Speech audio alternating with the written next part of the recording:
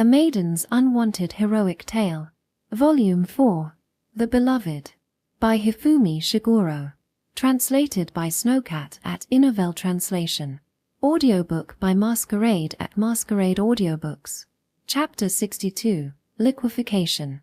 The lacra fruit was weak in acidity and strong in sweetness. It was a product that was locked in a small jar and soaked with honey for 4 days. The texture was smooth. The lacra fruit was smooth on the tongue, and the honey was mixed with the lacra fruit like a prodigal. Even the slight acidity was somewhat refreshing. The crunchy lacra fibers were soft and seemed to melt on the tongue. How is it? It's lacra pickled in honey. Ahehe, it's delicious. Just as the lacra is pickled in honey, Chrisjay was now soaked in sweetness. Food that is gentle and nourishing to the stomach, and berry gave it further sweetness for Chrisjay. Countless sweet taste was brought to her mouth. Chrisjay was like a baby bird. Her hands were wrapped in bandages, so she had an excuse to ask Berry and give her ah. At first, it was bit by bit, but after 3 days, her appetite had finally returned. Chrisjay would sit on Berry's lap and rub her cheek against her, acting spoilt. Whenever she felt like it, she would kiss her, cuddle her, and stroke her cheeks and head. Chrisjay, who had completely become debauched, was completely like a little child. It was hard to believe that until the other day, she was wielding a sword and committing the mass killing. She stuffed her cheeks with the pet food as it was given to her and hugged Berry snugly. When she felt sleepy, she slept peacefully together with Berry, and when she woke up, she kissed her, huged her, rubbed her cheeks. That's how she spent her day these days. A greedy, happy life packed with everything that Chrisjay likes. She was now just living using her instinct without thinking about anything. It was not like Chrisjay didn't have any thought about her current situation, but her job was now to rest and pamper herself, which was how she fooled her voices of reason. Berry. Berry smiled and dropped a kiss when she raised her face a little and asked for a kiss. The soft touch of her lips. The feeling was one of love. Chrisjay kissed back and hugged Berry again and again so that her love could be conveyed to her. She shifted her position and pressed her face against her chest. Chrisjay's eyes were a bit vacant. You couldn't even tell if she was asleep or awake, as if in trance. She was living in a paradise so much that she wasn't able to distinguish whether it was real or not. Her cheeks were slackened and reddish in color. Only the emotion of love was out of control, affirming the instincts that would normally be suppressed. It was truly a sensation that melted her brain. In order to fool her rational mind, Chrisjay reviewed her past self. It was embarrassing to be pampered. It was embarrassing to be so preoccupied with food. Those feelings were nothing more than a physical and mental hindrance to the concept of rest. In resting the body, one should not be ashamed of such things. What was created in this way was a new personality, spoiled Chrisjay. The spoiled Chrisjay was allowed to do things that Chrisjay would normally be ashamed to do, to indulge in pleasure, and to fall into a state of emotional depravity. They were allowed to be cuddled, kissed, and covered the sweet taste. It was a shameful thing. However, it couldn't be helped because she was in spoiled Chrisjay mode right now. Ignoring all sorts of thoughts and anxieties, she didn't even mind being called silly. She was now in an invincible state of spoiled Chrisjay. Spoiled Chrisjay could easily do things that would normally embarrass her. Chrisjay welcomed the newly born spoiled Chrisjay. Working Chrisjay. Lady Chrisjay. Glutton Chrisjay. Spoiled Chrisjay. There was no blind spot in spoiled Chrisjay, which collects only the good points of all the countless Chrisjay. Chrisjay, who respected her rational self, had succeeded in removing her own limiter. In short, she had become an even more idiot. She was like slime, clinging to Berry and begging for her affection. Berry, love, you chew. Chew. She kissed her repeatedly like a mouse, and Berry, though she was troubled, kissed her back. Berry's face, facing spoiled Chrisjay, is bright red. Even her ears are completely flushed. Chrisjay cuteness, which could shake one's rationality, could be called a lethal weapon. While she's with spoiling Chrisjay, Krish's love call is so passionate that it's a bit scary. She wanted to respond to them. She wanted to be silly together with her. If they were alone, she might have been able to do so without thinking. But in the room there was a third person. Chira. Berry glanced to the side, and Anne, whose face was bright red, looked away.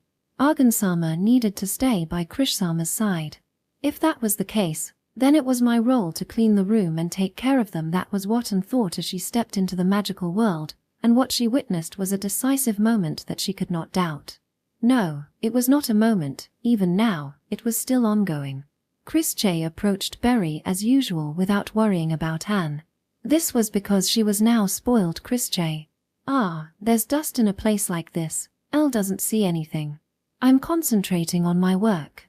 Though she didn't say that, her bad acting was clearly expressing that. Calm down, calm down. Krishsama has a bit of a child mentally, so it couldn't be helped, she repeated to calm her heart. And had seen her kiss Celine and Crescenta since she came back. She understood that Chrische was, in fact, a kissing maniac. She also understood that there was no illicit feeling there, she was just being spoiled. The painful bandages on her hands. Her feet also had severe blisters from the heavy boots. Her injured shoulder was also tightly bandaged, and she knew that she made more effort than anyone else with her small, slender body. However, the scene was immoral in every way. The servant who and respected Berry's eyes were moist with shame, and her cheeks were adorably bright red. In contrast, the white maiden wore a transparent negligee of light pink. Her white thighs peeking out from the hem of the negligee are lascivious, and she turns her feverish purple to Berry and hugs, kisses, and rubs her cheeks. Anne, who was watching, felt as if her face would burst into flames. Remembering the memories in the royal capital, and compares it to the present and tried to somehow interpret the scene in front of her in a favorable light. I should see this as a sign that she trusted me. She should see it as being recognized that she was a servant who could keep this immoral secret in her heart without revealing it. If she thought so, then it was a very happy thing, or that was how it should have been. And forced herself to interpret the situation in this way and continued with her unenthusiastic cleaning. She found a small bag on the shelf and tilted her head. Chrische looked at it with a sideways glance and called out to her as she noticed it. "And, please bring it here." Krish beckoned on to bring the small bag. "Why, yes. Inside it is something round." When Anne wondered what was inside, Chrische told her it was a candy, and opened her mouth to Anne. Berry's shoulders jerked up, or at least that's what she felt. Feed her, was the correct answer she guessed. And took out a deep honey-colored candy from the pouch, and while she was nervous, she slowly brought it closer to the Krish's mouth. The cherry-red lips gobbled up the candy, and Chrische raised herself up with her hands on Berry's shoulders and pressed it directly into Berry's mouth! NMM. Anne stiffened, and Berry's white cheeks turned even redder. Even her neck was red. Chrische smiled happily and licked her lips. Chrische finally returned it properly. Berry embraced Chrische with a face that was a mixture of emotions: troubled, happy, embarrassed, and said, "Thank you. It become a little late. Is it delicious?" "Why, yes, very." "Ahihi." Then Chrische twisted and lifted her face as if expecting something. Berry stiffened again, but she closed her eyes for a moment and kissed Chrische as if she had made up her mind. Candy exchange. Mouth to mouth. And could only watch over it. The candy moved from the berry and into Krish's mouth. She rolled the candy around and her cheeks loosen, and then presses her cheeks against the berry, looking simply delighted. Pure and innocent. She was not thinking of anything outrageous. This over-the-top act was simply perceived by the princess as just a skinship. Chrische with her big smile and Berry with her eyes that moistened with shame. Looking at the contrast between the two, and understood for the first time Berry's hardship. Chrische was much too lovely and seductive. She had all the beauty of a young girl, yet she was extremely unguarded. She was like a chicken dancing next to a pot. Even Anne, who had no taste for such thing, would fall under the devil's temptation. This was how it felt when being shown such defenselessness. It is impossible for me to be with this princess 24/7. My reason won't hold. And shook her head, increasing her reverence for the perfect servant Berry. Then there was a knock at the door. Anne panically rushed to the door. Depending on who it is, the room is filled with a scene that shouldn't be shown at. But the door opened before she reached it and two girls appeared. Celine, with her graceful blonde hair swaying, and Crescenta, the princess of the kingdom. Both their eyebrows twitched seeing Chrische, who was sitting on Berry's lap, and being spoiled. Celine, are you done? Yeah. Well, the two of them were looking at Chris J and Berry as if they wanted to say something, but Celine rubbed her eyes as she tried to hold it in. Crescenta puffed her cheeks somewhat displeased, and she trotted closer to Chris J. Now, Wani-sama, you need to sleep in the bed. Chira, she glared at Berry and knew all too well that Her Royal Highness the Princess was irrepressibly fond of Chris J. Even though Crescenta is rather more mature in her usual appearance, but in front of Chris J, Crescenta was as jealous and as childlike as she looked. Chris J was spoiled by Berry, and Crescenta by Chris J. The sight of Crescenta, who seemed dissatisfied with Berry, was already familiar to Anne. Chris J was having dinner, so it was only normal. Argan-sama, I'll take over for you. Crescenta has a flat chest, so Berry is fine. Chris J was also Chris J and acted like an adult with Crescenta, and she maintained her status as her sister, creating a strange power relationship with her.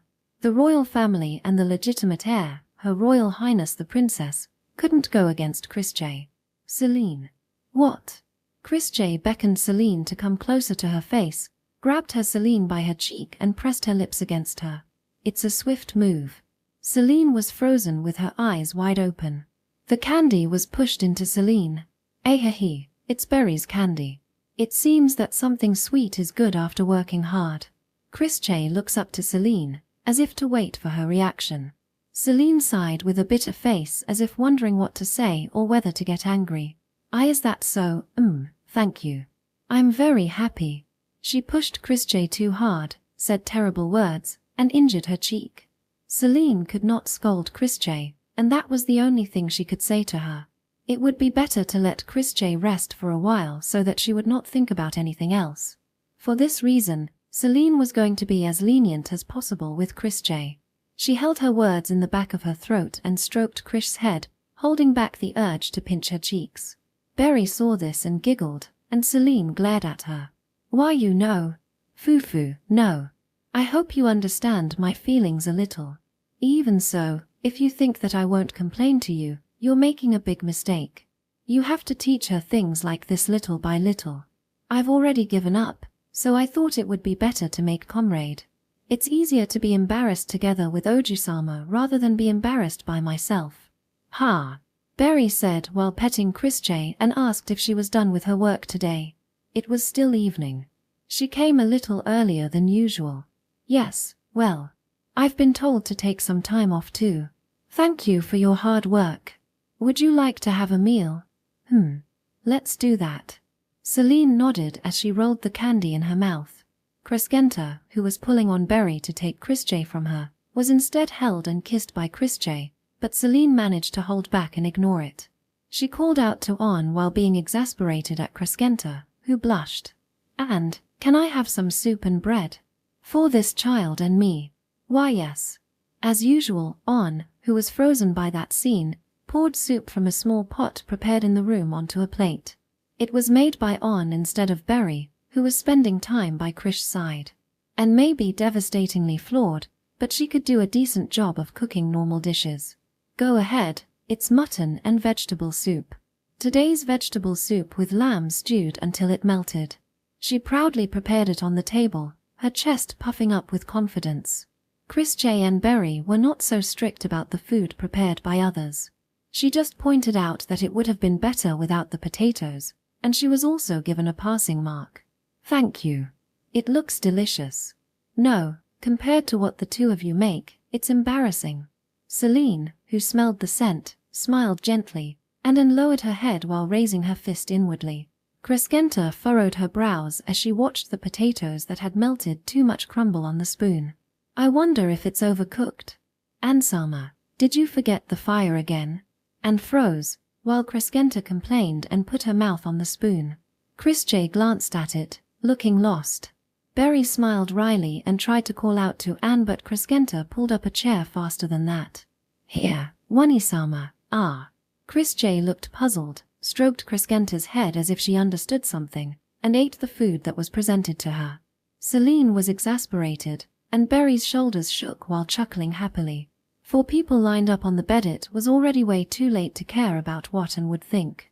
The day after she was put to bed, Chris J began to earnestly get spoiled and pampered, and she was no longer in a state where she could be shown to others, and they had already given up. Fortunately, Anne was clumsy but serious and could be trusted as a servant. Berry gave up right from the beginning, followed by Celine. Dagra tried to come to visit her, but they had him wait for a few days now. Chris J was better off in this state for a while. Berry and Celine lied down so that Chris J and the Crescenta were sandwiched between them. Chris's eyes were sleepy, and her long lashes were occasionally dropped. Crescenta was sleeping quietly in her arms. Celine, also slightly dazed, stroked Chris's cheek and traced her soft lips with her thumb.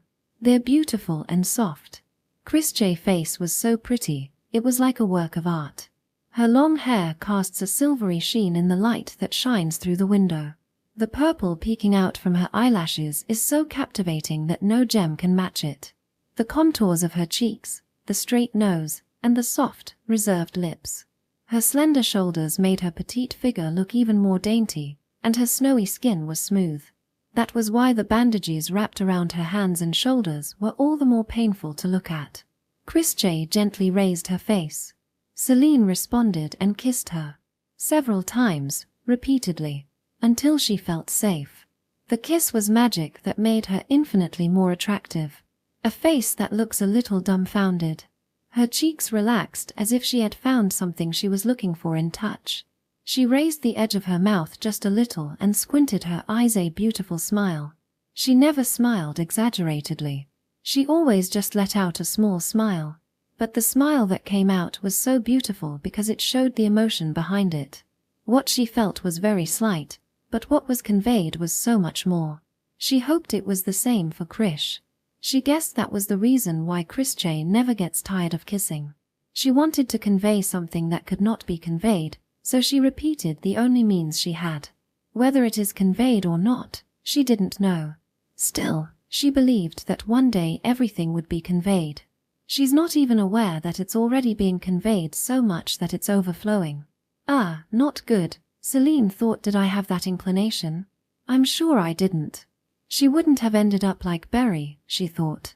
She should have spoiled her as much as an apology it because she thought like that she ended up like this. Maybe she's just filling her own loneliness. Various feelings were mixed, but I like you, Chris J.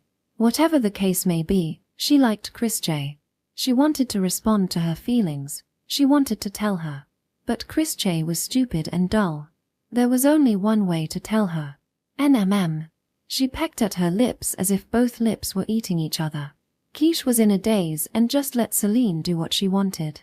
When Celine pulled her face away, Krish's gaze wandered, and she lowered my eyes shyly. Celine quietly smiled wryly and raised her face as she felt her gaze. Berry smiled mischievously as her shoulder shook. My. Seems we won't even be able to leave Krish-sama to Oju-sama. Though, the servant and the noblewoman vying for one woman might make for an interesting subject for the estate tale. Why you? Chris J looked at Celine and Berry in a daze. Berry whispered happily in her ear. Krish-sama, who do you prefer, me or Oju-sama? You, which one? Geez, it's fine if you don't answer it. Berry, please don't embarrass Chris J. This kid is an idiot, so she'll take it seriously. She pinched the troubled Chris J on her cheek and turns around. Giggle. Berry was having fun. Krish-sama is just so cute that I can't help but want to tease her. Chris J was hugged behind her back and was confused, but she just nodded happily. She didn't seem to understand. Do you want to tease someone because they're pretty? Yes. Then, Chris J, can you imitate a dog with a woof dot? Woof. Foo. Krish-sama is good at it. Berry patted Krish's head. Chris J looked embarrassed but also happy. Celine froze when she saw this. Sometimes I want to trouble Krish-sama, embarrass Krish-sama, and see various Krish-sama like this. It's a part of physical contact. Does Krish-sama not like it? K-Krish might like it. Woof. My, what an obedient dog. I need to pet it a lot. Woof. Chris J, whose brain had melted, was addicted to being petted. Celine felt an overwhelming sense of danger. Berry, don't teach her strange things. What are you going to do if this kid becomes even sillier than this? Isn't it cute? Look, Krish-sama, to Oju-sama. Woof dog Krish leans in expectantly, her eyes shining. However, all of Celine's moves, except for pampering her, were already sealed. She sighed and hesitantly reaches out her hand to stroke her head. Geez. Wafu. Krish presented her head happily. Then rustle, something between Krish and Celine begins to move. It's so noisy, I can't sleep. Crescenta raised her face sleepily while rubbing her eyelids. Woof. Wani-sa moo.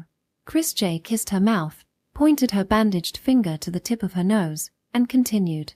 Woof. Krish furrowed her eyebrows and brings her face closer, and Crescenta looked at Celine and Berry, not knowing what had happened.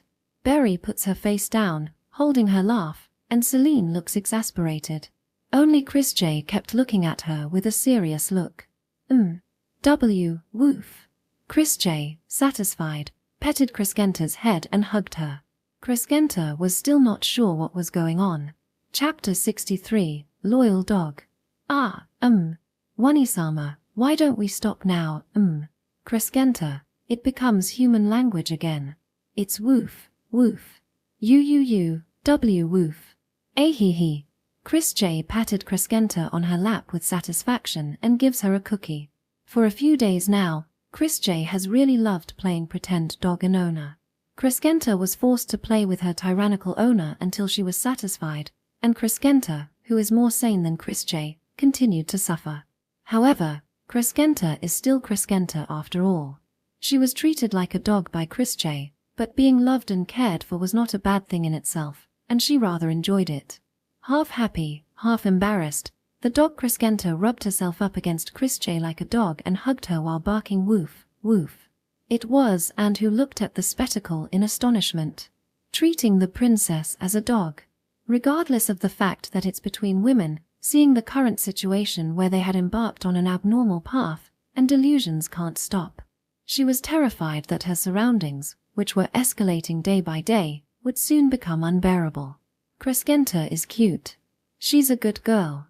Woof. Crescenta's cheeks were dyed vermilion but also loosened at the same time, and she rubbed her cheeks against Krish again and again. Berry looked on with amusement, while Celine's eyebrows twitched. It's because you taught her strange things. Isn't it nice? It's cute. Though it's the princess who's being turned into a dog. Celine sighed and looked at her papers. It's been a week since Krish's return, and there's been no movement.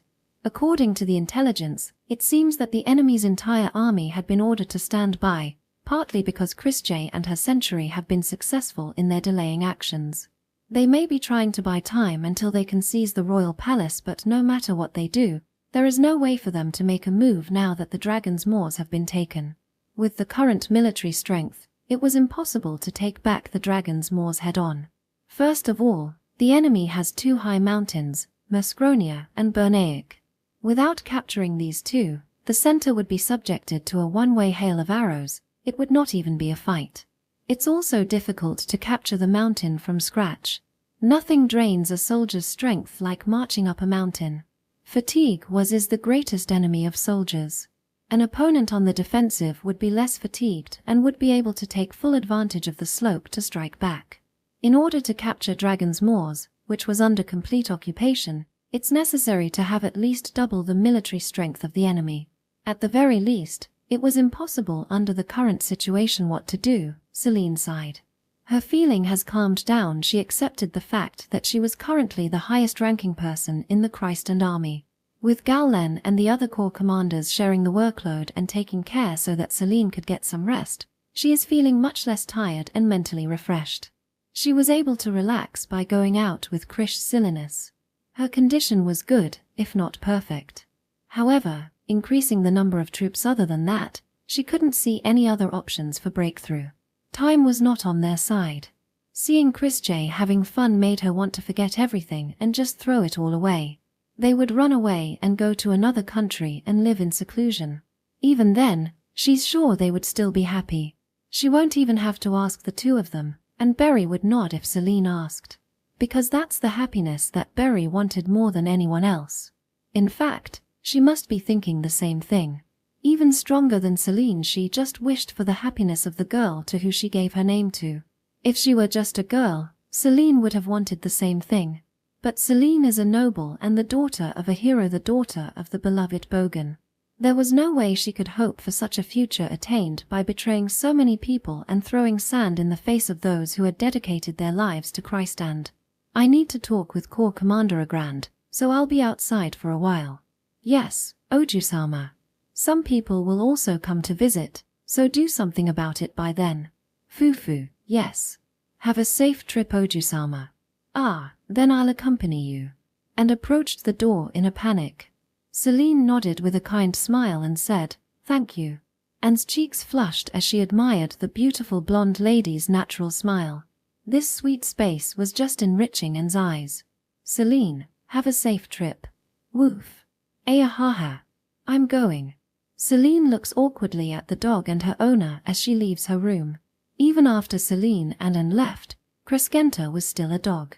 Crescenta, who is loved and adored by Chrisje earnestly, the number of times she introspects herself kept decreasing, and her brilliant mind has dropped to the equivalent of a dog's.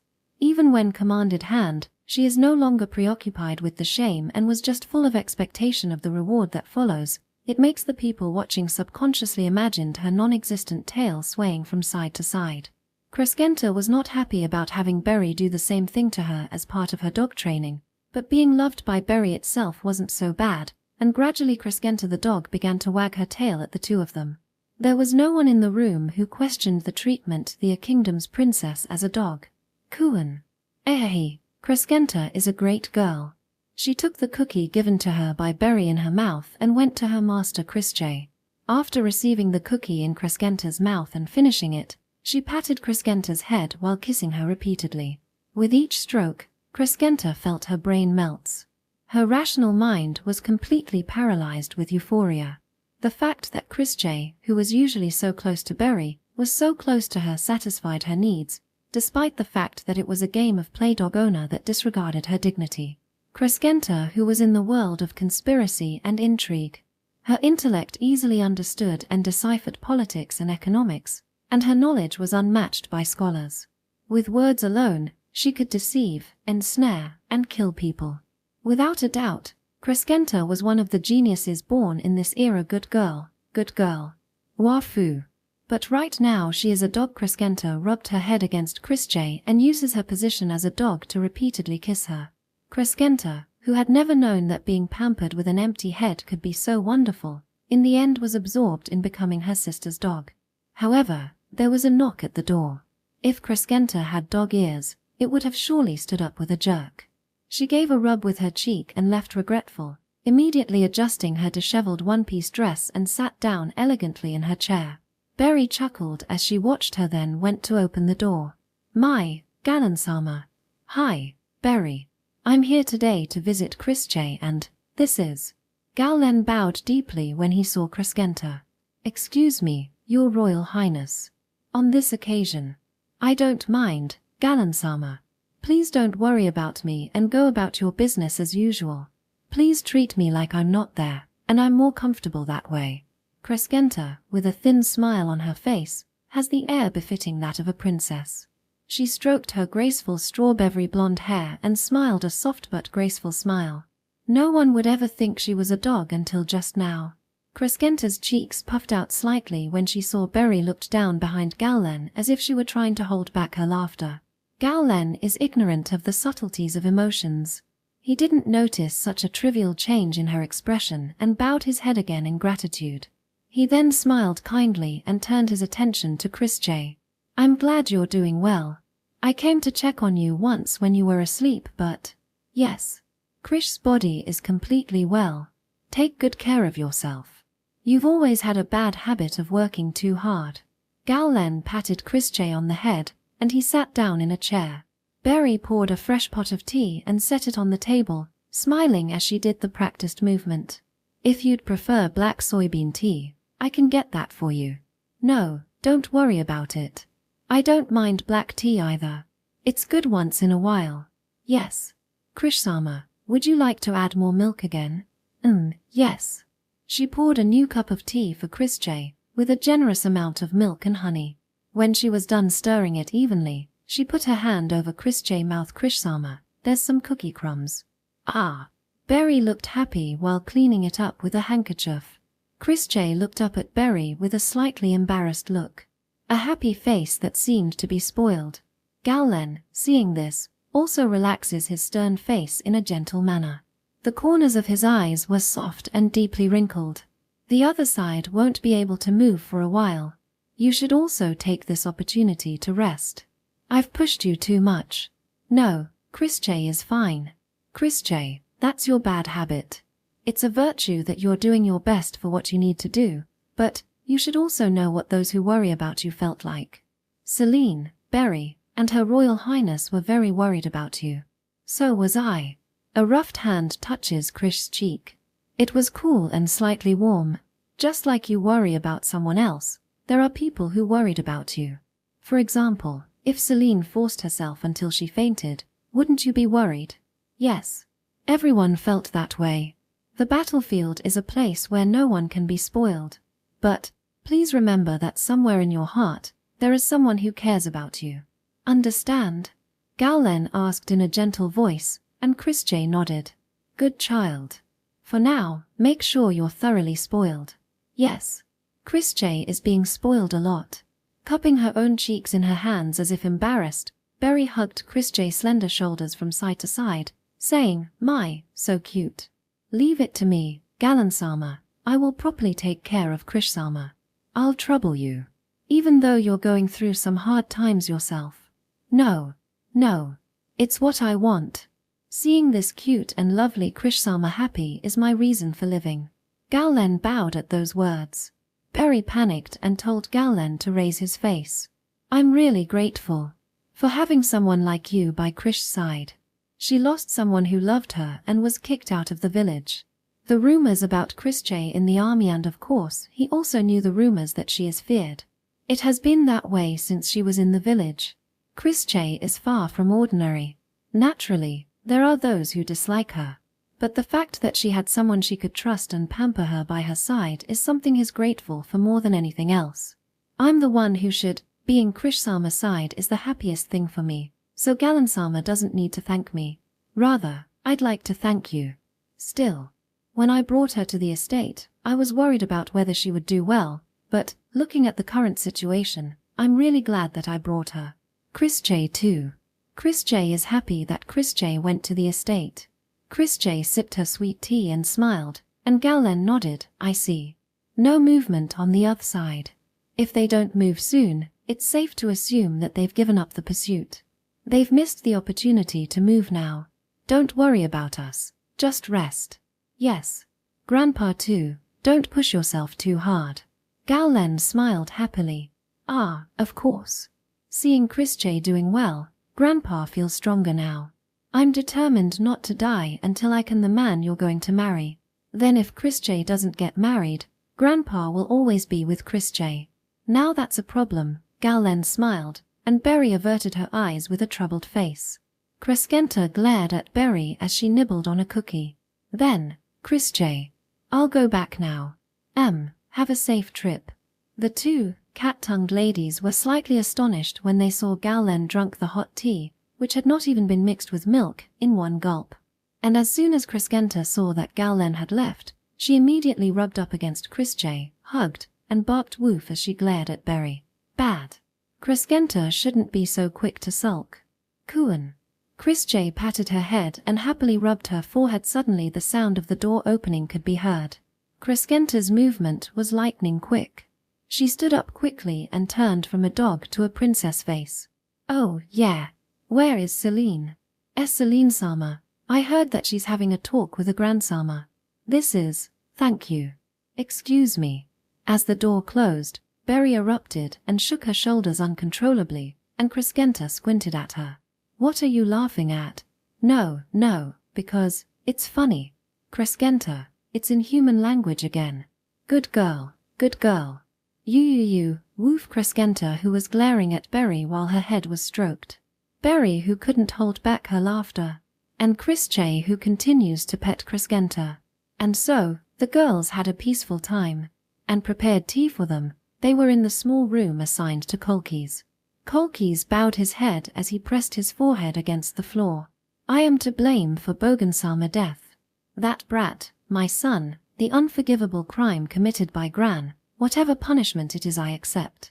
The traitors who drove Bogen to his death among them, both Solver and Gran were the first to be named. As Gran's father, Kolkis wanted an opportunity to apologize. Raise your head, Commander Agrand. I'm not going to make you responsible for that. Kolkis didn't raise his head. He wanted punishment. He is a loyal warrior who is strongly admired by his soldiers because of his personality.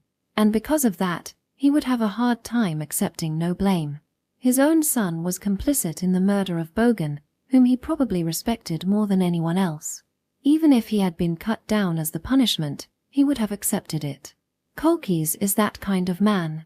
Celine sighed as she thought about many things. Then, she continued, if you insist on it, you will forfeit your administrative domain and a portion of your property. Even with all the savings and tax revenue of the Krystand, there will never be enough money to go around. We're going to use it. Yes, no demotion. You can ask for nothing more. You will have to continue to work for me. That is, of course, if you're willing to follow me. I swear by this name, until the ends of the earth. Those were heavy words. Just hearing that makes me happy. She smiled and sat down on her chair. The tea will get cold, so please sit down. I have already accepted it for the time being. And I want you to do the same. I wonder if you could tell me an old story about father. Kolkis raised his head and stared at Celine for a moment. And he gently narrowed his eyes. You've become stronger. It makes me feel pathetic. If I was alone, I would still be crying. And father wouldn't want that, and rather than live crying in sorrow, I wanted to spend my time on the things, people, that were important to me, that support me. Kolkis nodded, smiling. It's splendid. I already feel an atmosphere similar to Bogensalmer's. Even if it's just flattery, I'm happy you said so. Giggling and sipping her tea, Celine pointed to the sofa opposite her. Kolkis nodded and sinks his large body into the cushions. He crosses his arms and looks nostalgically at the surface of the tea. I once ran away from a battle. You? Yeah. It was a disastrous loss. Even if all my comrades died, I wanted to live at that moment. I wholeheartedly thought that way. I thought I was strong, but I was outnumbered. Then there was no point in fighting was what I thought. So I just ran away without looking back. Thinking about it now, I was a coward, he laughed.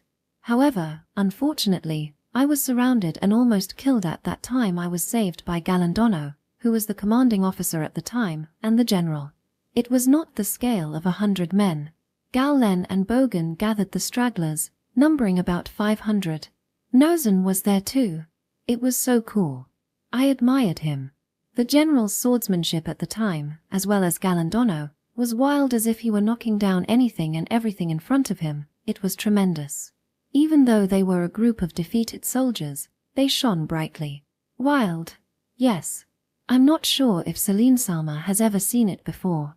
My way of fighting mimics that of the general at that time.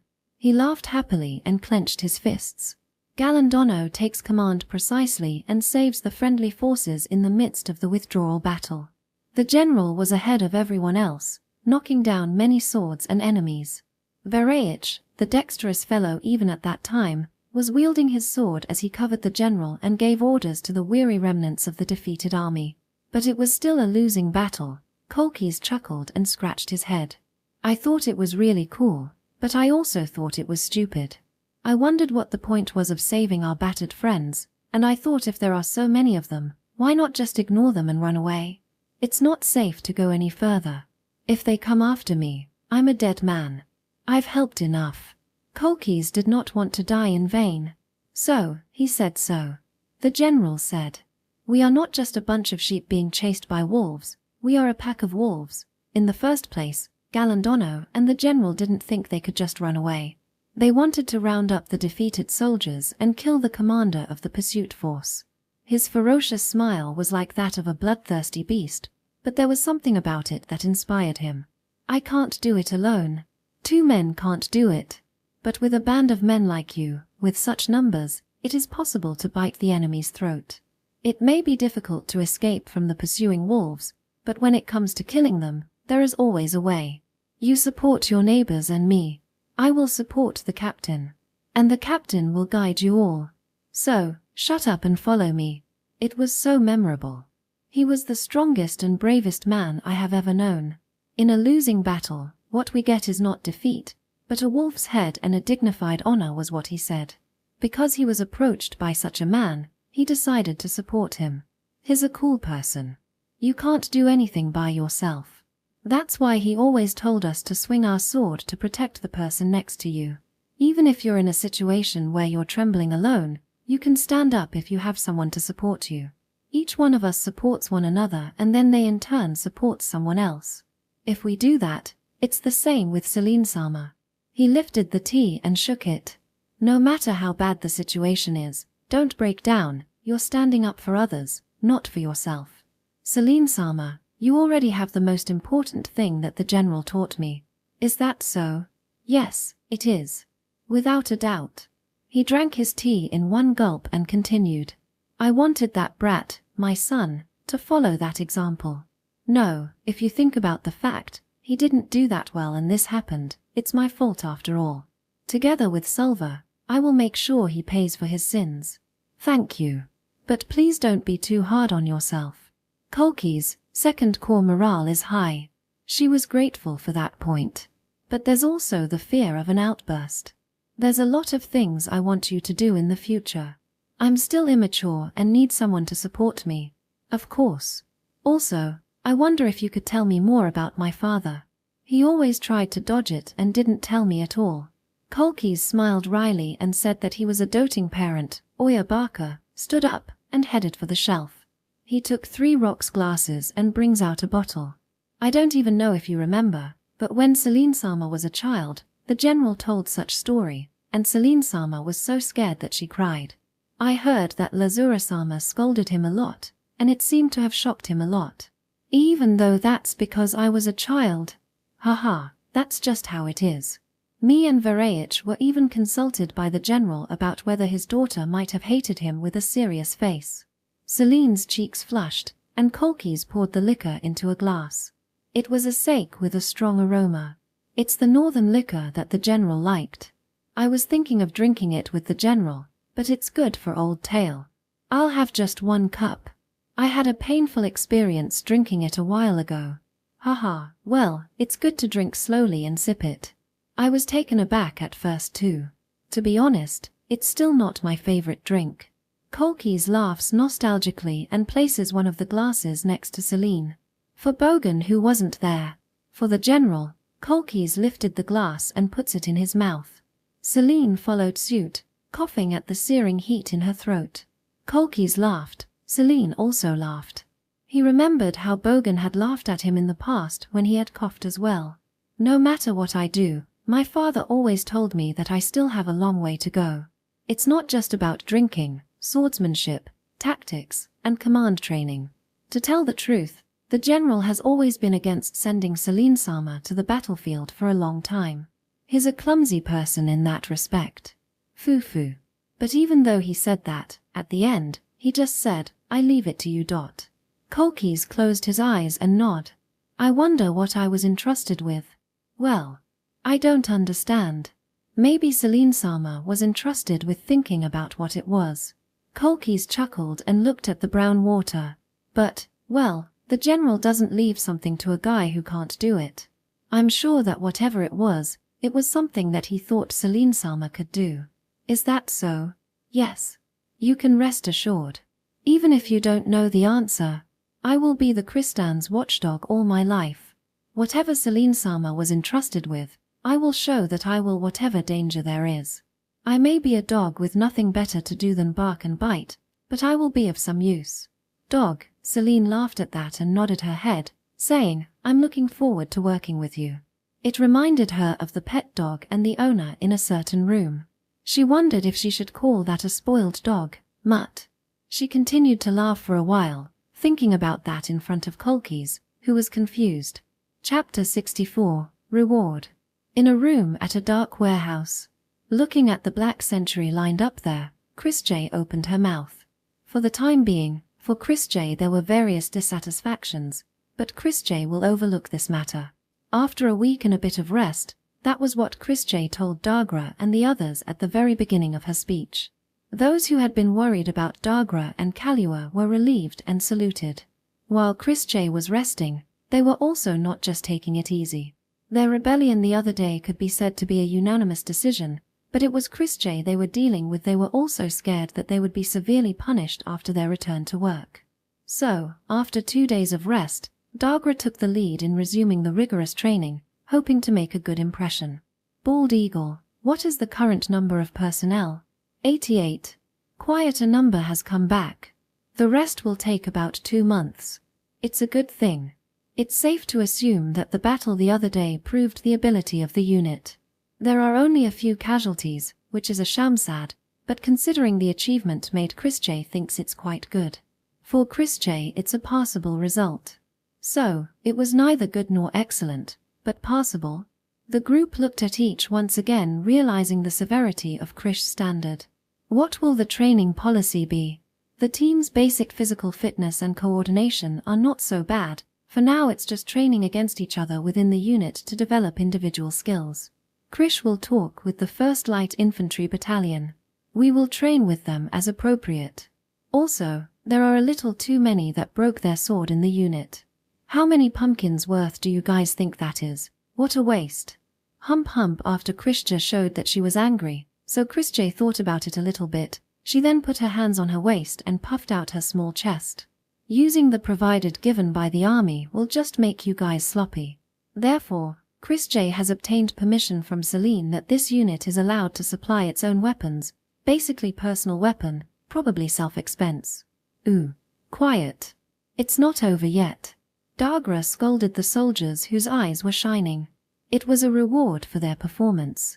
It was precisely because they lost that they need to maintain morale by giving them rewards, even if it was a small one.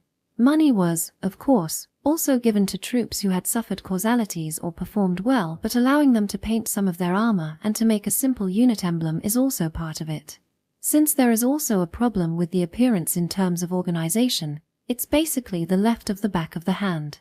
A minor reward, not so big as far as other troops are concerned, but as far as this century is concerned, they were also allowed a special self-supply of weapons.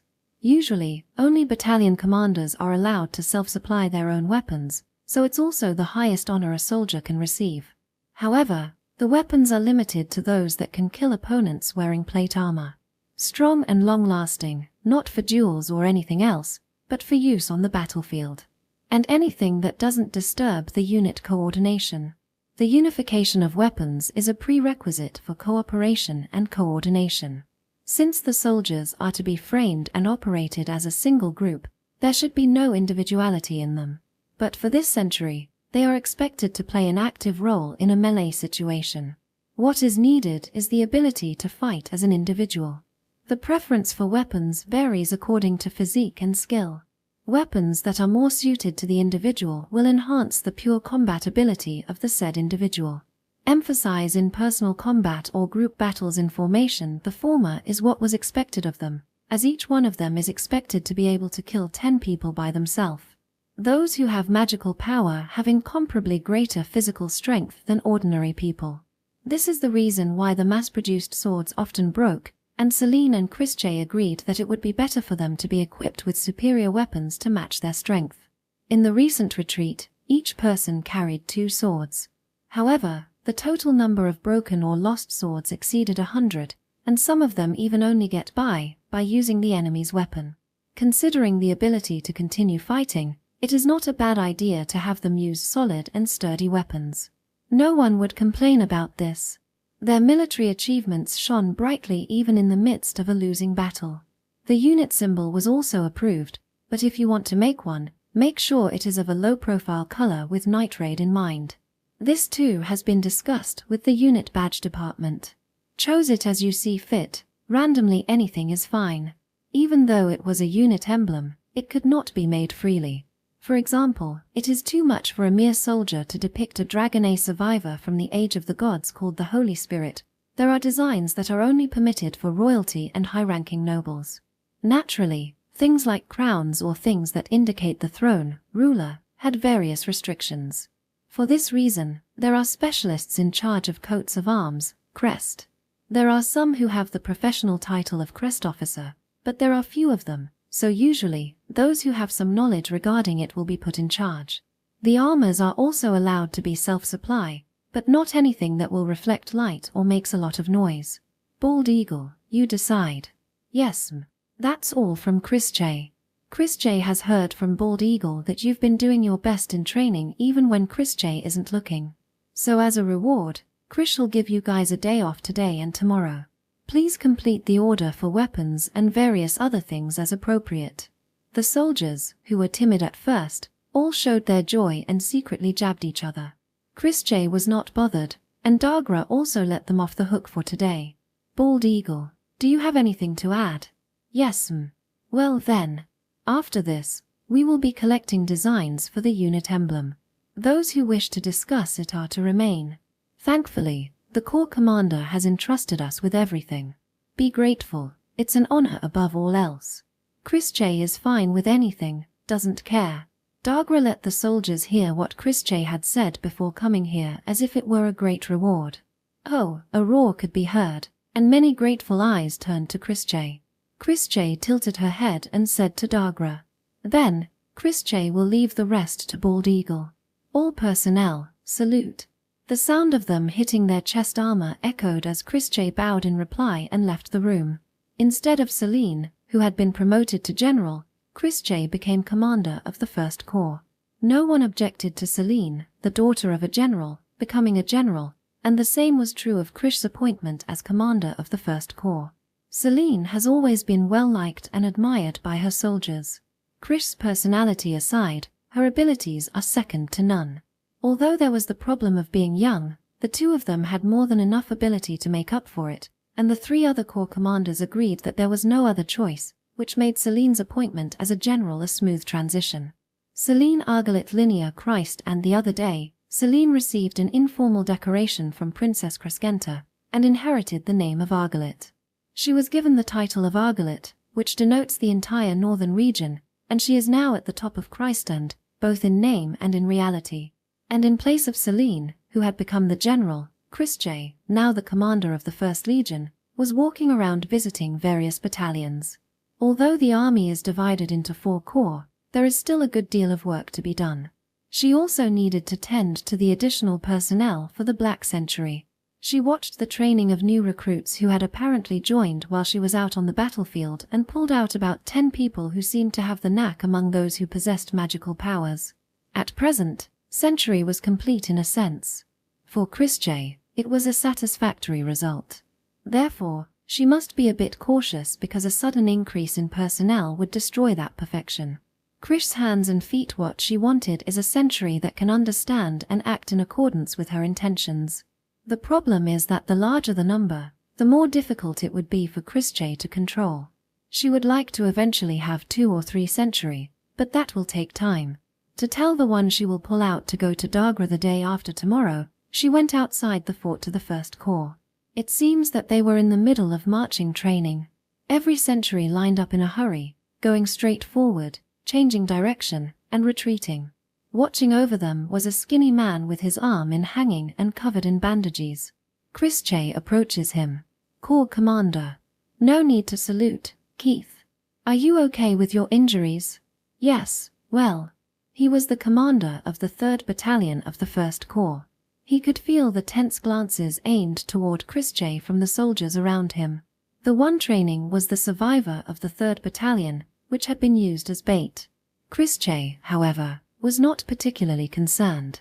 Seems we will need to prioritize replenishing the troops here. Do you have any hope? Let me see, those who have some ability. With half of them died, it would be difficult to raise new recruits to replenish the ranks. Then Chris J will talk with other corps commanders. Half of the replacements may be recruits, but the other half will be decent soldiers. Much obliged. There were 5 Centurions. They must have been reorganized. Surrounding Keith was the captains and Centurions. He was now assisting in the training. Your role as a decoy was splendid. Chris J thought there would be a little more damage, but you pulled the troops off well. Chris J is glad you are the commander of the 3rd Battalion, Keith. From the beginning, I was the one who said to leave the rear to me. Though I didn't think that I would be left in a state of isolation and helplessness. I heard that instead of Celine Sama, Corps Commander was the commander at the time, so I understand. He understands. However, he cannot say that he is not angry. Keith controlled those emotions as someone who stood above others. And even though they suffered damage, there is also the fact that the entire army was saved because of it. They did not die in vain. Rather, the instruction was brilliant. Commanders are always required to control their emotions with mathematical logic. Furthermore, Chris J herself led a century by herself to stop the enemy. Knowing about her and the centurion who came back in tatters, there was no way they could criticize her. If Chris J had to point out one thing, it would have been better if we could have made a decision a little earlier. If the enemy still had the upper hand even while our side took the high ground, we should have taken other measures instead of maintaining the status quo before that happened. With the enemy placement in that situation, sent a messenger to Celine and proposed a tactical retreat. If you had proposed a counterattack by the 4th and 5th Battalions, the damage would have been a little less. Corps Commander, in that forest that's asking too much. A man who seems to have been newly appointed as an adjutant interjects. Eyes that suppressed anger. Chris J narrowed her eyes. From the enemy's point of view, the vulnerable part is not the 4th Corps, but the 1st Corps. Even if you can't see it, you should have assumed that. Even if you can't see it, you can imagine it. Thinking from the enemy's point of view is the most basic of basics. If you had planned a gradual retreat to lure the enemy, we would have been able to lure them in even if we didn't do that. Do you understand? Chris J continued. The commander in the back can only obtain less information than the information you who is in the front can grasp. If you, the commander's eyes, didn't understand anything, what should the commander use as a basis to make decisions? The team encounters the enemy leader during reconnaissance. But you don't know how big it is, and you don't know where it is. That's one of the things that shouldn't happen. Chris J puts her hands on her hips and sighed. Looking at the emotions on the faces of the men, she rationally spun her words. It's not surprising that it's hard to get information in the forest. But those of you in front should be able to get more information. Chris J solved the problem forcefully by using you guys as bait, but it was after all a forceful solution. From your view, we could have found a better solution. That's why Chris J is asking you to think a little more about it after this reflection. Nodding quietly at Chris' words as they are uttered, Keith said to those around him, "There is nothing wrong about what the Corps Commander said. In fact, it is true that many others were saved by us becoming a decoy. Do not look at Corps Commander that way. Corps Commander was the one who fought on the front lines of the counterattack and then led a sentry for a week to sabotage and disrupt the enemy with no support. Don't forget the fact that the Corps Commander fought on a tougher battlefield than we did." No one refuted his words. Chris J demanded of them. But she, herself, does more than what she demanded. There were many who resented her, especially in the 3rd Battalion. But the reason it never turned into clear malice was that she always included herself in what was demanded of them. She does what no one else can do, and no matter how difficult the situation is, she advances without hesitation. That thing is different. She is a monster. They feared her more than they resented her. Everyone kept a distance in their hearts. She is not a being who should be viewed with the same standard as ordinary people. Even if you don't understand the human heart, you will still know that she is an abnormal being. Even if you ask for compassion, she will never understand. And no matter what, you can't go against her, and if she says it, then you have no choice. They come to terms with their feelings, which are far removed from understanding her. Tomorrow at noon, we will discuss the battle at Bernaic jointly with the 4th Corps. All battalion commanders and adjutants are to participate, and 2 of the centurions are to be brought along for post-education. We will find out how the situation has evolved and what the problems are in this battle, so please think about it. Yes, Let Chris J know if you need anything else. Chris J left and visited each battalion. The 5th Battalion, which consisted mainly of archers, had suffered no real damage and was in a neutral position. Chrisjay was advised that they would follow up, but that it would be better to be a little more considerate. The 2nd Battalion of Heavy Infantry was also neutral. It seems they felt indebted toward the 3rd Battalion as they were the first to withdraw, but they didn't mention it much, and just expressed their gratitude for helping the 1st Battalion break through and linking up quickly. Thanks to that, the damage to the 2nd Battalion, which was maintaining the breakthrough, was minimal. The 4th Battalion Commander Varga completely faced Chrisjay with the face of a battalion commander. Business conversation without any light talk. The line was completely drawn, but it did not matter to Chrisjay. The soldiers seemed afraid of Chrisjay, but some, strangely enough, went out of their way to thank her. Some of the soldiers, who had been saved in a close call by Chrisjay, bowed deeply to her, saying that she had saved their lives. She was only concerned about the loss of strength. Chrisjay, who had not saved them for any particular humanitarian reason, was a little surprised and said, Chrisjay was just doing what should be done in the middle of a battle. Don't worry about it, and replied appropriately. She didn't do it for their sake, it was only natural. The soldiers, who had been saved and were eagerly expressing their gratitude, saw the difference from the rumors, and began to hold respect for Chrisjay, who told them so in a troubled manner. Some even showed pity, remembering her figure breathing heavily from exhaustion and leaning against a tree. Chrisjay may have unintentionally helped others, but she never asks for anything in return. Her appearance makes her look like some kind of saint to others. For better or worse, she was narrow-minded, self-centered, and pure. The last place she went was to the 1st Battalion of Light Infantry. Here they very favorable to Chrisjay. They knew Chrisjay very well through their training with the Black Century, and they knew that Chrisjay is very strict not only with others but also with herself. Her ability was also well known. It was she and her Black Century that succeeded in the central rear breakthrough by the 1st Battalion, and there is no doubt that they would have won the Battle of the Dragon more if they had had a little more time. They understood that the sacrifice of the 3rd Battalion this time was at least the best way and that it was probably inevitable. Wrong, the handle is like this, and the stride is like this. It's like a bowstring. All you have to do is transmit the power of your whole body to the tip of the sword. Your arms are for transmitting that power, so you shouldn't put too much force into it. Why yes. Chrisjay was giving a swordsmanship lecture in the middle of her visit before she knew it. She was approached by the soldiers, who were friendly and jokingly asked her to teach him how to use the sword. The young man, probably in his 20s, was blushing as he straightened his stance along with Chrisjay. The appearance of the peerless beautiful girl Chrisjay is something the young man has never seen before. The reality was that such a girl was touching his hands and shoulders and guiding him step by step. As she leaned forward, her silvery hair fluttered and tickled his hand, and her long eyelashes enveloping her large purple eyes made her all the more attractive. Ha ha, Krish-sama, you can't do it like that. Krish-sama is so beautiful that he becomes captivated and can't understand what Krish-sama is saying. Mew, you didn't listen properly. She put her hands on her hips and looked up at him with a pouting face. Petite and slender, Chrisjay is a dainty little girl. The soapy fragrance tickled his nose and was sweet to the core. The effect was the opposite of what she intended. The young man's eyes swam, and he denied it no, in a somewhat falsetto voice. Well, it's fine. It might be quicker to show it. Please lend Chrisjay your sword. Ah, yes, she took the long sword and stand in front of the training dummy. The training dummy is a log with a straw rope tied around it and leather armor with a helmet on top.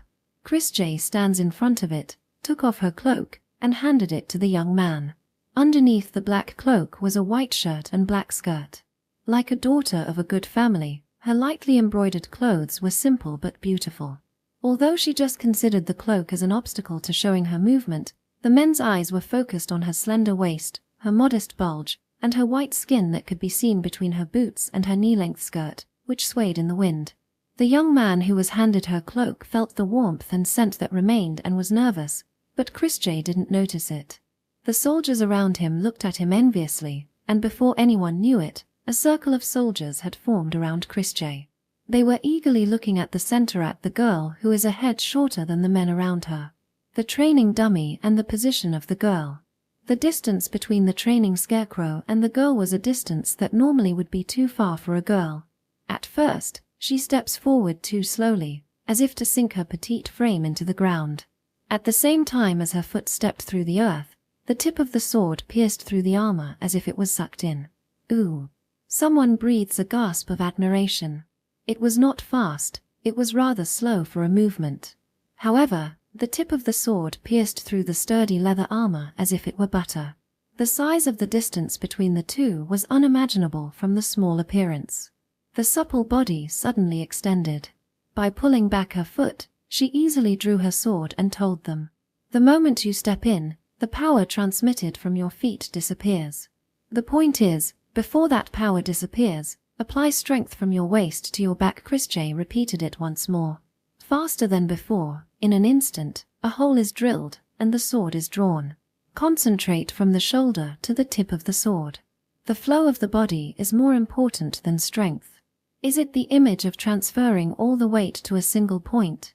Like that, even with Krish's weight, it's enough. Smoothly and without delay. The movements were so beautiful that the men were amazed. If you do it properly, you can pierce a plate armor like this. The problem is that it damages the blade. If you thrust too deeply, it will also be difficult to pull it out or the blade will be bent, so be careful. It will leave you defenseless. Christie spun the sword around in her hand and looked at the surrounding. The crowd erupted in applause and praise. When Christie was about to take back the cloak saying that's enough, right? Some even raised their voice and asked for more. Flutter, flutter. The man was struck by her fluttering skirt. Oi, the soldiers' gazes turned to the man who asked for more. Okay. Please take a good look, okay? However, Christie didn't notice it. The movements of the legs and hips are more important than the tips of the hands. So, she thought it was natural for the gaze to be focused on those areas, so she did not feel that it was anything particularly outrageous. Christie again thrusts, saying that eagerness is a good thing. Flutter, the skirt swayed a little, and a hint of femininity appeared in the lines of her stretched-out body. Another gasp of admiration. After that, the men were asking about how to swing a sword instead of thrusting. Somehow you all seem very enthusiastic. Well, that's good. Christie smiled at the soldiers who were motivated to train. The light infantrymen are all skilled in swordsmanship. Some were seriously impressed by Krish's sword skills, but Christie couldn't have noticed that she was half treated as a dancer. Her swordsmanship is not rough, and her precision has a smoothness that makes it more of a sword dance than a combat technique. The way she wielded her sword, combined with her appearance, made her look like a dancer. Many people put a lot of strength on their arms, but the arms should be relaxed. The force that passes from the feet to the hips and from the navel to the back should be transmitted directly from the shoulders. Centrifugal force, swinging the sword with the force of a circle. Though Christie says a circle, it's more of an ellipse. You should be aware of drawing the necessary, shortest ellipse. The fastest stroke is not necessarily the best stroke. I see. She puts her hands on her hips while puffing out her small breasts outstretched, looking somewhat pompous. She imitated the appearance of Celine and the training instructor, but her figure could only be seen as a beautiful older sister neighbor. Christie, lecturing while acting as a big sister, is not a fearsome monster but something adorable. Many of them have watched as her sword sliced with ease through the necks of her enemies, but no matter what was said, she is cute. Christie was also really enthusiastic. When she explained one by one the things she was doing, they responded with wonderful responses, which made the lecture very rewarding for her. Christie might have gotten better at telling and explaining things, Christie thought. She didn't realize most of them were watching and admiring dancer Christie doing a sword dance. Of course, it was not that they did not listen to her lecture on swordsmanship at all, but they still gave more importance to dancer Christie rather than swordsman Christie. The more they praised her, the more satisfied she looked, the more she smiled, and the more confidently she began to explain things, creating an atmosphere in which no one could stop. Well, she danced around, swinging her sword as if she was trying to flex her body, which had been resting for a while. She was slightly drenched in sweat, her shirt slightly sticking to reveal the lines of her body, when a golden-haired girl with her eyebrows twitching called to her. What are you doing, Christie? Celine. Christie, who was in a good mood, hugged Celine, who appeared after breaking through the waves of people. She was wearing her usual cross armor and riding pants. Chris J rubbed her cheek against Celine's shoulder. Ahihi, it's a sword lecture. Everyone is very enthusiastic. Enthusiastic. Celine looks around her and observed Krish's looks. Understanding the situation, she looked at a man. Virgil, the 1st Battalion commander who mixed in, watching the dancer Chris J's solo performance before anyone knew it, shook his shoulder and raised his voice in panic. Salute to the general. Those around him immediately straightened their posture and saluted, hitting their palms on their chests. Celine glared at Virgil with a frightening look. Begil. I understood the situation somewhat, but, no matter how much an idiot the Chris J is, please don't play around with her too much. Chris J, not an ID, you. Idiot. She pinched Krish's soft cheeks with both hands and glared at the surroundings a bit angrily. Everyone smiled bitterly and averted their gaze. She beckoned to a young man who was holding Krish's cloak, took it, and covered Krish's body completely. Chris J happily snuggled up to Celine, and Celine stroked Krish's head. Geez. At least wear pants instead of skirts during training. Chris J doesn't like pants. If you wear a skirt, it might flutter up and show your underwear. Chris J won't show you. Krish's cheeks were, muni, pinched, and she blushed and fell silent. She was careful not to show her underwear.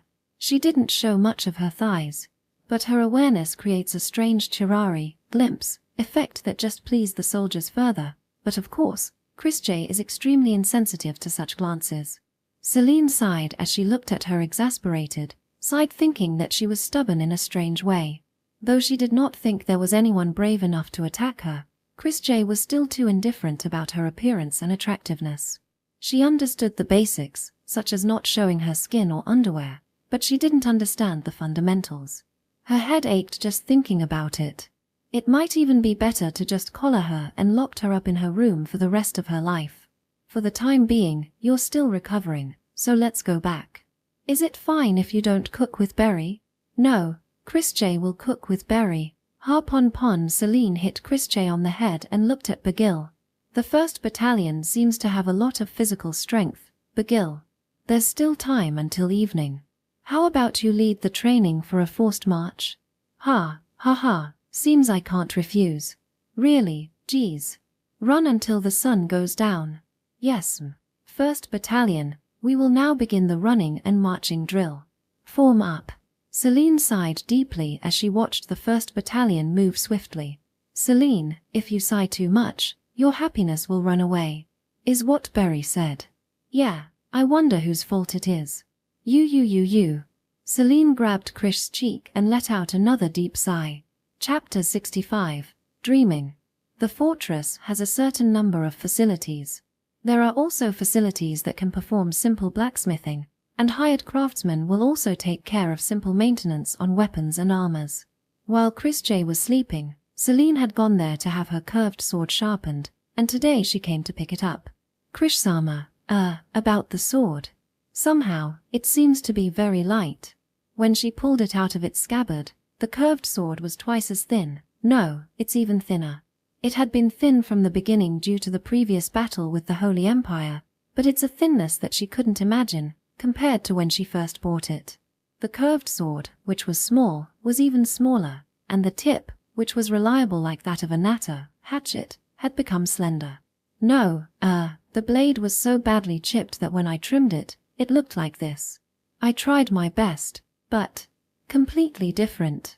Chris J was dumbfounded at the sight of the featherlight sword. I can only imagine what a tremendous battle it must have been.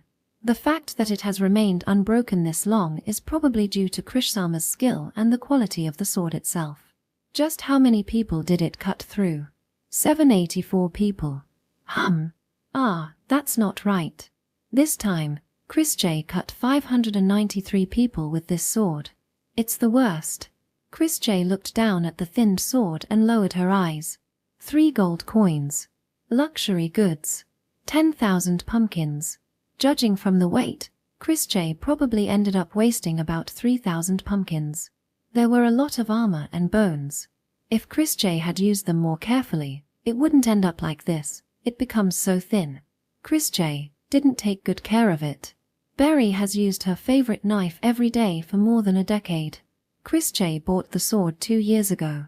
However, it's been less than half a year since she started using it. It was a real shock to Chris J, because she would never have damaged it so much if she had only cut through flesh with it, regardless of how hard she used it. The sharpener froze by a different shock. Take care of things properly. It was one of the things Grace had taught her in the village. The same goes for Berry. Even an ordinary tool will become familiar to your hand, and you will grow attached to it if you use it for a long time, she said. Berry takes good care of the tools she uses, and her cooking utensils are always sparkling. For Chris J, a sword is nothing but a knife that kills people, which to her is in the same category as a cooking utensil. Therefore, it must be used correctly according to its intended purpose. She was ashamed of herself for not having done so. Chris J has to use it more carefully. It seems sharpening it also takes a lot of effort. And no. 500 people. The middle-aged craftsman, he may not own a store, but he has been employed by the military and sharpening swords for a long time. When he sharpened a sword, he could know the skill of the sword's wielder and how the sword was used. However, when he saw the curved sword that looked like a saw, he was puzzled as to how it had been used. Although there are countless nicks on the blade, the nicks are rounded rather than sharp. A shiver ran down his spine as he realized that these were the marks of wear and abrasion by severing countless bone, armor, and human flesh. The handle was smeared with blood. Perhaps the barbarian sword that he was sharpening was the sword that had killed the most people in this world. It looks like it will still cut well in its own way, but it looks like Chris J will need to change the way it's handled. Oh, that's right. Chris J took a small silver coin from a small bag around her neck and handed it to the man. It must have been a lot of trouble, so please accept it as a thank you, is what Celine said. The man already got paid from his wages, so it was a payment that was not really necessary. The man accepted and bowed his head, albeit somewhat awkwardly. The man finally understood the rumor that had been circulating in the fortress. The Christ and have a beautiful monster. The way she slays her enemies as if she were dancing sends fear into the hearts of her enemies and chills down the spines of her allies. The appearance of the young girl and the content of the rumor finally connected in the man's head. Thank you. Sorry. Even though sharpening is your job, Chris J forced you to do something difficult. Chris shall use it more carefully from now on. Chris Sama doesn't need thank me. I just did what is needed. I just did the natural thing. The gesture of deeply bowing her head was polite, and the man hurriedly stopped it. Chris J tilted her head and then smiled. Please keep up the good work. It was a very excellent job. She liked the phrase doing what you should, doing the natural thing to do. A person who does what needs to be done and takes the hard work it needed as only natural deserves recognition in itself. She always behaves politely, but she is also especially courteous to that kind of person. The man was fascinated by the pretty smile and saw off Krish's back and swaying hair. Rumors about Krish's assessment were generally divided into two. Some say she was a ruthless slaughterer who can kill people while laughing, an abnormal being without any emotion, feeling. On the contrary, some say she is just a little girl who is younger than she appears. They would say that she is only wielding her sword because she has the power to do so, and in truth, she hates fighting. The two assessments of one side of the story strangely didn't mesh well, but the man who admired her soft, quiet smile just wonders which one he is. No matter what, her appearance of running towards and hugging the servant who could be seen in the distance was nothing more than that of a young girl. Krish-sama, what shall we do today? Chris J wants to eat the pumpkin gratin that Berry made. While looking at the ingredients placed in the pantry, the two chose the ingredients while chatting. Okay. Then let's have another beef stew. It's fresh as it just arrived. Yes, Chris J looked to her left and right, and then tiptoed a little. Berry kissed her lightly and stroked her head with a wry smile. These days, whenever there's no one else, Chris J always become like this. Kissing has always been her favorite thing to do, but these days it seems that her favorite is to be kissed. Next time please be patient until the meal is over, geez. Okay. Squish. Chris J hugged Berry. Chris J, who was emitting a love aura, probably because she had tasted the throughout pampering when she rested the other day, she become even more pampered. Then, Berry, just one more time. After being a doggy, seems Krishsama has become a mouse, going choo-choo. Berry kissed her gently and stroked her beautiful hair. Chrisjay narrowed her eyes and her pale cheeks visibly blushed even in the dim light. Chrisjay loves kissing. Why? Foo-foo, so am I. I can really feel how much Krishsama likes me. She smiled and stroked her cheek and let go. So, if Krishsama wanted to kiss so much, I might end up kissing Krishsama all day even if Krishsama doesn't want it. That might be troubling. That exchange that they had often had become like a habit. Chrisjay puts her hand on her cheek and her eyes swam around shyly. She looked embarrassed but happy, and her sweet appearance is irresistibly cute. The water nymphs, spirits, that bewitch people even they are no match for this girl. Looking at her, make Berry felt an urge to just become an idiot together. Foo-foo, for now, it's cooking time. Yes, Chrisjay sorted the ingredients into the basket Berry held and put them carefully. By the time they came out, the sun was low enough to be blocked by the ramparts, and it was getting dark. Just when they greeted the guard who was standing guard in the pantry and started walking.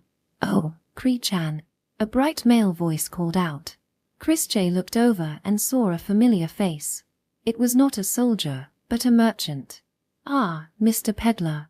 Berry lowered her head a little curiously, and Chrisjay, who had been called by the voice, recalled his face from her memory. The face of the merchant who had come to the village. His appearance was a bit neater and tidier than before. The surrounding soldiers were surprised at the man who called Chrisjay with a chan. "Ah, excuse me, nice to meet you. My name is Yals, a merchant. I used to be a peddler, Kree-chan. No, I've been to the village where Krishsama lived several times." Ah, no wonder Berry looked convinced, and the man looked at Chrisjay with a soft smile. "You've grew up quite big and beautiful. I was worried about how you've been since then." Chrisjay lowered her head as if she just remembered something. She had said that she would come shopping again. Even though Chrisjay got a lot of vegetables before Chrisjay could go shopping again, Chrisjay left the village. "Oh, it's fine. Don't worry about it. When I heard about the Kristan's Krishsama, I thought, just maybe. So it's right after all." Chrisjay looked at the silver scale, Libra, necklace on the man. It indicates his affiliation with a firm. The base of the scale is engraved with the name Vasla. "Since then, my business has been going well, and opened a store. I've become a member of a firm. Now I leave the peddling to my son." Belonging to a firm was a dream for all merchants. Unless you are a trustworthy merchant with a store in town, you are not allowed to join. The firm guarantees the merchant's identity, and only with the firm's money and credibility can large transactions be made. The path to becoming a major merchant begins with belonging to a firm. Chrisjay had also heard about how difficult it was to go from a peddler to a merchant belonging to a firm. "Congratulations, Mr. Ped. Yal-san. Thank you. I am here today on an errand from the Versla firm, but Versla was a merchant house that mainly wholesaled foodstuffs and clothing. Its history is much older than Krystand. The company has a close relationship with the Arna imperial state and conducts business mainly in the northern part of the kingdom. It was Vasla whom the Krystand asked for cooperation in the fight against the Holy Empire the other day. I have heard about Margrave Krystand. You must have had a hard time." Yals bowed his head. Berry lowered her eyes slightly. "The firm intend to continue our friendship. Even though it was a coincidence, I must thank God that we were able to face the same direction and meet again. If there's anything you need, please contact me." "Yes, I will. Thank you very much. The firm has also helped us a lot. May Goddess of Fortune Arce guide you.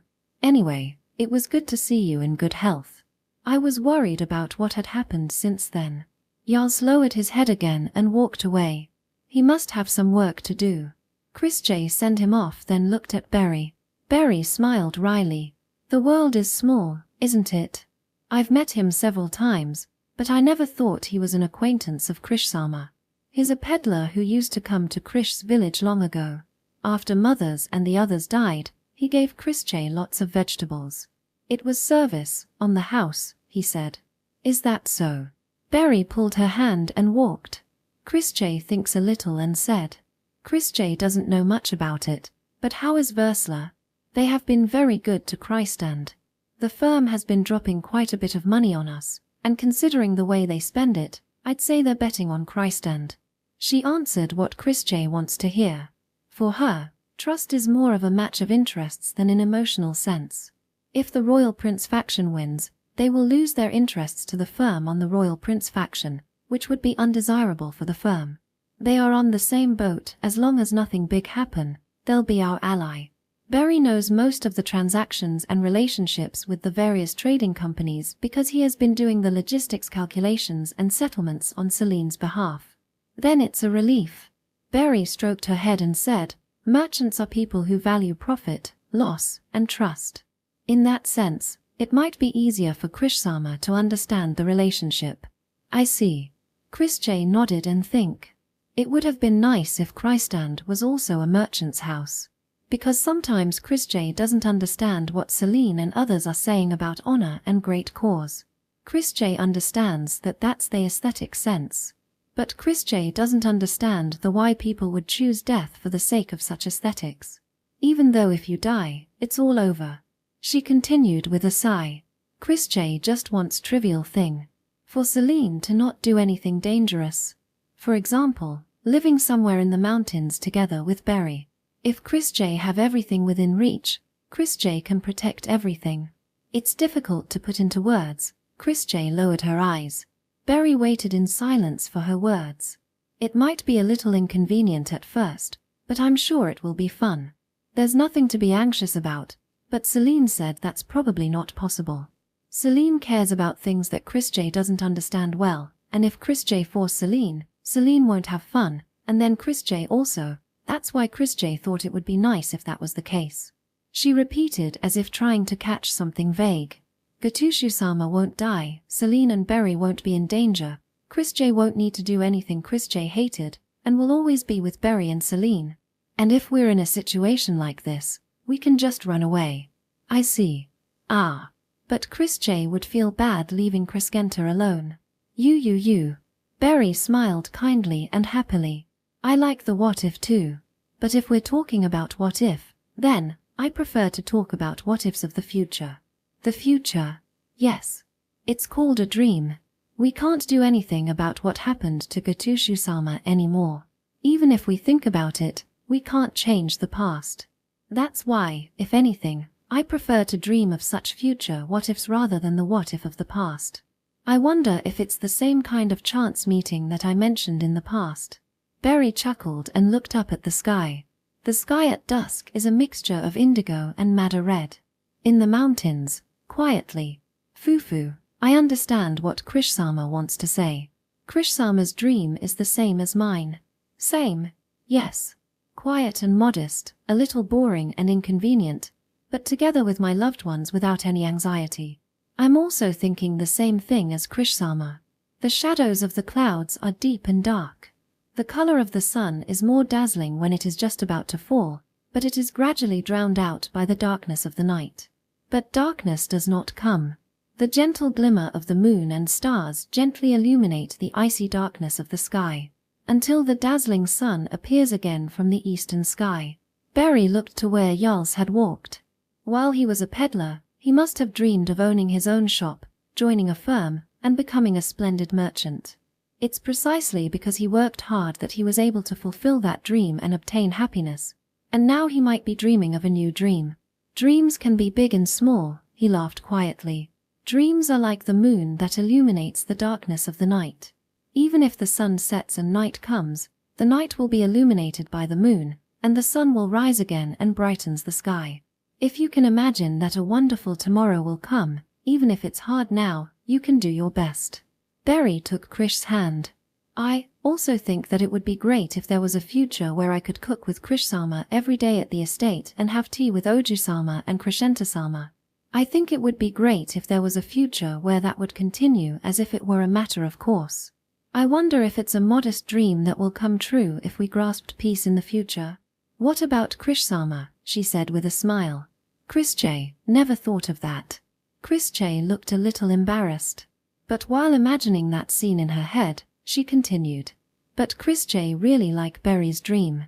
It was an ordinary day until half a year ago. That's all Chris J wanted. Chris J too. Chris J want to cook with Berry, eat delicious food and have tea parties with Celine and the others. Chris J think it would be nice if that could go on forever. Imagining it, somehow she put her hand on her chest and gently closed her eyes. Is that so? Fufu, then me and Krish-sama have the same dream, right? Yes, the same. I'm sure Oju-sama and Crescenta-sama are thinking the same thing.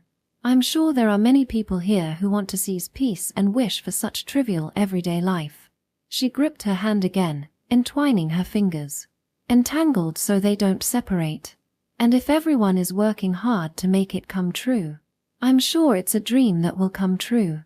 Without even to wonder about it, if we do our best now, I'm sure. Chris J nodded and looked up at Berry. But in the case of Krish-sama, it's not good to work too hard. Please stop doing something like this as much as possible. What if Krish-sama doesn't wake up?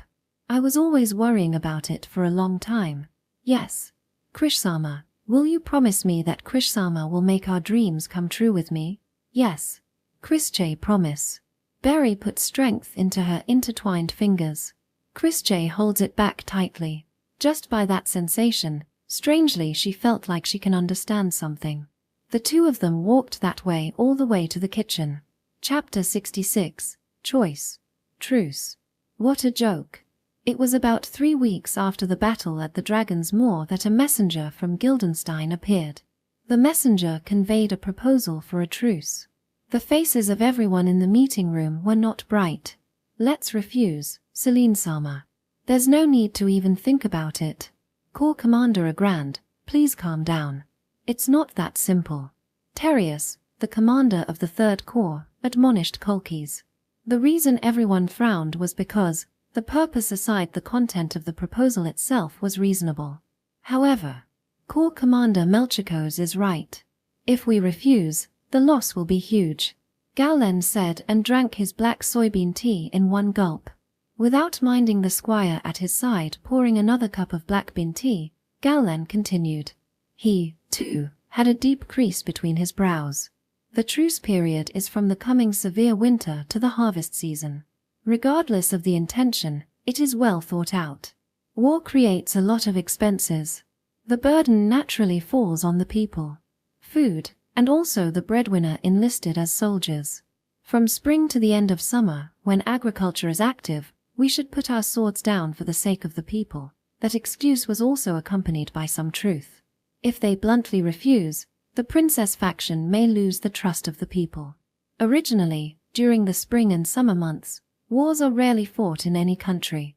Most wars are fought at the beginning of autumn to winter, and those were also for a reason concern about the decline in the labor force and national power.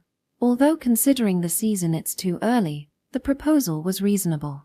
This time it was a sudden civil war, so the timing was bad, and since it was putting a lot of burden on the people, it was certainly not bad in terms of giving the people a rest. The problem was that they will be blocked from moving in the winter. Will the detour be cancelled? There was no answer to Krish's words. After the Dragon's Maw was taken from them, they also weren't not just sitting by idly. At a recent meeting, the policy for the attack on the Dragon's Maw had just been decided. Chrische will made a major detour through Bernaic. She would cross the mountains, then attack simultaneously with Nozen Vereich to the east, and invade the capital, taking the back of the Dragon's Maw and launching a pincer attack with Celine, who remained here. This would allow them to break through the Dragon's Maw, the most difficult part of the battlefield, all at once. Hilkintos in the west and Garka in the south have yet to express their positions. The same was true of the Ana imperial state in the north. The reason for it was not known. Is it spiritual reasons? Are they ascertaining who is right as a noble who pledged their loyalty to the kingdom? Or are they still vigilant because Christand still has some strength? Although the letter stated that neither the west nor the south can move for national defense reasons, they do not know what they were really thinking. As an ally, Ana also hoped for a quick resolution, but they sent something like just a fixed reply, saying, "We have differing opinions about interfering in the internal affairs of other countries," before they decide on which faction, to back. If they participate in the war from now on, there is a high possibility that they will join the Guildenstein side and not them who has lost Bogan. They should struck back before Guildenstern took complete control of the royal capital. However, Guildenstern's reason for the truce was for the sake of the people. If they were only waiting for a chance to enter the war, rejecting it could become the trigger. I want to counterattack. But it's a difficult problem. Even within Christie, who was scheduled to leave in a few days, her emotions and reason were at odds. If the detour was cancelled, Christie wouldn't have to leave Berry and the others. However, Chris's reason had concluded that they should launch an attack. They were slowly choking the Christ and cornering them. She felt that kind of sensation. Christie looked at Crescenta. Crescenta, who was wearing the mask of a princess, noticed Christie and her eyes wavered. Christie could see that Crescenta was also hesitant, and she understood that this was a politically difficult issue, and Christie pondered. Celine said, "Christie is also of the opinion that capturing royal capital would take until the end of spring, right?" "Yes, it could take a little longer, but Christie thinks it will probably be done by that time." Christie looked down at the map and pointed to the Dragon's Moor. "The earliest is by early spring, and if everything goes well, then probably by the beginning of winter. For taking the Dragon's Moor it is fast, but even Christie could not judge how long it would take if Guildenstern take a thoroughly delaying tactic that avoided a decisive battle." "That's right. However, if we want to move General Vereich, we have to finish everything in one fell swoop. There is no telling when the Empire will make its move." Celine sipped her black bean tea and took a deep breath. "His Royal Highness the Royal Prince will definitely seize the capital during the truce. After the truce, it is the large army of royal capital that we will be fighting. We will only lose if we simply agree with the truce. If we are to approve the truce, we must set and put ourselves in a position where we can grasp the victory." The disadvantages of refusing the truce were big. But the disadvantages of taking the truce are also big. Corps Commander Grand is of the opinion to continue the engagement. And it's the same for Christie, right? If we win, then that's the end after all. If we win, but nothing is certain. Otherwise, they would already advanced into the royal capital area. The conference room was filled with a heavy atmosphere because of that. "Let's reduce the cause for concern." Crescenta raised her voice and stands up. "The West and South, and also Anna Imperial State, if any of them make a move then the scales will tilt greatly. And I'm afraid they are more likely to join the other side rather than us at present, and we are afraid that refusing the proposal will create an opportunity for them to join the war." "Is that right?" "Yes, that is correct, Your Highness." Celine nodded. Inwardly, she was confused. Celine didn't understand what Crescenta was trying to say. "I will go to Anna as a messenger." "A messenger? Are Your Highness going to ask for support from the Imperial State?" "Yes, ostensibly." The others raised their eyebrows and looked at the beautiful figure of the young princess.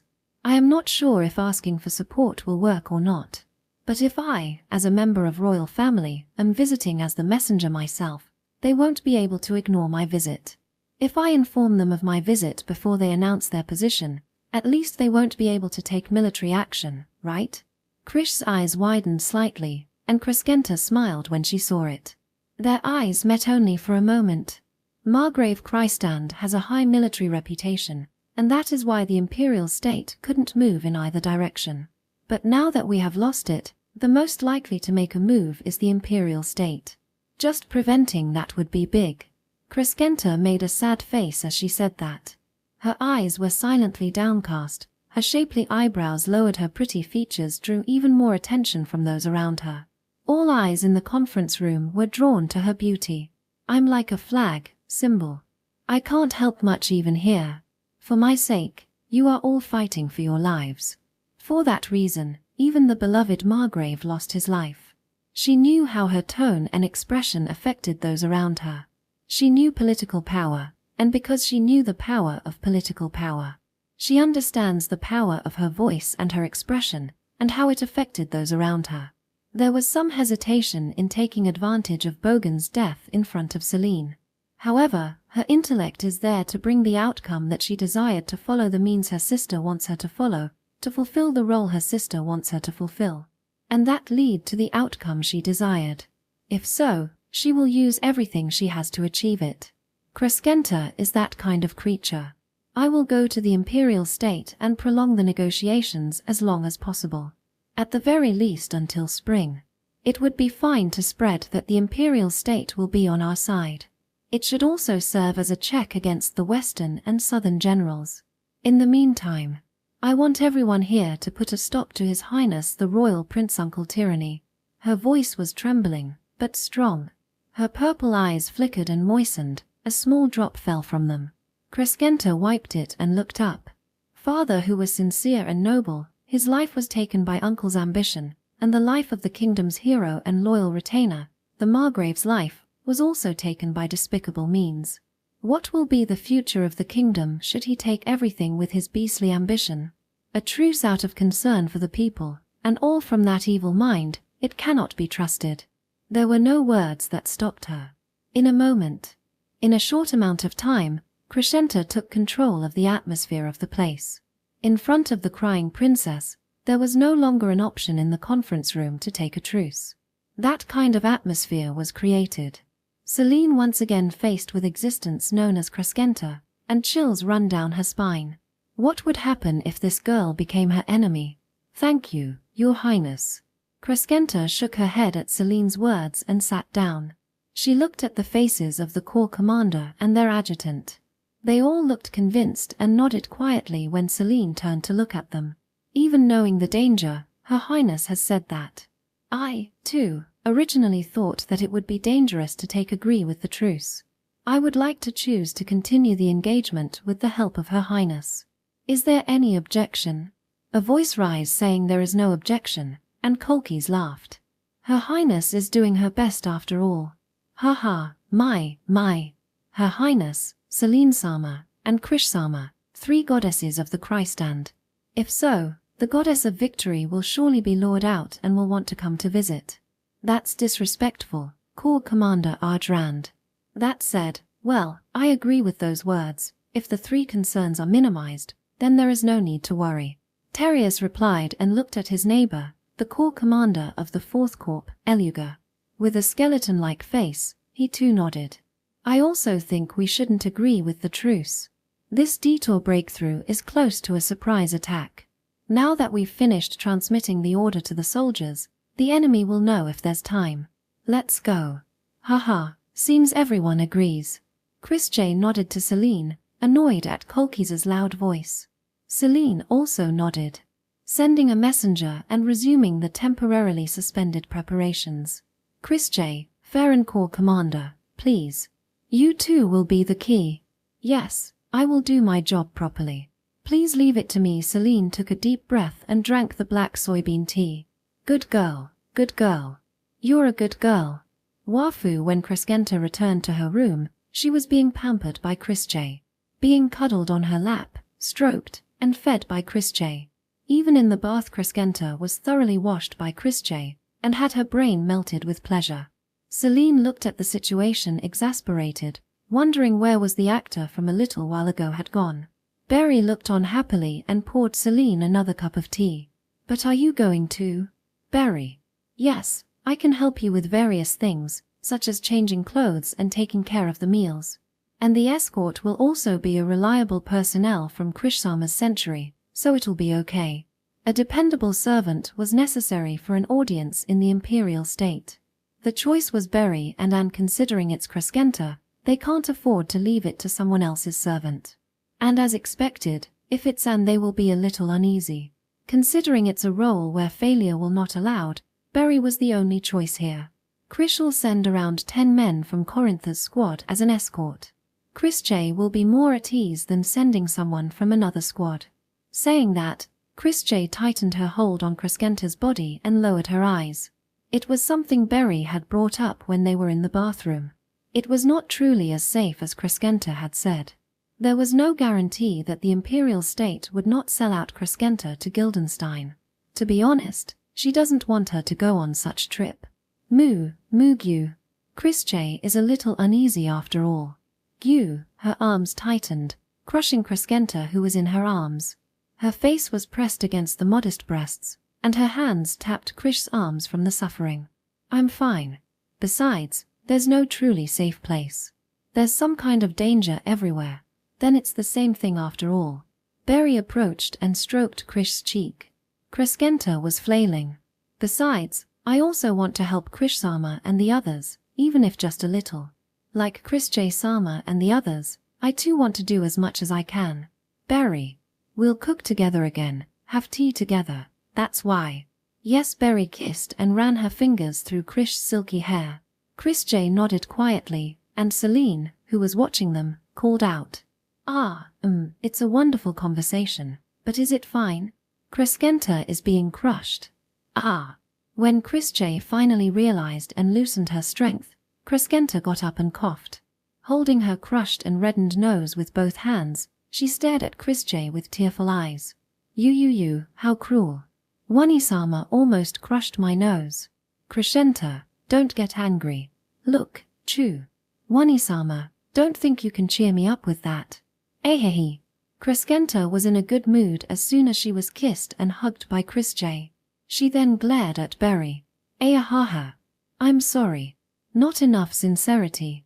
Squish. Chris J pinched Kreskenta's puffy cheeks and stretched them out. Kreskenta, I'll leave it to you. You, I understand. Good girl. She patted her head and kissed her repeatedly. Even Chris J was surprised when Kreskenta said she would take the risk. And as much as she was surprised, she was also happy. She tangles her golden red hair with her fingers and told her to look into her wet purple eyes. When everything is over, we'll all have a tea party. And after that, we'll be together forever.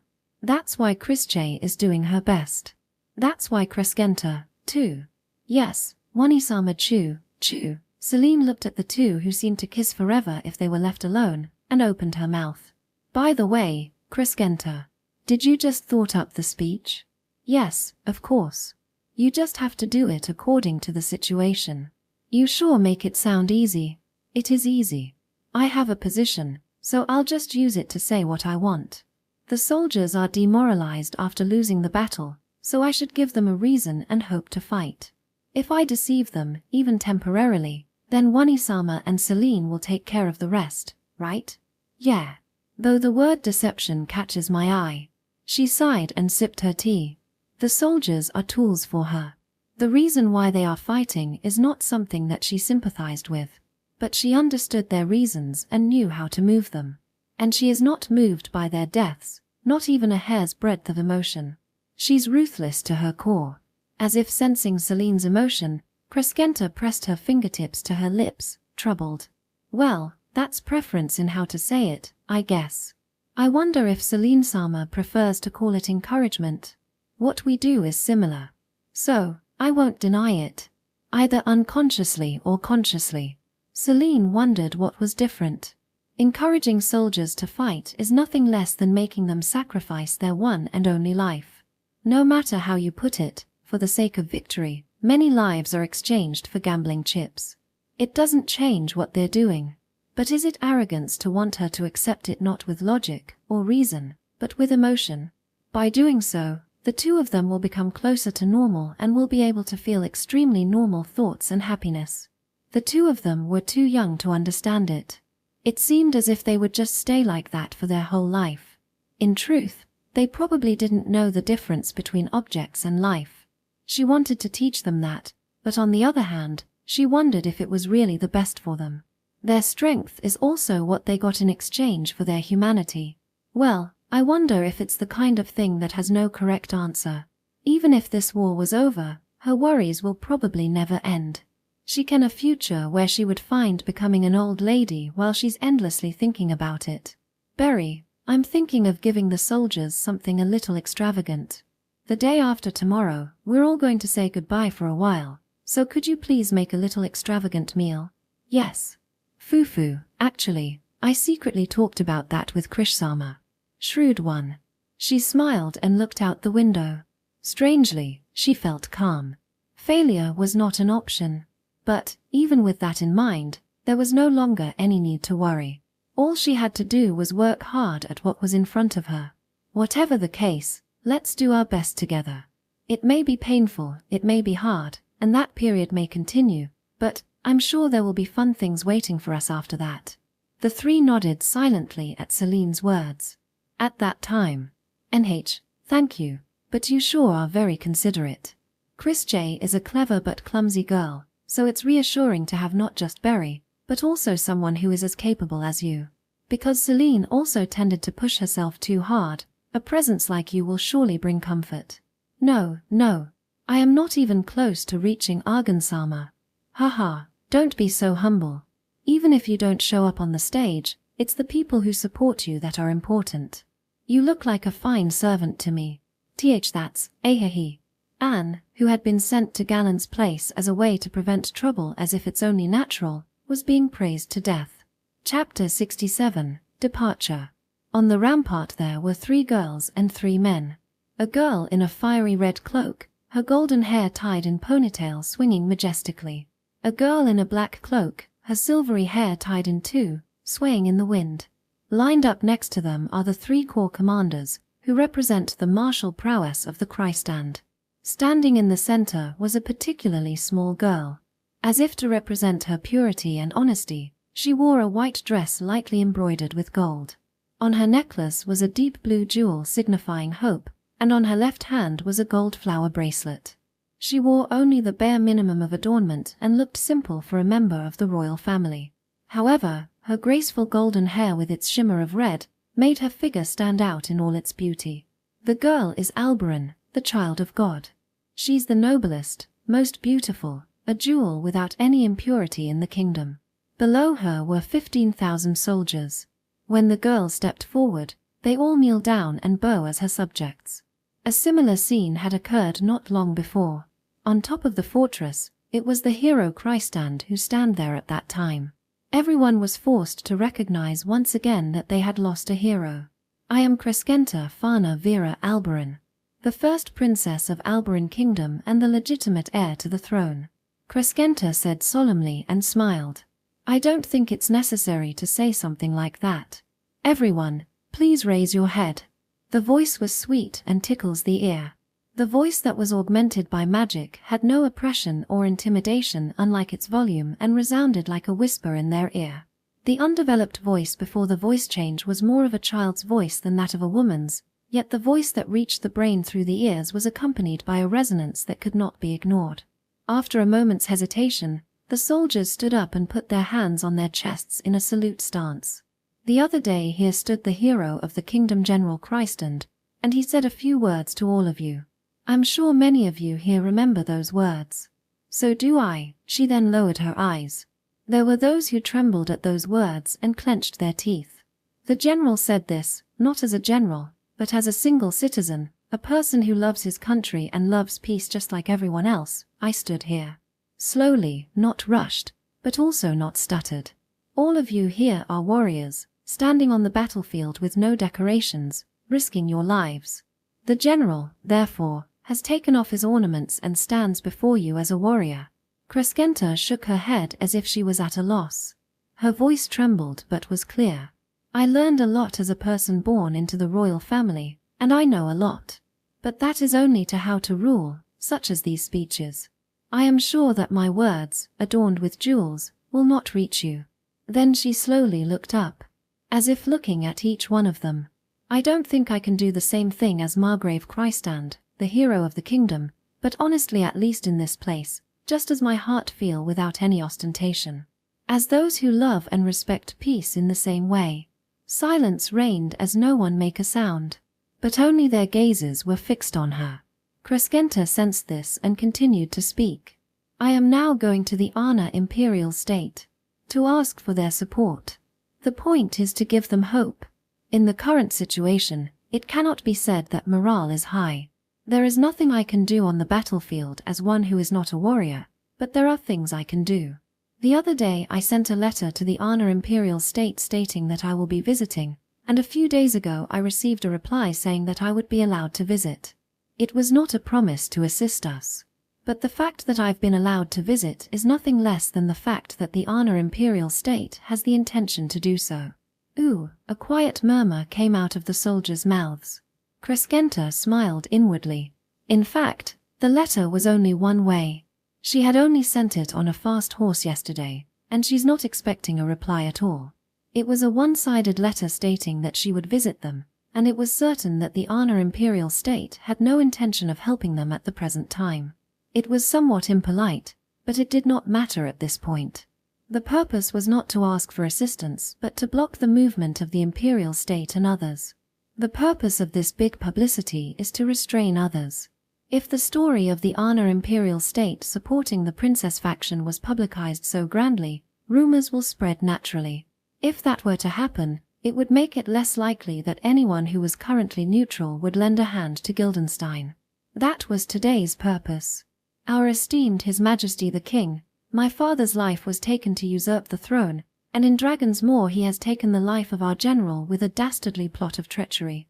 Guildenstern has demanded a truce on top of that. For the people, a pretense that doesn't even truly exist in his heart. And they also needed a justification for refusing the truce. A just cause is always important. While it's inevitable that Christjay will be considered a cursed child, Guildenstern's character is also not very good, and his notoriety extends beyond the royal court. In that sense, the reasoning is easy to make. With what kind of heart did he say such words? Guildenstern, my uncle, who used his power to oppress the weak, there's no one who doesn't knows about his evil deeds. Tormenting other people then killing them, toying with their hearts. I once pleaded with him to stop doing something like that. Of course, there are no such facts.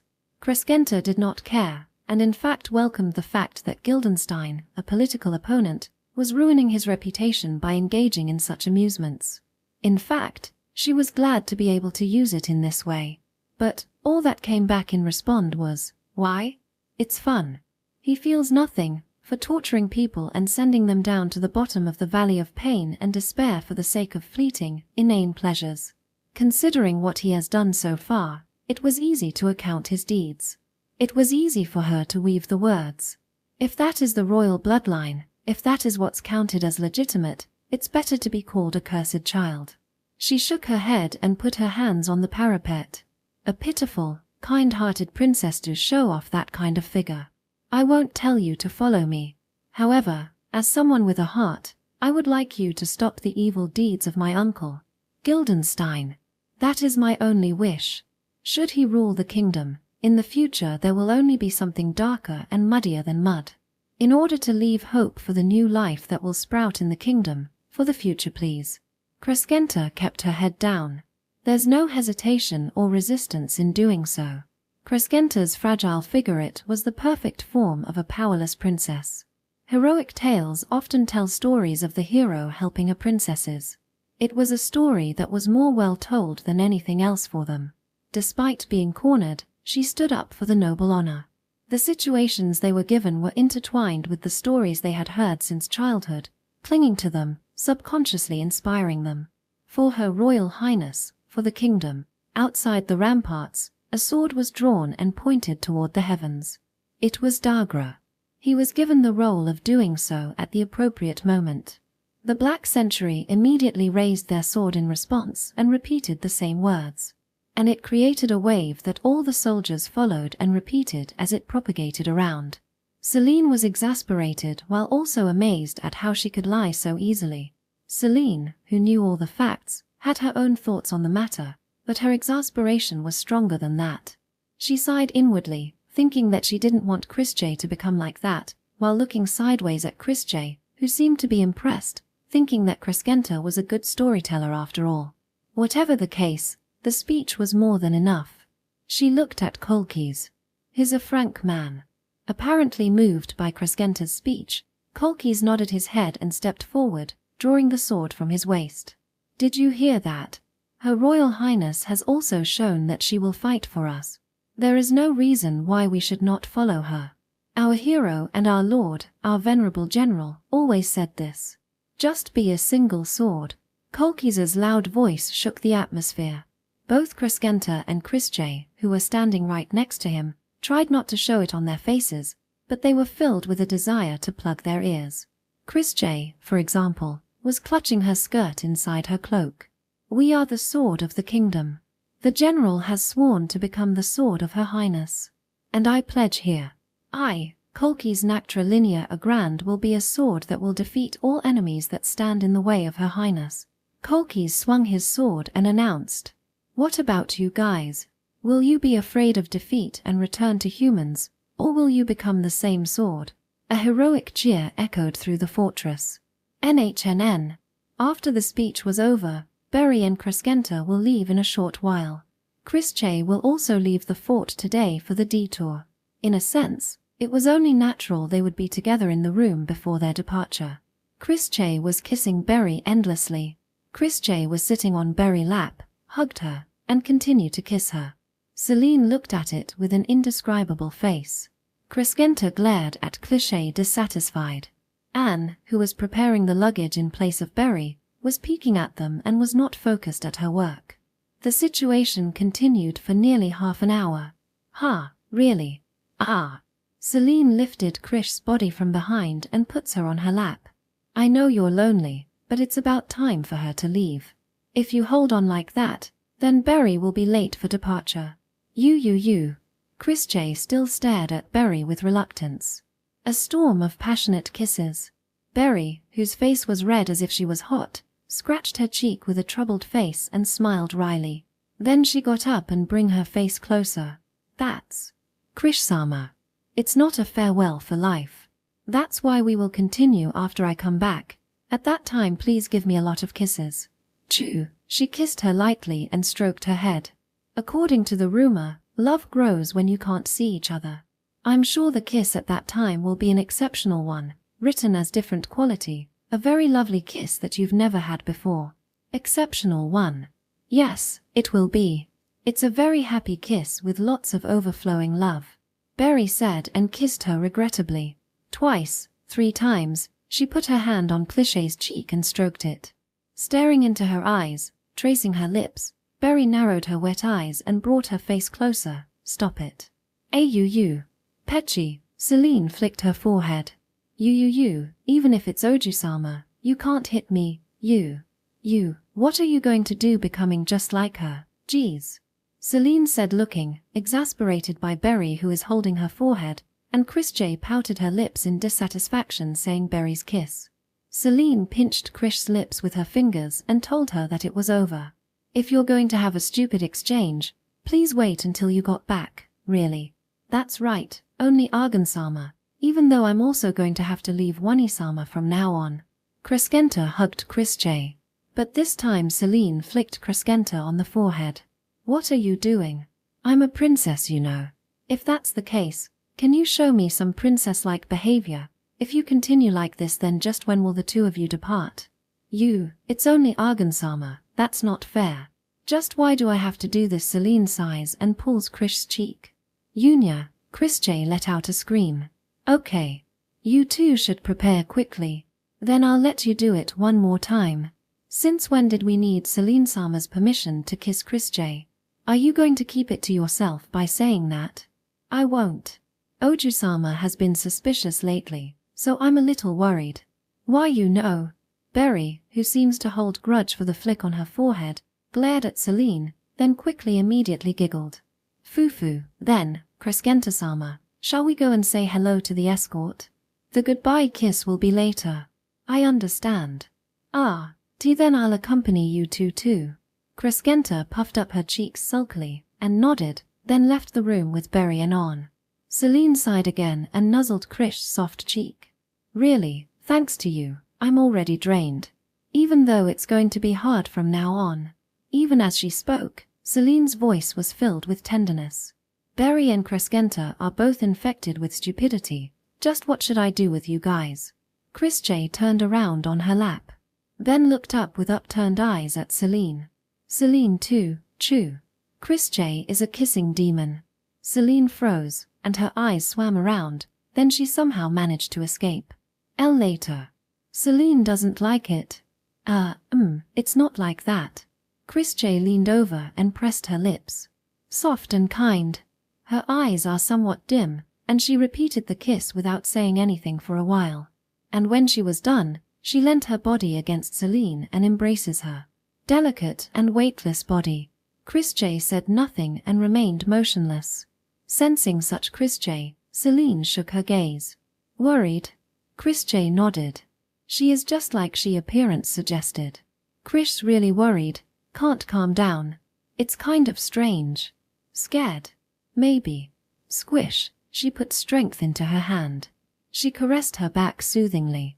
It's similar to when Chrisje thought about what if Berry and Celine hated Chrisje. Krish's body is weird and Chrisje doesn't really understand it. Is that so? She felt happy. Chrisje was starting to understand a lot of things, and what she lacked was filled in. Perhaps one day she'll be just like everyone else, even if not perfect. But she was a little lost as to what to say. That's important. Important? Yeah, very. The fact that you're scared is proof that you care about someone. Me too, and Berry too. Everyone feels scared. It's not just Kish. The silver thread that hangs from her thin waist is entwined with her fingers, and she tilted her head. Their cheeks squished together and Celine smiled. The reason it's not scary is because there's nothing important. That might be something very strong thing, and in that sense, the Chrisje may have become weaker. Chrisje, useless? No. Celine said with a wry smile. Everyone gets scared, but in the end, the really strong are the ones who stand up for what's important. Even if you get scared at the end of a parting, you're still going to do your part after that, right? Yes then, Chrisje is a strong child, Celine said, and lowered her eyes. Cowardice is kindness. And she wants her to live forever in a world where that is allowed. Following Berry around, doing housework, cooking, and pampering her. However, Celine didn't have the strength to allow her to do so. Sorry. Celine. Someday. I promised you that I'd let you cook with Berry all the time at the estate, but it looks like it's going to be a long time before that happens. Chrisje sat up and put her hand on Celine's cheek. With her thumb, she wipes the dripping water droplets. Then she held her chest with her left hand and looked down a little. Chrisje shook his head from side to side. Celine. Chrisje is very happy that Celine thinks like that. Chrisje. When the war is over and peace is restored, Chrisje, everyone will have tea together, cook together, and eat a lot of delicious food.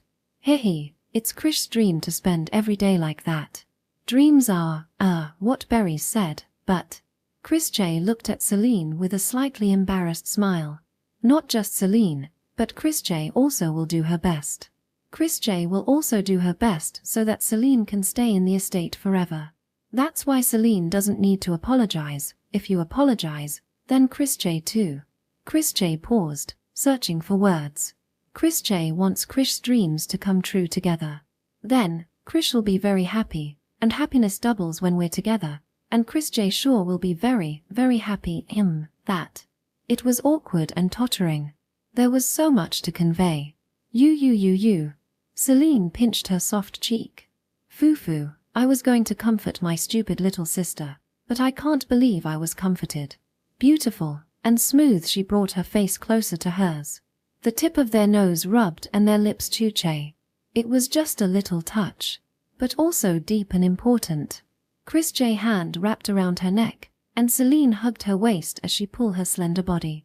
I love you, Chrisje. Hey, Chrisje loved Celine too. Chrisje smiled as usual. A soft smile that just lifted her lips. Chapter 68, Skeleton. A key point in the northern part of the kingdom, the Dragon's Maw. Southwest of Musgronia is the Alkil Mountains range.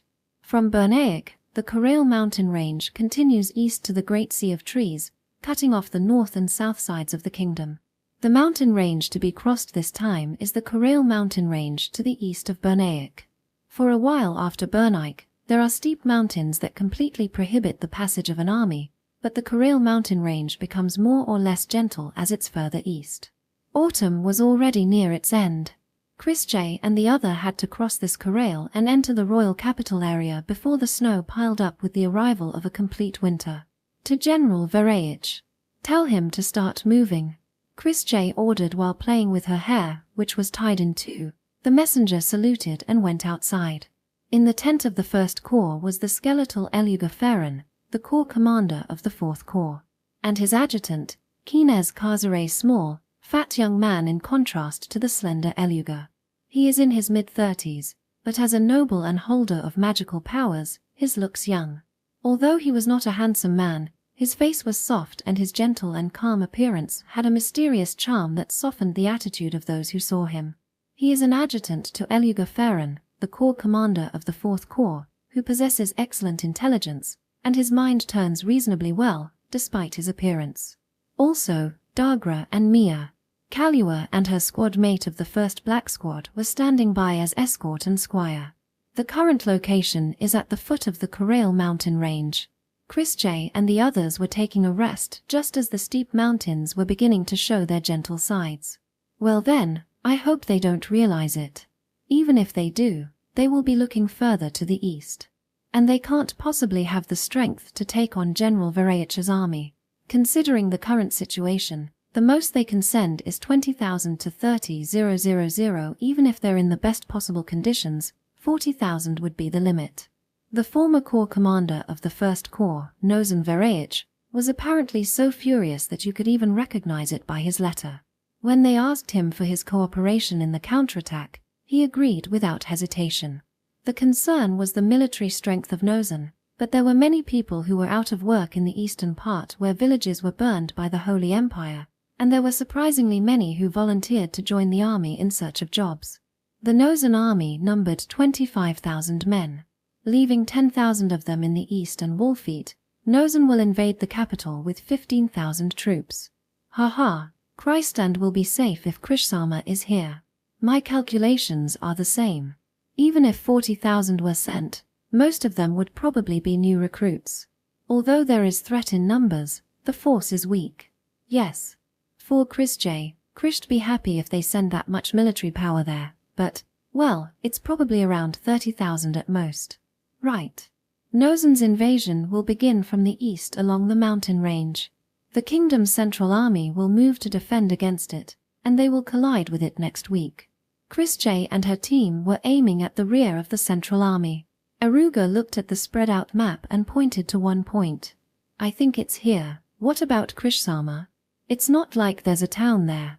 Just a blank area. Dagra frowned, and Mia thought a little. That's right. That's the delicious part, isn't it? As for Chris J feels that it's okay to do this by separating from Farron's Corps commander. Chris J pointed slightly south of that point. Mia looked convinced and asked, is it to cut off the rear communication line no matter where it is? The possible points of collision between the east and center, and a large city in the vicinity. No matter which, it was in between the two. Yes. Let's start from there. We can't take much over the mountain, right? Mountains are not impossible to climb if they try. Even in the Dragon Moor, they were fighting in the mountains. But why not use the mountains as an invasion route? The reason was logistics. It is possible to pass soldiers to the other side if it is a certain level of mountain, but not so for the logistics that follow. They definitely need a carriage. For this reason, a mountain that cannot be used by a carriage becomes an impenetrable obstacle or a very difficult obstacle for military invasion. The amount of luggage and provisions an individual can carry is limited. Considering the equipment, it is impossible for an individual to carry even just 10 days' worth of rations. This time as well, they planned to use the horse that had prepared for crossing the mountain by tying the supply to its back. The cost would be ridiculous, but it would provide food for the time being, and they were also bringing along a sheep as walking food.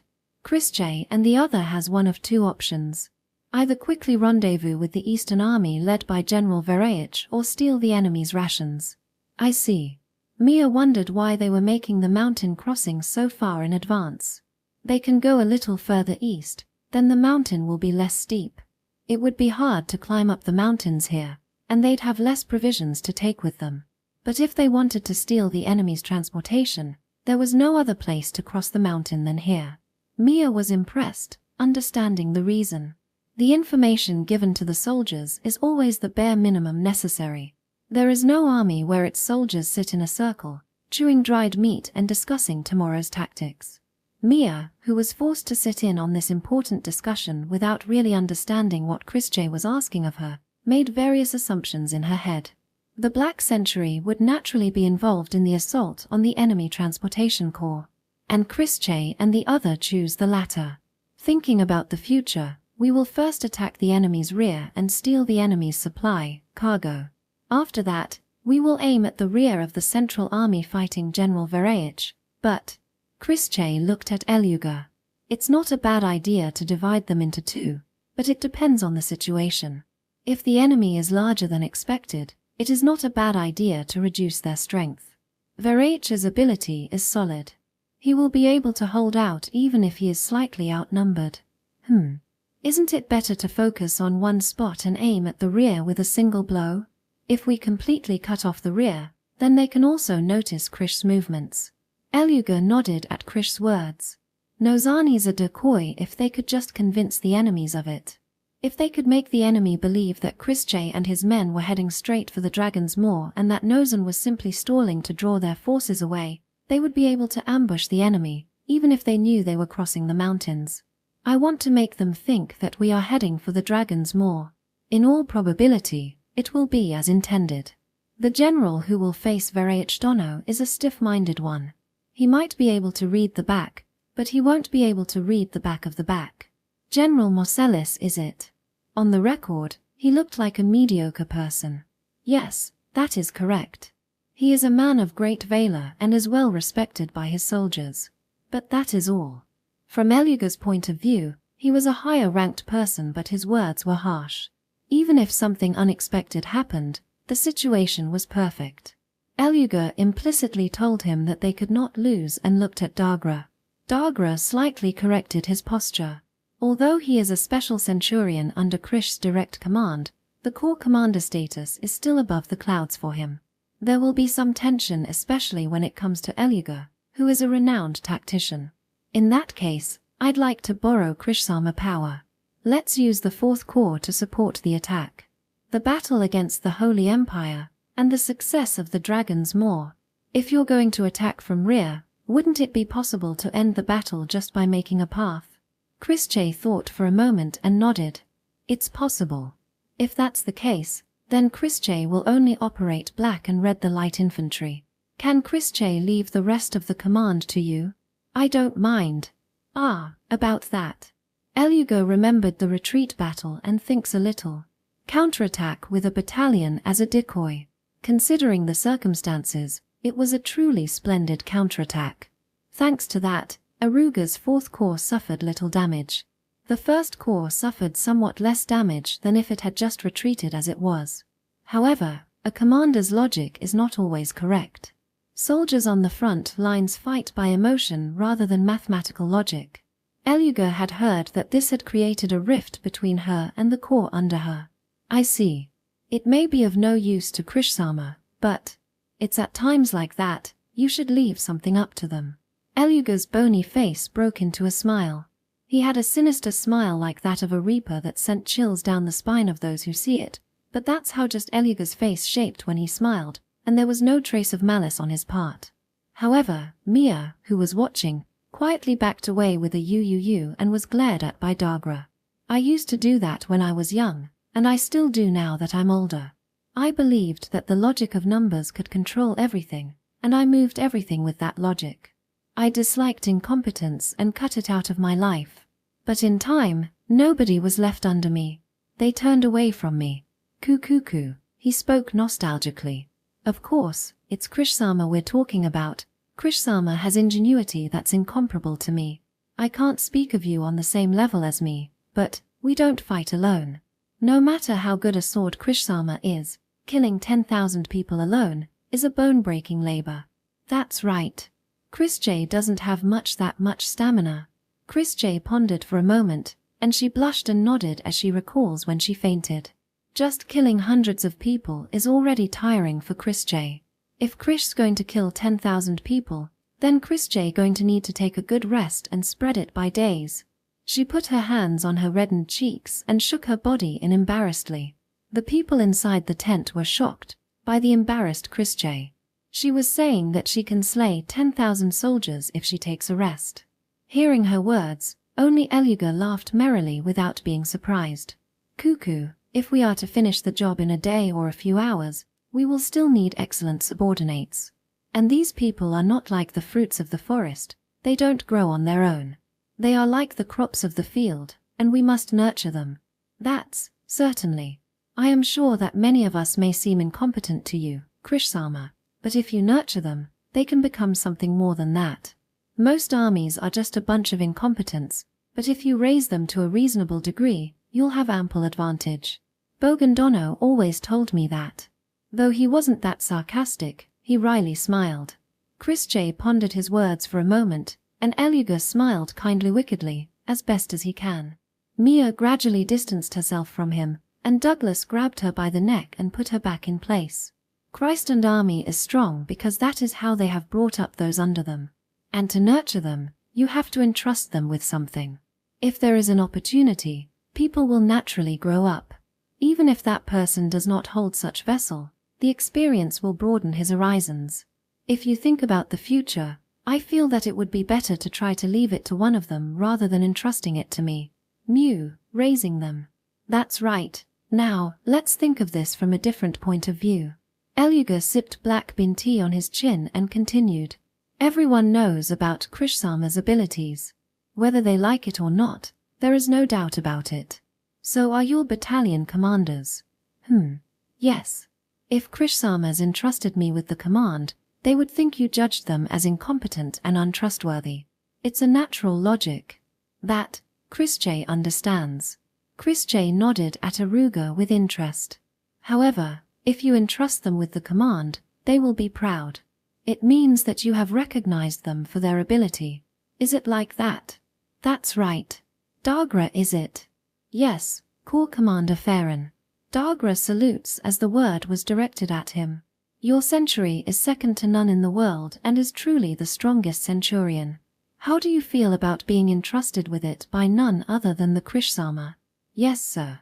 It is the greatest honor for a centurion to be entrusted with such century by the greatest warrior, the Corps Commander, and I will be proud of it for the rest of my life. Corps Commander Farron. Very well, take a rest, step back. And, that's how it is. Chrisje stared at Dagra and asked, Is that so? Bald Eagle. Yes, these words are my true feeling, Krishsama. Krishsama is underestimating yourself. To be recognized by someone like Krishsama and to be given special authority is something that will give self-confidence. Confidence can sometimes lead to overestimating, but moderate confidence is actually motivating. Although she wondered if that was the case, it was true that Dagra was doing his job well and working hard for Chrisje. Looking back at his work, she nodded. Certainly, Bald Eagle is doing his work properly. Fufu, that's how it is. Why don't you try entrusting something to them as a test for the time being? If you're worried, I'll also watch it. Rest assured. Thank you very much. Chrisje stood up and bowed deeply. Eluga, who received it straight, laughed and shook his head saying it's nothing. And after that, Eluga looked at Dagra curiously. But I was wondering, what is with Bald Eagle? It's called a nickname. It's a name that is filled with affection that's popular among the soldiers. It seems that Chrisje is called USA-chan because Chrisje looked like a white rabbit in the winter. Chrisje is not really good at getting along with people. Chrisje thought Chrisje will start with the first step. Nickname. Yes. Bald Eagle was given by Chrisje. You see, his head is smooth head, and he has an eagle nose, so it's a perfect fit. It just come to Chrisje, so Chrisje think that's what called an inspiration.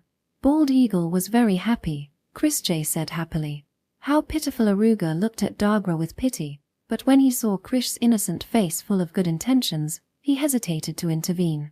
Dagra communicated Eluga in that instant and shook his head with a wry smile. Eluga nodded and raised his evaluation of Dagra's as a capable man.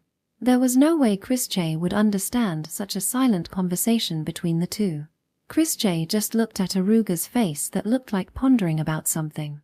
She wrinkled her brow and then clapped her hands together as if she had just thought of something. Corps Commander Farron, Chrisje, may have had another flash of inspiration.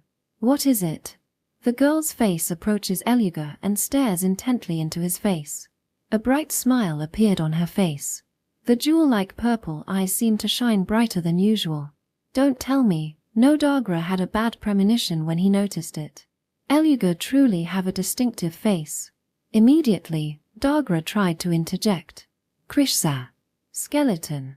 But faster than that, a word that froze the inside of the tent was uttered. Only Chrisjay had a smile like a blooming flower. Corps Commander Farron taught Chrisjay various things and is cooperating with Chrisjay. Chrisjay feels bad that Krishvi been receiving so many things. From now on, we will be working together and cooperating, so Chrisjay also wants to give something back to Corps Commander Farron. So, a nickname, Chrisjay confidently said. Bald Eagle seems to really like the nickname Bald Eagle, so Chrisjay thought Chrisjay would give Corps Commander Farron that nickname as a gift. How is it? Chrisjay thinks it's a perfect fit. Chrisjay has always thought Corps Commander Farron's face resembled a skull. She was in high spirits, which was unusual for Chrisjay.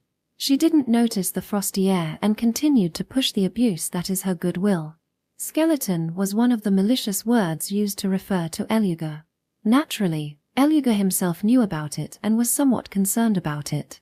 However, he has never been told this directly to his face, except when he was a child, not even once in the past few decades. I understand, but Chrisjay, at my age, being given a nickname is. To Chrisjay both Bald Eagle and Skeleton are not so different in age. No, but, you see. Maybe, do you hate being nicknamed by Chrisjay? Goo. Krish's purple eyes shook sadly. She looked fragile and lovely, and the way she said it made it really hard to deny that she was doing it purposefully. They have known each other since she was adopted by Krishtand and started showing up at the military. Naturally, he knows Krish's personality and understood that she has no malicious intentions. Although she possesses an intellect that's enough to toy Elugas, she has a temperament that is even younger than her appearance. She had a straightforward and innocent personality and was honest in both good and bad ways. If he answered that he did not want the nickname, she might think that Eluga refused to build a trusting relationship with her. And that would greatly hurt her. Before going into battle, Celine had said even though she was a clumsy girl in many ways, please take care of her. She's Bogan's adopted daughter to whom he's indebted to, and that was his intention from the beginning. But Eluga's intellect spun searching for way to softly reject the proposal, without hurting the girl in front of him. It's not that I don't like it, it's just a sudden. But, that's a relief. Then, can Chrisjay call you Skeleton from now on? That's, Krish-sama. Chrisjay want to continue to get along with the Skeleton, so Chrisjay thought, to do what Chrisjay did with Bald Eagle, to start with the first step. Foo-foo, if Skeleton like it, then that's a relief. She was in a good mood as she put her hands on her cheeks and said, maybe Chrisjay is good at giving nicknames, after all. Krish's figure was exactly that of a child. Aruga who saw it cannot continue the second line. Adjutant Kines turned pale and looked at Chrisjay with astonished eyes. Skeleton is a nickname that's as easy to call as Bald Eagle, and Chrisjay think it's a very good nickname. Bald Eagle also said that the nickname Bald Eagle is of the highest honor. Isn't that right? Bald Eagle. HG. Yes, it's the greatest honor. Bald Eagle Dagra had no choice but to answer like that, and immediately glared at Mia. Mia shook her head and pointed teary-eyed at Kalua, who pretended not to hear anything while changing the water in the pot. She was uncharacteristically working diligently. Krisky also gained confidence from it. Chrisjay also think this kind of nickname would make Skeleton happy. Skeleton. Yes, it's a very nice nickname. Chrisjay looked absolutely happy, repeating it over and over again while shaking her body with excitement. Then, Skeleton. Once again, Chrisjay looks forward to working with Skeleton from now on. Chrisjay held out her right hand with a smile without any malice. Eluga stared at that hand. If he held it, then that would be the last, however. Why, yeah, looking forward to working with you, Krish-sama. Seeing such a girl, there was no longer any escape for Eluga. After that, do you understand? Krish-sama misunderstood because of your careless words and actions. Even the Corps Commander Farron become like that. Do you know what you've done? Why yes sir, no. But, that's Kalua, not me. Don't make excuses. I'm asking if you understands. Hi, I know, but it's not my hi. As usual, Mia received Dagra's sermon. And there is also Mia's personality, who rebelled against the unreasonable sermon, so it continued for a whole hour. As for Kalua, without anyone realizing it, had gone out using scouting the area as an excuse. Chapter 69, Morale. Krish's messengers ran through the great sea of trees, changing horses along the way and arriving in the eastern part 3 days later. The central invasion from the east began as planned. Nozan Vereich left 10,000 troops in Wolfeet and advanced south of the Korail mountain range with 15,000. 4 more days later, he clashed with Claire Marcellus, a central general who was wary of Nozan. On the first day, Claire Marcellus' force was already 20,000 strong, and Nozan had the upper hand in spite of their numerical inferiority, but on the following day, another 10,000 reinforcements joined Marcellus' army. Vereich's army was then on the defensive. Today was the night of the 3rd day since the start of the battle. There a handsome young man with red copper hair was in the tent. The man, over 40 and still youthful, sat in the general's seat. Nozan's sharp eyes stared at the map and the pieces placed there. He sipped his black soybean tea and listened to his corps commanders. However, what are Krishsama and Corps Commander Farron doing? It's different from the original plan. They didn't even send a messenger. The corps commander said irritably, and several people also agreed with him. Another corps commander reprimanded him. Don't make a fuss. It's those two we're talking about. There will be no mistake, error. They must have something on their mind. He looked to be about 30 years old. His hair was combed toward the back and his face was masculine. The only thing that stands out is the deep scar on his cheek. He was a member of the 1st Corps, one that was said as the strongest in Christland. Among them, the former commander of the 1st Battalion of the 1st Corps, Granmeld Varkas, was feared as a wolf and was called the strongest of them all. The voices in the tent were silenced by his deep voice as if it echoed through the earth. There is no clear numerical hierarchy order for corps commanders. In terms of status, they were the same. However, the oldest soldier has a status that transcends those rules. Among them, the bravery of Granmeld, who continued to fight on the front lines under Nozan's command and raised took heads, was outstanding, and his words carried the same weight as Nozan's. After the battle started, we will conduct a pincer attack. That was all that Chrische and the other told them. On the first day, the enemy was wary of a pincer attack, so they turned their forces to the mountainside and left a lot of reserves, so the Nozan were outnumbered but still had the upper hand. On the second day, the enemy's reinforcements gave the other side more leeway to maneuver. The enemy attacked them while also being wary of a pincer attack. Nozan took it in stride and waited to see what would happen. Today, the 3rd day, the enemy's offensive was stronger than the 2nd day, perhaps because their guard against the pincer attack has weakened. Nozan pretended to be outnumbered and fend it off. But what about tomorrow? Will they come or not? Nozan raised his gaze from the map and turned his eyes to outside the tent to the enemy camp. The enemy camp, which has successfully pushed us, is quiet. It should be a good time to have a banquet, but it seems that Krishchasama and Corps Commander Farron have cut off the enemy's rear. He then pointed to a point on the map, to a street depicted there. It was the place indicated by Chrische and Eluga.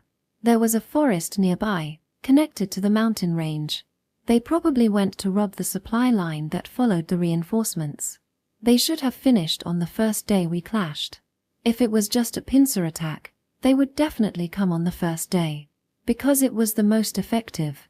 Nozan didn't doubt Eluga Farron, with whom he had shared the battlefield for many years and who had taught him a great many things. And he knew well Krish's abilities. The girl who Bogan, whom he respected, called a genius. Even Nozan could not beat her in a military chess go exercise. After that, he also saw her brilliant skill when she was with Serene in the mountain breakthrough. Naturally, Nozan thought very highly of her ability, as he did with Eluga. Those two did not show up on the first day, and on the 2nd and 3rd day, too. Reading the position suitable for blocking the enemy's rear, calculating the distance from there to here, and looking at the enemy's position, Nozan concluded that he could see through the fog of darkness. Then, "General, you're saying they won't come?" "No, that's not it." Shaking his head at the frowning man, Nozan denied it with a smile. It was Granmeld who answered instead. "The cutoff is probably temporary. After robbing the supply line, along the forest and mountain range. Granmeld pointed to the outside the tent, the forest. They're probably already there. Nozen smiled wryly and drank the black soybean tea. Really, what a bad personality. They're probably going to wait and see for today. Krishsama and Corps Commander Farron seem to be telling me to get in shape. Gramald, we're going with the diagonal formation, oblique formation, tomorrow. You take the left wing, you're free to do as you please.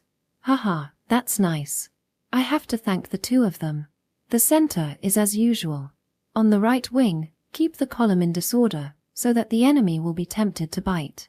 General Morcellus seems to be a simple person as expected. Even if we don't bother aiming for his throat, the two of them will certainly tear through it. With that, Nozen looked at the men in the room. Inside his eyes was a chilling, quiet rage swirling around. This battle also serves as a memorial service for the general. The general, who was a hero of great honor and who was our lord. Don't show your unsightly form and disgracing Bogensama's name. Even those seated at the table stood up and saluted. This man is undoubtedly the first person to be mentioned as a loyal subject of Christ, and Nozen Vereich remained calm, but his anger was boiling deeper than the depths of the earth. At the foot of the mountain where Granmeld pointed in the forest. As they had imagined, Christjay and the other were already there. Skeletons. Will General Vereich notice it properly? Undoubtedly. He is an excellent person. He excels in martial prowess and is good at tactics. In terms of overall strength, he is the best general in the kingdom. He was under the general because of his loyalty, but considering his talent. Originally, it was a pity for him to be in the position of a corps commander.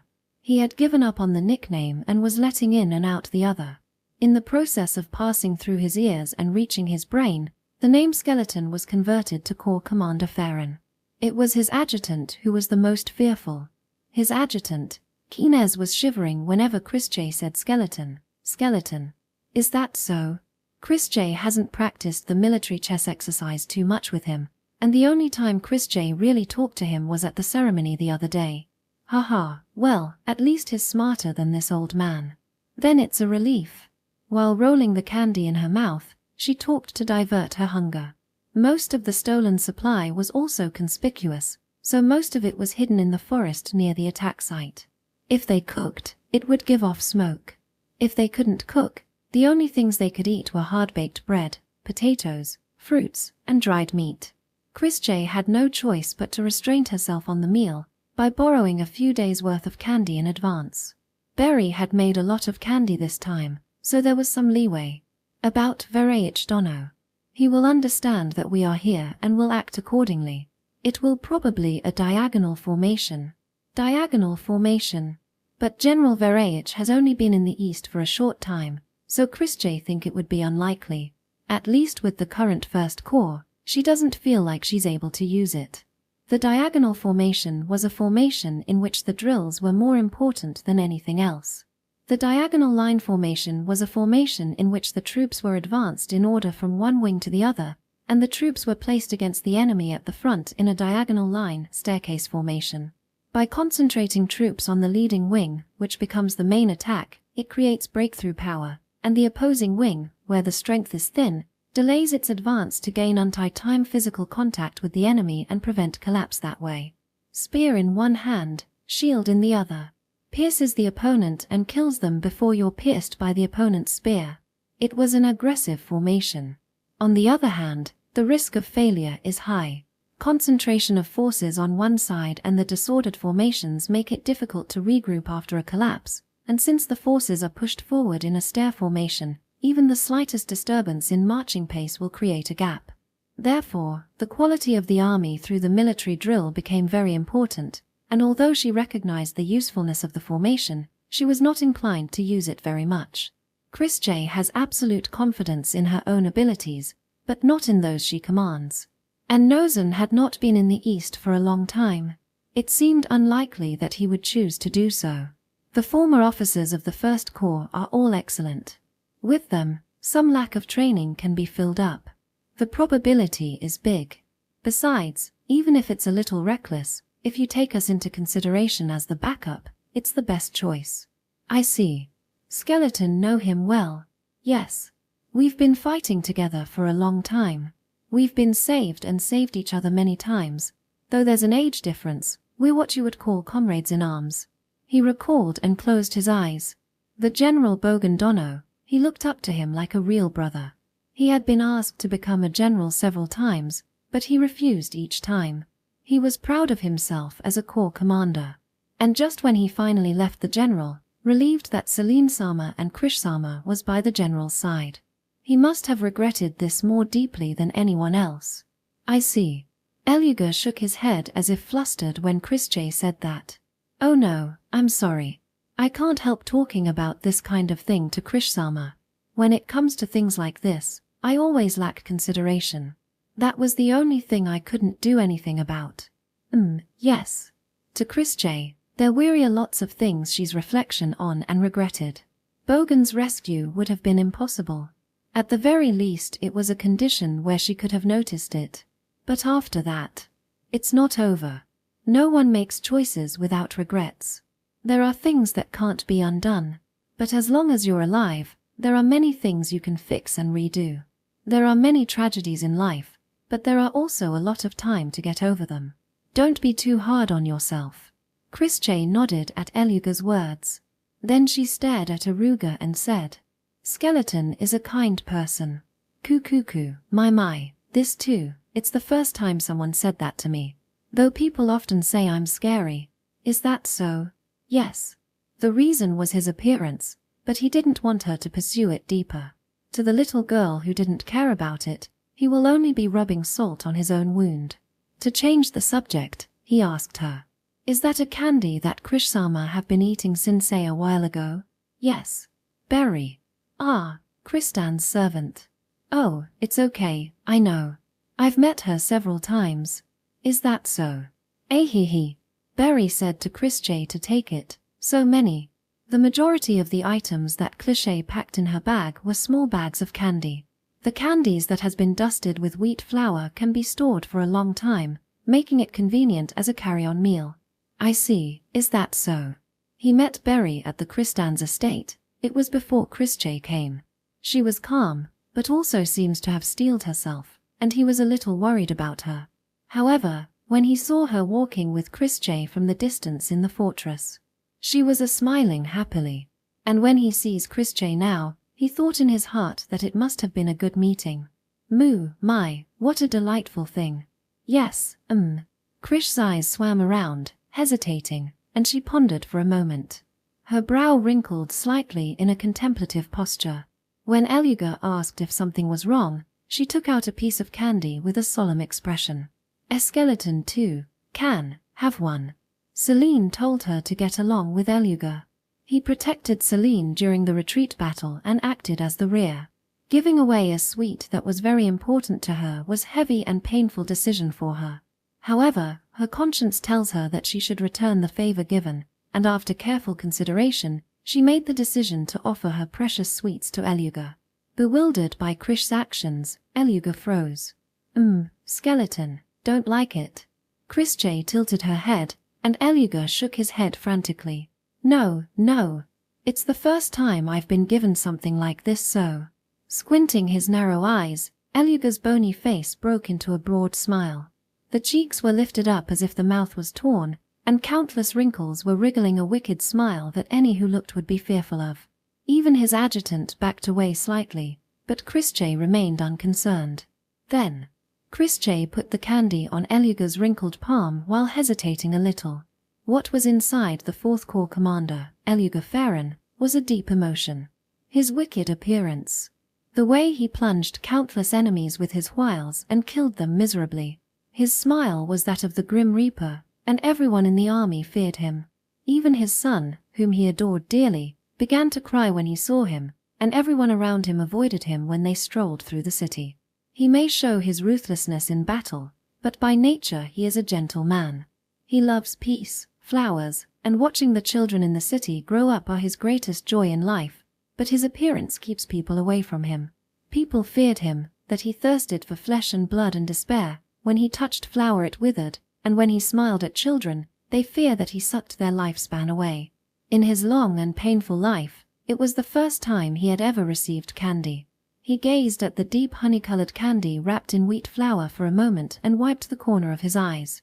Then, he slowly puts the candy in his mouth. What emerged from beneath the flour was a simple, yet infinitely gentle honey flavor. It's not like he liked sweet or ate them often. But the taste of the candy rolled on his tongue was irresistibly delicious. The taste of honey, full of love, affection, and tenderness. Eluga closed his eyes and savored it. Ahahi, is it delicious? Yes, very much. It's the first time in my life that I've eaten something this delicious. Chris J really like Berry's candy very much. Berry, no matter what she makes, it's really delicious, Chris J proudly said. Nodding to her, Eluga stretched out his bone-like hand. Smooth silver hair. Thinking back on it, his wife had always stopped him from stroking his son's head. But Chris J didn't resist and let Eluga stroke her head. Why you can't do that, skeleton, even though Chris J had just paid you back? She looked troubled and happy. Chris J was a sweet child, to begin with, and to Eluga, she was a very lovely child. With his wicked smile, or at least that's what it looked like, Eluga stroked her head. One candy. With that alone, Eluga was ensnared by Chris J. Eluga was just starved of kindness. Haha, children are meant to be petted. My, only Selene-sama, but also Krish-sama, the General Shaw raised gentle daughters. Seems I can't afford to die just yet. It's no good if you don't live long. Skeletons still need to do your best, so please wait a little longer before becoming a real skeleton. It was truly an abuse. The people who were watching around stiffened, but Eluga himself seemed to be amused. If you say so, then I can't grow old just yet, Coo. I must do my best. Yes. It's almost time for Chris J to go back and take a rest. Chris J also needs to talk with the battalion commanders. Then see you tomorrow. Chris J returned to the first corps while swinging her silver hair that was tied in two. Eluga saw it off with the grim reaper-like smile and called out to his adjutant, Cunez. Cunez, reconsider tomorrow's movements. Call the battalion commander. Why yes, sir. Krish-sama is a person who will go to any lengths if necessary. No matter what, she will surely bring back results, but we must not settle for that. Tomorrow is the time to show our power. That's what I'm going to do. Yes, sir. With a stern face, Eluga changed to the face of an intelligent general. It's not like Adjutant Kines, who had been watching the exchange up until a little while ago, didn't have anything to say about Eluga's words that were full of motivation, but whatever the case. The morale of the Christend army was very high. Chapter 70, The Back of the Back. Cure Marcellus. He was 60 years old, a thin man, and though he was a noble, his age begins to show. Wearing the elegant armor that has been handed down from generation to generation, he gazed at the tens of thousands of troops spread out across the grassland from horseback. The sky was clear, and the clouds were thin and sparse. The wind is blowing in our direction, not bad, the man smiled. The imposing figure of a general. He has a certain air of dignity about him. His virtue lies in his decisiveness and bravery. He is not afraid to make decisions that people fear and agonize over. Whatever the choice, he never intends to sacrifice his troops alone. When the time comes, he has the courage to jump into a deadly situation himself. He is the epitome of a warrior, and his soldiers were aware of his virtues, and he has the qualities of a great general who commands the respect of his soldiers. However, if there was a flaw, it was his temperament, which prevented him from thinking deeply about things. As a noble, he values honor and prefers a head-on fight, disliking petty tricks. He cannot be said to be fatally flawed if he only seeks that of himself. He is capable of winning a victory if he has the superior force. However, he has a bad habit of asking others to do the same and believing others to be the same as him. Summing it up, he is not a fool and has no glaring flaw, an ordinary general. If he had been a battalion commander or a centurion, he would have been very brilliant personnel. That's how he should have been evaluated. However, being born as a legitimate son of the Duke of Marcellus, whose lineage is related to the royal family, he was not allowed to become just that, and he succeeded his father as a general. In peacetime, that would have been fine. But on the battlefield, it was a tragedy. General Cure Marcellus was not a good enough general to take on Nozan Vereyich, who had risen through the muddy battlefield with only his talent. It was difficult to say whether the reason he was unable to finish off Northern despite his superior force was his incompetence or whether Northern was too capable, but just with the result it can be seen that the gap between the two was very big. Cure, who was not aware of this, looked out over the battlefield from his horse, a puzzled expression on his deeply wrinkled face. I thought they would attack today, but just what are they planning? Vereyich made no move at all. What should I do? What was worrisome was the undelivered cargo, supply. Depending on how he perceived it, the way it should be handled differ. 10,000 reinforcements. The cargo that was supposed to be coming from behind it hadn't arrived. They had plenty of room to spare. It was not a pressing issue. One part of the supply has arrived without any problems. The only thing that concerns him was that the soldiers were a little anxious because of it. Was there some kind of trouble? The original arrival schedule was the same as that of the reinforcement, half a day. It was obviously strange that not even a message had arrived today. Did Vereyich send out a detachment to attack? There were many possibilities. It is possible that he could have sent a small number of men to the rear by advancing up the mountain. But that's not possible.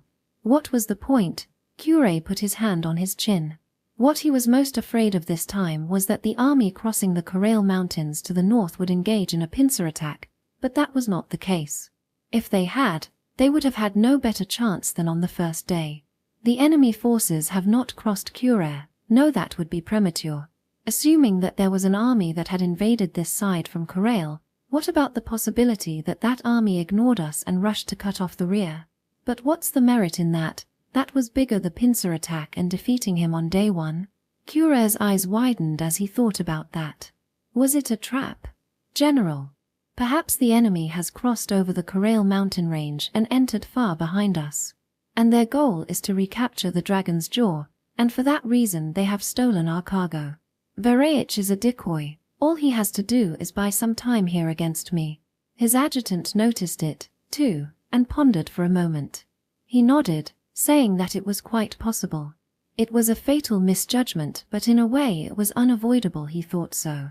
He was not entirely incompetent. He was a noble who, despite his position, is not conceited and respected his duties and honor.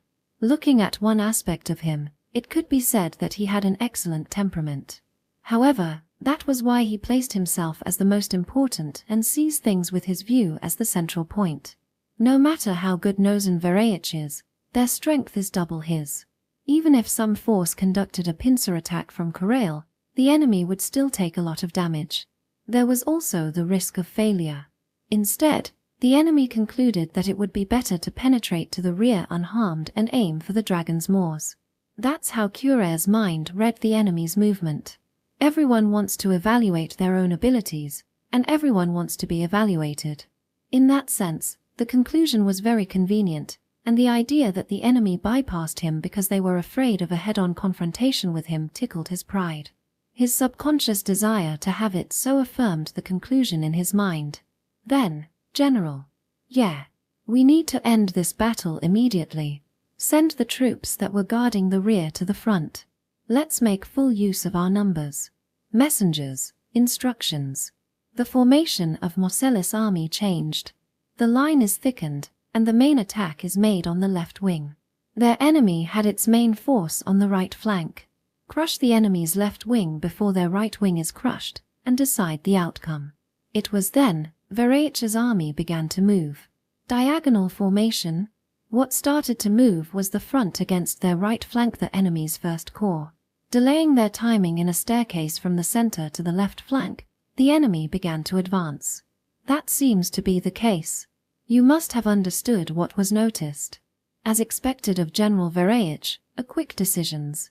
If they want to do that, then so be it. But, Cure laughed. The line of battle began to advance, but the more it got delayed, the more the line became disordered. Even the great Vereyich did not have enough time to train his soldiers for such a sophisticated move. I can see the disorder. Send out the cavalry from the left wing.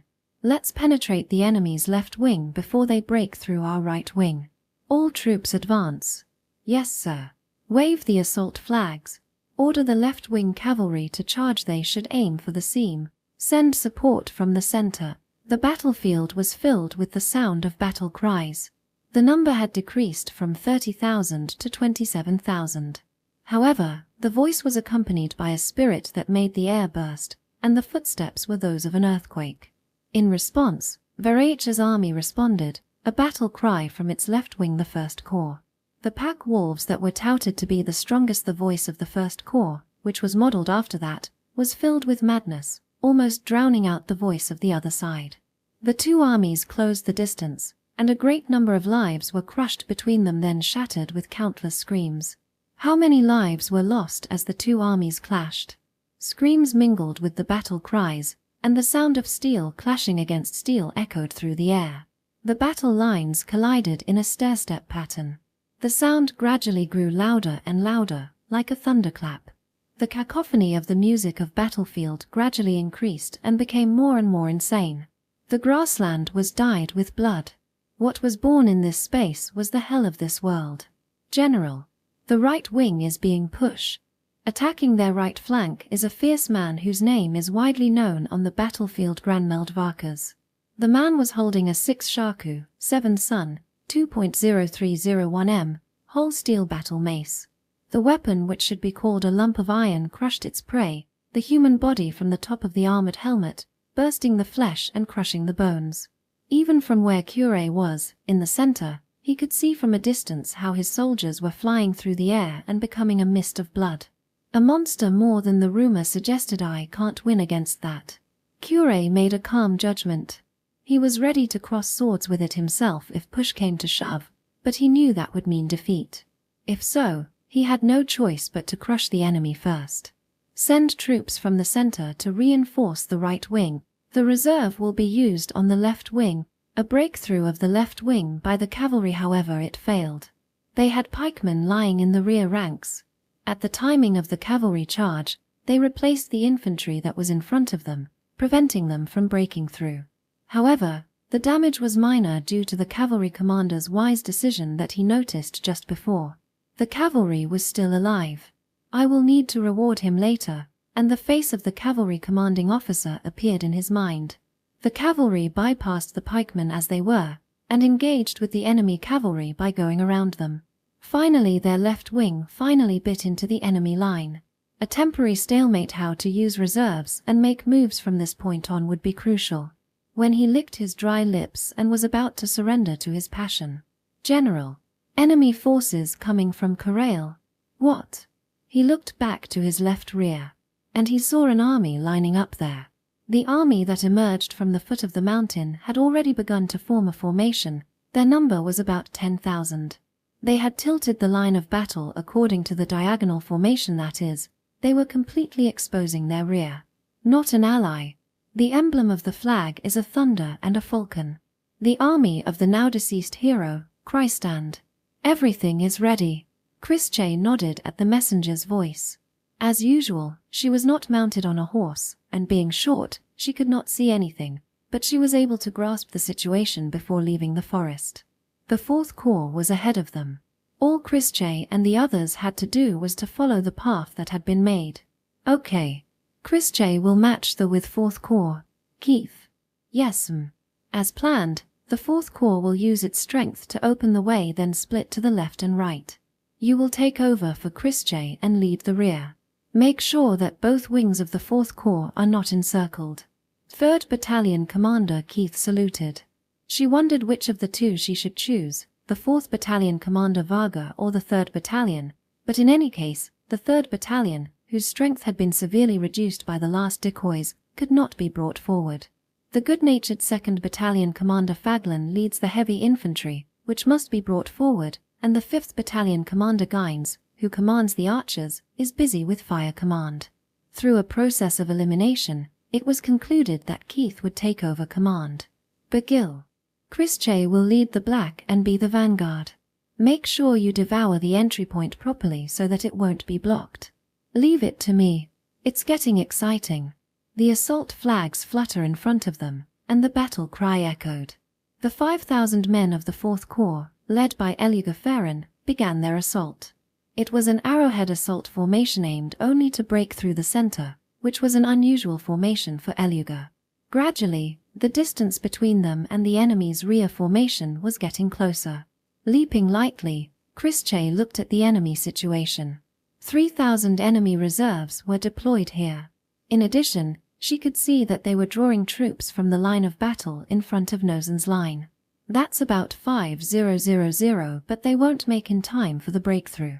At the moment of the collision, only 3,000 of the enemy reserves, who had no time to form a proper line of battle, were deployed there.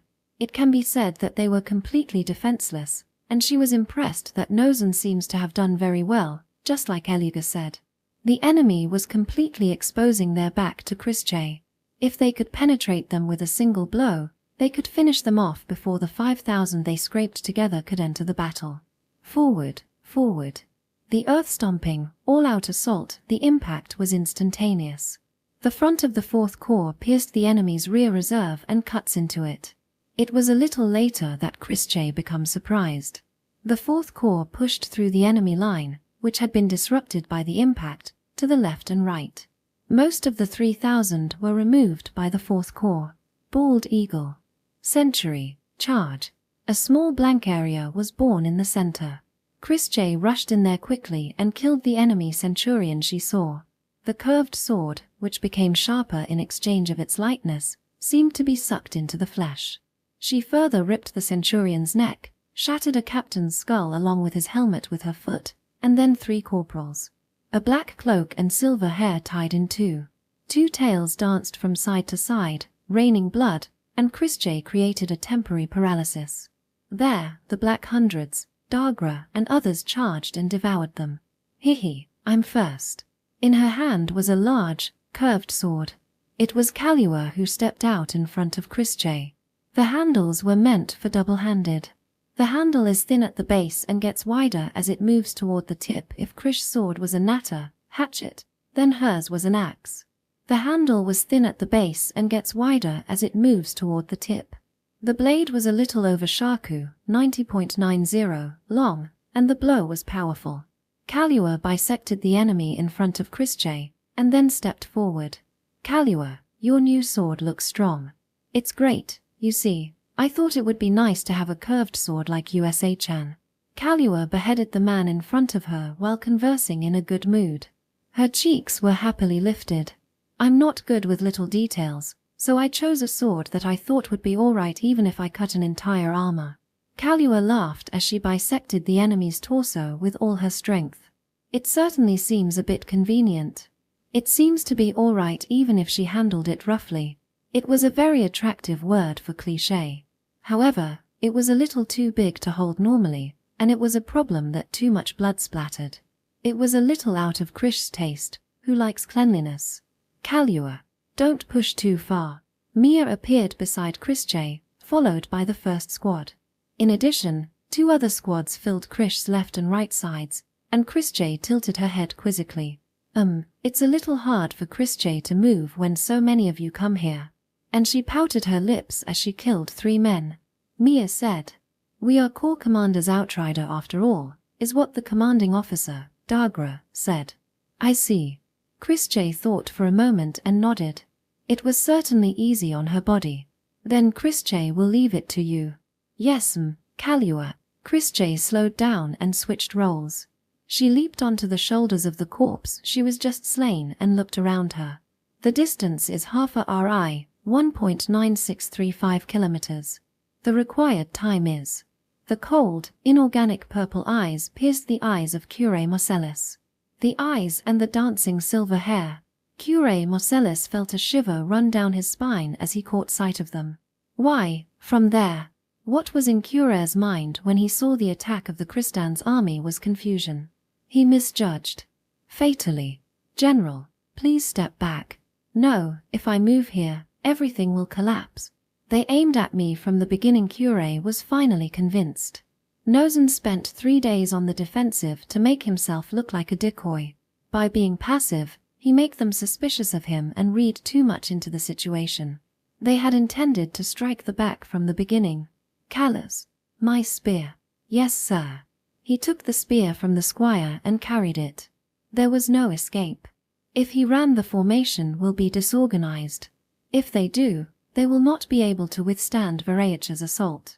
The reserve 3,000 was deployed. Even if they were pulled out, it will be fine as long as they could stall time against Varaich, for the pulled-out vanguard to come here.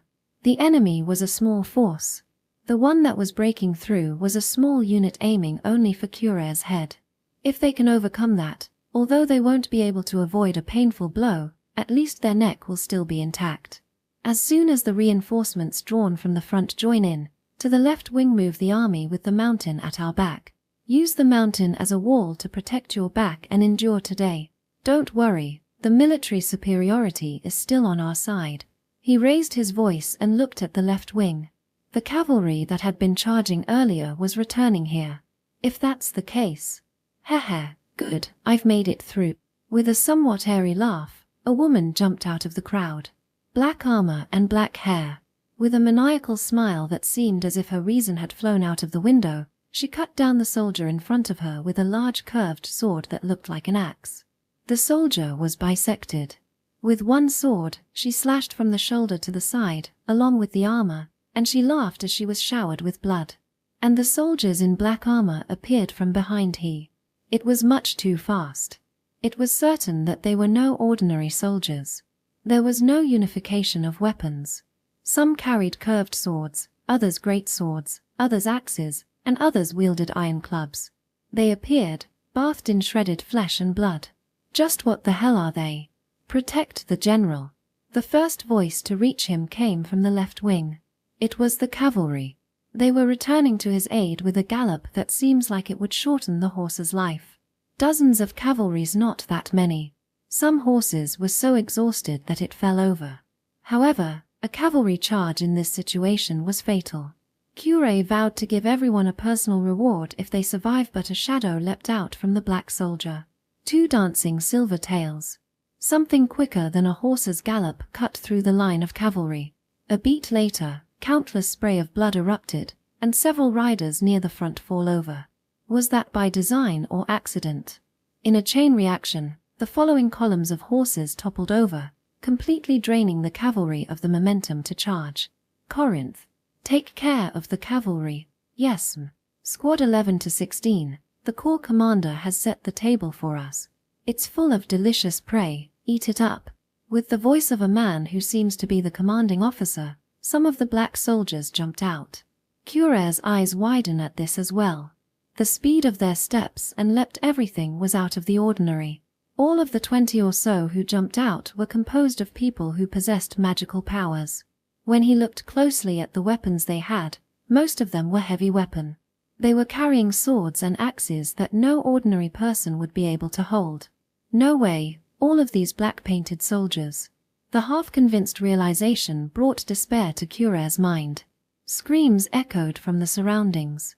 Only a few dozen remained of the escort, the screams of the men who had been there. Silver danced in the black waves. For a moment, his eyes met with purple eyes. That was the second time. Chrische Christand.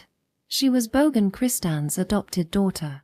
He had seen her in a dress from a distance at the victory ceremony the other day. She was a girl with a serene beauty, somewhat like a doll. He had heard that she had played a tremendous role in the battle against the Empire, but he had thought it was nothing more than some dubious tale.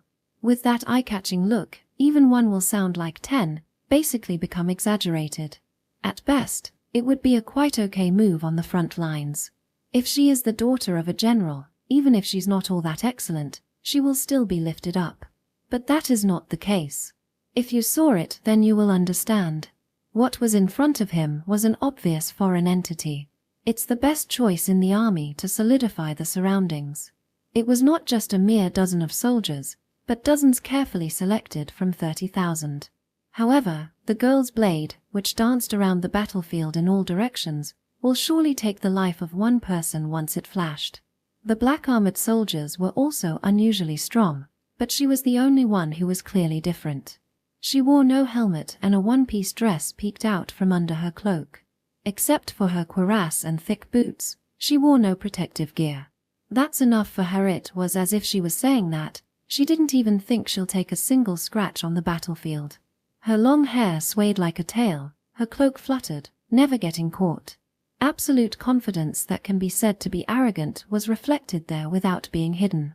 It was a monster in the shape of a girl. Even though Cure was terrified, he swung his spear around as if he was crushing it. If you want to take this head, give your name. This Cure Marcellus will personally deal with you, he cried out to kill her fear that had arisen. Things had already come this far, he no longer had any hope to come out alive.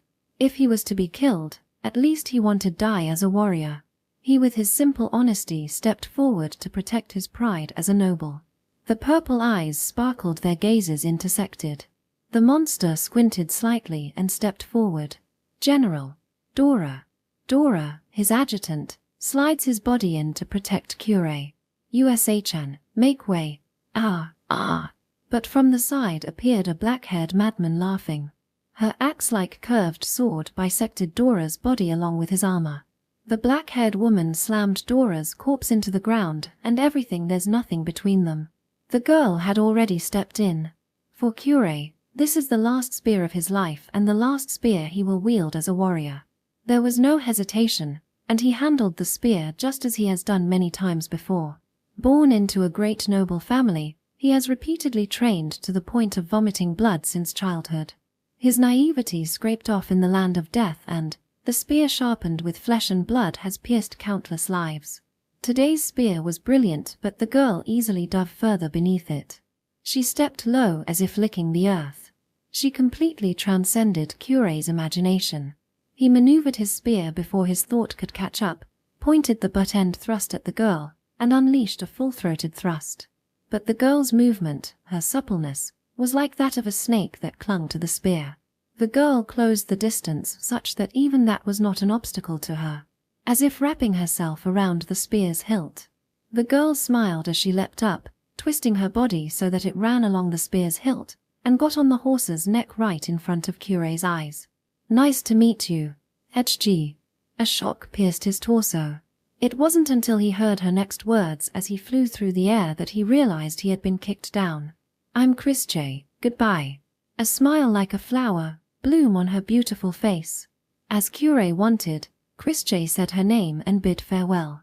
Cure never responded to her words. He never spoke again. His neck has already been cut in the middle by the curved sword. The blood spurting from Cure's kicked-off neck did not stain the beautiful girl, not even a drop of it. The girl no longer showed any interest in the corpse. She just glared at her surroundings, playing with her fingers through her silvery, immaculate braid. Black cloak, pure white skin and beautiful silver hair. On horseback, the girl's figure drew the eyes of people everywhere. The men rushing out to help the general stiffened, and the black-armored sentry cut them down. Kalua slammed her sword into the general's neck as he fell to the ground, severing it completely. She then pierced the neck with the tip of her blade and raised it high above. Look at this head. Your general has been killed by Kristan's first corps commander, Chrische Christand. Resistance is useless. Put down your swords and surrender. Kaua raised her voice. The clash with Vereich began, and in less than one koku the men who saw the head being suddenly raised and its helmet lowered their swords one by one. If you don't resist and surrender, we won't treat you cruelly. Even though we fought each other, now that the kingdom has lost its people and generals, this battle is meaningless. Quietly put down your sword and surrender. The voice that followed was Dargra's. Kristan's soldiers' roar echoed on the battlefield, and they raised flags of thunder and hawks in great numbers. The battle that had begun once the heat didn't cool down immediately, but the screams and the sound of clashes of steel that resounded were gradually replaced with cheers. Although there were some who showed desperate resistance, most of them lost sight of the meaning of fighting for their lives and fell to their knees in front of the voice. Haha, it's a rare overwhelming victory. As expected of Krishsama. Skeleton did a great job. He is very good at making paths. Chrische smiled at Eluga on her horse as she overpowers the surrounding enemies and forces them to surrender their weapons. Eluga looked at the enemies around him with a wicked smile of delight. An old man who looked like a grim reaper and a monstrous girl. The soldiers of the Marcellus army who saw it were frightened. Bald eagle, Mia, not a bad move. From now on, if you keep moving like today, Christjay will be able to take it easy. Yes. Also, Kalua, you did a good job. Bald Eagle, Kalua did a great job this time, so appropriately, whatever randomly, give her a reward. It seems that the 4th and 9th groups were doing pretty well even though they didn't stand out. While Christjay was appropriately, randomly, praising the soldiers for their achievements, a man broke the line of the soldiers and appeared. The wolf-shaped helmet and armor were stained with blood.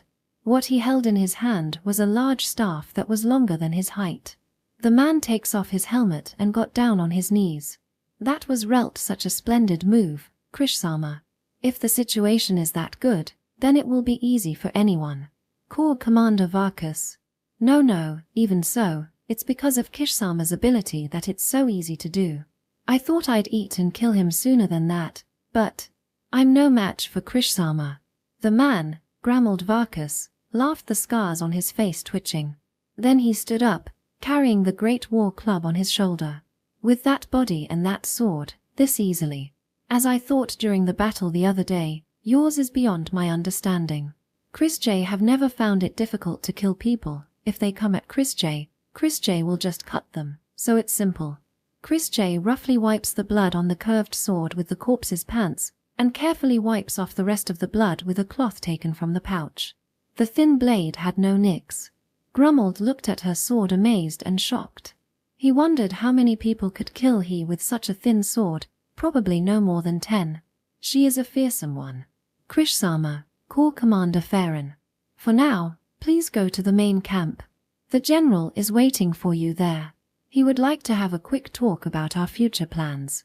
Sheathing her sword, Christjay nodded and looked at Eluga. That's right. Skeleton, shall we go? Yes.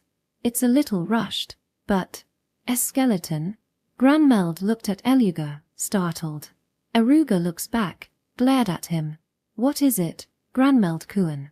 No, should I call you Corps Commander Varkas now? Ha, no, either way is fine. Granmeld walked out as if to lead the two of them, and his shoulders shivered quietly. Eluga pressed his eyes, and Christjay tilted her head puzzled. Chapter 71, Sun at Night. More than 20,000 prisoners of war surrendered.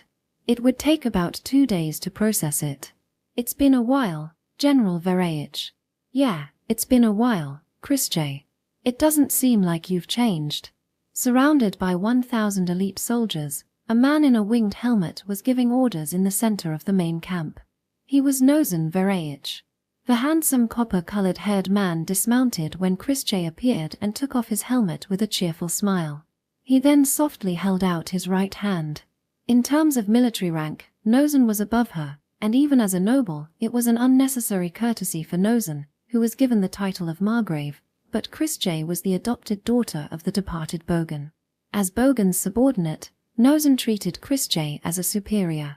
Christjay, without being bothered by it, shook hands and asked, "What are you going to do with the prisoners?" The first thing she said was not a greeting, but a practical question. Nozan smiles wryly at the words of the girl and answered, "I would like to absorb as much as possible. These are the soldiers that His Highness scattered a large amount of money and gathered. If you can guarantee the reward, half of them will come to us. Although it will take some time and cause a lot of confusion, the increase in the number of troops in this situation is a big one even when with taking that into account. What are the prospects? Let me see, it will take about 2 days to process, and another 3 days to finish the reorganization, at the earliest. Even if we just finish it crudely, we'll still need 2 days." Christjay puckered her lips. Haha, no, but if you think about the future, it's not bad. It's thanks to Krishsama. Even though it's a surprise attack, to think Krishsama finished this battlefield in that short amount of time. As Christjay said to Corps Commander Varkas, it was because the situation was in order. After all the arrangements had been made, it would be more difficult to fail. For Christjay, it was a little itchy to be praised like that. Nonetheless, Nozan was sincere in his words. Even after Christjay and her men appeared, the number of soldiers was still equal. They did not have the upper hand. Even though they had taken the rear and decided to pincer attack, such an overwhelming victory is not something that is seen very often. While making a breakthrough focused only on the main camp with only a select few, They easily cut off the heads of the enemy generals. That was only possible because of her absolute trust in her own swordsmanship. She did not even consider that she herself would not be able to break through, nor did she consider that it would take her much time. At the fundamental part, it was her strength and self-confidence that makes such an overwhelming victory possible. Even if it was Nozen and the others who had cut from behind, while their victory would have been an unshakable outcome, it would have taken a little more time. The difference between them is that they prepare for failure while Chrisjay did not even think about her own failure. There was a clear difference between the two. Despite the head-on collision, the damage to both sides was infinitesimally small. Not wanting his forces to be reduced, Nozen honestly expressed his gratitude. However, the fact that Krishsama has come is more reassuring than anything else. In my heart, I want to head to the royal capital as soon as possible, but from now, even at the longest, it will be a month if we do that. Rushing to the royal capital like this, not a bad idea. The concern was that they will be completely cut off from the north. The problem of logistics will be a big one. Aside from forcibly requisitioning in each city that is, however, this is within the kingdom. A lot of problems would arise later. However, it was not a bad idea, at least it was worth it to worry over it. If we absorb prisoners of war, our military strength will be close to 40,000 if things go well, it will even exceed that. It was a realistic number for a decisive battle on the battlefield. If the enemy chose to siege, it would be profitable. In that case, the soldiers could simply be ordered to surround the area. In the heavily shielded royal capital, there was only one prey to aim for. If so, she thought, it would be enough if only one person, Chrisjay, snuck in. But really, considering the actual situation, it's really not a bad choice. Nozen shook his head when he saw Chrisjay squinted her eyes. Yes, it's not a bad choice considering all the problems. But there is one concern. It's General Hilkintos. Is it the West? Nozen nodded. Orgorn Hilkintos. That was the name of the general who guarded the western part of the kingdom. My spy brought it here. Last month when General Hilkintos heard about the defeat at Dragon's Maw, he raised his hips to wag his tail at His Royal Highness. Such an opportunistic dog. Without hiding his hostility, Nozen said unpleasantly. He seems to be of a disposition to value money and interest rather noble's pride. I've long though that he's a man who tries to ride a winning horse, but us refusing of the truce must have given him a good reason. He will probably move. That's. Just the other day, I had sent a messenger to tell Selene Sama about it, but it seems that Krish Sama and the messenger passed by each other. If they went directly to the royal capital like this, their back will be threatened. Still, if they defeated Gildenstein, that will be the end, but, as expected, the situation is not good. We can't leave that alone. We have to do something about it first. Yes. It's quite dangerous. Chrisjay thought for a moment and said, if he moves, the aim will probably be here. It's a long way to go north through the detour. It might be better to divide our force between Dragon's Maw and General Hilkintos. In that case, which one who will move is the problem. Elugo wrinkled his brow, said, that's right. It's a bit annoying. Eluga smiled wryly at Chrisjay, who traced her cherry-colored lips with her fingertips and said troubledly.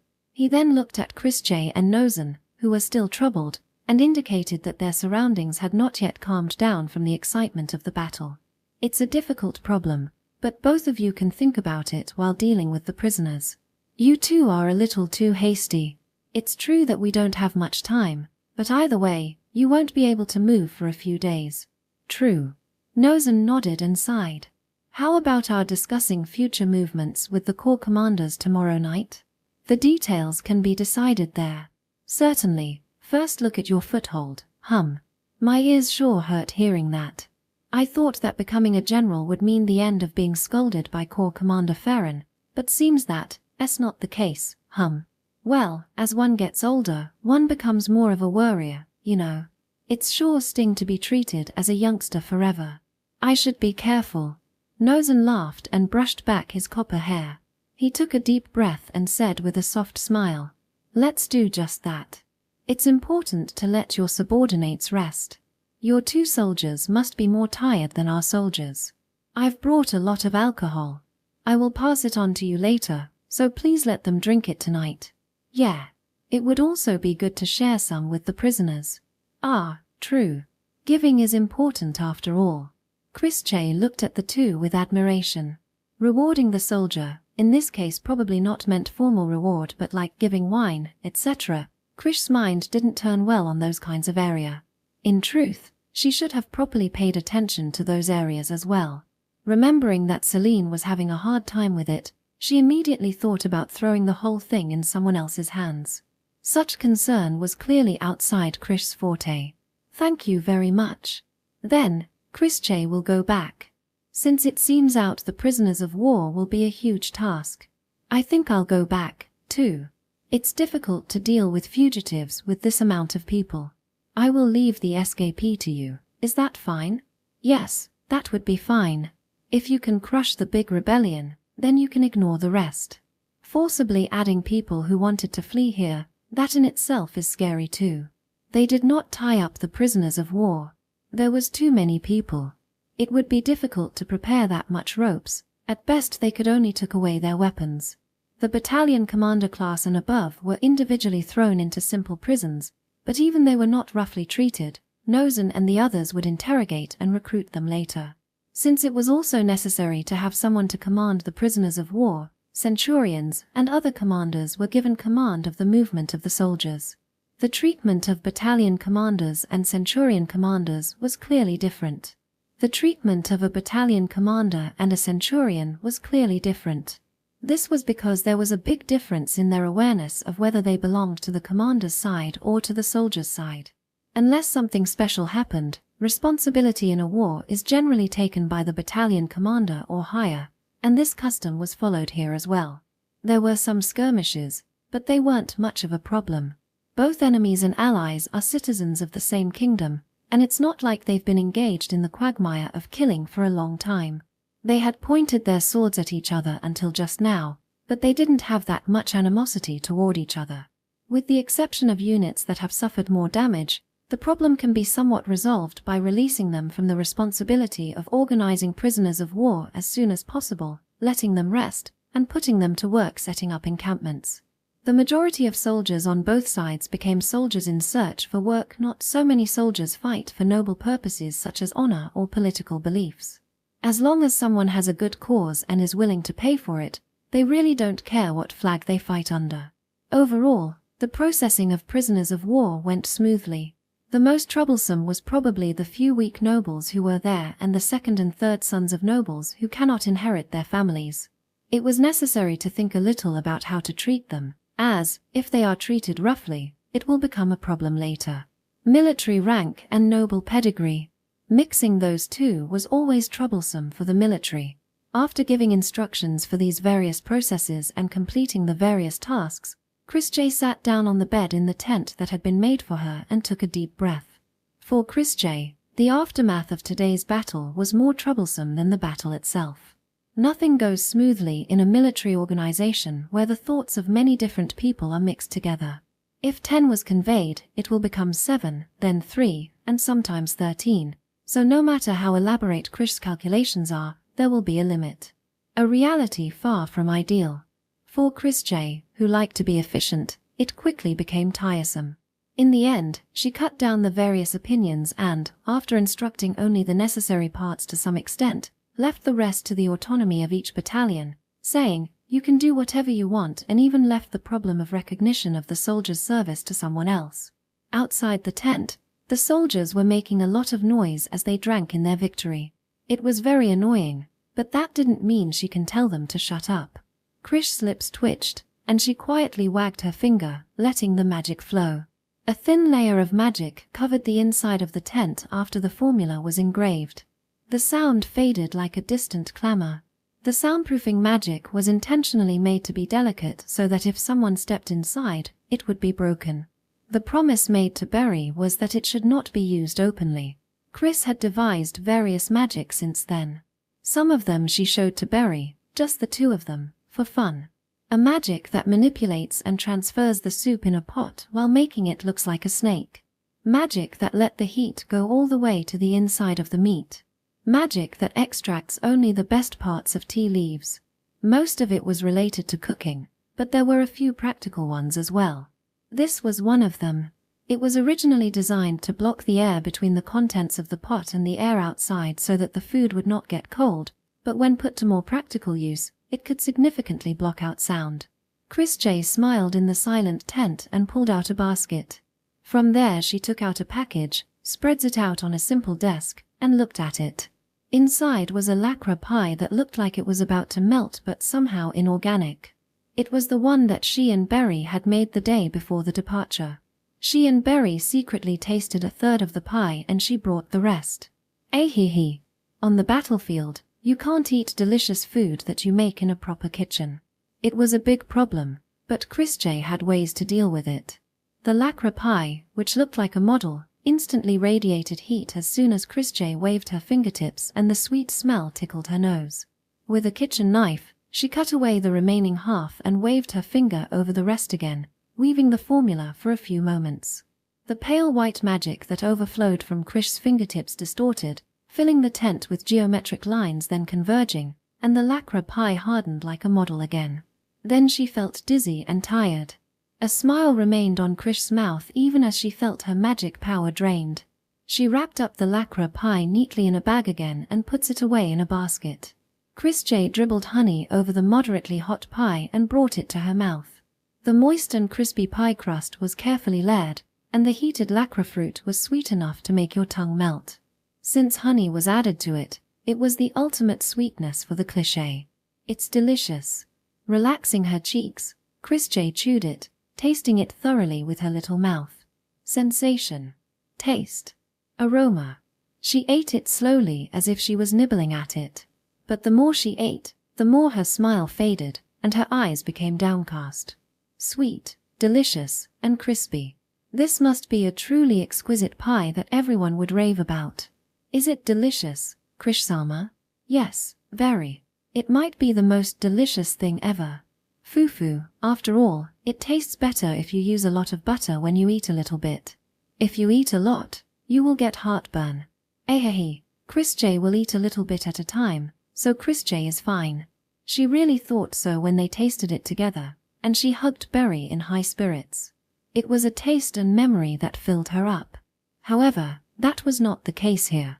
After eating, she looked around the empty tent, and then rolled onto the bed. The air was somewhat chilly, and she stared blankly overhead. A dim tent, and the light outside shone through. The sweetness remained in her mouth. She got up and washed it down with water. Even though she was slightly hungry, she went back to bed without even thinking about eating anything. She lay down with the blankets tucked in and pressed her face against them in a daze. Oh, it was so delicious because Chris J ate it with berries. She suddenly realized. Just like the air that filled the room, her chest felt empty. It had only been a week. She already wanted to go back. But even if she went back, there was nothing she could do. Berry was heading north with Kriskenta, and Celine was waiting for Chris J and the others. She can't go home until it's all over. The feeling of tearing flesh on the battlefield. Screams and resentment. It was done well. That's for sure. She was good at being hated and feared. She had no hesitation and didn't care if people saw her that way. If you kill someone with a kitchen knife, it might be refreshing. But cooking is much more fun and happier, isn't it? But every time she did so, she once again thought that this is not a happy place. A knife is a knife. The one who wields it is Chris J. Cutting people or cutting food, it's a small difference, but it felt so different. She had gotten a lot better with the sword and had gotten a lot better at killing these days. The gaps in the armor, the muscle fibers. Avoid the bones and tore the thick blood vessels with the cutting edge. The opponent got in the way of Krish's goal. So, when she killed them, she felt refreshed. But that's all. It's fun if it goes well according to the plan. However, it's not like it was limited to just this. Now that she had learned so many fun things, it was nothing more than a distraction from the bitterness. Being good at killing people won't make Berry happy. In fact, Berry disliked that kind of uses of blades. Thinking about it, make her a little bit sick of it. Berry was so happy when she cooked with a knife, but she always makes a sad face when Chrisjay killed people. Chrisjay wanted to be the Chrisjay that didn't make Berry sad. She wanted to spend time with Berry with the same sense of value, feeling happy and sad about the same things, and being perfectly in tune with her happiness. If she could do that, she felt like she can be happier all the time, not just in cooking, but in many other things. But the Chrisjay that Chrisjay wanted, at least the Chrisjay that Chrisjay was looking for, was not there. On the contrary, she felt like she was getting further and further away from the Chrisjay that Berry wanted. The better she got at killing people, the more those thoughts came to her. NMM. She hugged the blanket tightly. She needed to do it. That kind of work was her duty. She can't help it. She needed to do her best even if she didn't like it. That's why today she thought she'd eat it as a little reward. A pie that Berry baked for Chrisjay. She had a long job ahead of her, so she can look forward to it and kept working hard. But eating it just filled her heart with a more sense of emptiness. Chrisjay wants to cook with Berry, she muttered, wishing that this kind of thing would end soon. There was something she couldn't sort out in my head. It chilled her body and throws her thoughts out of balance. The fluctuation range was greater than in the past. She realized that she became distorted and unstable. Something swirled around and around inside her. She rubbed my face against the blanket. In times like this, it was best to sleep, she thought. If she could just make everything blank, then it will be more refreshing. Relaxing her body and stopping her thoughts, Chrisjay closed her eyes. She calmed her breathing. USA-chan, are you awake? She immediately raised her body and pulled out the curved sword beside her. Hey, Kalua, you idiot. Mia and Kalua were there. Hey, even though it's a great victory, the main character is going to sleep. That's no good. Come here, come to Wani-san. I apologize, Corp Commander. Kalua drank a little too much alcohol. Is that so? Chrisjay, displeased, put down her curved sword and glared at Kalua. Chrisjay wants to sleep though. Now, don't say that. Look, Mia said, it's a good opportunity to deepen friendships with your subordinates, but it's cold that you're sleeping at a time like this. I didn't say that much. Kalua bluntly approached and held out her hand to Chrisjay. Looking at the hand, Chrisjay frowned. She didn't understand why they wants her to deepen friendship with her subordinates. But more than that, Kalua, you smell like alcohol. Let Chrisjay tell you, if because of the hangover, tomorrow.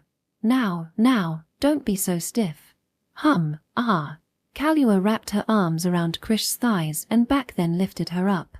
When everyone is having fun, it's hard to have a good time if the person who played a key role in the victory is out of the picture, isn't it? It's important to have this kind of relationship even if it's bothersome, Corps Commander. USA-chan is considered cold and scary, so USA-chan has to be more proactive in showing your face. Kalua smiled happily and said that. Chrisjay hesitated a bit, then silently put her hand on Kalua's neck. It was a soft touch and warmth. See, I told you, USA-chan is just shy. It's my win. Even though you tried to blame me if she got angry. Kalua is always like that. I don't remember, did I do that? You. She held Chrisjay in her arms. They leave the tent as they speak to each other. The gathered soldiers looked at Kalua as if they were looking at the hero, and Dagra breathed a sigh of relief knowing that the two were safe, and rubbed his temples. Fufun, I've got the princess. Anyone seeking an audience will have to go through me. Shoo. She shooed away the soldiers nearby, and Kalua sat down with Chrisjay on her lap. Hey, Mia, what are you doing? Sake, alcohol, where is the sake? Geez. Corps Commander, would you like me to cut the fruit? Yes. Chrisjay, without understanding anything, was invited to the banquet. Countless tents and bonfires. Those standing on the sentry on night watched the men drinking and laughing enviously. Some of them were sleeping just as they were. Laughter echoed here and there. It reminded her of a scene from one day in the past. There were no festivals in the city, but there was one in the village once a year in the spring when the snow melted. She was not good at talking and had no interest in dancing or singing. There was nothing to do, so she went to help out here and there, and when she did, She was pulled by the hand and put on the lap to see the festival Aster things calm down a little. A warm touch. At that time too she recalled how she used to sit on Grace's and Gala's laps and looked at the festival. The dazzling light on a moonlit night made her eyes twinkle. The noise that made the silence of the night fades. Remembering that, Christie turned her eyes to the sky. In a world where the stars disappeared into the brightness, only the moon seemed to shine brightly. Chapter 72. One who gazed beyond the gripped hilt. Most of the people at the banquet were from the Black Century, and the light infantry of the 1st Battalion could also be seen. The troops who came to the front this time were basically exempted from the role of sentry and were given a rest. Begil looked at her, smiled at Dagra and said something, and Dagra replied back to Begil with a disgruntled and exasperated look on his face. Christie looked at them from a distance and sipped the sake she had received from Mia. The wine was modest. The freshly squeezed fruit juice was strong, and the content was closer to juice. Thinking that she could drink that one normally, she watched the banquet as she drank it. Like a borrowed cat, Christie sat on Kalua's lap, motionless and silent. She didn't know what to say. She didn't talk to people unless she has some business with them. It was all the more so if they seemed to be having fun. She remained silent, watching the soldiers with her purple eyes, sipping at her drink, a sake that was identical to squeezed fruit juice. Hey, there's no plate, food, in front of Corps Commander. One of the men watching the scene shouted out and told one of the young men to move. It was the young light infantryman who Christie had been teaching sword lessons to the other day. He was lost in thought as he hurriedly took a plate from the selection of side dishes for the sake and placed it in front of Christie. Corps Commander, please enjoy. Thank you. There's not much there. Grilled horse meat and broiled dried meat. And just some fruit. But Cliché bowed politely and looked up at the young man. Krish's face blushed faintly due to alcohol. The young man looked at her, petrified, and was hit on the forehead by Kalua. Out. You sure have no fear to look at the princess's visage like that. Try to look stealthier. Yes. The young man made an inexplicable salute and hurried back to his seat. Laughter erupted from the surroundings. Only Christie, who was in the center of it all, tilted her head curiously. Nirkana. She was going to sleep before, so she endured it, but it was painful to wake up with a slight hunger she felt. Noticing her favorite Nirkana fruit on the plate, she picked it up and nibbled at it. Small fruit with a sugary taste. It was the one she had eaten with Berry in Muscronia. They were the size of a fingertip, so they did not satisfy her hunger, but they were just right for her to nibble on. Is it good? Yes. Christie nodded her head. It was not as good as the pie she had just eaten. It was just sweetness and fruit. But she didn't feel the same emptiness that she had felt earlier. I'm not good with it because it's too sweet. Then, apple? Ooh. When Christie heard those words, she picked up the apples on the plate and cut them into small pieces with a nearby knife. Then he cut one and put it in Kalua's mouth. Kalua took it with her mouth without hesitation and laughed. Corps Commander cut the apple for her. This is the advantage of being a personal attendant. Fufu. Delicious. That's good to hear. Christie smiled, not seeming particularly bothered. Can I have some? Oi. A courageous man raised his voice and approached. He looked more like a rock or something than a man. Sure, here. However, Christie responded to his request as if it were a matter of course and gave him a cut piece. Thank you very much. As expected, unlike Kalua, he didn't have the courage to accept it with his mouth. The man accepted the cut apple with both hands as if it was a treasure. He then held it up to the soldiers around him as if he was showing off his spoils of war.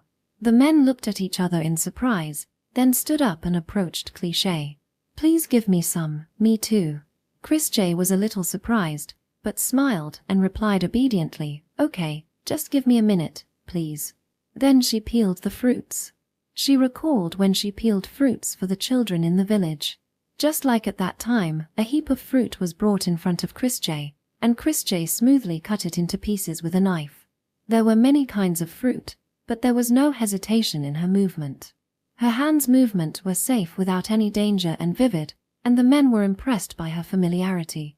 Krish's mouth naturally broke into a smile. She found the best solution from the various shapes and cut out only the parts that can be eaten.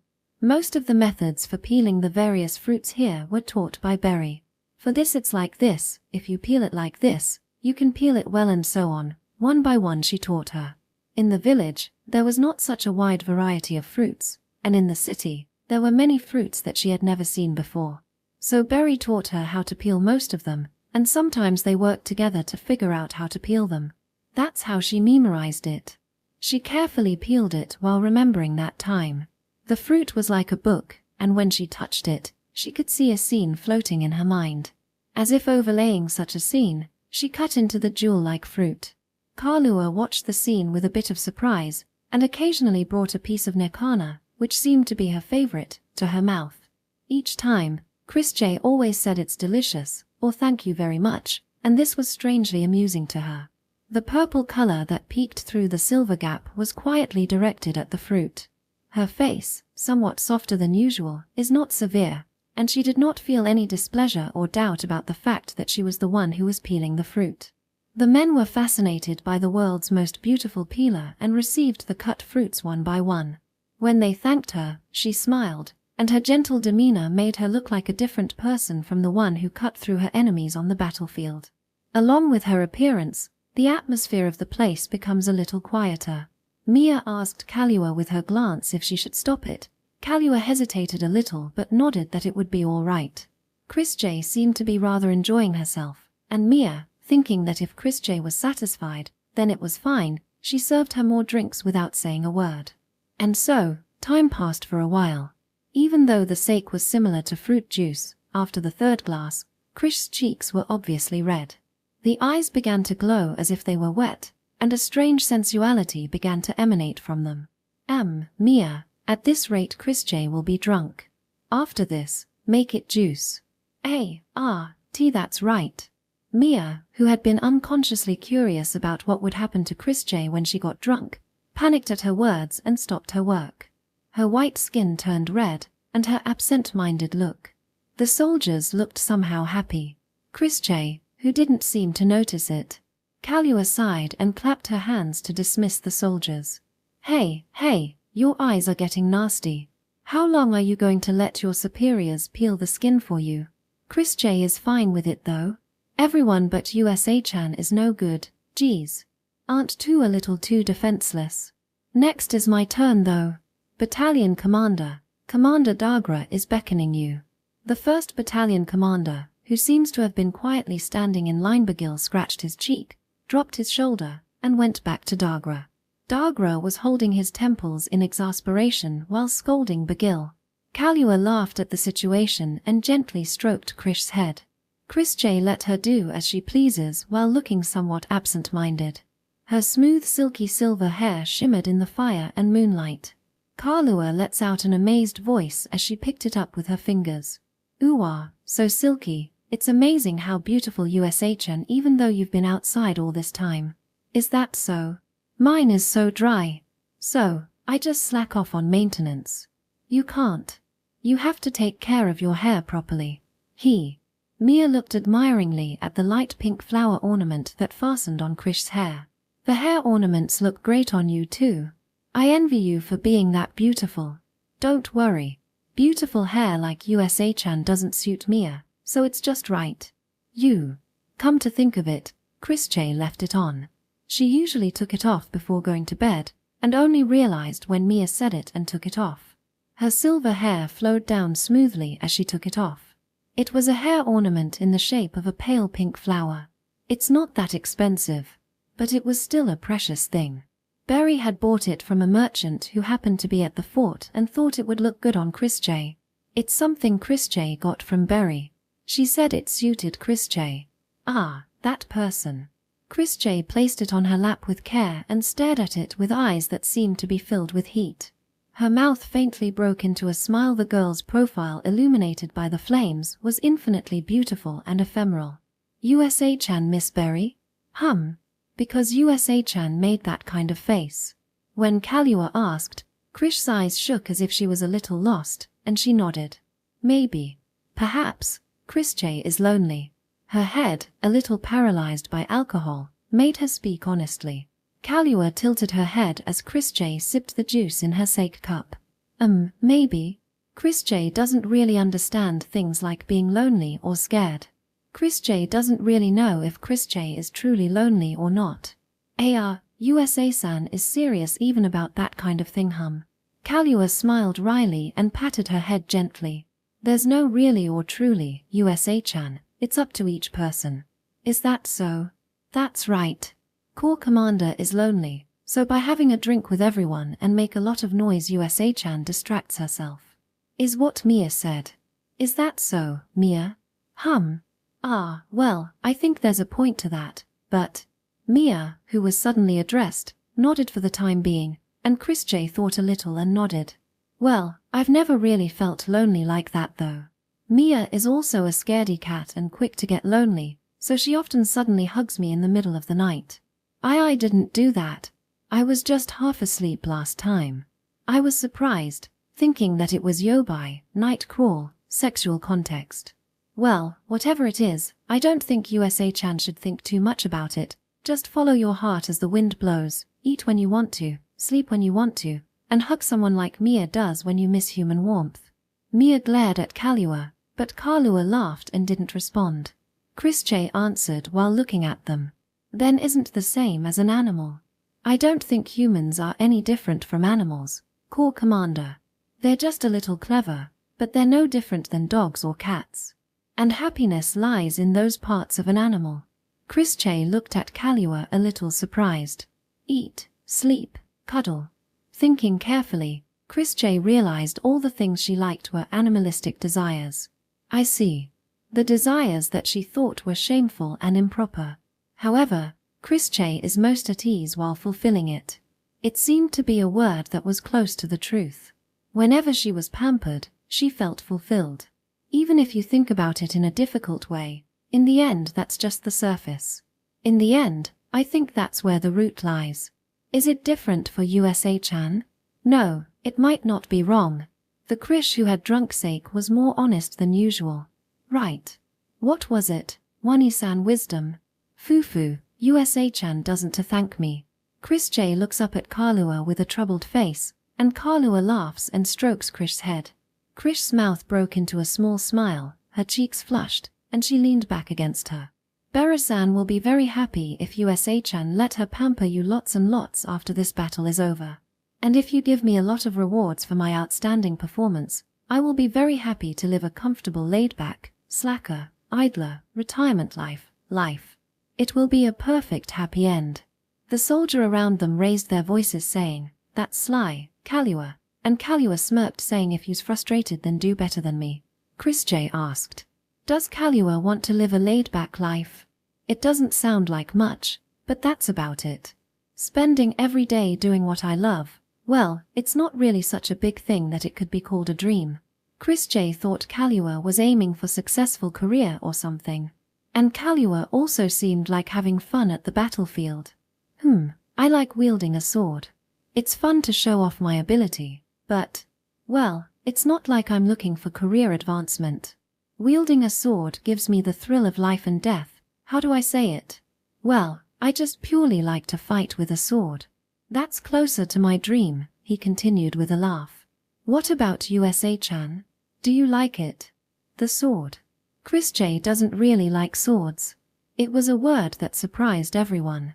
Chris J remembered what she was thinking while eating the pie earlier, and lowered her eyes.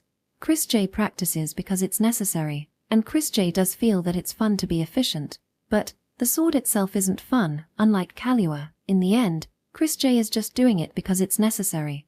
If it's not necessary, Chris J doesn't particularly want to. So, I got beaten to a pulp by USA-chan, who doesn't even like swords. Kahlua was stunned. Because Kahlua is bad, Hetapi, closer to gaming term noob. Ooh. The soldiers looked at each other. Everyone here knew Kahlua's abilities.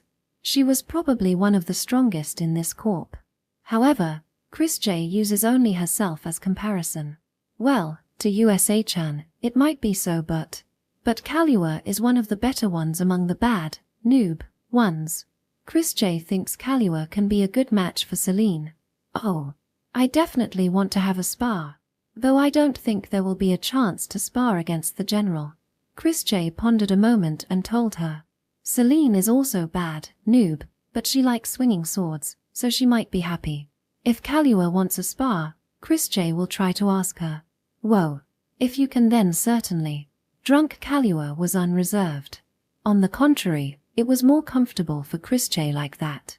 My, I'm looking forward to it. Fufu, I love you, USA-chan. Chris J was a little surprised when she was hugged from behind, but she didn't say anything. Not minding the envious gazes around them, Kalua felt her delicate body and asked, What do you like, USA-chan? Chris J, like? That's right. I thought USA-chan liked swords, so it's a little surprising. The questioned Chris J turned her eyes to the sake cup and quietly spoke. Cooking. Also, cleaning and tending to the garden. Chris J, maybe like it. Another homely hobby. And maybe, a little bit laid back. Chris J might be similar to Kalua, she said with a shy smile. So the serious Corps Commander Dono also thinks like that, When she teased her, Chris J nodded with a troubled look. Krish doesn't think she's all that good at it, but after all, Chris J prefer working in a mansion like that rather than doing this kind of work. Her tone was as if she was making excuses. Kalua smiled wryly and stroked her head. Well, USA-chan doesn't seem like the type to be interested in career advancement or anything like that. Chris J, if Chris J can help Celine, then that's enough. Celine told Chris J that one day, she'll make it all right even if Chris J spend all her time cooking in the mansion. That's why Chris J is. Chris J looked on lovingly as she put her hands in front of her chest as if holding something. Everyone has to work hard together to make our dream come true together. Dream? Yes. Cleaning the mansion, taking care of the garden, cooking with Berry, eating dinner, having tea, and living like that every day forever. She needs to work hard for that. She promised herself so. If there is peace, it will come true. Then everyone will be happy. The hustle and bustle were far away, and the area was quiet. Just what kind of words will come out of the girl who has cut her enemies apart, terrified them, and killed more than anyone else? The words were quite unexpected for those who had that in their head. Not status, honor, or just plain and simple glory. Nor was it an evil desire that would make people freeze in terror. What the girl wanted was just a modest everyday life. I see, then we have to work hard, Yes, Chris J has to do her best. If not. Kalua stroked Krish's hair. The silver hair is smooth and shows the beauty of the girl as it is. Speaking of which, USA-chan did get angry at the food we made during training, right? And USA-chan is also good at peeling skin. Do you like cleaning and cooking that much? Chris J like it, very much. It was a true smile. Like a flower blooming in the moonlight, quietly spreading its petals. She touched the hair ornament on her lap. Berry was very good, and Chris J always cooks with Berry. Berry is good at whatever she does, so Chris J want to catch up quickly. Chris J happily talked about what happened at the estate. There is nothing glamorous or interesting about daily life. But she spun her words happily as if she was a child. The commotion that had existed earlier had completely disappeared from the place, and the place was filled with various everyday mundane things spoken by the girl. Some looked at her with pity, others with kindness. There were some who had parents, some who had siblings, some who had wives, and some who had children. Those who were there also think about various things while listening to the story of the young girl. They recalled the ordinary life they had before they went to the battlefield. Aspiring for success in life or dreaming about swords, they have their own reasons. Compared to them, the girl's dream had not a hint of greed, something that can be easily reached. But from this place, it was one of the farthest dreams to reach for than any other. The memories of a girl who spoke like a child while her hands were stained with blood more than anyone else. A story about cooking. A trivial incident while cleaning. A story about a cat that wandered into the garden. No coherence, clumsy and talkative. Krish's voice was different from her usual voice, and even so, everyone listened to her without getting tired of it. And so the night goes on. The party ended when Krish's chatter begins to repeat itself due to drunkenness and drowsiness. Kahlua and Mia carried the girl back to the tent. How do I say it? Surprising. Unexpected. Isn't she exactly just like her appearance, here? Kahlua looked at Chris, who was sleeping with a firm grip on her sleeve. Chris had already fallen asleep on the way to the bed after entering the tent, and she had a hard time getting her to lie down on the bed. Giving up and Kahlua in herself up in the blanket. Now, if you don't let go, I'll play a trick on you. You. Geez, Kahlua. When she tickled the tip of her nose, Chris hugged her and presses her face against her. Oh my, Kahlua smiled wryly and stroked her head. Chris relaxed her body. NN. Berry. The two listened to the spoken name and laughed. Sleep talk. I wonder what it feels like to be told she like you by this a child. It's impossible for me to maintain my reason. You know, Kahlua. Kidding. Sometimes Kahlua doesn't seem to be joking, which scares me. Please don't do anything strange to her. Kahlua shook her shoulders while having fun as Mia glared at her. If you're lonely, we can sleep together, you know. Here, Mia, come here. You. Otherwise, from tomorrow onwards, USA-chan and I might not be able to have a relationship of just a corps commander and subordinate. When she told so with a smile, Mia looked outside the tent and sighed. Then, as if in resignation, she crawled under the other side of the blanket. It sure is fun to tease Mia. Noisy. Foo-foo, don't get angry. Your cute face is ruined, isn't it? You're talking nonsense again. It's true. Kahlua laughed and stroked Krish's head, who was hugging her. The eyes were so gentle that it was hard to imagine what they would normally look like. Her sleeping face is really cute. I thought that before too, but... Well, that's true. Kahlua. I won't do anything. Mia sure is skeptical. Kahlua then said, as if remembering something. My youngest sister used to be really attached to me. Didn't you say you were on bad terms with your sisters? 4 sisters. Well, I'm talking about before that. She stared at Chris, who was quietly sleeping, and smiled. Foo-foo, even we're sleeping, we're together. I feel like she followed me wherever I go. She was a spoiled child and was really cute. Well, as expected, she'll lose to USA-chan, but she looks like me, a little beautiful, and her sleeping face is also cute like USA-chan. Then immediately, her eyes narrowed sadly. But I thought it would be bad for her if it kept going like that, so thought to make separate from me. I was going to go to work in town too. So, I acted cold on purpose. After that, she stopped asking to be pampered, but on the day of departure, it seems that she hid in the carriage together, and that was the last time. It seems she was caught and sold. I tried really hard to find her, but couldn't find her, so I gave up. As if talking about last night's dinner. Her voice sounded normal.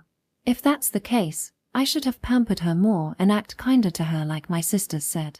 Then maybe something would have changed. She was a good girl, Kahlua said. She was honest, hardworking, and kind. USA-chan is a bit clumsy, but she has the same kind of atmosphere as her, and I felt like it was fate. She pressed her cheek against Krish's head and closed her eyes. Though the reason why I came here is simply because the wicked Guildenstein have to be defeated, and something like venting my anger and sense of justice on others. A lot of emotions came through, but Kahlua didn't say more. Feeling helpless, Mia asked. So you learned the sword? Foo-foo, it sounds nice when you say blade of revenge. But well, that's just a trigger. I probably liked killing and being killed from the beginning. In fact, now it also serves as my entertainment, pleasure. Kahlua jokingly laughed. However, I don't want to fail next time. I'm much more grown up than I was then, and my sword skills have improved as well. That's why it won't be the same. Saying so, she put strength into her hand that's holding Chris. I'm sure you want a good, honest girl to always have a smile, right? That's why I want to do my best for USA-chan. She also seems really clumsy after all. Mia stared at Kahlua, then nodded her head. Slowly patting Cliché's head, Mia said. Then, I will swing my sword for you and the corps commander. Kahlua paused for a moment and chuckled. It would be cool if you could say something like that when you get a little better with the sword. Kahlua, you seem to always say one word too many. I'm just hiding my embarrassment, hiding my embarrassment. Ha, after her sigh, Mia also reached out her hand as if to hug the little girl. And her hand reached out to Kahlua's. Neither the one who grasped nor the one who was grasped said anything. And they simply fell asleep. Chapter 73, Under the Sun. It was warm. The feeling of morning slumber, the mind that was beginning to wake up, with a sense of drowsiness. It was Krish's favorite time of day. When Cliché opens her eyes, she found herself sandwiched between two women, Kahlua on her right and Mia on her left. Krisha pondered a little about the situation and recalled about yesterday. Her memory of the end of the feast was a little hazy, but she had returned to the tent in Kahlua's arms. Why were they sleeping together? Despite wondering about it, thanks to that the inside of the blanket was warm, and it instantly didn't matter. Through a gap in the tent, she could see the sun's rays. The light was red, it must still be dawn. Krisha closed her eyes, thinking that she can sleep a little longer. It was such a momentary pleasure letting her consciousness fell into slumber. The moment Chrisjay tried to let go her consciousness, you. Mia, who was turning over, directly hit Krish's forehead with her back fist. The morning sun shone vermilion, illuminating the countless tents that had been pitched. Are soldiers a hangover? Was it because the soldiers were having a hangover? Everyone was busy working, despite looking sluggish.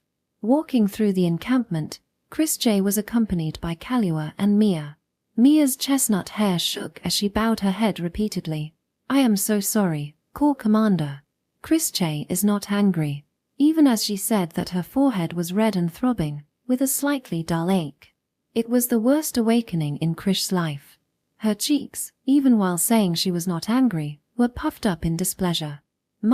As expected of Mia, to hit USA-chan with a back fist. The ability to calmly do things that no one else can do, what a big shot. It wasn't on purpose. When the soldiers passing by saw her, they all saluted, and she diligently returned every one of their salutes. While tilting her head at the strangely brisk salute of the soldiers, Chrisjay headed for her destination. She had intended to sleep a little longer, but Mia's backhanded punch woke her up completely, and she had no choice but to head for the Black Kitchen to have a meal. Basically, Krish's meal was made by them. Meals were usually handled by a battalion every 1,000 people, but they were not under the command of a battalion but under Krish's direct control, so they were outside of the chain of command. There were times when one of the battalions prepared meals for them, but the Black Century was already given special treatment. Dagra also said too much special treatment would not be looked upon favorably by the soldiers of other battalions, so she basically lets them cook their own meals if when there is some leeway. Putting aside if it was just 1 or 2 people, preparing meals for hundreds of people would be troublesome, so as expected, no battalion would be happy about it. It was a little early, but when they arrived at the kitchen, the soup seemed to be almost ready. Salute to the Corps Commander, good morning. The 2nd and 12th squads were in charge of the meals today. Both have a high level of cooking. The soup, which is boiled in a small bowl, has a good aroma that stimulated hunger. Horse bones. It smells good. Yes, we can't just carry it with us after all. It was horse bones that were boiled as a soup stock. Cavalry uses horses on the battlefield, and of course, they die in battle. If that is the case, then it's better to not waste them. Horse meat is often used for meals, and although it's often left bleed and retains a slight odor, meat that has not been dried or smoked has value in itself. Horse meat was a welcomed battlefield gift for many soldiers, though cavalrymen who fought together with horses were reluctant to eat it. It must have been simmered quite early. The soup has oil floating in it, and the flavor, umami, has been extracted. Onions were thrown in to remove the smell, root vegetables were added, and then the horse meat. The soup seemed to be a harmonious blend of melting delicacies. Without saying a word, the soldier took a plate of soup and confidently handed it to Chrisjay. Chrisjay looked at it with a serious face and sipped while blowing on it. Foo. She closed her eyes. The taste passed down her sleepy throat and filled her stomach, a taste that permeates all 5 of his internal organs. Very good. It's delicious. Koza, you've gotten better at seasoning. Thank you for your kind words. I used the leftover soup from yesterday as a base. It's that kind of ingenuity that makes it possible to make it tasty. Please keep up the good work. Chrische nodded with satisfaction. Koza, the leader of the second squad, also looked happy. In the Black Century, a small reward was often given to the team that prepared delicious meals. The reward may be an exemption from chores, or it may be alcohol or fruit, but it directly reflected Krish's desire to eat something as delicious as possible. Due to that system, the soldiers naturally competed with each other, and Chrische also gave cooking lessons several times, so their cooking skills have improved overall. Just it's a little. Mia, bar fruit please. Why yes. Mia ran and brought a pale red fruit. The fruit was not particularly delicious. Strong acidity and moderate sweetness. However, since it is a dry fruit with firm skin, it can be kept for a long time. It was often used by the military because it grew without being affected by the seasons. Chrische cut the peel into small pieces, crushed them lightly, and threw them into the pot. Then she stirred it and scooped the soup with a ladle. A single fistful of fruit in a large pot the size of half a Chrische. The slight odor that remained in the soup was masked by the fresh aroma, and the flavor was deepened. A single fruit does not significantly change the taste. The faint sweetness of a secret flavor when she sipped the soup, Chrische nodded with a smile on her cheeks, took the soup on a plate, and handed it to Koza. She herself didn't let go of the ladle. Now it's even better. I see. The smell has disappeared. Bar isn't very tasty, but it's good to bring it as a secret ingredient. With so many ingredients, throwing some fruit in is not a bad choice. Though if it's a light soup, the taste itself will change. She tasted it over and over again. She doesn't like sour soups. Chrische is basically on the salty faction. But Chrische had learned that a touch of sourness and sweetness would bring out the flavor. The satisfied Chrische didn't let go of the ladle and was absorbed in tasting the soup. Koza and the others in charge of cooking looked at Kahlua and Mia with wry smiles. Kahlua, exasperated, confiscated the ladle, grabbed Krish's waist, and lifted her up. Okay, USA-chan, let's have a light meal before the bread is ready. Koza, please prepare some soup. Krish, even if the meal is a little later, is USA-chan going to keep drinking the soup like that until it's done? That kind of thing. Koza and the others laughed happily, and Krish's cheeks blushed.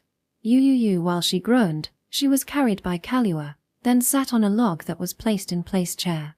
The piping hot soup was handed over. Chrische looks a little dissatisfied, but was no match for her appetite. Blowing on the soup to cool it down, she sips it quietly. The kingdom's soldier meal is basically bread and soup. But the bread had not yet arrived. The bread was still being baked. The bread is basically hard-baked, stone-like bread, and is usually eaten while being soaked in soup, which naturally does not taste very good. Therefore, unless they are on the march, they often set up a simple stove. It takes about 2 days to set up, so it is not always possible, but it is lighter, lasts longer, and tastes better if it is transported as wheat than if it is transported after it is formed into bread. Considering the morale of the soldiers, there is a great advantage to having the bread baked on site, and freshly baked bread is often eaten during the encampment. Nozen seems to have issued an order to set up the stove on the first day. They will win the battle, and there will be many prisoners of war. A blow aimed at the enemy general's neck. Nozen, who was certain that it would settle the battle, had made such preparations in advance, foreseeing that the treatment of the prisoners would take time. The stay here would be only a few days, but the soldiers would feel differently if they could spend those few days eating decent bread. On an expedition like this one, these trivial pleasures are more important than anything else. Chrische, who wanted to eat delicious bread, unreservedly praised Nozen for his wise decision. The contents of the soup change each time, but the base is potatoes, dried meat, and smoked meat, followed by onions and other vegetables that will keep for a long time. Root vegetables with low moisture content are also common. The kingdom has little difference in temperature between seasons, and the air is basically dry. Although the kingdom is located in a place where food does not easily spoil, when it came to provisions, the variety was limited. When they were close to the city, cheese and sausages were more common, but here they were able to enjoy a comparatively rich meal thanks to the large number of food supplies taken from Marcellus' army. Krishsama, the bread has arrived. Bread arrived around the time she finished drinking the first bowl of the soup, and other things were prepared. Arranged in front of Chrisje were sausages and slightly toasted cheese. Soup made from horse bones with plenty of ingredients and freshly baked bread. Even Chrisje, who had already filled her stomach with the soup, was drooling over these foods. The Black Century has no work to do at the moment. By the time they had finished their soup, everyone had gathered there, and although some of them were suffering from hangovers, they were smiling as they watched Chrisje happily enjoying her meal. In the military, breakfast and lunch are especially important, while the evening dinner is modest. And between breakfast and lunch, breakfast is often emphasized. This is because some troops may not be able to take lunch properly. Even when camping, the breakfast is more lavish than usual, as it is still in enemy territory. Although it was a bit painful to eat right after waking up from sleep, this was the norm, as the leftover food could be used for lunch. Chrisje tore the bread and dipped it in the soup that was just served again. The taste of the bread that has been soaked in the broth with melted meat juice and the concentrated flavor of the vegetables danced in her mouth. While chewing it well and tasting it, she made an incision in half of the bread and insert lamb sausage and cheese. The cheese melted when it is grilled, and it goes well with the sausage. It popped when she bit into it. Its saltiness was mellowed by the bread. The combination of the three was outstanding. Krish's cheeks were completely relaxed as she munched on the bread with cheese and sausage in it. Mia, who was watching it from next to her, placed her own bread on Krish's plate. Krish's food preferences were already well known. Whenever there was sausage, she would eat it eaten sandwich style, so the Chrisje would have a second serving of bread that is dipped in the soup. Chrisje, who was absorbed in her meal, didn't seem to notice it. Basically, Krish's intellect will be severely stunted when she's having a meal. She didn't even pay attention to the bread that had suddenly increased. Today's performance is even better. Koza, belts. The 2nd and 12th squads won't need to work, except for the food for soldiers for today. Other teams should learn from these two teams in the future. Ooh. Chrisje nodded with a serious face, and the soldiers of the 2nd and 12th squads raised their voices of joy. Compared to other groups, the Black Century attached great importance to the handling of food for soldiers. They work hard and improve their cooking skills day by day. Although it is difficult to say that their cooking is perfect because of the rough nature of battlefield cooking, Chrisje greatly appreciates all the efforts that are made. The fact that they were given half a day off for cooking a decent meal made a big difference to their motivation when they were put in charge of cooking. As a result, when time permitted, the meals of the Black Century were often relatively elaborate, and Chrisje valued their cooking more than their combat prowess. Chrisje, after stuffing her stomach with food, smiled satisfactorily and called out to Dagra. Bald Eagle, what's today's plan? Training for coordination. The specialized weapon seems to have improved the individual abilities, but in yesterday's battle, the coordination seems to have become a bit crude. I think we should restart training in that area for a while. Understood. Chrisje will be inspecting each battalion, and after that, there will be a meeting. I'll leave the rest to you, but there is a possibility that we will make a move. The training should be to the extent that fatigue does not remain. Yes, As Chrisje piled up her plate and was about to stand up, one of the soldiers quickly accepted it. Chrisje tilted her head, then someone else came with a small bag. Nirkana fruit, Corps Commander. Yes, thank you. Krish's meal was more lavish than usual today. The soldiers were very attentive, offering her juice, more cheese, and so on. She tilted her head in wonder seeing them, but could not think of any reason why. However, they looked at the bewildered girl with gentle eyes. Then, Chrisje will be back at noon. Chrisje stood up, thinking strange, but oh well. 5 people stood up following her. Mia's first squad. She didn't really need an escort, but for making contacts and errands, the first squad often acts with Chrisje. The layout of the encampment is basically the same no matter where you go. A corps consists of 5 battalions, each of which is assigned a post. In the center is the commander and 1 battalion. 4 battalions surrounded it. Each battalion was in charge of guarding its post. Each corps had an encampment of approximately 2 ri, 800 m, square. The tent positions and supply depots for each battalion were also determined to a certain extent, thus minimizing confusion in the event of an attack. It was also convenient, as the messengers running around in peacetime did not have to search for the tent of the corps commander or battalion commander each time they to contact them.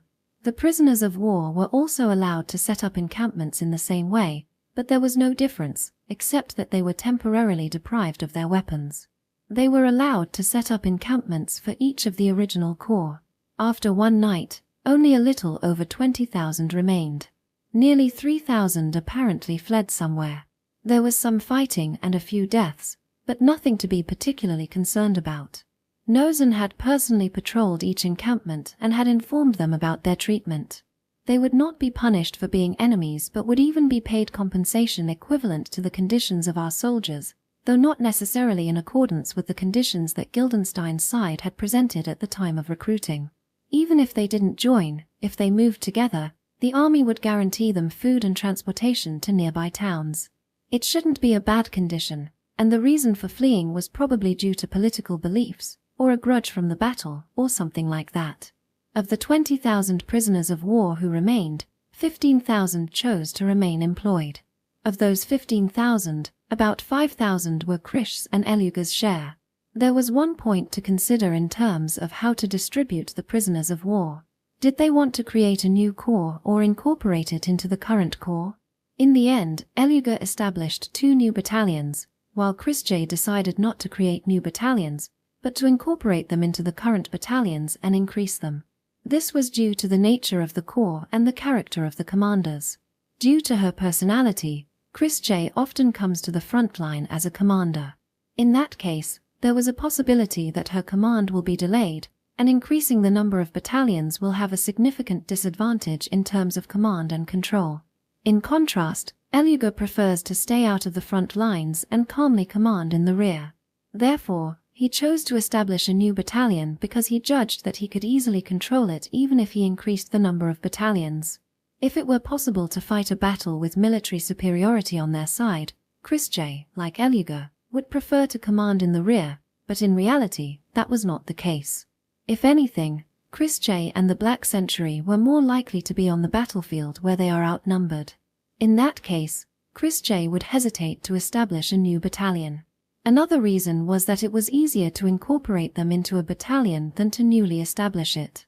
The division into century was convenient in this respect, and when incorporating them into a battalion, it was easy to reassign them because they were formed as a unit of 100 men. If the centuries were simply thrown into the existing battalions, the battalion reinforcement could be done away with.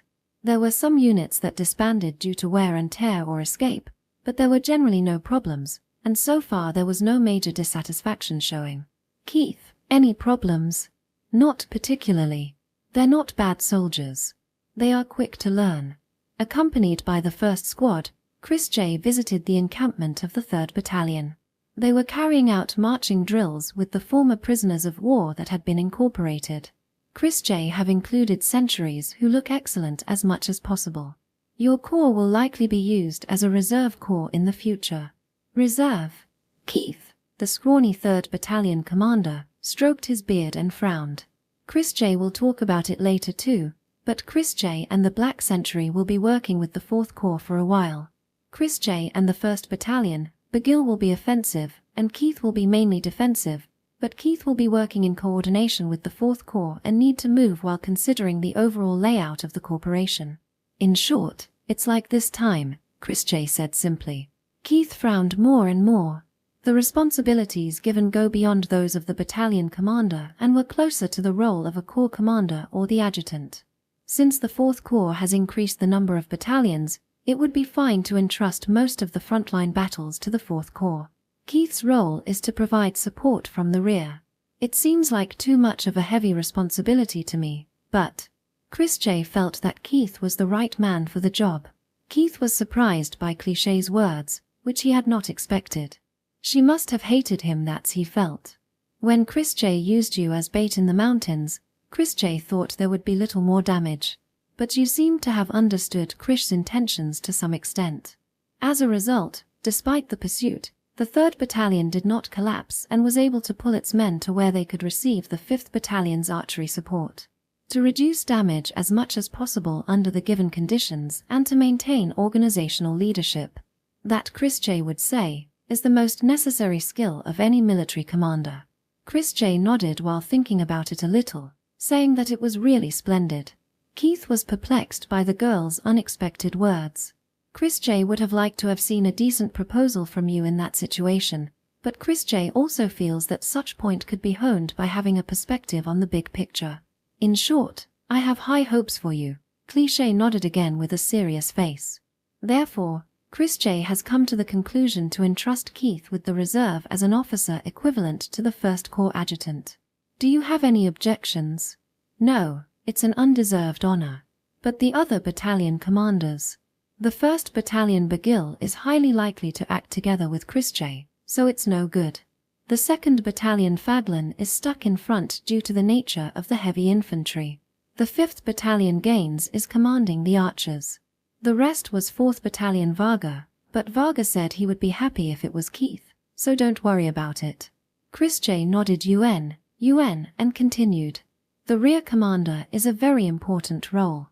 If the responsibility is too heavy, Chrisje will think again about it. How is it? Keith pondered for a moment, then saluted with pleasure. There is no need to reconsider. This Keith will definitely live up to your expectations. Good. Chrisje will count on you. Chrisje bowed and left. Chrisje thinks it went well. Is it fine like that? Yes, Corps Commander. I think it was wonderfully phrased. Mia smiled and nodded. Chrisje had been thinking of entrusting Keith with rear command, but he was at a loss for what to say. She basically understands that Keith hated her. Mia, who was listening to the exchange with Eluga, also knows about the discord with the 3rd Battalion.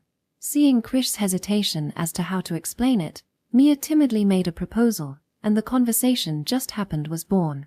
The 3 important points are expectations, qualification, and praise. Every battalion commander knew Krish's personality. Mia thought the same Eluga, that no one would be displeased by her praise of their abilities. She is a soft-spoken and honest person, so anyone who hears her praise will accept it as fact. Mia then suggested that they start by getting the approval of the other battalion commanders. Luckily, Keith was injured and still had his arms casted. No matter how one thinks about it, it was only natural for him to be entrusted with rear command, and the other battalion commanders obediently agreed. Varga and others have a similar role and were in a relationship to compete for positions, but he was indebted to Keith for the incident the other day, so he also obediently agreed. If the outer moat was filled in like that, Keith can take on that role with peace of mind. When one becomes a battalion commander, they will certainly have a certain amount of self-confidence in their own abilities. Mia also came up with the phrase, "If you think the responsibility is too heavy." In effect, Chrisje was a puppet. You could say that most of the phrasing was thought up by Mia. Chrisje thought Mia was a stupid girl. Seems Mia is a good talker. Stupid. Mia stops dead in her tracks, dumbfounded, and the 4 people around her burst out. Well, there is something missing with squad leader Mia. How to say it? The essential point was lacking. Why you guys? Squad members Bargu and Keras laughed, and Mia glared at them. Kalua happily put her hand around Mia's shoulder. Mia is smart, but she's kind of an airhead. Like, she can't do some things even though she normally could do them. Even though most of the scolding is Kalua's fault, I'm the one who was blamed. Corps Commander, Mia is trying to escape responsibility. Bad girl. Mia, basically, when your subordinates are wrong, it's your fault. It's not like wanted to be a squad leader or an adjutant. Chrisje pondered a little and said, "It's no good. Mia is the right person for the job." Chrisje made Mia Bald Eagle's adjutant because Chrisje has high expectations for Mia's growth. Look, Mia is, moderately smart, and she's pretty good at talking. Mia is bad, noob, with the sword, but Mia might be an idiot, but anyway, Mia is amazing. Corps Commander. It just makes it more painful, so please stop. That's strange. Chrische tilted her head and the four laughed again. Kalua, for example, even held her stomach. Cuckoo, right. USA-chan said something nice. Squad leader Mia is amazing. I don't know what, but she's amazing. Kalua, if you say more than that, I'll get angry. Wow, the amazing squad leader is unreasonably got angry at her subordinates. Mia, no. People who stand at the top must be calm. You. Chrische and the others went around the camp while having a silly conversation. Surrounded by soldiers, chatting and laughing, with a gentle atmosphere. The distortion was not completely eliminated. However, her appearance slightly filled the gap between her and her soldiers. A trivial change. And so the sun rose directly above them. Chapter 74, Evil. South of the Dragon's Maw, where tens of thousands of soldiers glared at each other. A new fortress was built in Micronia, which was burned to the ground. The soldiers who had formed up there were staring at each other in an orderly battle line on the plain. In the blank space between them, there were two men. They looked at each other from horseback and then spoke. Surrender, General Wiring. You have no chance of winning. Standing before the old general, Gertz Wiring, was a man with copper hair. His armor, with its carved wings, glistened in the sunlight. Even if there is no chance of winning, it will certainly but some time, General Vereich. If I surrender here without crossing the sword, I will lose my reputation as a noble. I have already chosen this place as the place to die. I see, that is admirable. I pity the soldiers who will accompany you. He looked at the soldiers guarding the Dragon's Maw. From the north, which cannot be seen from there, was a 15,000 Christend army led by Celine. And in the south, 22,000 of Vereich troops led by Nozen. Against them, Gertz Wiring forces numbered about 12,000. They have no chance of winning. I won't die in vain. Reducing your military strength and buying time, then His Royal Highness will take care of the rest. He will bury you as traitors. As long as I can be of help to that end, that's fine. Who? Nozen's eyes narrowed sharply, and his mouth lifted. It was a malicious smile. Cuckoo, are you acting like a loyal retainer? My lord, Christ and Bogan, is the enemy Guildenstein's. Wonderful. His handsome face was distorted with rage. The raw hostility like that of a beast oozed out, and even the soldiers who looked at the two from afar shivered. You sure have guts saying that in front of me. Then I will show no mercy, no compassion.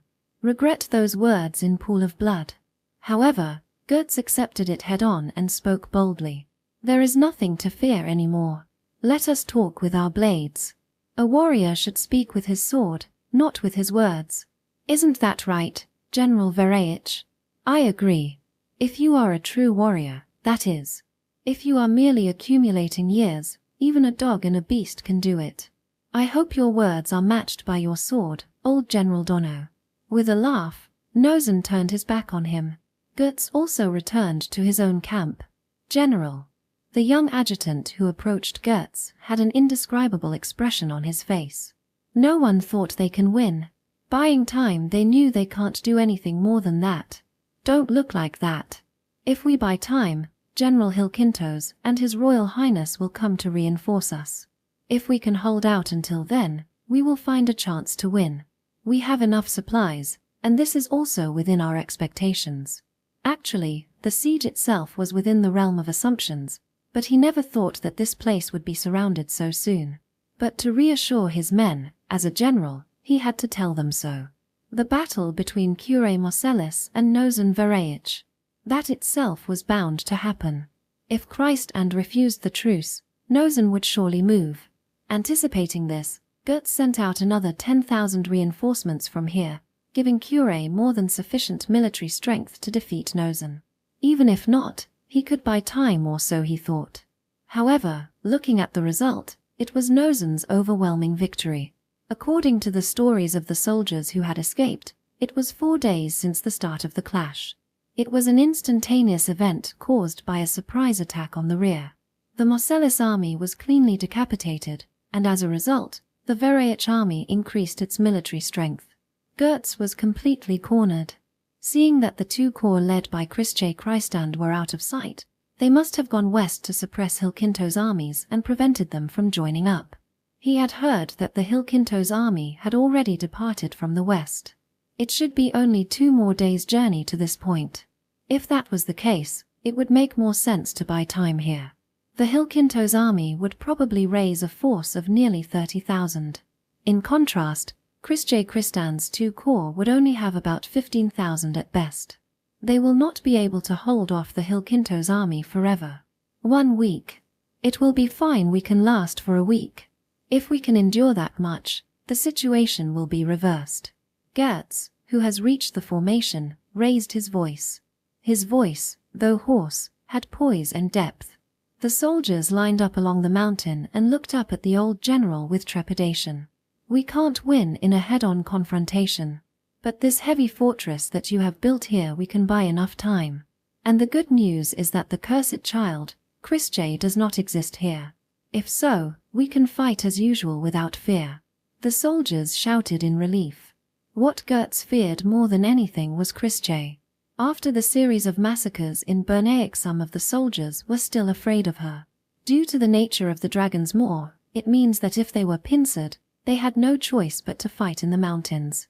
If she appeared here, it would be difficult to maintain morale. The trees have lost their foliage and the visibility has improved, so her elite units weren't as much of a threat as they used to be. However, ingrained fear is something that cannot be wiped away so easily. In that sense, the fact that Christjay was not here was the best news they could have.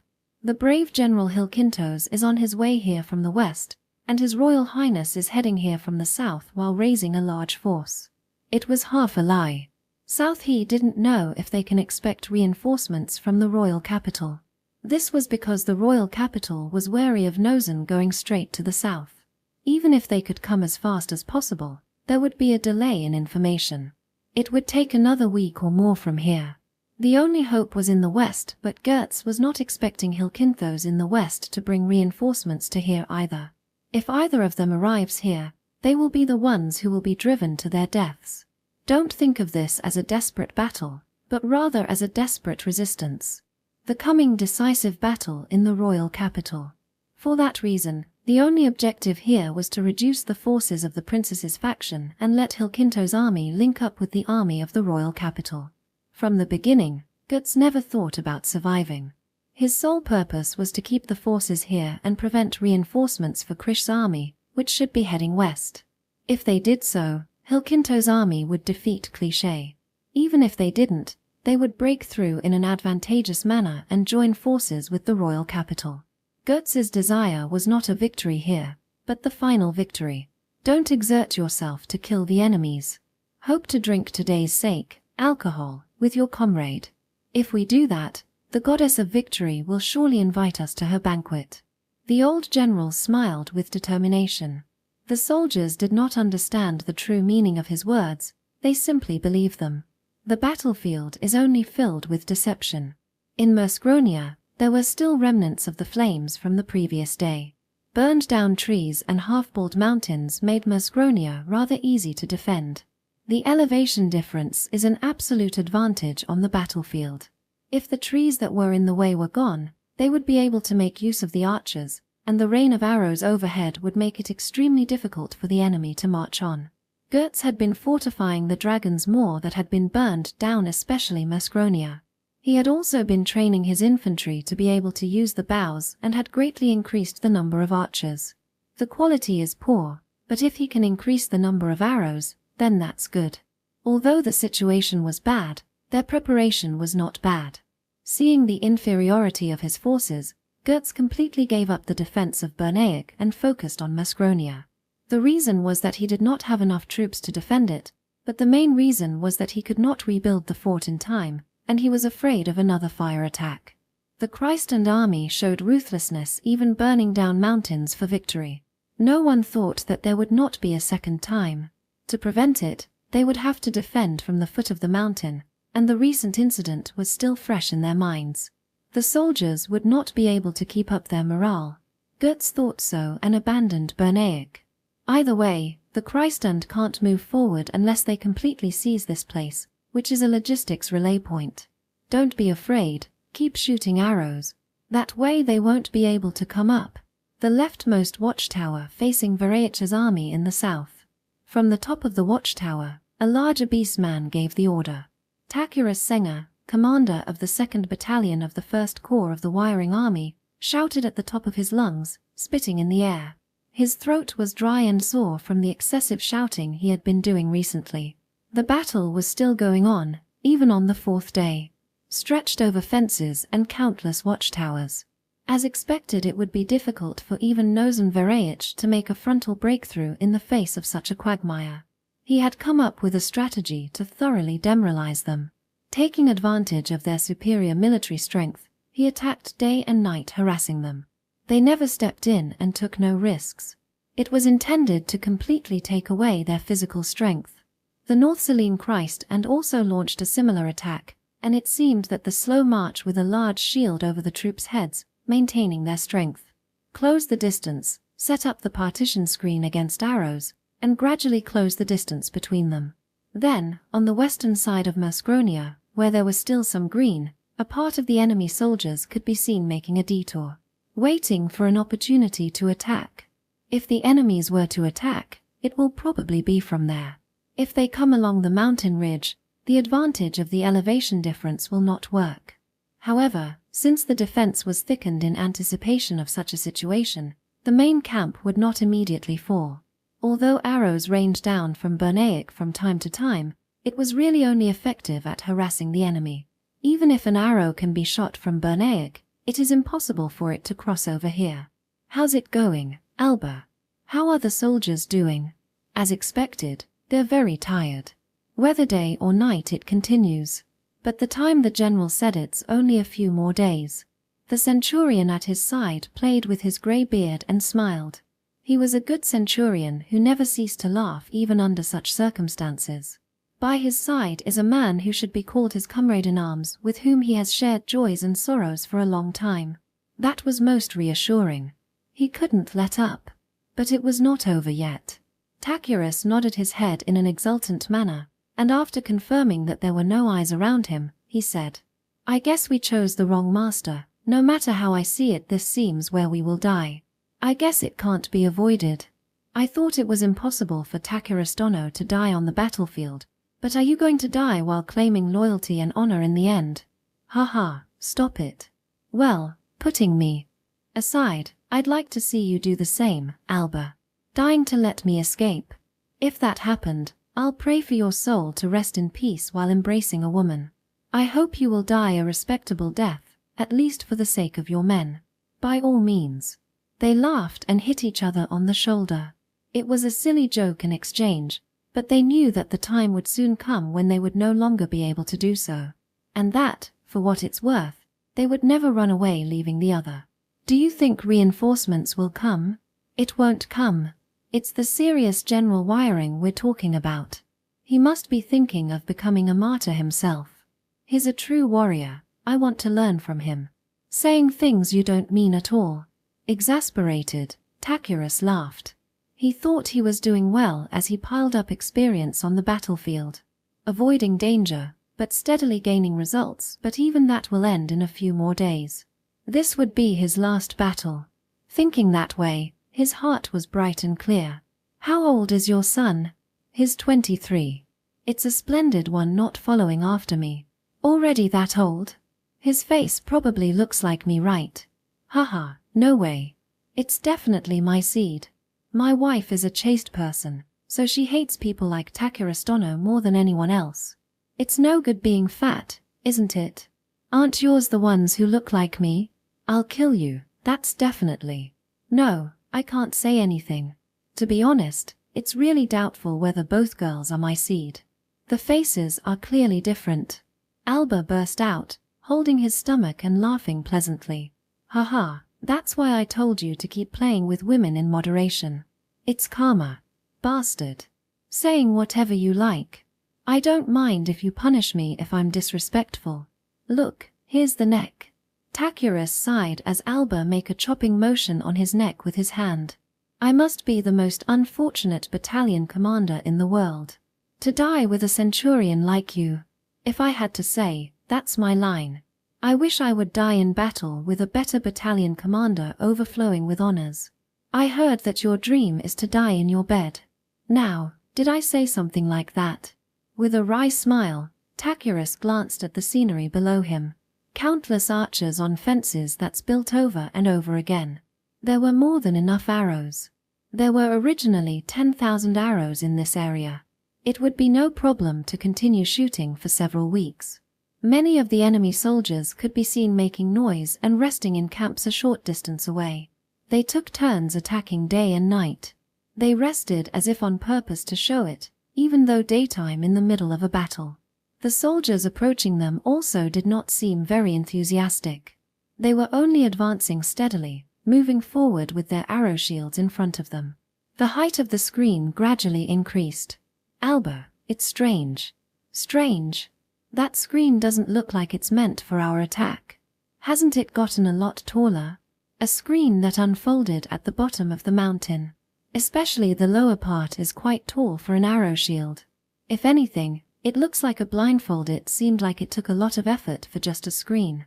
The trees cut down on birch were carried to the lower screen and processed there. He assumed it was used as a new material for the screen, but it was strange. You don't have to put into that kind of trouble. You can just carry the finished screen. What's the point of going out of your way to process the screen over there? And there was still something strange. There will always be surplus materials that cannot be used if it was processed there. However, there was no sign of them being transported anywhere, which would have been an obstacle to the work. Are they being transported somewhere during the night? If so, why? Tacurus wrinkled his brow and pondered.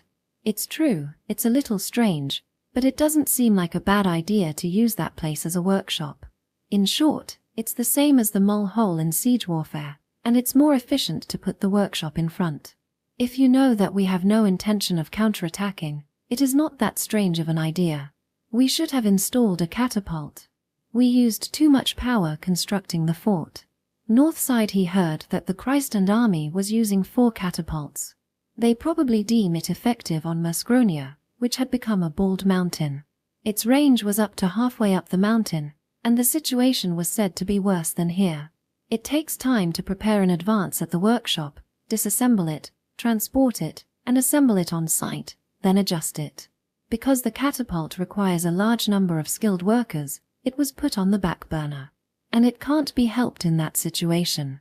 Everyone was frightened. The disturbances in Bernaic by Christe Christand. The effect had lingered. As a result, the rebuilding of the fortress in Bernaic was temporarily suspended, and it was just last week that it was decided to focus on the fortress of Muscronia. The fact that the workers hated working at Bernaic was also a big factor. After a week of persistent disturbance, everyone was afraid to go up the mountain. The work was hurried but difficult, and the fort was only recently finished in its present form.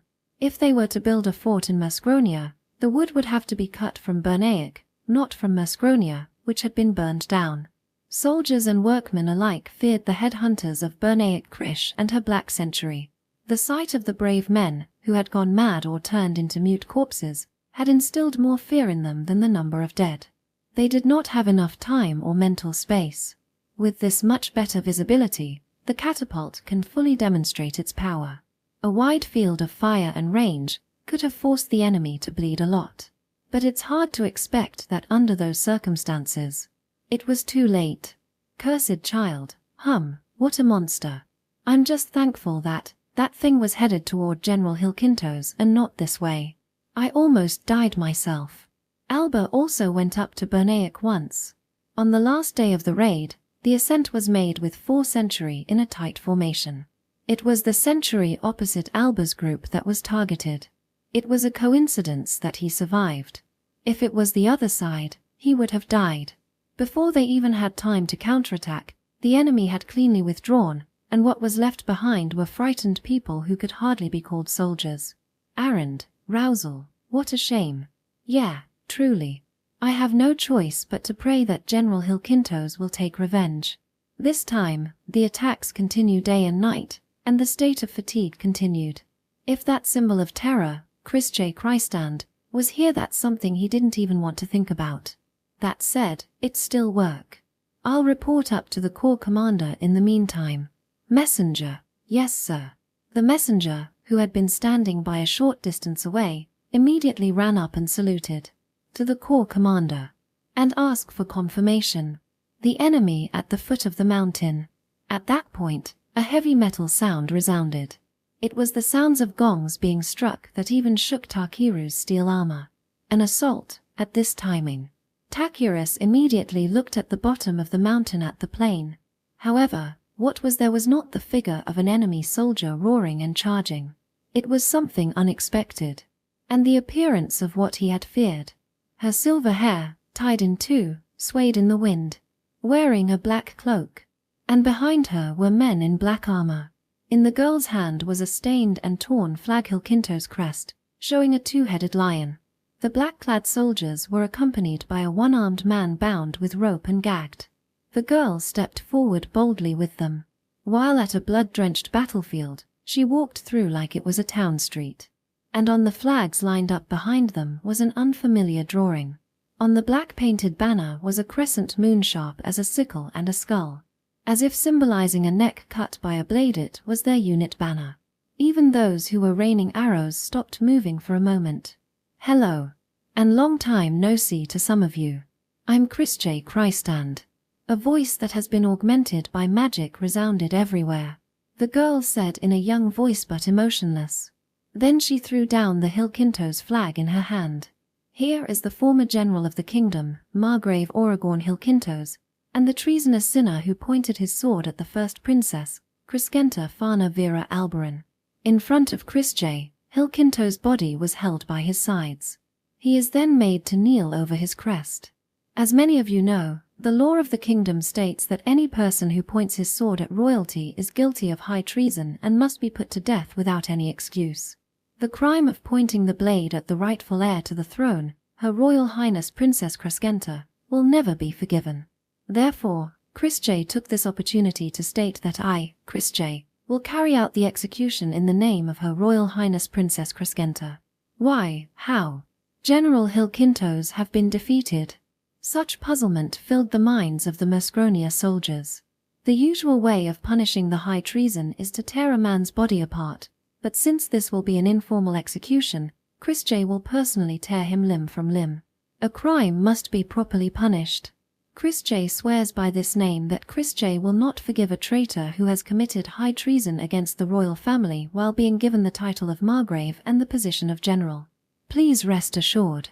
Some of those with magical powers noticed that Christjay was smiling. A mad cursed child and the tragedy at Bernaic. Those who knew it instantly shuddered. As for why is Christjay ripping off the limbs according to formal etiquette when it's informal? As you can see, this is an example. Christjay raised her finger and said, as for Christjay, Christjay doesn't want all of you to shed unnecessary blood as fellow citizens of the kingdom. You probably don't know that your actions are high treason, and you are tempted by the evil General Gert's wiring to fight here. So Christjay wanted to make it known, she continued. I want you to know what the sin of high treason is, and as for Christjay, Christjay wants you to realize your mistakes here and surrender. Of course, Christjay promises we won't treat you badly. However, if you continue to resist, that means you have acted out of your own will. There are no more excuses, and Christjay will not hold back. Christjay will do her utmost to make the sinner pay for their crime. Perhaps it was a signal, as the girl said that, she was handed a large curved sword by one of the women. She then cut the rope that bound the kneeling man's body. The man Oragorn Hilkintos tried to escape at that moment. Then one of his legs was cut off by Christjay, who easily chased her from behind. A spine-chilling scream could be heard through the gag. Christjay grabbed the man by the neck as she moved, dragged him, and threw him onto his banner. Oragorn screamed in pain, but Christjay didn't show any mercy. She stomped him on the back. You cursed child. How dare you speak out against a general who surrendered peacefully with such a one-sided plea? Do you know not about the Holy Spirit covenant? Takiris raised his voice. An angry voice extended with magical power followed by several other voices. Christjay nodded repeatedly as she listened to the voices. Isn't it too outrageous? Some people may think so. It's much too cruel treatment for a general who had surrendered. Isn't it a violation of the Holy Spirit covenant? However, the figure that this man showed earlier, did you see it? Chris J stepped on Aragorn and placed the sword on his shoulder. This man is a disgrace to noble. Blood was dripping from the blade. The other day, this man pretended to surrender and tricked us. He had planned to escape from the beginning just like a moment ago. As a result, the lives of soldiers who should have survived unharmed were meaninglessly taken away. The offensive behavior disguised as surrender is a clear violation of the Holy Spirit covenant. That was done by a kingdom's noble, a general of the army. Fugu. Ua. Ah. Then he swung down the sword and cut off his arm. The screams muffled by the gag were as ugly as they could be. This was not the appearance of a general who had commanded tens of thousands. The reason Chris J is showing this is also to prevent the same tragedy from happening again. As you said, there are rules in war. Even in the midst of slaughter, there are rules to be upheld. There is a discipline to protect the honor and the cause of those who fight. There are rules to protect such aesthetics.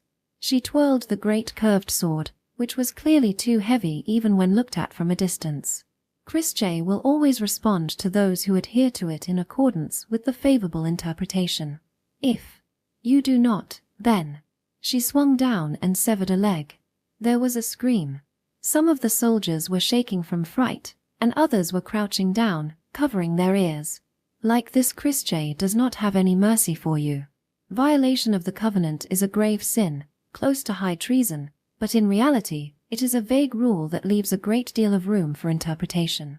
Remember, it is left largely to the conscience of the one who complies. If Chris J wanted to, Chris J could kill every soldier in this room with legitimate reason without violating the Holy Spirit covenant. The battlefield came to a halt while Aragorn had both his limbs chopped off. What had been a glorious kingdom general convulsed on the ground, looking like a caterpillar. Chris J stepped through his neck as if to show it off, and after completely ending his life, she turned to the mountain again and announced, Chris J is not good at talking, but if many people can understand by actually showing it like this, that's the best thing for Chris J. I hope that you will understand what Chris J just said and make the right decision. She returned the sword in her hand to the woman and continued, also, Chris J will bother you tonight. The battle will probably be over by tomorrow morning. To avoid needless bloodshed, please make your decision early. After saying that, she lowered her head deeply, and the silver girl returned to the camp. She was cutting off people's arms and legs, but she was still calm. All that was left was the cold air, awakening from the heat and madness of the battlefield. And a general who was brutally killed. The will to fight was completely consumed by fear of the girl. Tacurus, who looked on in a daze, sensed the inevitable defeat that day. He slammed his fist into the wall of the watchtower. Chapter 75, Fortuitous Meeting. The day after the battle with Cure Marcellus. Inside the tent, Nozan Vereich frowned. Chris J to General Hilkintos? Yes, it would be possible, given the terrain. General Vereich will go straight into the Dragon's Maw. Inside the tent were the 6 corps commanders and their adjutant. As usual, the Black First Squad, including Mia, was on standby as attendants, but Dagra remained at the Sentry for training. Today's agenda is about future movements. It was a question of who would hold back the Hilkintos army approaching from the west and attack the Dragon's Maw. The atmosphere at this meeting was that Nozan, with its military strength, would hold off the Hilkintos forces. The first thing that Chris J did at the start of her speech was to turn their half-fixed ideas on upside down. Krishsama, as expected, that is a bit too reckless. The bald-headed man, his muscular face scrunched up, tilted his glasses. Sardan Galcaron, the 2nd Corps commander of the Vereich army. General Hilkintos will bring a large force of more than 20,000 men. Unlike our eastern part of the kingdom, that side is stable. However, Krishsama and Corps Commander Eliager combined had 13,000 troops, which would be difficult against General Hilkintos. Unlike General Marcellus, General Hilkintos is not easy. It was a natural opinion. The 4 generals who protect the kingdom's territory from foreign enemies are not incompetent. Unlike Cure, who was in the center, Aragorn Hilkintos is a person who should be called a great commander with a wealth of battle records, and even in the war with the Empire before, He freed Wolfeet without danger. Even if it's Christjay, the proposal was too reckless with the difference in military strength. He felt that she was too overconfident in her own abilities. Well, wait Sardan. Let's hear Krishsama first. This is a meeting to decide on an important policy. As expected, I can't just say yes, understood without hearing the reason. Could you tell me the reason? Nozan asked, and Christjay nodded and then looked at Mia. Mia, who had not been told anything, was surprised for a moment, then turned to Krish's empty teacup and hurriedly poured tea in a panic. She was not signaling for her to speak, but simply signaling that she wanted a cup of tea. It's time. General Vereich will move in another 2 or 3 days. On the other hand, Christjay and Skeleton will be able to leave tomorrow.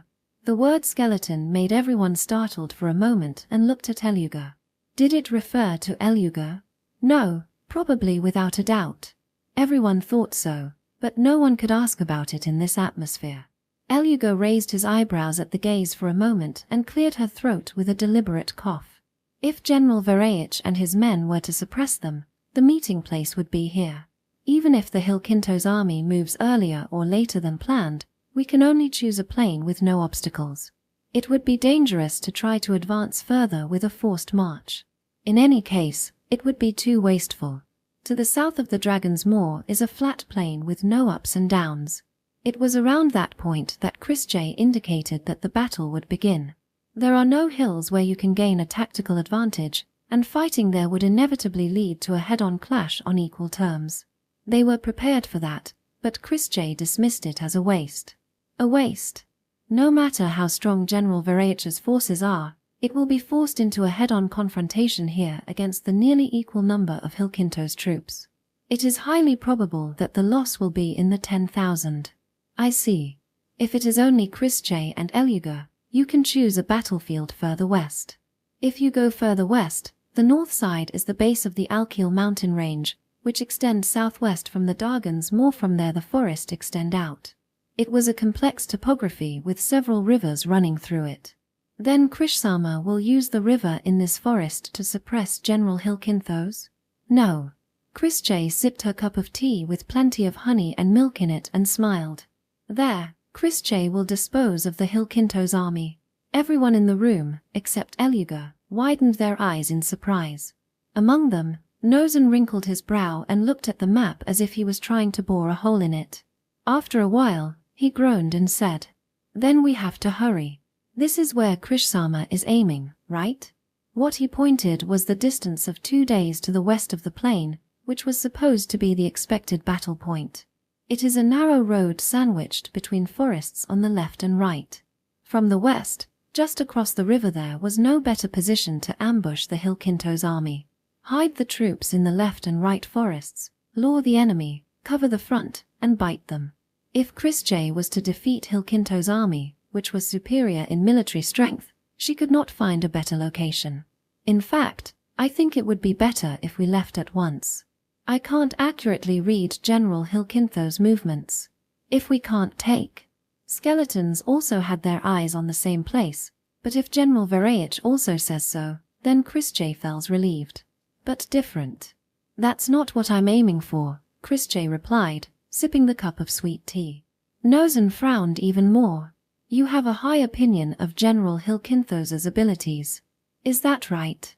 Yes, if we take personal feelings out of the equation, I would say that he is excellent. He has not been protecting the west of the kingdom for many years for nothing. If we are talking about experience alone, he is better than me or the corps commander Eluga. If General Vereich thinks so, then Christjay is more and more at ease. Christjay smiled and continued. What Christjay always finds difficult in tactics is the extent to which the opponent can be read. Even if you want to outwit the opponent's movement, the important question is how much the opponent can read your intentions from your actions. Enemy's actions, feeling around for the back. Anticipating that and what's in the back of the back. Where do you stop the countless chains? That's where the difficulty lies. The act of reading the back of the enemy becomes fatal if the enemy acts without any back. Therefore, evaluating the enemy's abilities was a matter of priority above all else for Christjay. Chris J have been reading the records, so Chris J have a general idea of what General Hilkintos is capable of, but there wasn't much in Gatushu-sama archives, so Chris J was still a little worried. But if General Vereich has taken note of that, it will most likely work out. That's assuming General Vereich was in the position of General Hilkintos. A situation in which Chris J is advancing her forces ahead of others. And if you have grasped that information, you would probably choose to move ahead and take control of the east bank of the river. Nozen nodded meekly. Finally, he was beginning to grasp Krish's intentions. Once that area is taken over, Chris J, who has a small force, will have no choice but to turn back. At that time, the distance between us will be less than a day at most. Krish had failed to conquer it, while General Vereich had succeeded in conquering it. From your point of view, the other side is a prey that has no choice but to flee, and of course General Vereich will be chasing after it. That's where the enemy's throat will be cut open. That's what I mean. If you let them bite the bait, you can read their movements. Simply setting up an ambush position on the east bank of this river has a lot of uncertainties, so we use other means to meet the conditions. The key was the initiative. Like solving a simple problem, Chris J said. Nozen looked earnestly at the map, thought about something and shook his head. I'm still too green. Krish-sama force is small in the first place, so she doesn't need to pay attention to passive measures such as suppressing the enemy. Only think about taking the opponent's head. Because it's efficient. It's if we take the head, then that's that. So Chris J thinks that the solution is always simple, and that's all you should aim for. More honey was added to the tea. Chris J savored the tea, which was now almost entirely honey and milk, and relaxed her cheeks. In the end, the number of battlefield selection options and the number of trials and errors will be affected by the number of troops. It doesn't make that much of a difference if you just focus on the objective. At most, there are only a few thousand soldiers that will be fighting at the same time, so it would be good if we could strike a decisive blow before the final battle occurs. Putting aside if the difference is too big, she continued. She never makes a mistake. And she will always achieve the desired result with all her might. Her words reveal an absolute confidence that could be seen as conceit, and the girl has the power to turn such words into mere facts. She may look young and pretty, but she is not just a normal girl. She was unmistakably a monster. I can't help but be grateful that you weren't an enemy. I can't believe in myself that much. Nozen said in amazement. Numerous copious amounts of flesh and blood on his hand, risking many lives, including his own, moving forward for glory. What arises is pleasure, fear, and elation that numb the brain. The conductor, commander, constantly savors it while striving to maintain his own composure. It is not a game on the board. The choice is always accompanied by fear. Is it right or wrong? Are you sure of your own sanity? But this girl was always calm and focused only on her goal. Selene-sama and I can hang for about 5 days. Nozen inquired. He already saw her victory as a foregone conclusion. She probably wasn't expecting the dragon's jaw could be brought forth with force. He picked what could be her choice and looked at her. Yes, Chris J supposed so. About 5 days at the earliest, Chris J will be able to return by the 4th day. If possible, Chris J would like to bring General Hilkintos alive. As expected, Chris J can't be certain about this. The Hilkintos army was the only thing the defenders in the Dragon's Maw can count on. Cutting it off would break the soldiers' hearts. She intended to make the Dragon's Maw surrender. Then let's prepare accordingly. However, the task is too easy on my side. It's too unbalanced. Gran Meld. Yes, sir. Choose 2,000 soldiers and accompany Krish-sama. Gran Meld saluted as is while kept seated. It was not good manners, but neither Nozen nor the others minded. I'm sorry to impose, but I'm a bit of a worrier so. No. Chris J has also seen the strength of Corps Commander Varkas. If there are no objections, I think this is settled. Does anyone else have an opinion? Nozen looked around and one person raised his voice. It was Sardan from earlier. What about the supply? Chris J have hidden most of the supply we took the other day hidden in the woods, so we'll basically use that. I see. In order to ensure Krish-sama plan, it would be better to prepare the rear. It would be more convenient to make the other side think that Chris J will take a delaying action. That's true. Chris J was thinking of asking to connect from here, but Chris J nodded obediently, and Sardan smiled. Although he complained about it earlier, he doesn't have any particular ill feelings towards Chris J. His eyes were kind, just as they would be looking at a little girl, just like how she looked. Then, I have a suggestion for Krishsama. Yes, what is it? Chris J tilted her head and looked at him, wondering what Sardan would say. West from here there is a merchant I know in the town of Kilzaran on the way. Let's talk to that man. If you stop by there as recognition of services for the soldiers, he will probably send a letter to General Hilkintos. He is a miserly scrapper with a lot of money but no class. Roland.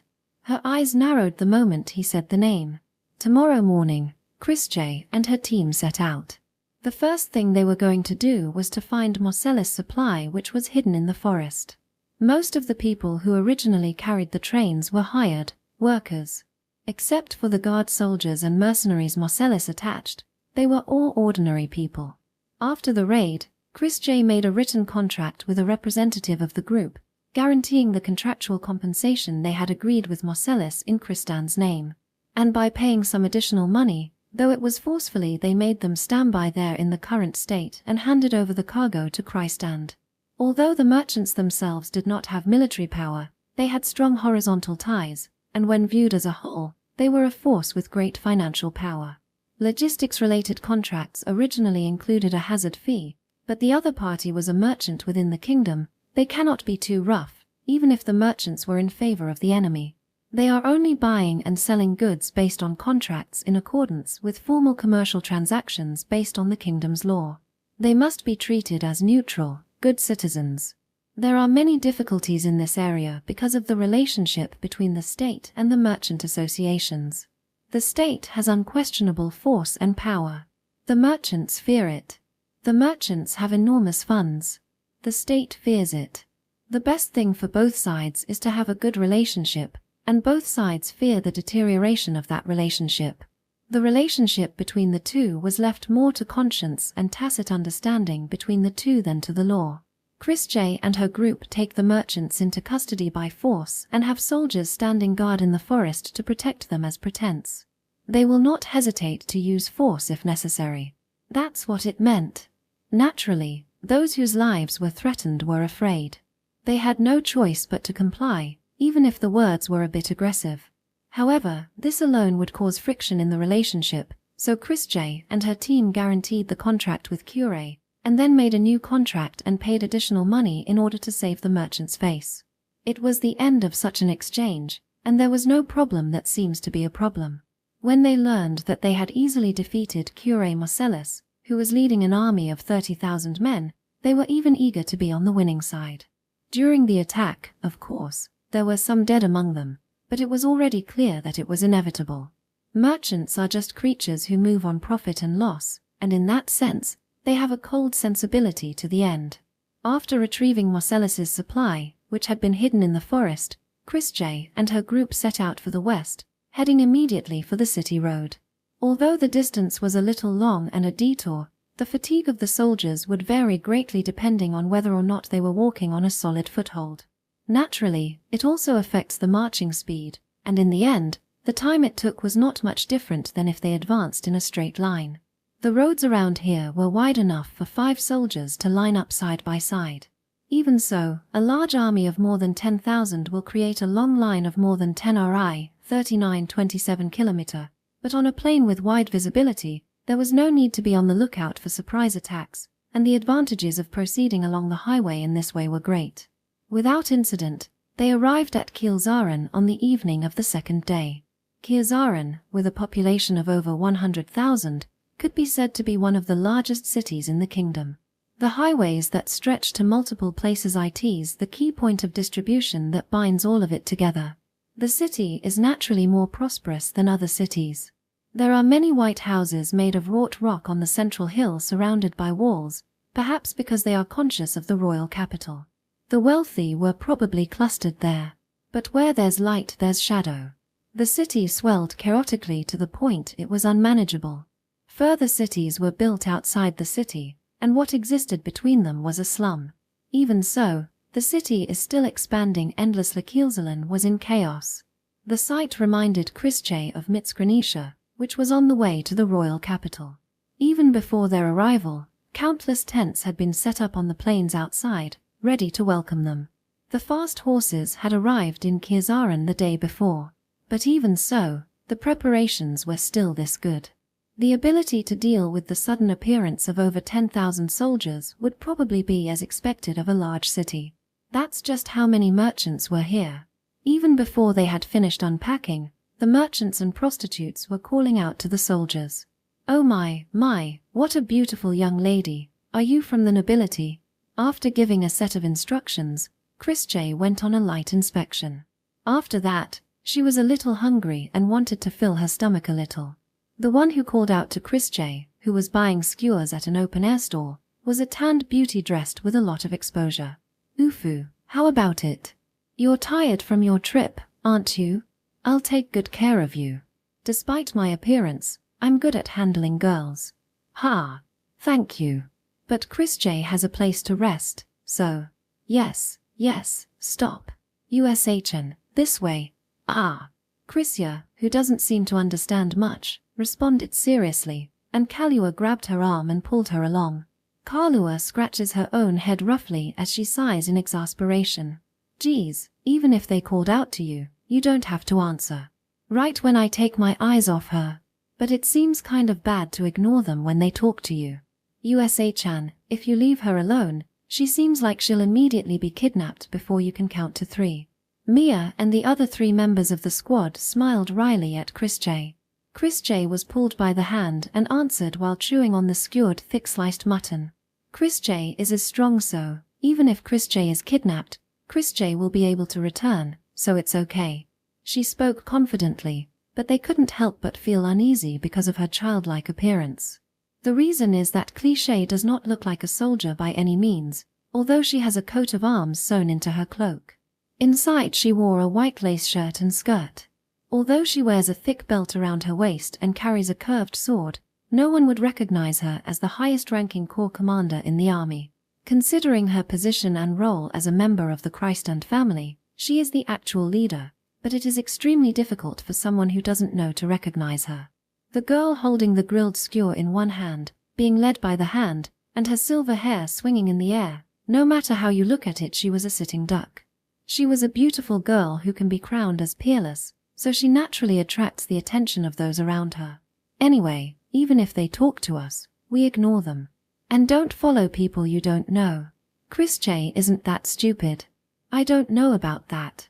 Exasperated at Chrische that was puffing out her cheeks with a slightly dissatisfied look, she sighed again. Chrische then looked to Mia. "Mia, where's Bald Eagle?" "As instructed. Corinth's squad is resting." "Is that so?" Nodding in satisfaction, Chrische loosens her cheeks over the grilled skewers. Chrische will go to the banquet with Skeleton and the other. Chris'll leave the rest to you. "Yes, please leave it to me." Mia smiled and saluted. Chrische, Eluga, Granmeld. 3 people were invited to the mansion. It was a large mansion inside a wall. 4 fountains were placed in the large garden, and sculptures were lined up on both sides from the main gate to the door of the mansion.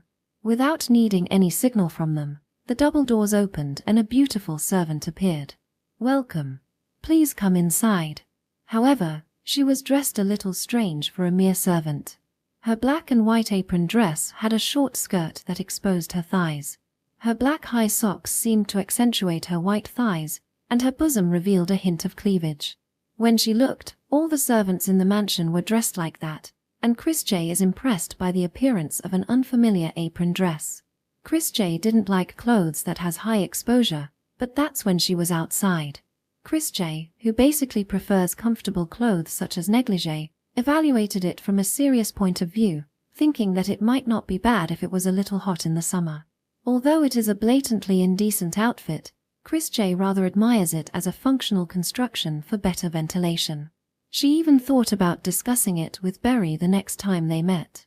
Eluga, a man of common sense, looked blatantly uncomfortable when he saw the servants' outfits, while Granmeld, on the contrary, looked somewhat pleased and relaxed his cheeks.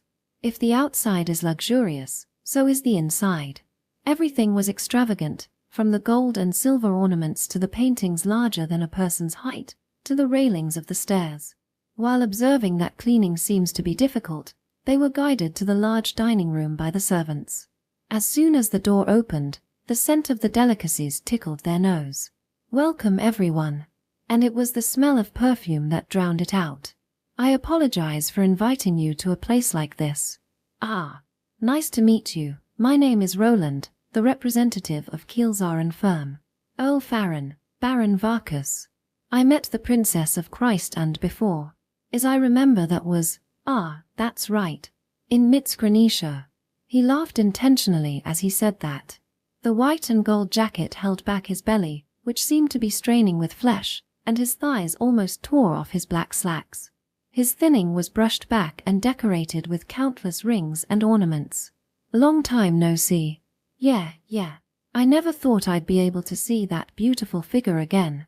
I'd like to thank the goddess of fortune, Arce. I am trembling with joy and would even shed tears if it was not in the public eye. I'm sure this what's called a fortuitous meeting. Fortuitous meeting. That's certainly true. Chrische played with the hilt of the curved sword under her cloak. Chris is also grateful for this meeting. With yesterday's and today's arrangements outside, the soldiers will finally be able to relax a little. This is a matter of course. I am ignorant of politics, so I can't talk much about it, but I loved the deceased king as a citizen of the kingdom. Taking the life of the former king who, and even claiming to be the legitimacy of the royal family on top of that, even I, a humble merchant, feel a sense of righteous indignation. He clenched his fists and shook his head as if to show his anger. Then he looked at Chrische with feverish eyes. "I want to do my best for Her Royal Highness and everyone who fights for it. That's what I think. Until now, I couldn't move freely and was forced to submit, but thanks to everyone who came as the savior of the kingdom, I can finally stand against the great evil. Words such as gratitude cannot be expressed anymore. Please use me as you will." He was a man of slick tongues. After saying all that, he said, "Pardon me, I become too excited," while guiding Chrische and the others. "I'm sure you must be tired from your long trip.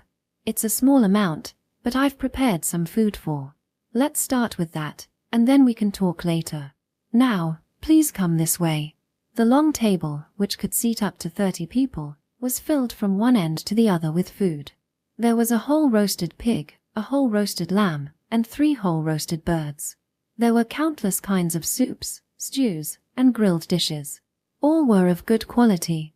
Roland sat in the innermost seat, and Eluga and Granmeld to his side. Chrische sat next to Eluga. She did not want to sit too close to Roland. Everyone was seated, and wine was poured into the cups. Chrische didn't like wine, but she can't help it for the time being. When Roland saw that everything was in order, he clapped his hands. "For now, let's celebrate this encounter. And to the future of the kingdom." He raised the cup while saying empty things as if it were a matter of course. Chrische followed suit and sipped her wine. It was bitter and has a sour taste. Not sweet. When she frowned, the servant who noticed her chuckled and whispered, "Would you prefer juice?" Chrische nodded obediently. Her dark hair was trimmed at her shoulders in a neat and tidy manner. The servant's atmosphere was somewhat similar to Berry's. Roland continued talking while eating. About cooking, about the economy these days, about people's lives. Eluga and Granmeld would handle such matters. Krish's role ended with the greeting. She decided to enjoy the meal. When she calls her servant San, the servant smiled wryly and asked to be called Elvina. The gentle atmosphere was exactly like Berry. Unlike Berry, who had a pretty childlike face, Elvina was a beautiful woman, and she was taller than Berry. But her mischievous, quiet smile reminded Chrische somewhat of Berry. How unusual. "It's a foul herb. Properly kneaded. Is the seasoning seasoned with sun-dried salt and elkrish fruit?" "You understand very well." Because Chrische liked cooking.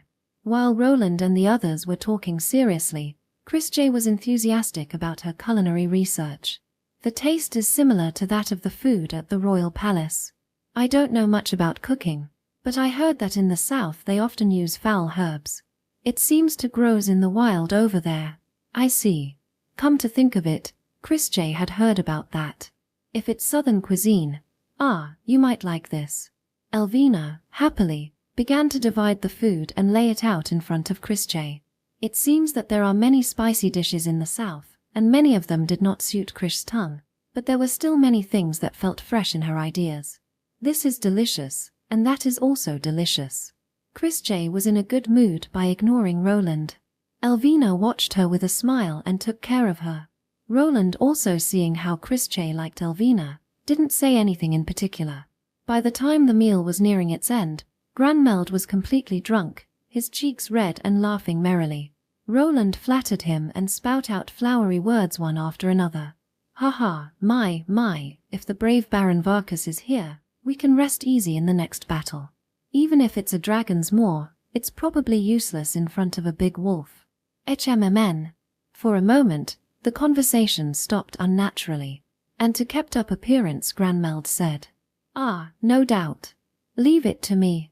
I'm worried about Hilkintos coming from the west, but I'm going to finish it before that. Corps Commander Varkas." Hearing Aruga's voice, Granmeld said, "I know," while laughing and raising his hand. Roland's eyes narrowed slightly. "General Hilkintos. I've heard rumors. Seems he is with His Highness the Royal Prince." "I guess so. But they are not our enemies." His voice sounded as if he had somewhat sobered up. Grameld's thick arms were crossed. Seeing the sign that he wanted to end the conversation, Roland laughed. "I see, how brave. However, it was a rude conversation at a meal. I'm a merchant, and I don't have the bravery to fight with a sword, so I can't help but worry about that. It can't be helped. However, I would appreciate it if you could take care of even the smallest things, since right now, we're in the middle of the battle." Eluga said, so irritated, and sipped the wine. "Of course, I'll be careful. It's about time to end the meal. Let's go have some dessert. Now, please bring it over."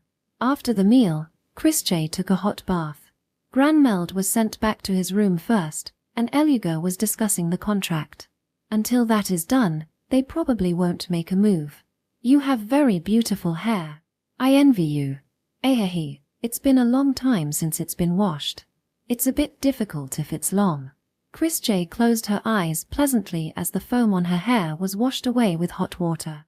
Elvina smiled as she carefully combed her hair with her fingers. "I have curly hair, so long hair like this doesn't suit me. I envy you. My older sister also had such beautiful long hair." "Do you have an older sister?" "Yes. She is my prided older sister. Fufu, it's been a long time since we met." Chris J turned around and saw the tattoo on Elvina's left shoulder. A distorted star. It seems to be the mark of a slave trader. While not publicly recognized in the kingdom, it was not really so, and kidnapping does exist. Meal charges, fares, lodging charges, whatever the name is. The slave was made to sign such document and incurred a debt, and then sent to serve in the service in the name of repayment of the debt. That is the pretense. However, they are bound by the contract and deprived of their freedom.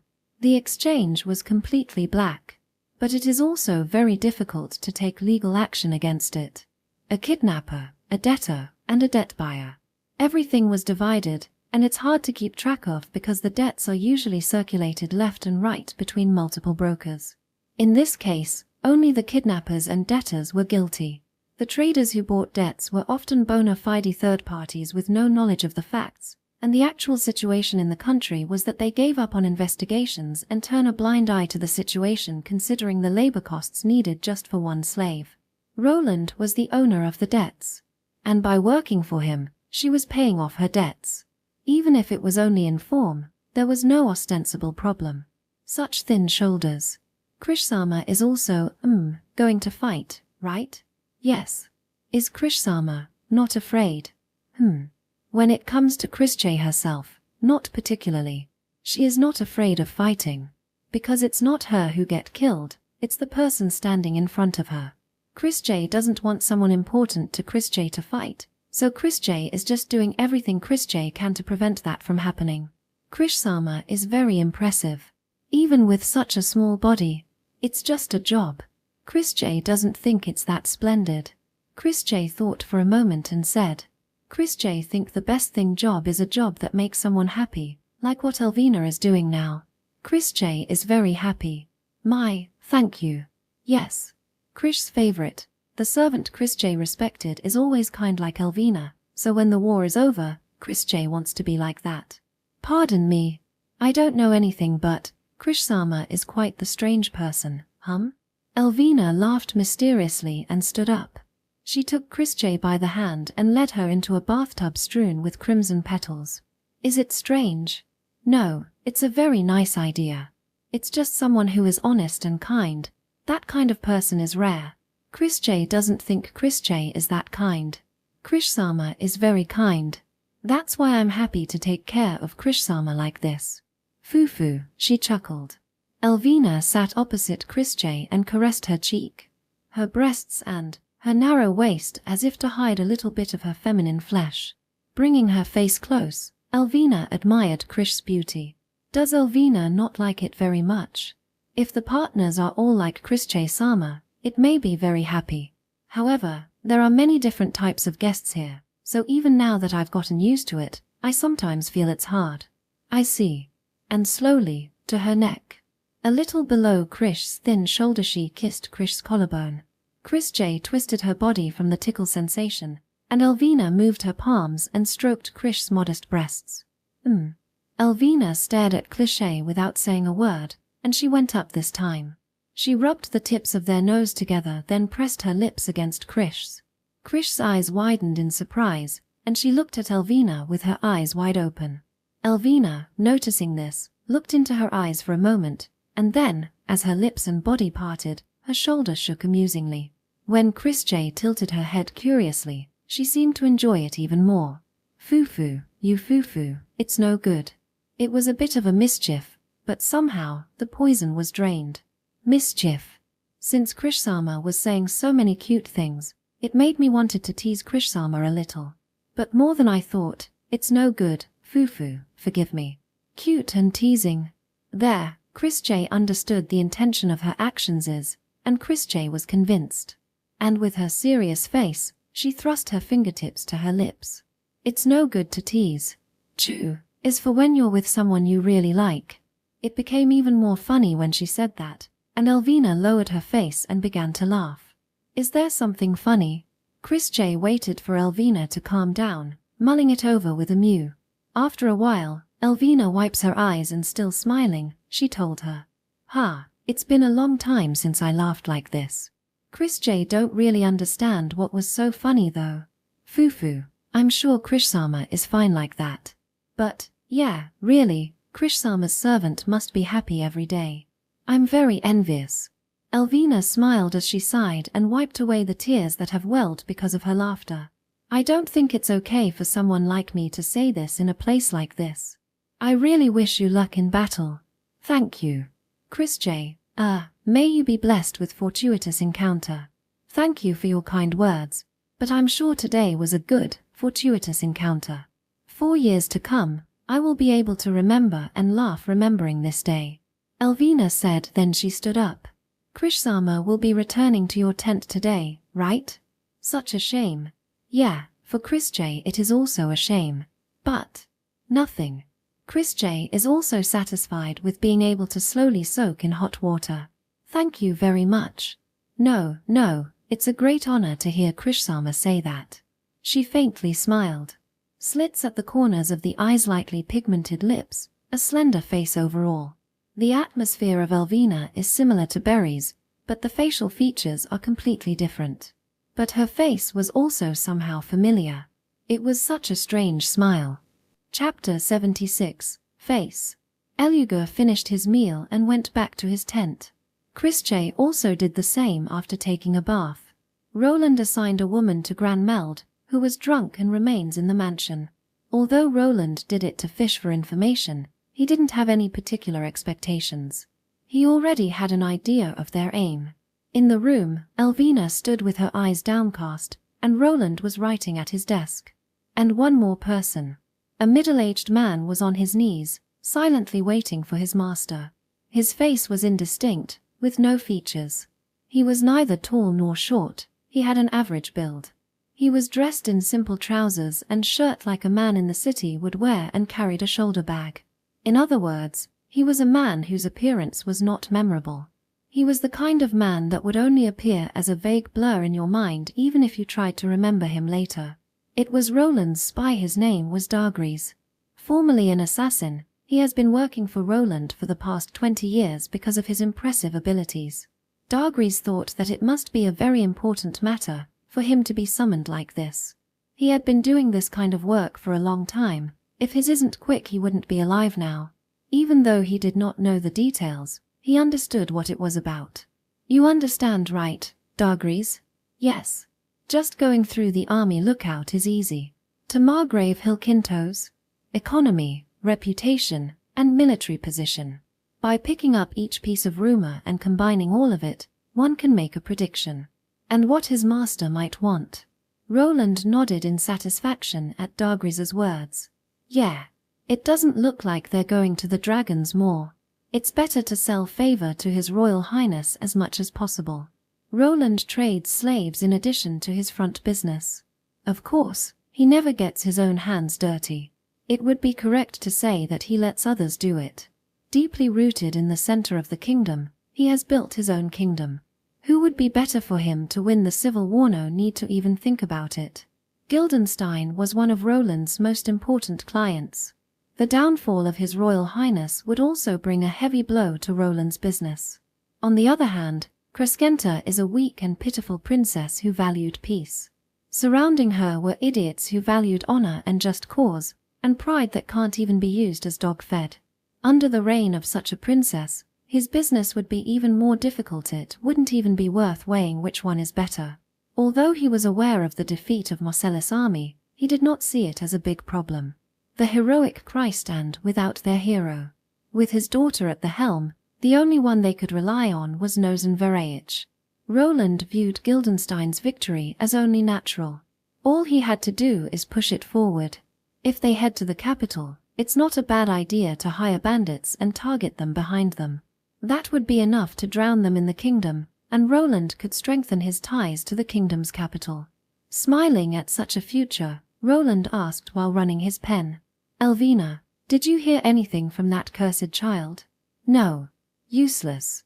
I didn't have any expectations from the beginning, but it's a different story if you didn't even put in the effort. Have you ever brought back information that is useful? What? Is all you can do is open your crotch and squeal? My deepest apologizes." Roland gave Elvina a sadistic look as she shuddered and said. It was a smile without any dignity. "No, that's all right then, Elvina. If that's the case, I'm also a kind man. I'll find a master willing to use a whore like you. I suppose it would be boring if it wasn't a master who would at least be happy to cut off your limbs. Please forgive me, Roland Sama. How many times have I heard that word? Well, it's up to you whether I'm a kind master. You understand, right, Elvina? Yes.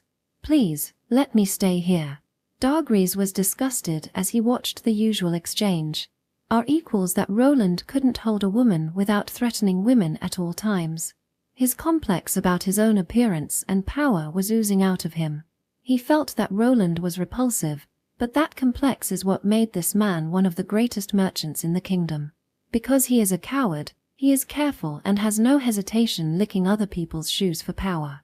He was a piece of trash who gave up all his human dignity for the power of money.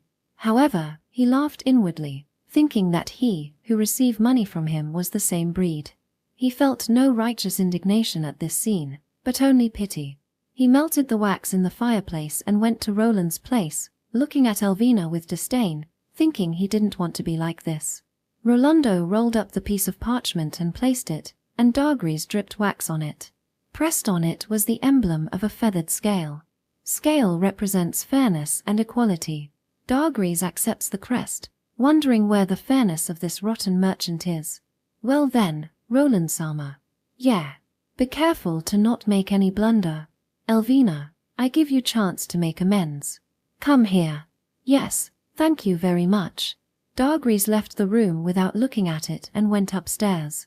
He passed a few slaves but did not feel 1 ounce of emotion or interest in their indecent costumes or beautiful appearance. During work, Dargris acted like a puppet, moving just for his mission. He proceeded down the corridor as he ignored the women who dutifully bowed their head and came to a dead end. He took out a dark blue-grey cloak out of his bag and jumped out the window. Then he melted into the night, and in that moment he realized. From the get-go multiple gazes. He couldn't see them. But the layout of the surrounding buildings from there, he got an idea of where the lurking shadows were. Amateurs. But the gazes were on rooftops and towers. They were directed from high places. Possessor of magic. Multiple of them. He judged that it would be too dangerous to force his way out. His body had passed through the line of death many times. Dargris had no intention of falling behind one or two skilled people, and rough work was more Dargris' domain.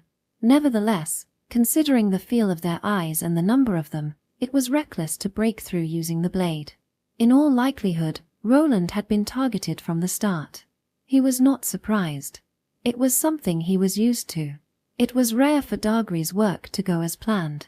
If it was an easy task that anyone could do, then Dargris wouldn't have been called. The other party was probably a soldier. Even if they were in the same line of work, it would be easy for Dargris to escape with his skills. He climbed over the wall and leaped to the roof. And then, immediately into an alley. This city was like his garden to him. From one alleyway, he would duck through the window of an unprotected house, and then, before anyone could see him, he would slip out from another location. Repeat that twice, and they'll lose sight of him. Dargris had already found the direction he should be heading. It was as if his eyesight was reflecting the gaze that he should not have been able to see. Even his cloak, which danced in the wind, felt like it has his consciousness. There was no sound of running, no sound of rubbing clothing. Dargris crosses the wall that divides the center of the city and goes outside. He pulled through the gap between the houses and lowered his posture. A technique ingrained in his own body, losing their last sight. Once that happens, there is no one in the world who can pursue him. His pursuers and observers were completely gone. Even after confirming that, he remained on his guard, and without a sound, he jumped off the roof. Please stop. And a blade was thrust to his neck. His body moved faster than he can think. The heel of his shoe flinging the knife to behind him. There was no sensation. No sign, no sound. Just a faint glimpse of silver hair only that swayed at the edge of his vision. Twisting his waist and then his arm.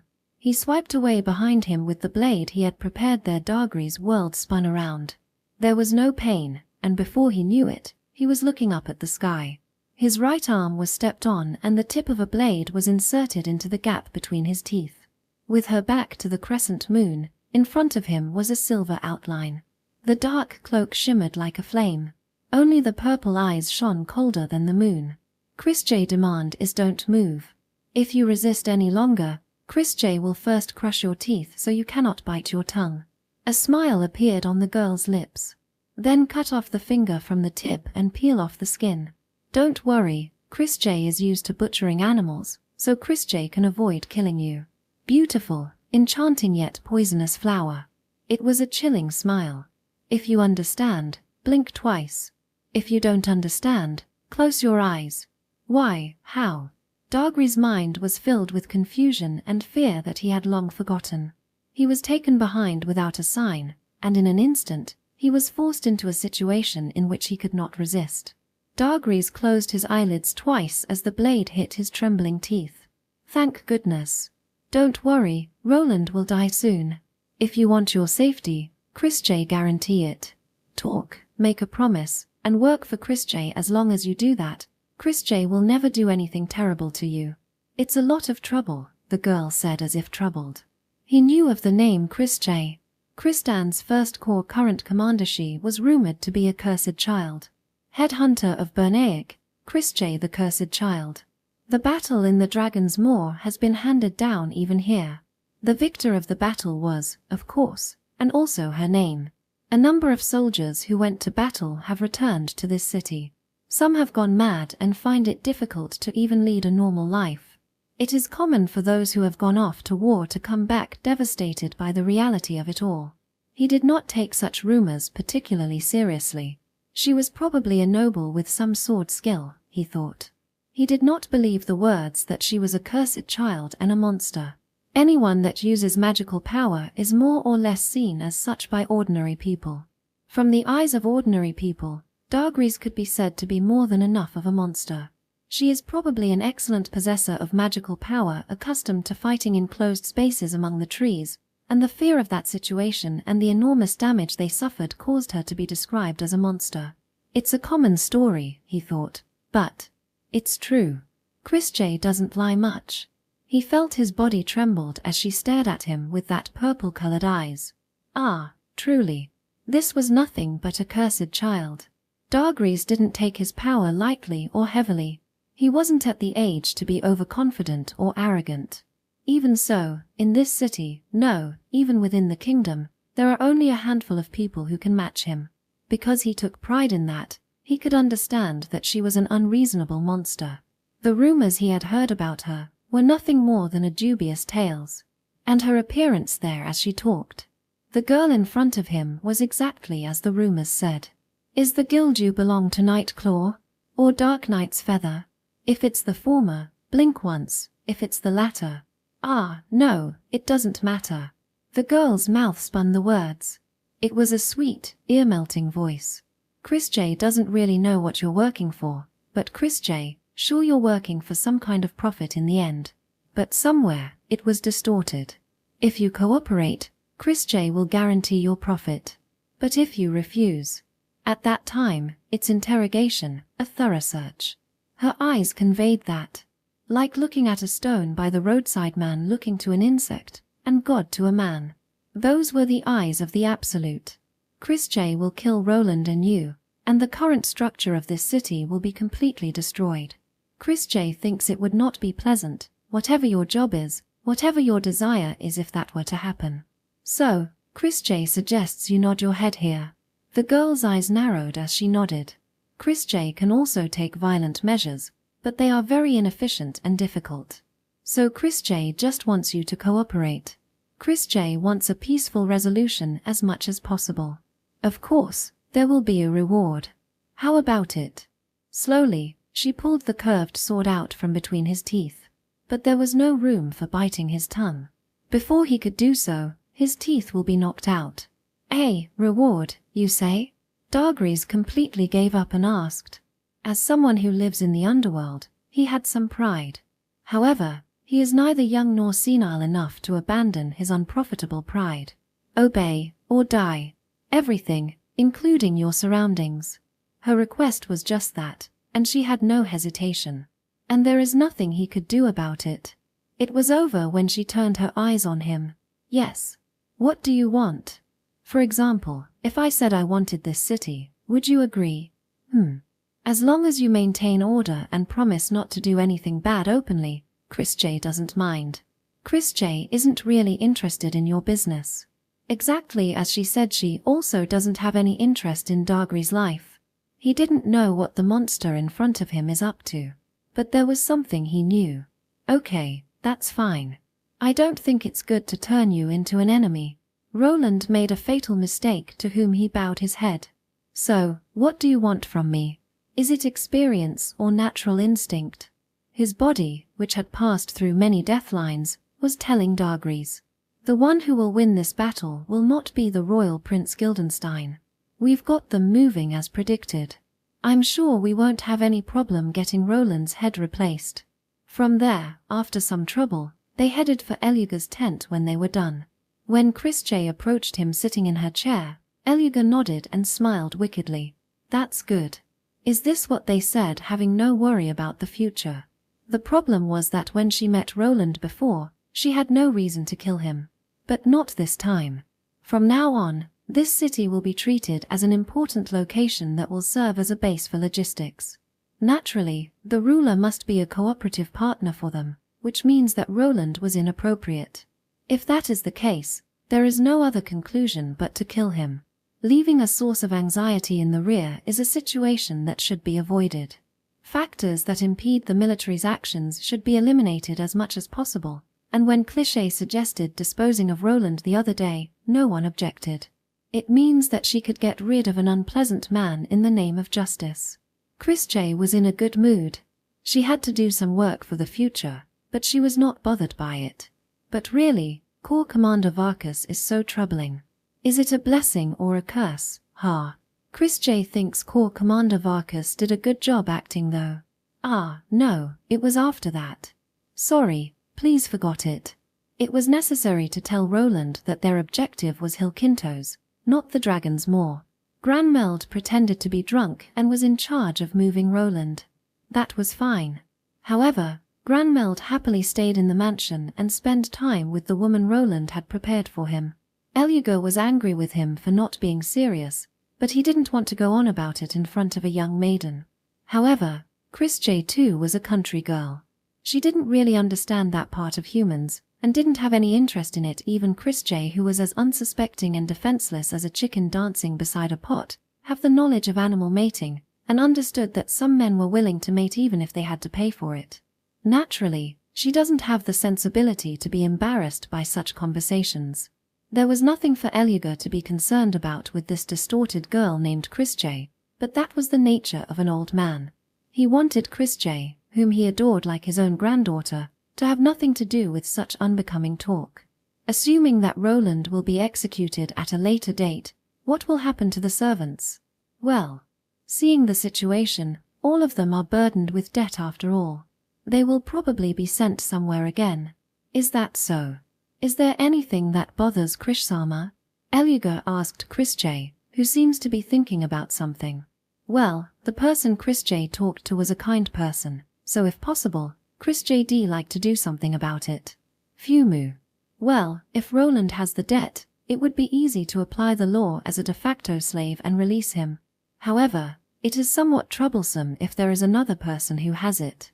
After all, it's hard to blame someone for a slave trick like that. I see. It was an unexpected word for Elugor. But he knows very well that she has a kind heart.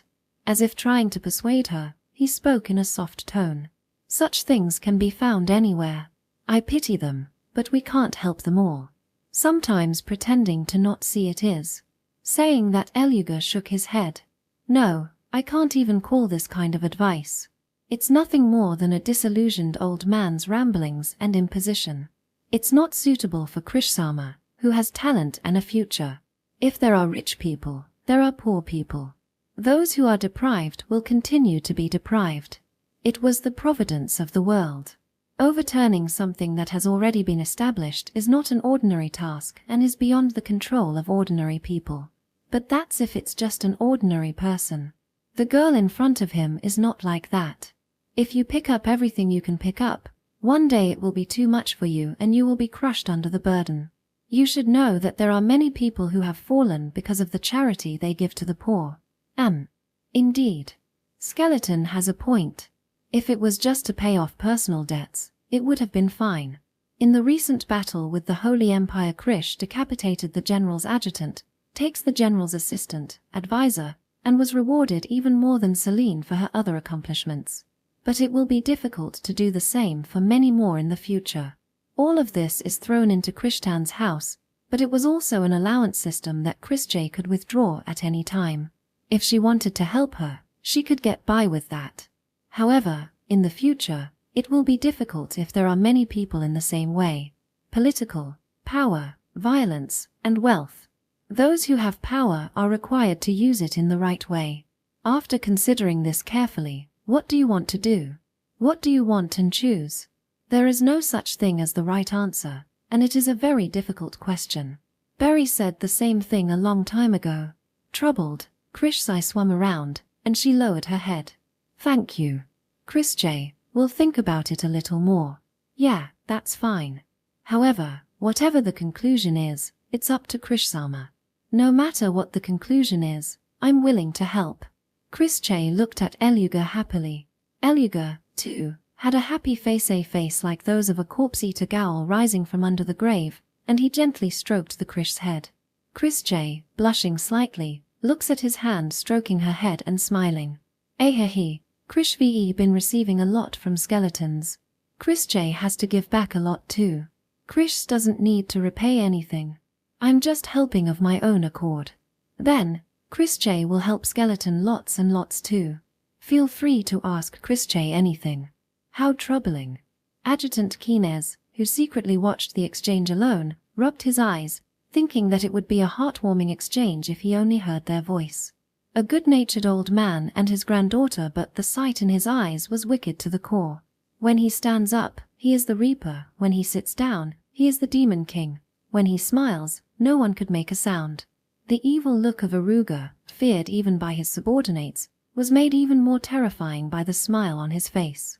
The other party also has the appearance of a pretty girl, but she is a monster who is called a headhunter by her enemies. There were some soldiers in Marcellus' army who fought in the Dragon's Maw, but all of them feared Chrisje. He had even heard that some of the captives even fled because they were afraid of her. What could she have done to be so feared? Many armies were known for their bravery, but none were so full of wickedness as this one. Kines, did you hear that? Yes, sir. Make arrangements so that we can respond to everything. Yes, sir. Understood. The exact opposite Chrisje curse-like voice that seems to echoed from the depths of the earth. Kines performed a methodical salute. We will also investigate from our side too. But first, there is the battle in front of us. Yes, thank you. Chrisje will do her best. Yeah. So that Krishsama won't have overdo it, even though I'm not as untalented, I will help as much as you can. Fufu, Skeleton is a corps commander who does everything properly. Chrisje is also very reassured. Let's do our best together. Of course. Towards Chrisje, the voice was gentle. Seeing his corps commander like that, Kines wished he would also do that to his subordinate, but being smiled at by Eluga was a punishment game in its own way. In the end, it was best to do nothing and watch. Kines sighed quietly. When Chrisje finished talking with Eluga and left the tent, the first squad was outside as usual. The work is over, Chrisje told them. As expected of USA-chan. Even though Mia immediately loses sight of him. That's Kahlua too, right? Didn't I properly find and chase after him? Kahlua laughed as Mia puffed up her cheeks and said that. It was the black sentry that had surrounded the perimeter. Even for Chrisje, it would take a lot of time and effort to chase a single spy who escaped. Extremely efficient use of magic power and handling of the Bodekrish's physical ability can be said to be out of common sense even among magic holders. However, when considering various conditions such as simple physique differences, stride length, and the amount of magical power in the body, there were many areas where she is inferior to other people, and it was inevitable that she would have a certain amount of trouble chasing an opponent who was running away in a straight line. Accelerate using walls, ceilings, and trees as footholds, turning and jumping. Even though Chrisje has such high mobility, she didn't have a great advantage in simple speed over other magic possessors. Therefore, this time she used the sentry just to narrow down the route. Anticipating the escape route of the man who was preoccupied with the sentry, she hid her presence and ambushed him. With Krish's skill, that was enough. Once she knew where he was headed, it was easy for her to ambush him and take away his resistance. Dargries was caught in her trap. Adol, report to Bald Eagle. After that, we're going to take a big break. Tomorrow will be quite early after all. Yes, we'll be in the tent today, so why don't we sleep together, USA-chan? Kahlua said teasingly. It hadn't rained so far, and since it was a completely open-air lodging, she had been sleeping alone, but today the tent is firmly set up. Chrisje was a little surprised at her suggestion, but thought about it and nodded somewhat shyly. Well then. Mia, please sleep next to Kahlua. Why yes, or rather, me too. Mia won't sleep together? That's not. Chrisje fundamentally has no doubts about sleeping with others. There was some question as to how it was as she was the corps commander, but no one ostensibly complained about it, given Chrisje's age and appearance. The remaining 3 men look at the two with a slightly envious looks. And then Bargu jokingly said, Corps commander, may I join you? With men is no, you know. The only members of the opposite sex who can sleep in the same blanket are family members. Wow, enemies of women. The worst. Or rather, so USA-chan has at least that level of vigilance, it's a little reassuring. Karsama, mother, Grace, properly taught Chrisje. Chrisje is a lady after all. Yeah, that's a good thing. Men are beasts, after all. With women it feels more safe and secure. That's right. Should I teach you various things today, Haya? Kalua, don't say stupid things. Mia sighed as she pulled on Kalua's ponytail. What will you do? My beautiful hair fell out. Geez. Because you keep saying things like that. From now on, every time you say something stupid, I'll pull it. Chris J looked at Kalua's sullen profile and tilted her head. Illuminated with the face in her memory and overlapped. What's wrong? USHN. No, well, let's rest. Yeah. Fufu, are you sleepy? A gentle smile.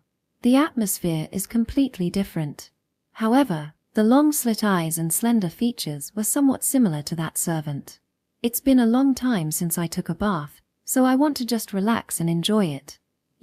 How nice, I wanted to go too. Wondering if that could be the case, Chris J swallowed her yawn and walked straight to her tent. Well, today Chris J is going to wipe Kalua's body. Chris J pretty good at it. Ooh. I feel like I have accomplished something big. It's worth a try saying it. Chris J and Berry always wash each other, but since today, Kalua is only on the receiving end. Do you want to wipe Mia too? No. By myself. Mia shook her head embarrassed, and Kalua tells her in amazement. You're so shy for someone who grew up in the country. It's because Kalua makes fun of me, saying, cutting boards. Cuckoo, are you still worried about it? I just said that you have a modest chest. Certainly, Mia, it might be smaller than Krish's. Chris J looked at her chest and tilted her head looking at the frozen Mia. Chris J headed for the tent as Kalua chuckled and grabbed her hand. Chapter 77, Hilkintos of the West. In the middle of the march, Krish and the army walked from dawn to dusk. They finished eating in the dark before dawn and set up camp after dark. While it could not be called a forced march, it was a hurried march. Although it took more time to set up and dismantle the encampment, they were able to gain about 2 koku distance more than usual. However, in order to minimize fatigue, the speed of the march itself was not changed. The important thing was to make it look like they were in a hurry. Once a certain distance was gained, the enemy scouts will calculate the distance of a day's march on their own and misidentify their action as a forced march. As they pass westward through the central plains of the kingdom and enter a complex woodland area, Chris J looked up at the sky and told Dagra. The sky. Rain is coming, bald eagle. It seems so. The shape of the clouds, their position, and changes in wind and humidity.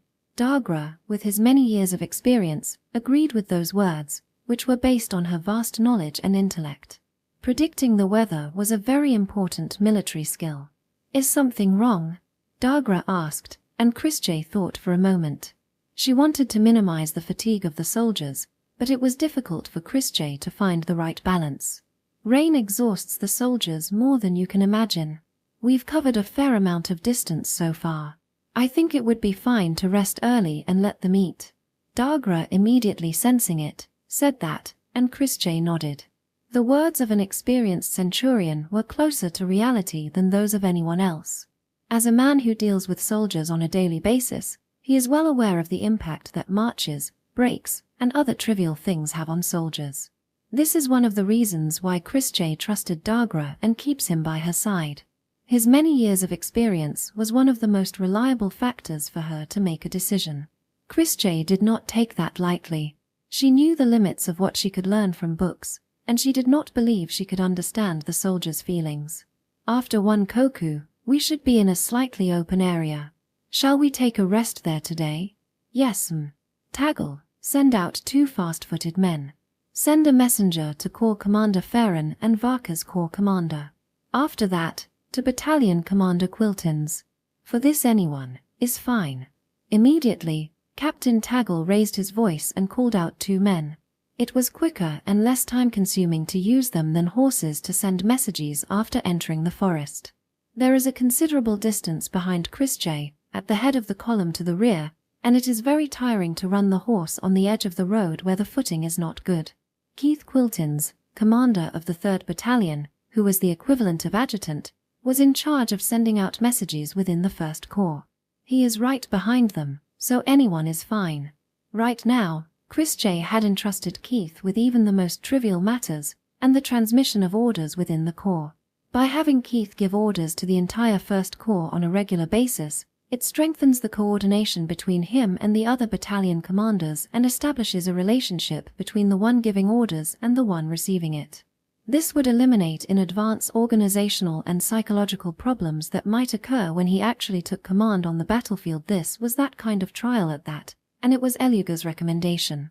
Keith's control of the Corps is essential for Chris J to be able to move freely, and Chris J took advantage of Eluga's suggestion to force Keith to take care of some troublesome matters. Keith himself accepted it as an honor, so there were no problems at the moment. But Rainham?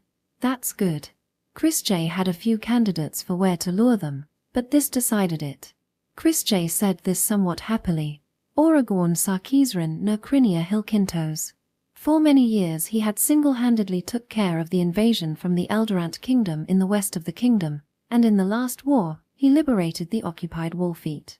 In his battles, there are no spectacular reversals from a position of inferiority.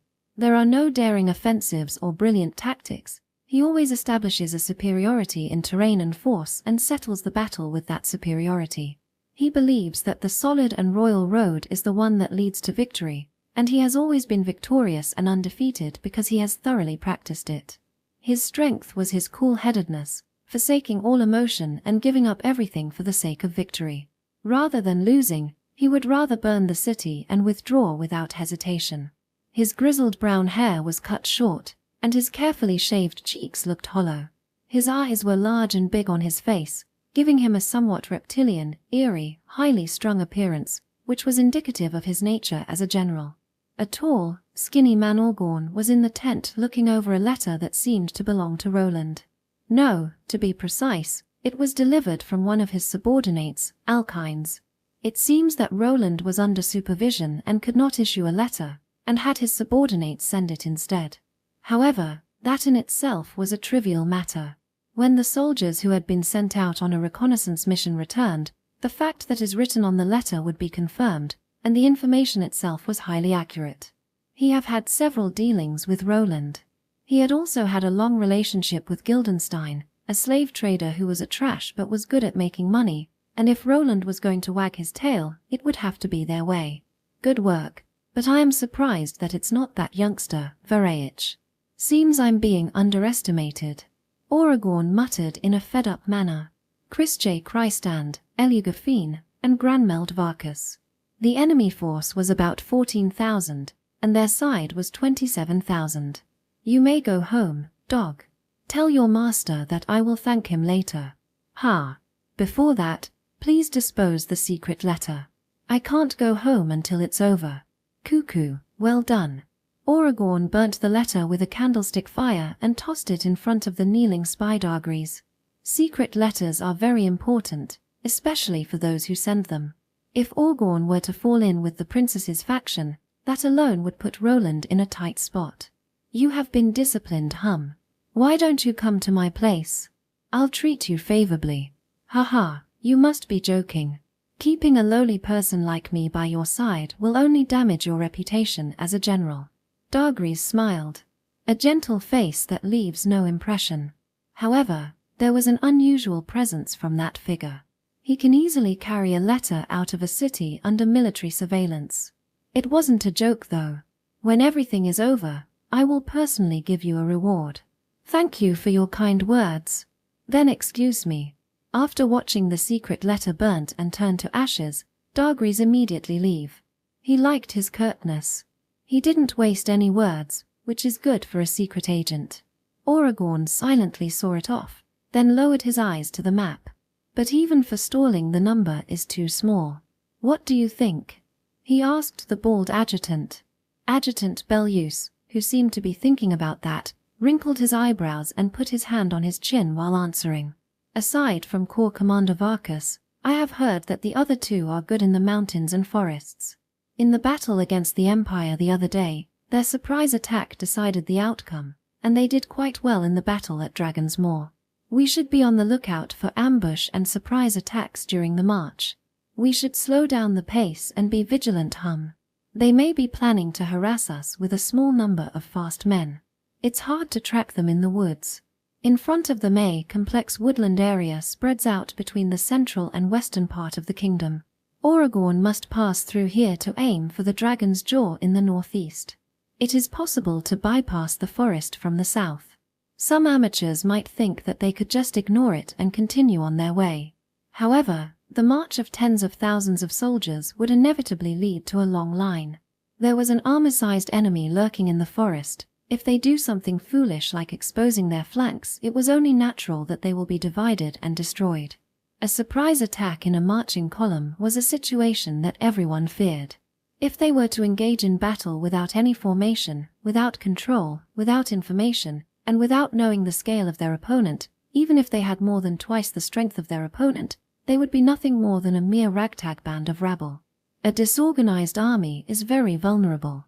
It is easy to understand if you think of a battle between poisonous snakes. An army inevitably drags along its fangless body. If that body was aimed at, both of them will unilaterally have their stomachs ripped open, and their entire bodies will be paralyzed by the poison, and to prevent that from happening, they must always turn their heads to the enemy's head. An army must always advance against a powerful enemy, destroying it as it goes. Alternatively, they could bypass them further away, but if they did this, they would never be able to participate in the Dragon's Maw battle that Hilkintos was aiming for. It would take too much time. It was more likely that the battle in the Dragon's Maw will be over by the time they arrive. Even if they arrive before it ended, the Kristan's army now in this forest will relentlessly aim at their flanks and back. Aragorn judged that there is no other way but a decisive battle in the forest.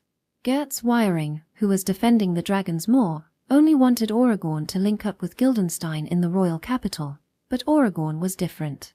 His primary objective was to stop the enemy advance from the Dragon's Maw. That alone would ensure victory in this battle. Varech's army is operating with logistics connected from the east. Even if Aragorn did not confront and win against Varech's army, he could stall its forces so that they would not be able to participate in the battle for the Dragon's Maw. Then it would be easy for the central army to cut off the rear of Varech's forces, which would leave them without food within their own kingdom, exhausted, and ultimately forced to surrender. That incompetent Malice. If only he had bought a little more time, none of this would have happened. If so, the problem will be simpler. It was only after he moved that Aragorn learned of the defeat of Malice's army. He knew about Cure. He wasn't really expecting much. However, he didn't think he was incompetent enough to lead an army of 30,000 and be defeated in just a few days. Moreover, since the battle had been settled with a large number of troops left, many of them had been absorbed by Varech's army, and if that army was fattened up, it wouldn't be a laughing matter. If he had at least reduced their forces, if he had bought more time, that alone would have ensured victory. His adjutant Belleuse smiled wryly when he said that. It can't be helped. He is a central general after all. Page. The only merit is the pedigree of the family. The one we can count on is His Royal Highness. Well, Wiring is not a bad general, but he seems to be quite weak after being cornered. Let's just hope Wiring isn't a fool like Malice. Aragorn folds his arms and frowns at him. He didn't see any problem with the current situation. But why are there so few of them? That was all he was concerned about. Did they think that was enough? No, normally, they would have chosen stability here. The opponent would have to break through the Dragon's Maw. If by any chance they failed to hold off Aragorn and thereby failed to capture the dragon's jaws, the princess's faction would be thrown into a deadly situation. The dragon's jaws should only need to be brought into a pincer attack situation. They would not need much in the way of troops. In the first place, the main attack in the Dragon's Maw is the Kristan's army in the north. Aragorn thinks that a supporting attack is enough to sandwich it from the south. If they had intended to finish the battle in one fell swoop, they would have had no problem moving toward the Dragon's Maw with the entire army. Or alternatively, make the Kristan, who has come to stall them, assist the Dragon's Maw, and the Varech army face off against Aragorn. In such a situation, Aragorn would have no choice but to hesitate to go on the offensive. But the number of people who came this time was small. That's why Aragorn was determined to get rid of them. The mysterious behavior of the enemy aroused his suspicions. Why were they resorting to these means? Think of it the other way around. If I'm the enemy, what will I do? Back to basics. What would you think and how would you act if you were the enemy? Stalling. In that case, Varach's army should be the one coming for them. Why is only one of them heading this way? It's probably mostly a matter of dealing with the prisoners. But even if that is the case, it's better to let the army of the cursed child that is coming this way head first for the dragon's maw. That would be more certain. If the enemy's aim is to attack the jaws of the dragon, the more he focused on that single point, the more he will lose sight of their intentions. There was a possibility that he was fundamentally mistaken. At the very least, the enemy was acting with the knowledge that Orgorn would move. The information must have leaked out. That part was fine. They thought of a countermeasure and sent the cursed child ahead to stall them. Why did she went ahead? Because they wanted to avoid a decisive battle on the plains. Yes, if it's a small force, there's no choice but to fight in the forest. Otherwise, they would be no match for them. But if it's a forest and they excel in forests and mountains, no way. Aragorn glared at the map with wide eyes. They chose the battlefield not to stall, but to finish him off. The enemy was few, and that was why he chose to fight a decisive battle. He will choose to fight, and they will step into the forest. The army of the cursed child was small in number, and anticipating this, they entered the forest as if to lure them in. What were they aiming for? Of course, it was an ambush surprise attack, ripping through the throats of those who looked down on the small force. Those bastards. He slammed his fist into the desk. The wooden cup on top fell to the ground and makes a noise. The premise was wrong. It's not a stalling. They seem to want to get rid of me. No way, that's. Probably the target is here. Shortly after entering the forest, there is a large river and a bridge through which soldiers and trains can cross. It is surrounded by forests on the left and right, and they will reach here in 3 days. However, 3 days later, this place will probably already be occupied by the enemy. After leaving town, the enemy must be approaching here with a forced march. Even if they fail to ambush, if they have this place in their hands, they will be more than enough to stall them. It was certain that if they slowed down and guarded against the enemy, they would take this place. We can't move the army now, but tomorrow we will start a forced march. We can delay most of our rations. Yes, sir. Are you saying I'm the same as that Marcellus fool? I didn't think you would underestimate me this much.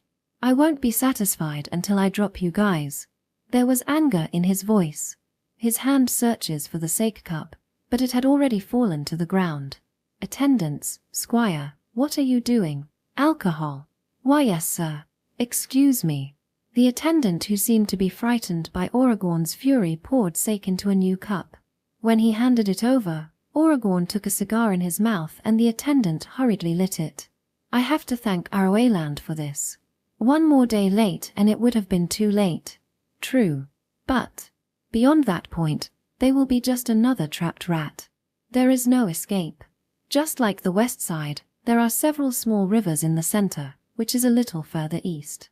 The reason why the decisive battle took place on this side rather than the other side was probably because the river was wide and there was only one bridge that was the most suitable for advancing the army.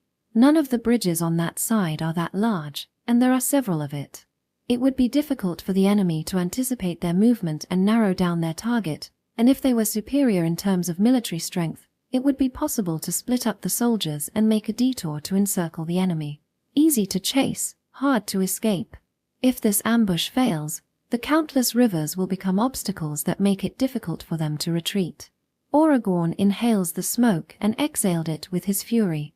He maps out the Christened army and finds a way to hunt them down. His round eyes were hectically tracing the map. Chapter 78, Wolf Pack. Note, 1 shaku is about 30 centimeters, 1 ken equals 6 shaku, about 1.8 m. 1 ri equals about 400 m. Aragorn invaded the forest with a forced march. Despite many stragglers, he crosses a bridge that he sees as a strategic point. At a distance of 40 ri, 16 kilometers, in front of them was the Christened army, but when they noticed our crossing, they turned around and began to retreat. There's no way they won't pursue them. Aragorn chose to continue his forced march, and despite the sporadic delaying attack, he managed to close in on their rear.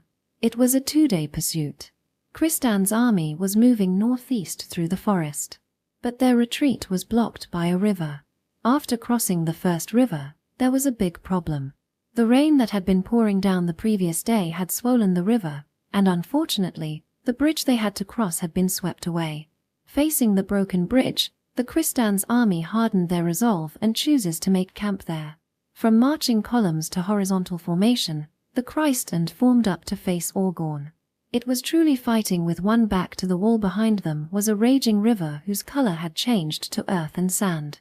Orgorn, seeing this, also moved from a marching line to a horizontal formation. The place where the decisive battle took place was a grassy plain that had opened considerably even in this forest. A deep forest spreads to the north, and a tributary of the river that flows behind Christ and flows to the south, sandwiching them between the forest and them. The two sides lined up their armies on the grassland in the center, but from the air the difference between them was obvious. Just with a glance, the difference in strength was double. Page. So you're the commander, was you, Corps Commander Farron? If it's now, I'll allow you to surrender. Your scheme has failed. Then I won't have any face to meet Her Royal Highness. Besides, no battle is certain to be lost. The lines were 1 RI, 400 m, apart, and in the center were 2 men on horseback. The dull steel was carved elegantly, accompanied by countless scratches. They were proof that he had passed through countless battlefields.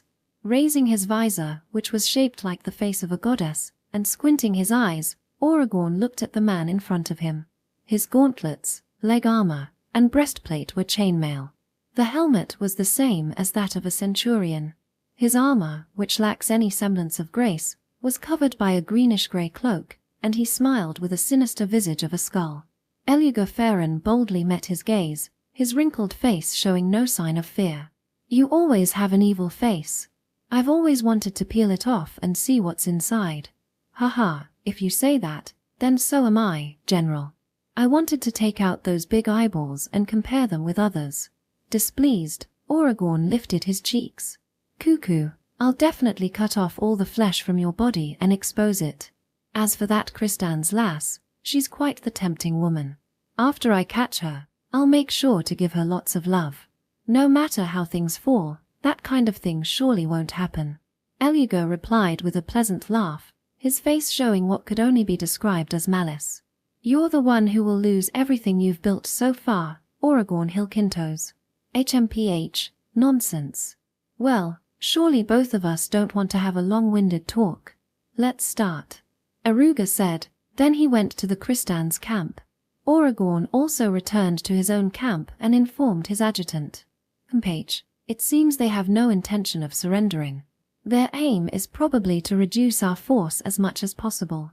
Or there's some kind of plot. Orgorn looks to his left wing, the northern woods. If they want to hide it, it can only be in the forest. How is it? We're investigating it, but for now there's nothing. I doubt it only be a head-on confrontation with this difference in military strength, but it's not like it was impossible. With the situation now, no doubt there were many deserters from Kristan's army as well. Kristan's military strength that can be seen from here is over 10,000. More than 3,000 were missing from Roland's report of 14,000. He didn't think the number was too low. More than 5,000 of Orgorn's troops had also fallen in the forced march. The situation on the other side, where they were being pursued, must have been worse, so it was not surprising that they had lost that many men. The situation was rather harsh for them. Looking at the current situation in which we have cornered them, this difference in the number of soldiers is rather natural. On top of that, the stragglers on their side were being picked up by the supply train that was left behind, so their troops will be replenished later, and the troop ratio hasn't changed much from the beginning. All things considered, their side had the upper hand. But there was one thing that bothered him. Orgorn has not picked up a single enemy straggler along the way.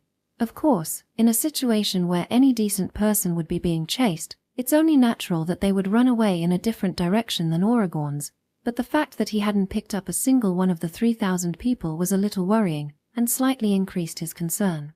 No enemy soldiers have been confirmed in the forest to the north yet. However, There was a good chance that they were hidden far away. Strengthen the vigilance against the forest. It's really bothering me. Yes, sir. The river to the south was in no condition to be crossed. Most of the rivers were more than 4 ken, 7.2 m, wide. And with the current and broken bridge, it was in an unfavorable condition. That one could be completely ignored. Soldiers, listen up. Aragorn raised his voice. It seems the remnants of the Christ and are a bunch of fools who can't even count. Against us who double their force, they didn't surrender but pointed their sword. Seems they want to be thrown to the bottom of the river. He galloped his horse and rode around the front ranks of the soldiers. Then he shouted, "Let them hear your voices. With a single voice of yours, they will realize their mortal destiny and be frightened. Now, let's march. Raise your roar." He draws his sword and thrusts it into the sky. At that moment, 22,000 soldiers raised their voices all at once. The sight of the soldiers lined up with swords and bows soaring high in the sky was truly imposing and majestic. They were the army of Aragorn Hilkintos, the ever-victorious and undefeatable army that had defended the West for many years. As if using the fervor to deceive the fatigue from the forced march with that heat. At the general's signal, they let out a cry into the forest. "Archers, step forward. Rain arrows on the enemy." And with that voice, they began to advance. Aragorn, watching, moved backward to slip between the soldiers. There was still a distance of 1 ri between them. The effective range of the bow was about 60 to 70 ken, 108-126 m. If the distance between the two sides was not reduced to 1/3 of the current distance, they will not be able to fire their arrows effectively. It seems that the other side also sent the archers forward, but only in the center. Not deployed on both wings. There were probably not enough archers for some reason. The number of archers in the center was equal. The enemy's central infantry held a long spear and heavy infantry on both wings. Behind each wing were medium and light infantry. It can be said that it was a relatively orthodox formation. The only failure was that their side had not prepared long spears. Although they had brought them in anticipation of a decisive battle on level ground, they had left them behind as they conducted a forced march. Their main attack was in the center, which was thicker. The opponent would probably try to catch them with long spears and break through one of their wings. Looking at the current situation alone, it was hard to imagine any other way. There was no sign of approaching from the other side. They were waiting for them to close the distance. He watched the orderly march and glanced occasionally toward the left wing, the woods to the north. After all, that side was what he should be worried about if it's only a head-on confrontation. There's no element to lose. Now, what are you planning, Farron? You've made such a big deal about it. Surely you're not just hoping for an honorable defeat.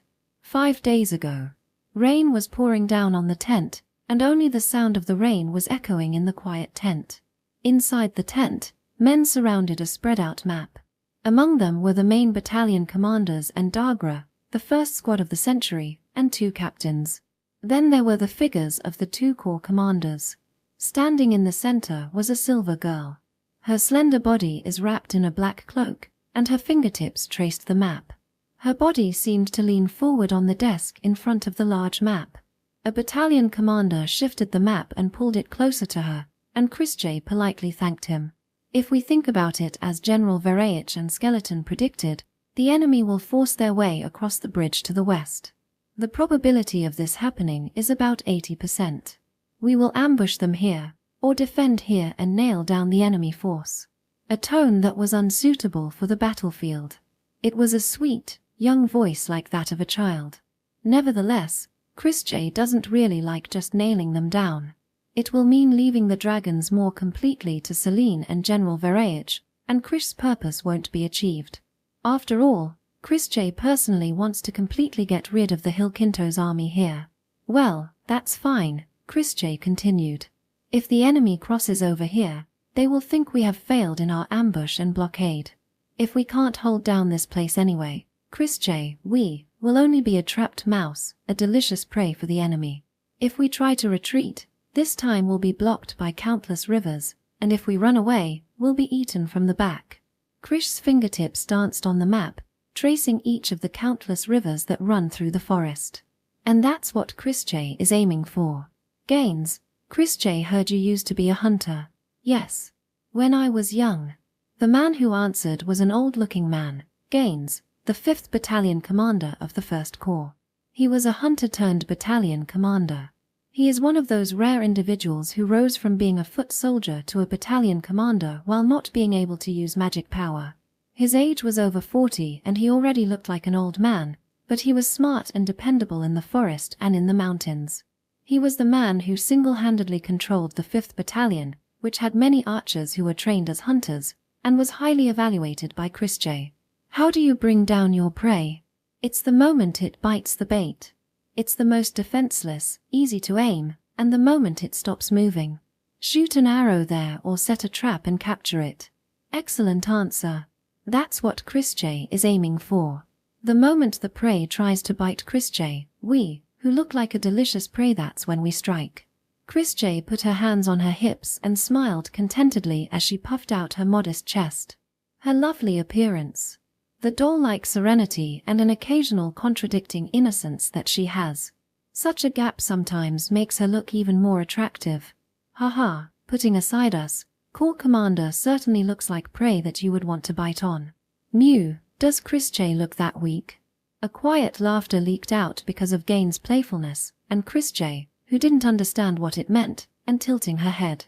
Oh, fine, continued Christjay, looking at the map again. Christjay, we must be delicious, tasty prey. Being chased, turning our backs, and cornered the place to escape is the northeast, where we can get closer to the dragon's maw. Maybe the chased Christjay, us, will go to General Vereich for help. She pointed her finger to the northeast from the bridge. The area is slightly open, with a forest to the north and a river to the east and south. There was a small bridge, where the wagons could not even stand side by side, crossing the river to the east.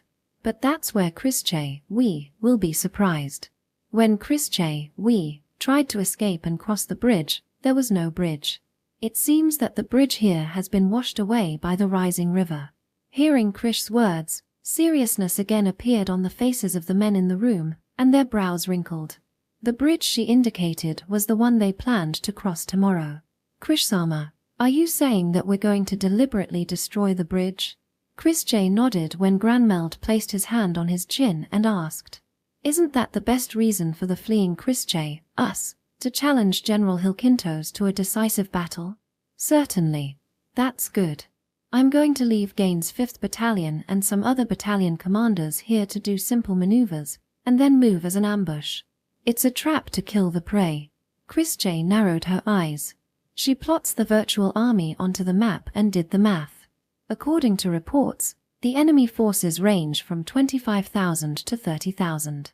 Unlike Christjay, we, who have a fixed destination, they will lose about 20% of their army in a forced march with no clear destination. At best, they are 20,000 strong and exhausted.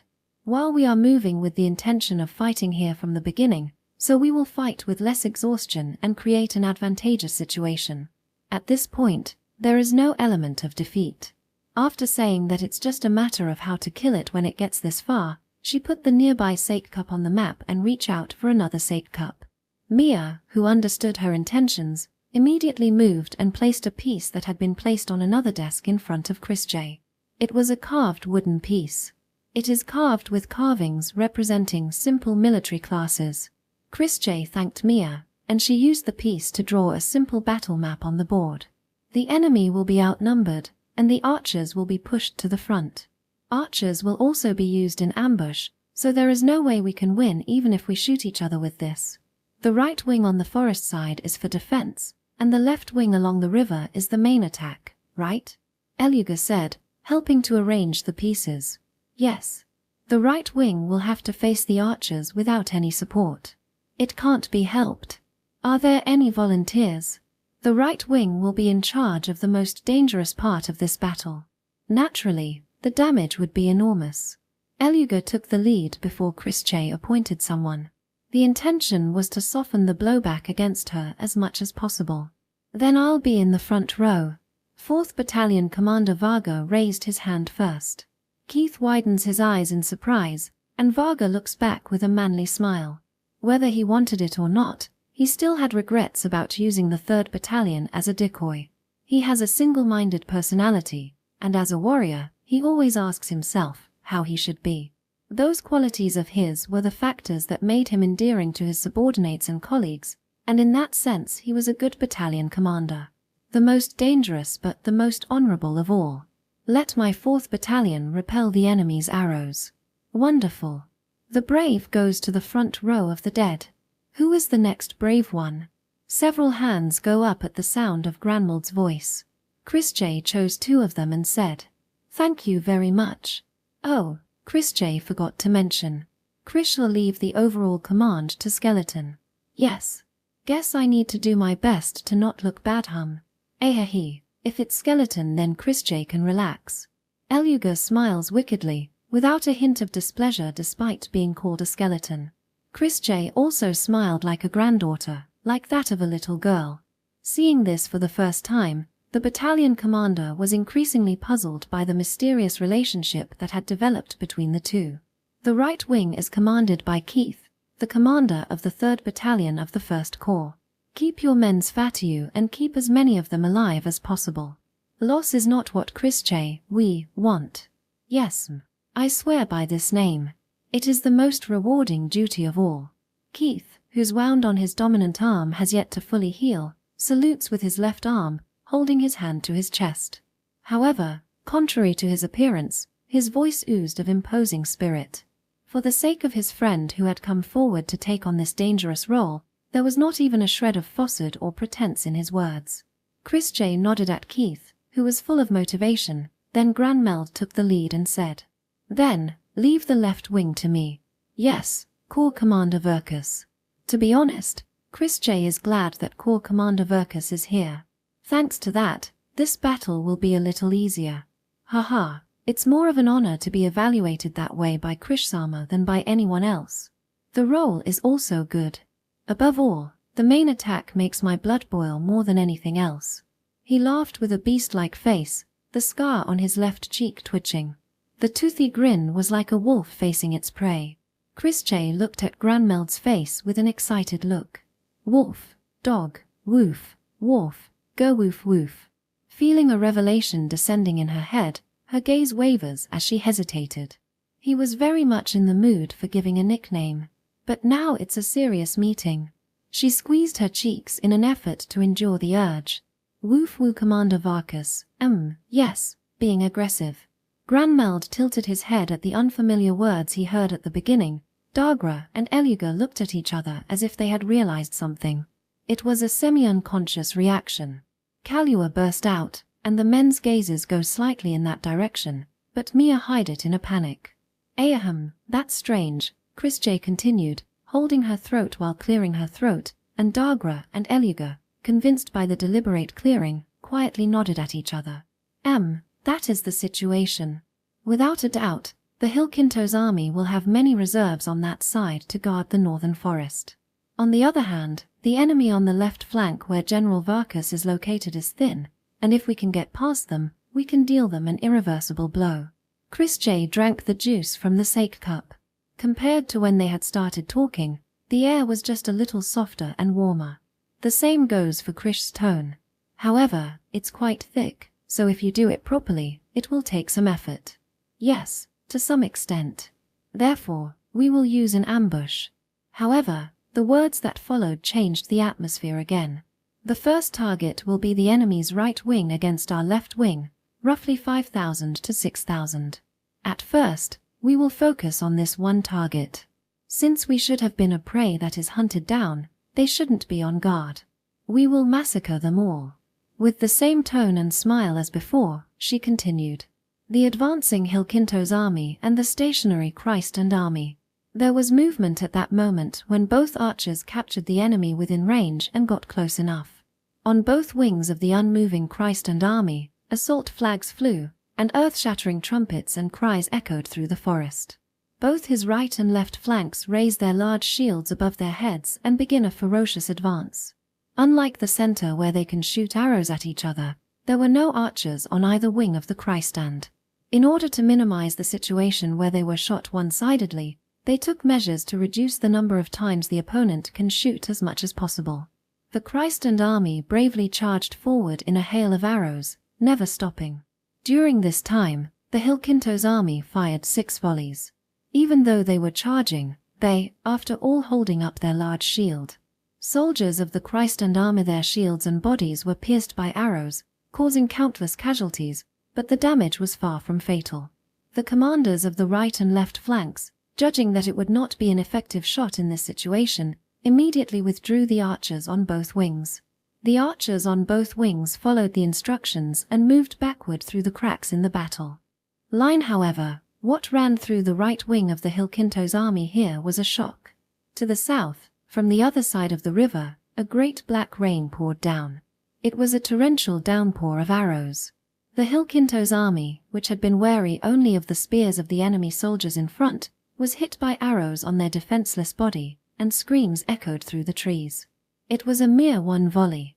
Considering the number of arrows that the entire Hilkintos army had just fired, it was less than 1/10 of the number of arrows they had just fired. However, they suffered more damage from that single volley than the damage inflicted on the entire Christ and army earlier.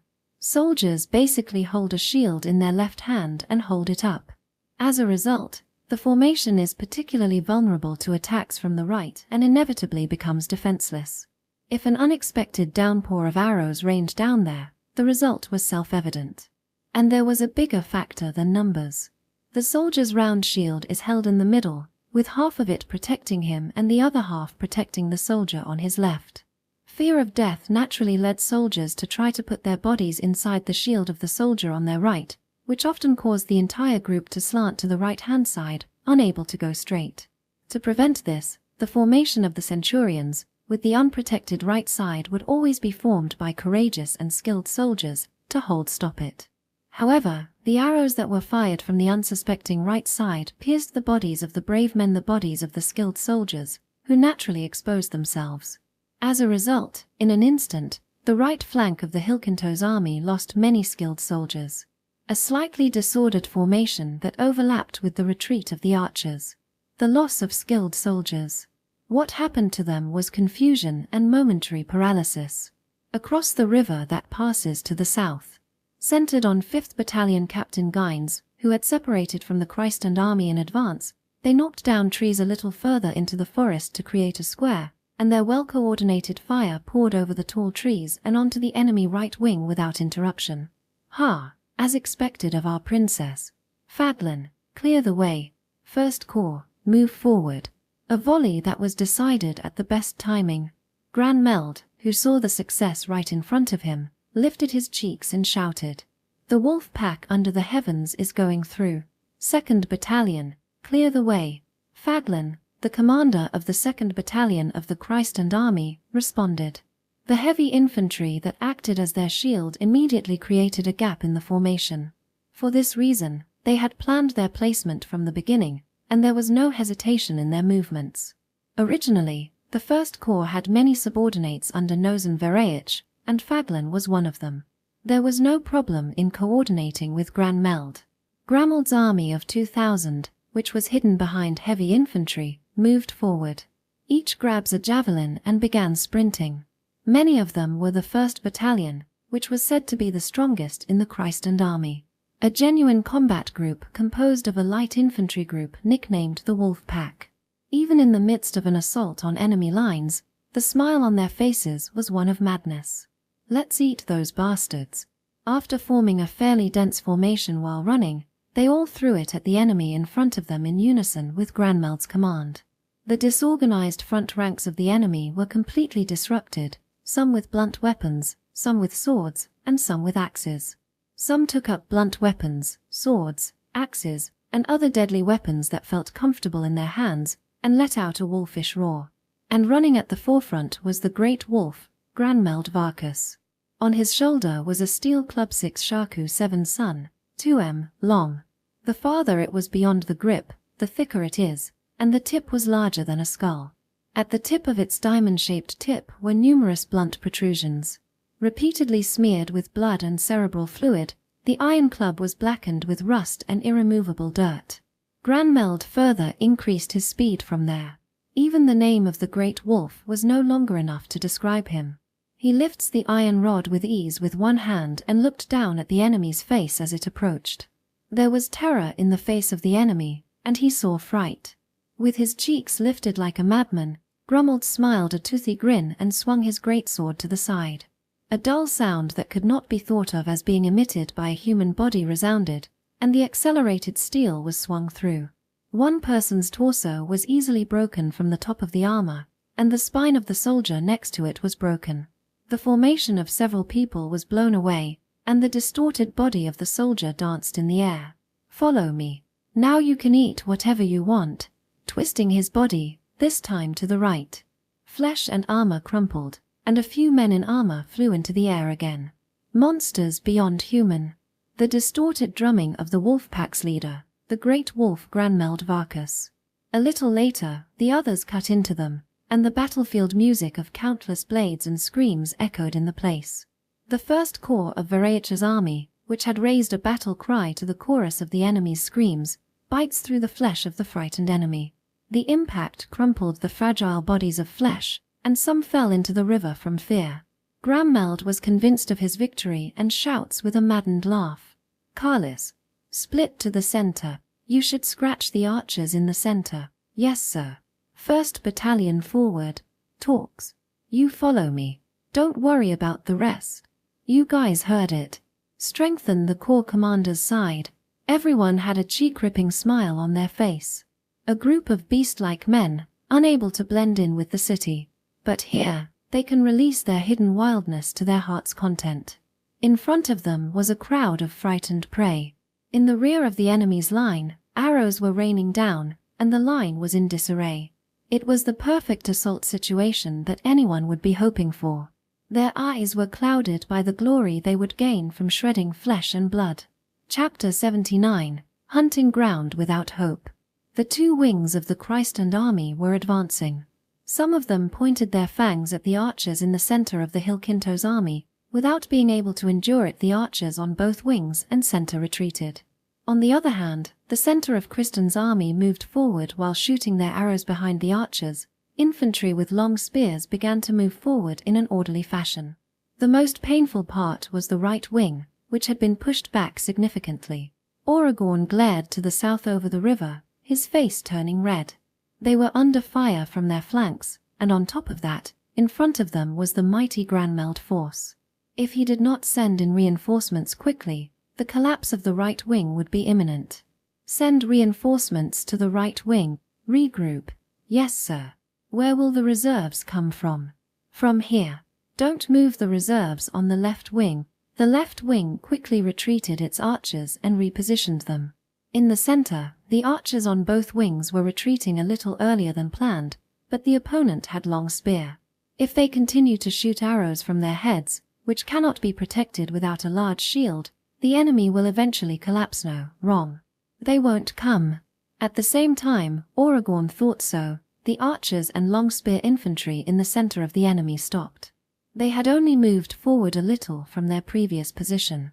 Then, they started shooting furiously at the archers, whose numbers had been reduced by the attacks from both wings. Their central infantry, the vanguard, was within the enemy's range.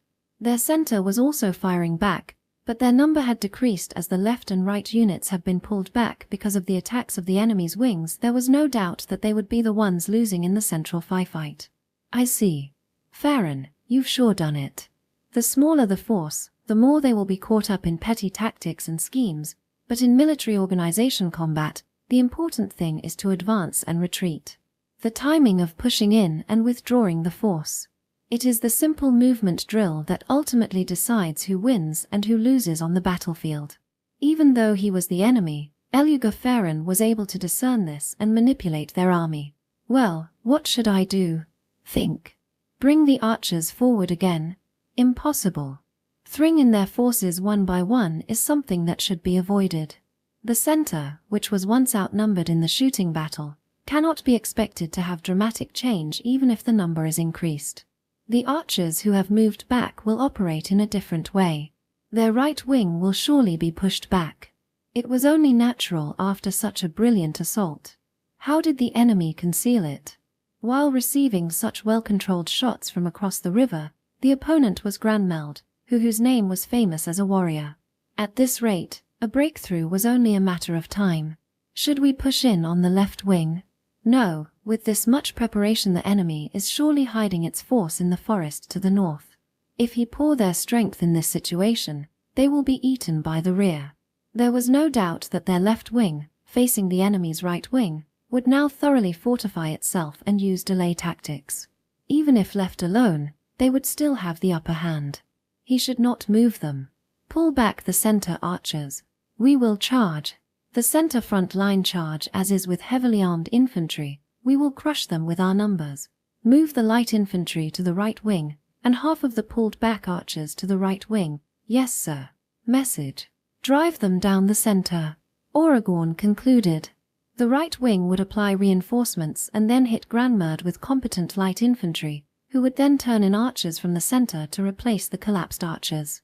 Send reinforcement to the right wing, hit Granmeld with skilled light infantry, then send archers from the center to replace the collapsed one. The enemy's left wing led by Granmeld is troublesome with its breakthrough power and archers from the side, but that's it. There was no further increase in force, and once the breakthrough is broken, they can be disposed of as is. Assault arrowhead formation focus on the center. Push from the front. In a flat push assault, the flank will be eaten through by the right wing. Break through the center in the shape of arrowhead. Then the enemy will be half encircled on each wing. Judging that the center could be overwhelmed by numbers, that was Aragorn's misjudgment. No, there was no mistake in what he chose in that situation. His mind was clear even in the chaos of the battlefield. As ordered, the soldiers in the center advanced without delay. The soldiers were exhausted from the forced march, but they still faithfully performed their duties. Most of them were soldiers who had defended the western border until now. Their quality was by no means low. In a situation where anyone would have feared the assault of the long spear that was waiting for them, the heavily armored infantry who were leading the way gathered their courage and moved forward. The soldiers near the front of the line knew that many of them would die. Even so, if one man crushed one spear, their allies behind them would be able to move further forward. The long spears boast unparalleled strength in battles of equal strength, but they know that it will eventually lose its resistance and collapse in the face of being outnumbered by heavy infantry. And because of the length of the long spearman's weapon, it was impossible to rebuild once it collapsed. Even if they die, those who follow will avenge them. That is why they can raise a battle cry and carry out a charge. But, in front of the long spear, one by one, they fell to the ground. And the allies in the rear line also stumbled over them. The terror and tension of the charge, of course, there were some who get their legs tangled by those. There were some who choose to fall on purposefully because of their fear. But there were too many of them for it to be just that. They fall over as if something has caught their foot. One after another, a non-negligible number of soldiers fell in a hail of arrows, oblivious to the fact that it was just a small knot of grass. The charge, which had been originally a vigorous one, lost its original momentum and sporadically went to the tip of the spear without any control. No enemy would miss that opportunity. One by one, they were impaled by a long spear, and they lose their lives meaninglessly, watching as those who followed them were stabbed to death without a second thought. Strange. What are they dilly-dallying for? Maybe they were more tired than we thought. We are forced to march. TCH, that's fine. We can push it with number. From a distance, it was not clear what had happened. Unable to imagine that the momentum of the charge was being dampened by something as small as a knot of grass, Aragorn and his adjutant, Belleuse, determined that it was due to exhaustion. Looks like reinforcements are heading for the right wing. That's the end of that pack of dogs.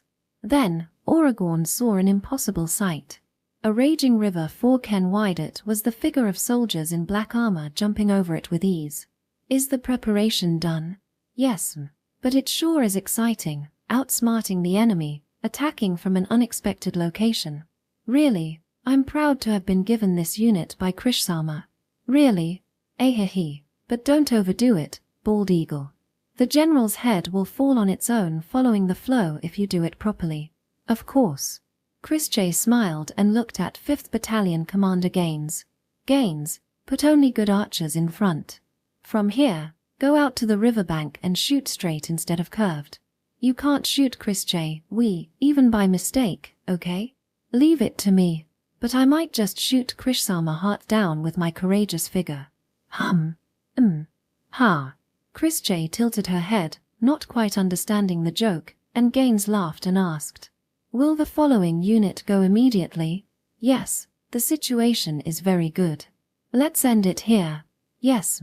Chrisjay then ran through the forest, and in a single breath, she reached the bank of the river and jumped over it easily. To a body that can manipulate magical power this distance doesn't pose any obstacles. The sentry followed, and it was the rear of the right wing of the Hilkintos army that appeared in their sight. "Don't cut in too deep. It's enough to temporarily block their movement," Dagra shouted. Chrisjay danced forward into the rear of the right wing. Her cloak fluttered, and her silver hair swayed from side to side in front of the black sentry. The commander herself led the way every single time. There was no soldier who would not follow. Ahead of them, there were soldiers whose backs were completely turned toward them. Some noticed them and turned around, but it was too late. Bald eagle. Throwing spear, ready. Each of them carried a spear on their shoulder. Fire. 5 Shaku, 1.8 m. Spear was shot out with a speed that surpasses that of a human body. The cloth wrapped around the hilt unraveled, and the wind pressure makes it spiral. About 90 spears pierced the formation in front of them. A spear fired by a magic possessor at that speed. The power was completely different from a mere spear throw. They easily pierced through the shields and armor that were set up hastily, and countless screams covered the sky. In the midst of confusion, they turned their eyes clouded with fear toward them. Chrisjay accelerated further. She leaned forward, almost scraping the ground with her chin, and stepped in, splitting wind, the curved sword at her waist gleaming.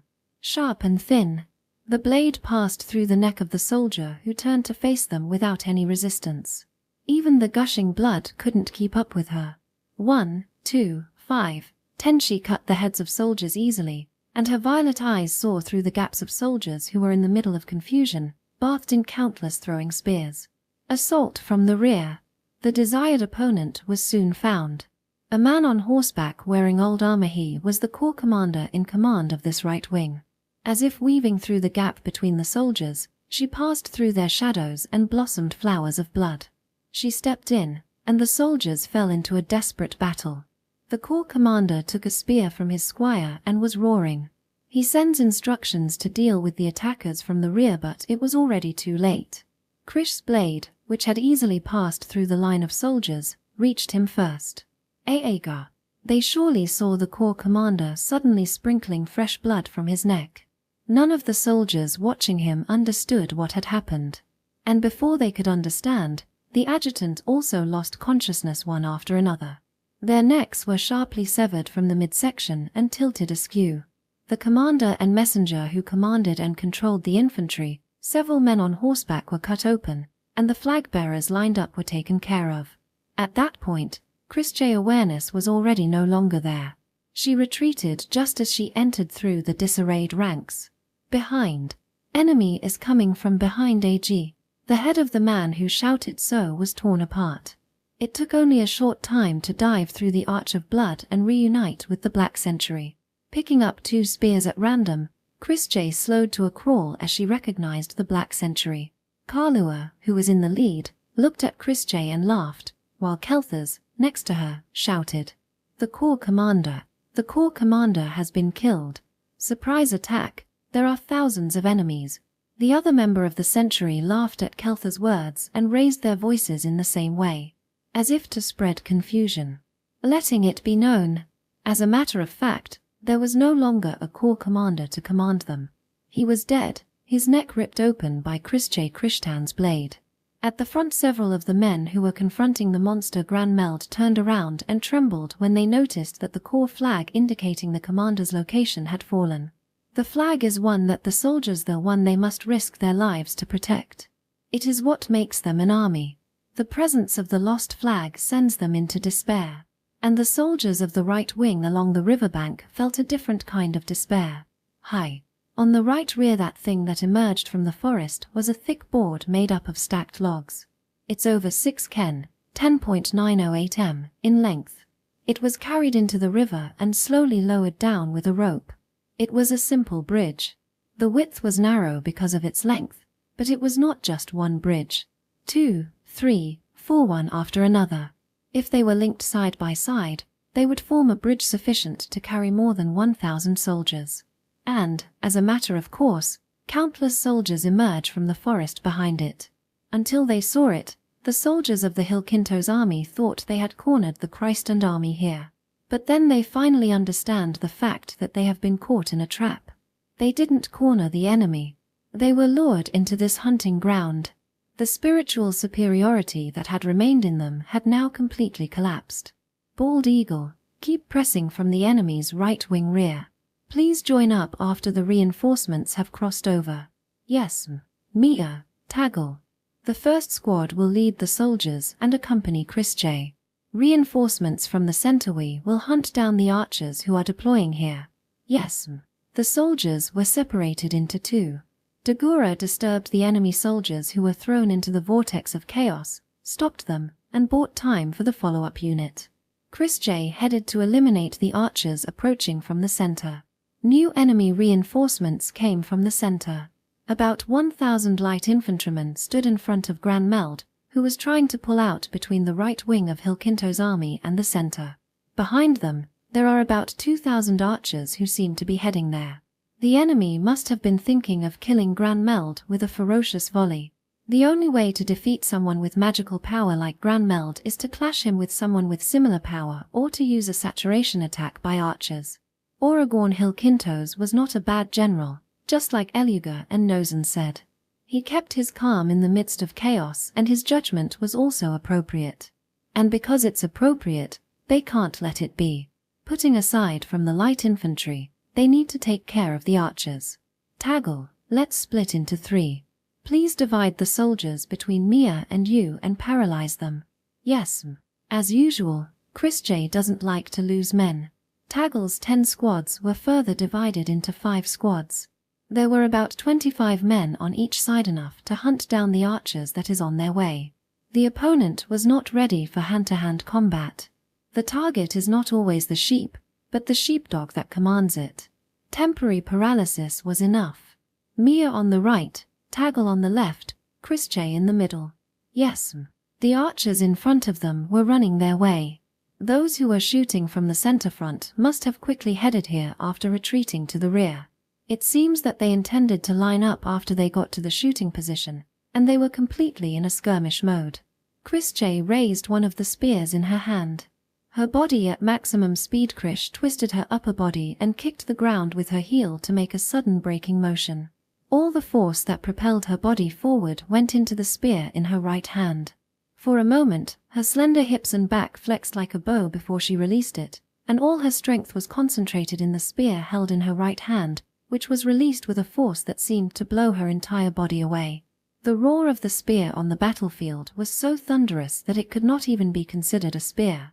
Even a siege bow that pierced the castle walls would be insufficient to describe her spear throw. The spear easily shattered the skull of the leading centurion on her left, along with his helmet, and easily took the lives of several of the men behind him. What she has in her hand was not a throwing spear, but the hand-to-hand spear held by an enemy soldier.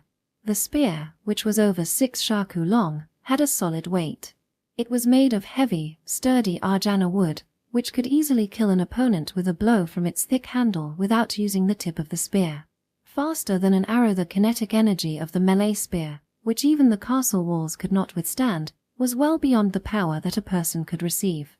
Like a cat, she landed with her hand, rolled, straightens up her posture, and repeated the same action. A second spear followed, this time to the right centurion. The man was a veteran, skillful swordsman. Realizing that he is being targeted, the man pulls out his sword and tries to parry the spear away, but the spear, which had an odd trajectory, spiraled through his shoulder and shredded the right half of the centurion's body. Then they finally realized the small, slender, silver-haired woman was a monster. The power of her spear was clear to anyone's eyes, precisely because they were in a skirmishing state with some space between each other. It didn't stop after killing one person, scattering broken bones and spear fragments among the soldiers that follow. Even its fragments were powerful enough to kill a person. A person who possesses magical power beyond a certain level was a force comparable to a battalion in its own right. Kolkis, Guildenstein, and Granmeld small soldiers on the battlefield were worthless in the face of such men, and many experienced soldiers know this firsthand. There was no way to stop them except by using numbers and arrows to kill them, or by confronting them with magic possessors of equal or greater power. If they had been crowded together, dozens of them would have been killed by the spears alone. The fact that they were in skirmish formation saved them. However, confronting such a monster in skirmish formation where they can't cooperate with hand-to-hand combat. In their minds, it clearly indicated the arrival of the next tragedy. D-dense formation. Don't let them slip, someone shouted. Before the voice could be heard, arrows were being fired from the archers in front of them. But their measurement of distance was very much mistaken. Not only the girl but also the black-coated soldiers, all of whom were infantry, were running faster than the cavalry. Leaving the released arrows behind, they slipped between them and the 46 black soldier cut in. As expected of USA-chan, the best. With a maddened laugh and bloodshot eyes, she cut down the enemy in front of her. Kaluuya was the first to cut in on her left. Swinging her curved sword like an axe, she bisected both enemies in front of her. The spear that will even pierce a castle wall. The archers were terrified when they were hit by Krish's spear. Then, the black-coated soldiers cut through the frightened soldiers and lifted their cheeks in mad laughter. Everyone who confronted them understood that they, too, possessed unusual abilities, and they were cowed. And the ones they were afraid of were only after the dog that commanded the frightened sheep. Kaluuya, left half. Yes, there. After cutting off the head of the enemy in front of them, they turned their eyes to the red helmets. The other side had already drawn his sword. Kaluuya dropped her posture and stepped toward the left-hand side. A low posture like that of a quadrupedal beast moving forward without wasting the propulsive force generated by her strengthened legs. She, too, learned her moves from Chris J. Keeping the posture low was not just to dodge enemy swords. This was to reduce wind resistance by adopting a low posture that would cause a normal person to fall over, and to use the propulsive force generated from both feet to move forward without waste. Those who could manipulate their magical power need to reconsider each movement and think about how to use their excess power. Kaluuya was the one who understood it better than anyone else with her ingenuity. The reaction of the enemy centurion to Kaluuya was swift. He, too, must be able to manipulate magic. He quickly leaps backward to avoid Kaluuya's attack, which an ordinary person would not even be able to react to. GG. Wow. Kaluuya laughed happily. She stepped in further. This time it was a horizontal slash this too. The centurion distorted his face and dodged it. He looks young, but he is skilled. However, there is nothing more unreliable than the outward appearance of age. He has probably spent many years in the military and has been through his fair share place of death. But that was the end. A dagger was thrust into the man's neck from behind. It was another black-coated soldier Adol from the same squad. You owe me, Kaluuya. Don't be silly, I'm the one who gave it to you, didn't I? Don't fight one-on-one. This was also the rule of the Black Century. Against a strong enemy, go at him with multiple people, surround the enemy in groups, and choke him out. Relentlessly aim at the opponent's hero, a person who possesses magical power, and kills them to lower their morale. The Black Hundred, a small group of elite soldiers, must avoid being surrounded. Their opponents are always numerous. If all of their enemies were willing to die, there was no way to survive. Therefore, they must frighten them, scare them, disrupt their unity, and bite into the flesh of their corpses. Like Chris J., they avoided unnecessary battles as much as possible. They knew that it was this thoroughness that would keep them alive. There was no one shooting at them. The enemies cowered who survived were also shields for the Black Century. Misfire is inevitable on the battlefield. There were plenty of people who died by the arrows of their comrades. Even so, no one can rain arrows down on dozens of people among 1,000.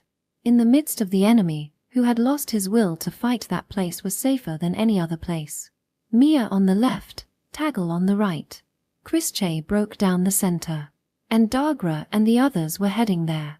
The right wing of the Hilkintos army, the 1,500 who emerged from the forest and crossed the river, surrounded them from the rear. Most of them were archers, but they were soldiers too. If they form up and drew their swords, they can engage in hand-to-hand combat. The right wing of the Hilkintos army, whose leader had been killed by the dreaded black-coated soldiers, became increasingly fearful as they realized that the enemy's reinforcements were more than adequate. The 1,500 spread its wings as far as possible, encircling the enemy right wing from behind. Chaos after chaos. Right wing morale was half destroyed. And there. Okay. Corner them into the river. Kill them all. Grammeld, who pushed through the right wing in the center, was covered in blood and shouted. It was a beastly voice. While allocating some of his time to deal with the reinforcements, he joined up with the 1,500 who were mainly archers. They established a complete encirclement using the river. In front of the enemy's right wing, the 2nd Battalion of Christ and 1st Corfaglan's heavy infantry formed a wall. Grunmeld began to press the enemy in the direction of the river to the south. There was no support from enemy archers. Christjay and Black Sentries' delayed attacks work well. On the enemy right flank, there was nothing but despair. They are surrounded by walls, squeezed, and pushed out. And the destination they're pushed to is a raging river. Stop. Stop. Don't push. Hey. The soldier shouted as he hears the impending disaster before his eyes. But only those around him understood the intent of his voice. They tried desperately to hold back. They even threw out their swords. Archers were lined up on the opposite shore of them. They saw the bows slowly being drawn. Stop it. Please stop it. Help me, Egu. The arrows were fired all at once. It broke the last resistance. Countless arrows took the lives of these men who had been holding out and enduring desperately. Immediately, resistance was gone from them. Help, Mfair, A.G.H. The men were pushed into the river, and the sound of water echoed with one scream after another. The men in armor were forced to commit unwanted suicides in the raging water. Once established, the flow cannot be stopped. Some of the soldiers in the center of the right wing were even crushed to death due to pressure from their surroundings. Every time those corpses piled up, they stumbled, swayed, and the river rippled. Soldiers fighting in front were frightened and retreating back, those in the rear screaming in fear of being dropped into the river. Most of the soldiers, who initially numbered about 6,000, were killed cruelly in this way. The fewer people there were, the more accelerated the process was. Some shouted for surrender, but there was no need to listen. Surrender must be offered by the commanders of the soldiers present. But their commanders were no longer present, and no one has taken over yet. And the whole battle was still going on. New recruits, old veterans, cowards, brave men, it didn't matter, they are all being slaughtered into the raging river. It was a massacre. The disappearance of the right wing. The Central Army, who witnessed that scene, understood that they have been driven into a corner. So did Oregon, who was in command. Shit, shit, shit. Darkens, you trash. It was a mistake to put such an incompetent as a corps commander, Oregon shouted, cursing the right-wing corps commander who had been killed by Christjay. His eyes were bloodshot with rage, and veins appeared on his forehead. He was so angry that even his longtime adjutant, Belleuse, was frightened. General. Retreat. With that much preparation, it was a trap from the beginning. Make me watch out for the forest on left wing side, then the right flank, from across the river, will be encircled and annihilated. I see, it's so brilliant, it's almost laughable. Then, use the left wing reverse. First, stop the right wing. The left wing that still has the upper hand will maintain its current situation. Retreat from the protruding central left wing. Yes, sir. Messenge. And that was the word that decided victory and defeat. Reinforcements headed from the center to the right wing faced Grunwald while witnessing the tragedy, and spread their wings to the east and west in an effort to prevent an attack on the center. Grunmeld tried to bypass and take the rear but was met by reinforcements from the left wing reserve. The main camp, which had exhausted its reserves and was now bare, had no room for anything else. There are at most 100 soldiers, and from among them, Oregon calmly gave instructions in anger while spewing saliva, directing the retreat. He was, after all, a general who has defended the West for many years even when trapped and in a tight spot. He never lost his ability to use his brains and command his troops. However, a situation arose that deprived him of thoughts. From Orgorn, diagonally to the left, the northern forest. From there emerged 300 cavalries and 1,000 light infantry. On their banners were the eagles and thunder of the Crystand. Rejoice, we are just in time for the glorious decisive blow. All hands, charge! Bagil shouted from horseback, followed by the soldiers' howls. They were also the ambush soldiers just like those across the river to the south. They had taken up a camp far north of the battlefield and were on standby, but when the battle started, they headed south. Orgorn's reading was correct. Their presence in the northern forest was the decisive move on the battlefield. After confirming that Aragorn had withdrawn his men from the forest, they left. To decide victory or defeat. They roared toward the center and black-coated soldiers cut through the ranks from the south to the center just as the leading cavalry was charging into the enemy. The battle began with an army of 15,000 Crystand and an army of 27,000 Hilkintos.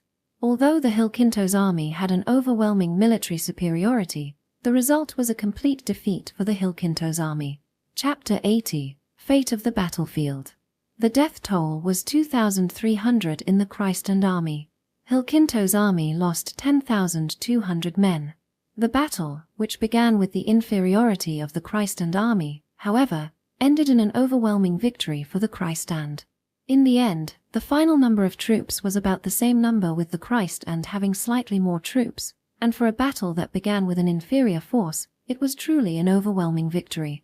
However, the right wing of the Crystand army suffered heavy damage, and the 4th Battalion led by Varga suffered more than 60% of its losses and was completely wiped out. Varga himself was slightly wounded, and they lost 7 centurions. While receiving enemy arrows, they maintained the battle line without any archer support. Rather, if one considered that 30% of them survived, it can be said to be an excellent result. The 4th Battalion needed to be reorganized, but there were many undertrained soldiers to begin with. The 30% that survived can be regarded as excellent soldiers who returned alive from hell and will be the pillars of the 4th Battalion in the future. It was not bad if one considered it to be a rough training. As in the previous battle, Chris worked hard to deal with prisoners of war, doing miscellaneous tasks such as arranging reorganizations, and in the evening, she visited one tent. In the center of the tent, the one lying on the bed, was Dagra. His brow wrinkled, his eyes were closed, groaning, and he was sleeping with a grim look on his face. Around the bed stood a circle of soldiers in black armor. Chris stared at them, her brow furrowed, and she looked around. Chris heard that unclean air will make the wound worse. Go outside. Yes, as you've all heard. The one remain. Chris will stay here for a bit. Everyone go outside. It was a cold tone that did not allow any objections. Mia was momentarily frightened by Krish's appearance, and she saluted as she lowers her eyes sadly. One by one, they went out of the tent. After they left, Chris slowly traced Dagra's side torso. The stab wound in his belly. It was by no means shallow. The military doctor said that making it through the night will be harsh. Bald eagle is silly. He came after cliché, so why didn't you just let him be? Sighing, Chris closed her eyes. Surrounded by his surroundings, Aragorn was helpless. Aragorn's individual ability was not low, but it has already surpassed the situation that can be overturned with just one brute force. Commanding the cavalry and light infantry, Bagil's force, which raided the central rear of the Hilkintos army, numbered over 1,000, and all of them were excellent elites in the first corps man as skilled as Aragorn's could see the extent of their skill. A unit that was in disordered formation and did not lose command and control was a sign of high quality. Aragorn gritted his teeth in front of 1st Battalion Commander Bagil, who pointed his sword at him and urged him to surrender. The battle was still going on the battlefield. In order to minimize the damage, they needed him to surrender or take his head. Any further resistance was meaningless. The only difference was whether or not he would still have his neck or not. It was a total defeat. Aragorn dismounted his horse, lowered his spear and fell to his knees. The surrounding flag-bearers who saw it knocked down their flag and the people around them followed suit. I swear by the name of the 1st Battalion Commander of the Christend Army, Bagil Linia Sandika, and by the name of the Kingdom Her Royal Highness the Princess, that I will abide by the Holy Spirit Covenant. It was a valiant battle, General Hilkintos. Aragorn didn't answer. A silver-haired girl appeared with black-clad troops, splitting the line of soldiers at his side. Chris J took one look at the defeated general, her purple eyes, and exchanged glances with Aragorn's. Chris J will take you, prisoners, in accordance with the Holy Spirit Covenant. Naturally, Chris J will swear on her name that Chris J will protect your rights as a Margrave of the kingdom. Please accompany us for a while. As you know, Chris J, we must go to the Dragon's Maw. Those were the only words she said to Aragorn. The bare minimum of words. Without a shred of interest, Chris J then turned to Bagil. Bagil, send the cavalry to the battlefield and let the whole place know that it is settled. Yes. Even though she had announced the settlement with her voice augmented by magic power, the skirmish still continued in the front line. Chris J gave instructions one after another while raising the flag of Christend. Without hesitation, as if the outcome had been decided from the beginning that this would be the case. The girl was not basking in the afterglow of her victory over Hilkintos, the undefeated general of the West. The girl must have taken it for granted while inflicting a complete and utter defeat on Aragorn. A cold glance was directed at him as if he was just an insect or a stone on the side of the road. Aragorn looked at Chris J, his eyes harboring darkness. Ha ha ha, it's a perfect victory, Krishsama. My, what a trouble, with this consecutive sweeping victory. I'm afraid I would grow overconfident. Due to the circumstances, Grunmeld, who finished cleaning up earlier than the others, approached Chris J with a smile. Yes, it's a relief. Woof Woof was also very active. Starting with the Black Century, the surrounding soldiers looked at the Chris J in astonishment. Woof Woof. The place froze for a moment and then looked at the speaker, Chris J. Woof Woof has done a great job breaking them up, so Chris J and the others had it easy. Chris J tilted her head as everyone looked at her. Then she finally realized that she had made a blunder, and she frantically covered her mouth and her eyes swam around. Then she stared up at Grunmeld. Looking up, Grunmeld was so confused that he froze with a smile still on his face. Well, Chris J was thinking of giving the Corps Commander Varkas a nickname, but Chris J accidentally. As if embarrassed by her own bad manners, she put both hands on her cheeks and shook her body. Her silver hair swayed like a tail, and her lovely figure was completely unsuitable for the battlefield. That, UN. Woof Woof is. Remembering the other day when he was laughing at the nickname Skeleton, Grunmeld began to sweat. He is a warrior. Grunmeld Varkas is one of the best warriors in the kingdom. He is proud of that. He has silenced those who deny or taunt him with his fists and war club. He has proven his strength, passed through deadly situations, and crushed many enemies. Yes, it's the nickname, Woof Woof. It was much too cruel. See, Corps Commander Varkas has a kind of dog-like smile, and when Chris J saw it, Chris J was struck by it. There were many candidates like Worf, but Chris J thought that Woof Woof would be the most appropriate. Chris J, who was in a good mood, leaned over and looked up at Grunmeld happily. It was different from the look she sent to Aragorn, a pumped-up puppy-eye look. This was tough. Even the mighty Grunmeld was no match for the twinkling purple eyes of this girl looking up at him. In front of the delicate girl no taller than his chest, Grunmeld took a step back. Hey, can Chris J call you Woof Woof from now on? You can call Chris J whatever you like. Chris J was told by Celine to get along with a lot of people. Feeling pity for the situation, Dagra sighed and approached the enemy general, Aragorn Hilkintos, who was surrounded by soldiers. Pardon me, General. We will need to bind you. Still sitting down, Aragorn turns his gleaming eyes from inside his helmet, which is modeled after a goddess face. His eyes were filled with anger and hatred. A defeated general who was caught in a scheme. It was not unreasonable, Dagra thought. He continued in a soft tone of voice, trying not to irritate him as much as possible. Pardon me for any inconvenience this may cause you. We will keep the sword at your waist, but in accordance with the Holy Spirit covenant, we will take the appropriate steps to return it to you later." He motioned with his eyes to the two men at the general's side. The two black-coated soldiers approach Aragorn with a rope. Then Aragorn's bloodshot eyes turned to behind Dagra. In that split second, Dagra felt the murderous intent that could not be concealed. Hold him down, but he was too late. Aragorn stands up vigorously and drew the sword from his waist. He then cut off the head of one of the two men who were trying to tie him up. He stepped forward without stopping his momentum in the direction of Dagra back to Christjay. "Why should I be humiliated as a prisoner of war? I can't allow it. Why?" Unbearable humiliation and anger. These mixed feelings was directed at one girl. "Christjay will take you prisoners in accordance with the Holy Spirit covenant. Naturally, Christjay will swear on her name that Christjay will protect your rights as a Margrave of the kingdom. Please accompany us for a while. As you know, Christjay, we must go to the Dragon's Maw." After saying that one-sidedly, she didn't show even a shred of interest in Aragorn. Like looking at livestock and insects, like looking at roadside stones, Christjay Christand has no feelings and interest whatsoever for Aragorn Hilkintos. He was looked down upon as a piece of trash. Not Eluga Farron. It was also not Grunwald Varkus. It was probably this girl who led this battle. He doesn't consider himself incompetent.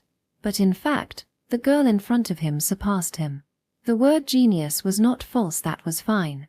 However, it was unforgivable to look at Aragorn Hilkintos, who has won countless battles and is said to be a name known to everyone in the kingdom, with such eyes.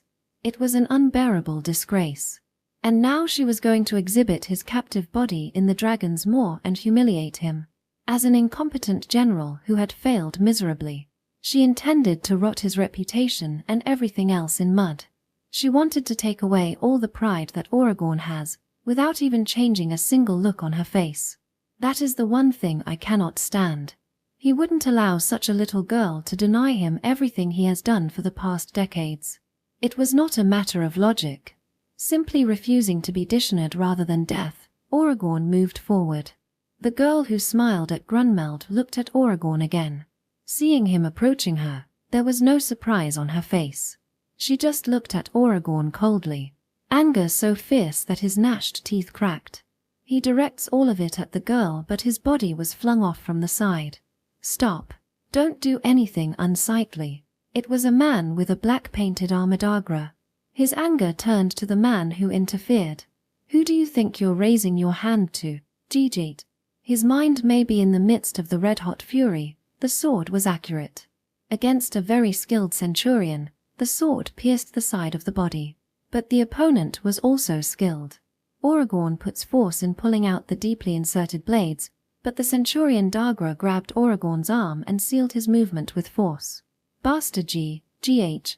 And then, in a moment, the arm that was gripping the blade, the sensation was suddenly lost. He didn't even feel any pain. His right arm, his upper arm, was cut off along with the steel armor. His body fell down, losing its posture. His neck was tightened by the girl's slender, gauntlet right hand, and he was suspended in the air. Aragorn's eyes captured an inorganic purple light. The darkness behind the cold glow. What he saw was fear. "Mia, immediately treat Bald Eagle." It was a cold voice that was the opposite of the tone that she had been used to Grunwald. Kalua supported the falling Dagra, and Mia gave instructions as in a hurry. "Why yes. Berza, first aid. Why yes. Adol, Bargu, help Kalua. Kells, get the army doctor, as soon as possible." Krish's eyes never turned away from Aragorn. Her expression as blank as a puppet's. "Krishsama, I understand how you feel, but if we don't do anything, he will die. First of all, we have to stop the bleeding. It would be pointless to just kill him after having captured him and caused so much damage." The only one who could speak to Krish's bizarre appearance was Grunwald. He traced the wound on his cheek uncomfortably and looked at Aragorn. "You're right. GH. Aragorn, whose face had turned blue, was thrown away and crushed by the heel of the reinforced boots. Her face was cold, showing no emotion at all at the high-pitched, ear-shaking Aragorn's screams. Smiling bitterly at the way she treated Aragorn, Grunmeld slashed at Orgorn's cloak with his knife and bound his severed right arm over the top of his chainmail. It was a violent hemostasis, with no thought for what would come after. He then looked at the severed surface of the arm. The armor was elegantly carved. The steel that had encased the arm had been cut into 2 pieces. The cross-section looked as if it had originally been made that way, and the curved sword held by Cliché, while cutting through the steel, was without a scratch. Mia, please temporarily take over command on behalf of Bald Eagle. Yes. Tie it up and put a gag on it. Burn the cut surface to stop the blood. Someone. I will. It was Bargu. His frivolous-looking face, that was always smiling, was laced with rage. He had no parents and respected Dagra like a real father. You can't kill. Hurting him too. Later we will execute him, but until then, no matter how he is treated, he is a prisoner of war. Chrische does not tolerate violations of the Holy Spirit Covenant. Punishment for sin must be imposed by punishment, even if that's just the official stance. Yes, that's all. After that, just take a big break appropriately. We will run from the morning, tomorrow. She looked at the fallen Dagra. The sword that had been thrust into it was still stuck. It is only to hold it down and lay it down so that it does not move. It was necessary to prepare enough salt and liquor and wait for the arrival of the army doctor. Looking at it, Chrische sighed quietly. Although she was worried, there were a number of things that needed to be done. Mia, Chrische, leave it to you. Chrische will go to where the skirmish is still continuing. Yes, take care. In the tent, Chrische breathed quietly while stroking Dagra's forehead. Dagra should have just left Orgorn alone when he charged at Chrische. But it must have been a spur-of-the-moment reaction. It was the same with Grace. If they had stayed quiet, everything would have ended without incident. There was nothing she could do about that. Chrische is just Chrische, and she couldn't just freely bend their will. If everyone could only think logically, Chrische would have ended the war already. She had a vague understanding that this is how human beings are. She knew that, so she couldn't blame him, but she also didn't want to commend him. Somehow, she felt like she wanted to scold him. And to do so, he needed to be alive. Berry probably won't get angry, right? As she muttered, she closed her eyes. She stretched her magical power and go to the bandaged wound. A faint bluish-white light fills the tent. A great number of geometric patterns were floating there. She felt the inner wound using magic and grasped the laceration of the flesh there. The surface was cleaned by alcohol and salt, sewn and compressed, but not inside. Sensing it with her magic, Chrische squinted slightly. There was a slight laceration in the intestine. When a magic possessor eats, they will process food into magic before excreting it. Dagra, too, handled magic power, and such filth did not overflow from his wounds. That was a fortune among disasters. It was not a knowledge that she had since long ago. She had read a few medical books and learned a lot because of Bogan's death and the fact that she had to rest the other day because of severe pain in both limbs and body. Wounds must be cleansed with alcohol and salt and kept clean, and lacerations must be closed. Otherwise, the wound would become infected and inflamed, and new miasma would enter the body through the wound and eat away at the body.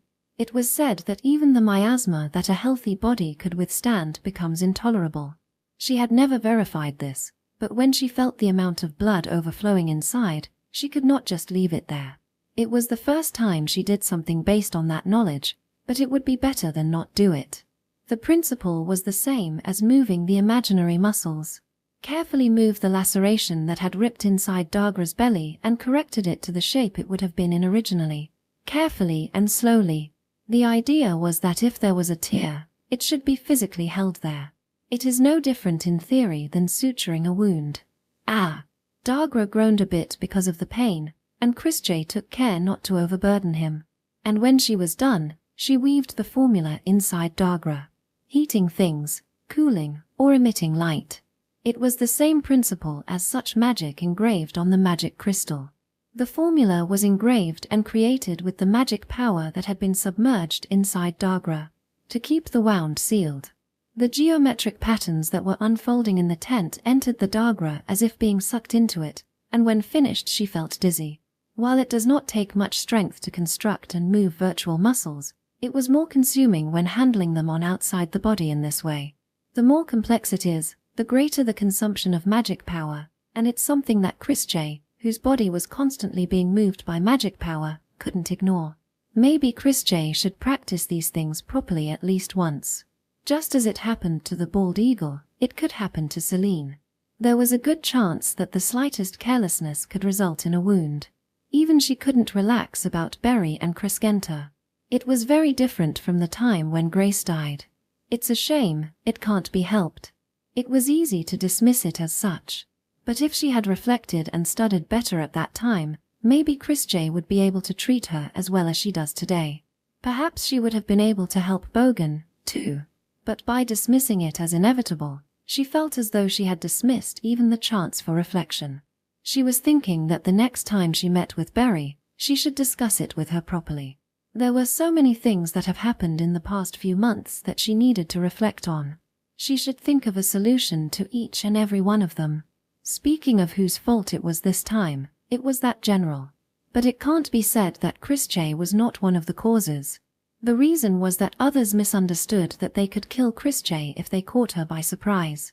As a result, Bald Eagle was stabbed meaninglessly. Krish thinks that it would have been nice to just kill everyone who was in that place.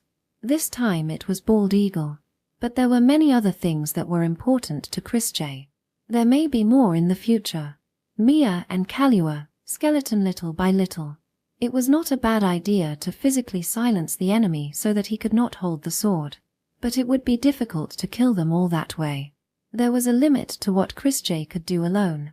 That said, if she used someone else, sacrifice would be inevitable. More, she needed to make them fear her more. Make an example of everyone who defied her and kill them so that they won't even have the will to defy her. Teach them thoroughly what will happen if they oppose her.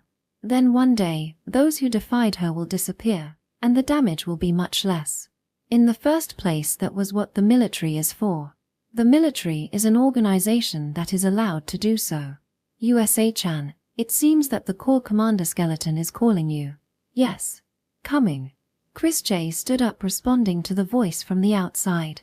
Outside, the black-coated soldiers were watching the tent, concerned about Krishja. Dagra was a strict, but gentle man. He was strict when he needed to be strict, but always considerate of the soldiers' feelings and guided them. There was not a soldier in the unit who does not respect him. Not just Dagra, but one member of the Century has died a meaningless death. If it had been during the battle, it would have been understandable, but the story was different if it was after the victory. The soldiers' faces were dark. Whatever the case may be, we will let Bald Eagle rest for a while. Even if he were able to move, it would be impossible for him to accompany us any further in this battle. The temporary commander is the adjutant. Mia, seeing her work so far, even if she's not sufficient, at least Chris J thinks she is suitable. Is that fine? Mia pondered for a moment and looked at the two captains, Corinth and Taggle. She saw them nod with a meek look on their faces, and then turned to Cliché. Yes. Then, from now on, I will take charge of this unit as Commander Dagra's representative. The adjutant equivalent officers are the same as the regular Century, Corporal Corinth and Taggle. Unlike Bald Eagle, Mia is a bit stupid, so please follow her up. Yes, Krish's words caused a slight laughter, and Mia blushed embarrassedly. Berza, the 17th Squad is the right team for taking care of Bald Eagle. Until Bald Eagle is sent to the rear, you guys will take care of him. Yes, Berza, a slender young man, was formerly from a family of apothecaries, and although he was not a doctor, he seemed to have done something similar to a doctor in the village. Examining injured people was mostly Berza's role. Because of that, the 17th Squad was accustomed to first aid. That's it, disband. From tomorrow, everyone other than Squad 17 will move quickly. Let's rest early today. Kalua then handed over a bag of Nirkana to Chris J, who sighed. I thought USA-chan might be hungry. Thank you. Kalua asked something. She was curious as Chris J thanked her. USA-chan, were you doing something in the tent earlier? No. What's wrong? A wave of magical power. She must have noticed it. Chris J shook her head nonchalantly. To begin with, Chris didn't feel any guilt about lying. NN. Is it just my imagination? No, it's nothing. It's a little far away. Can I borrow a horse? Chris will be walking. USA-chan really hates riding horses. Sighing in exasperation, Kalua patted Krish's head. Well, don't worry too much about Bald Eagle. His though after all. Yes. He love USA-chan's after all. He won't die without seeing USA-chan's face. Kalua, talking nonsense again. I want you to say that I'm kind. Probably it'll be fine. But she's not sure.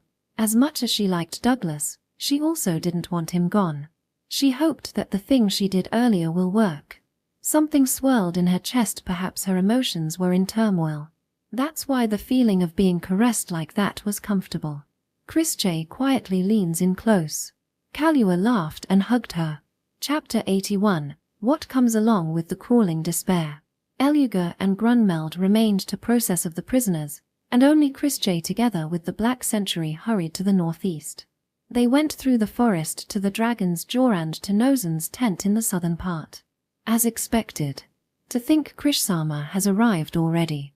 Nozen said sincerely, looking at Chris who had arrived. He ruffled his red hair and looked at the bag carried by one of the Century's members. Yeah, it's not a difficult opponent, it was easy. Though the finishing touch went a bit poorly.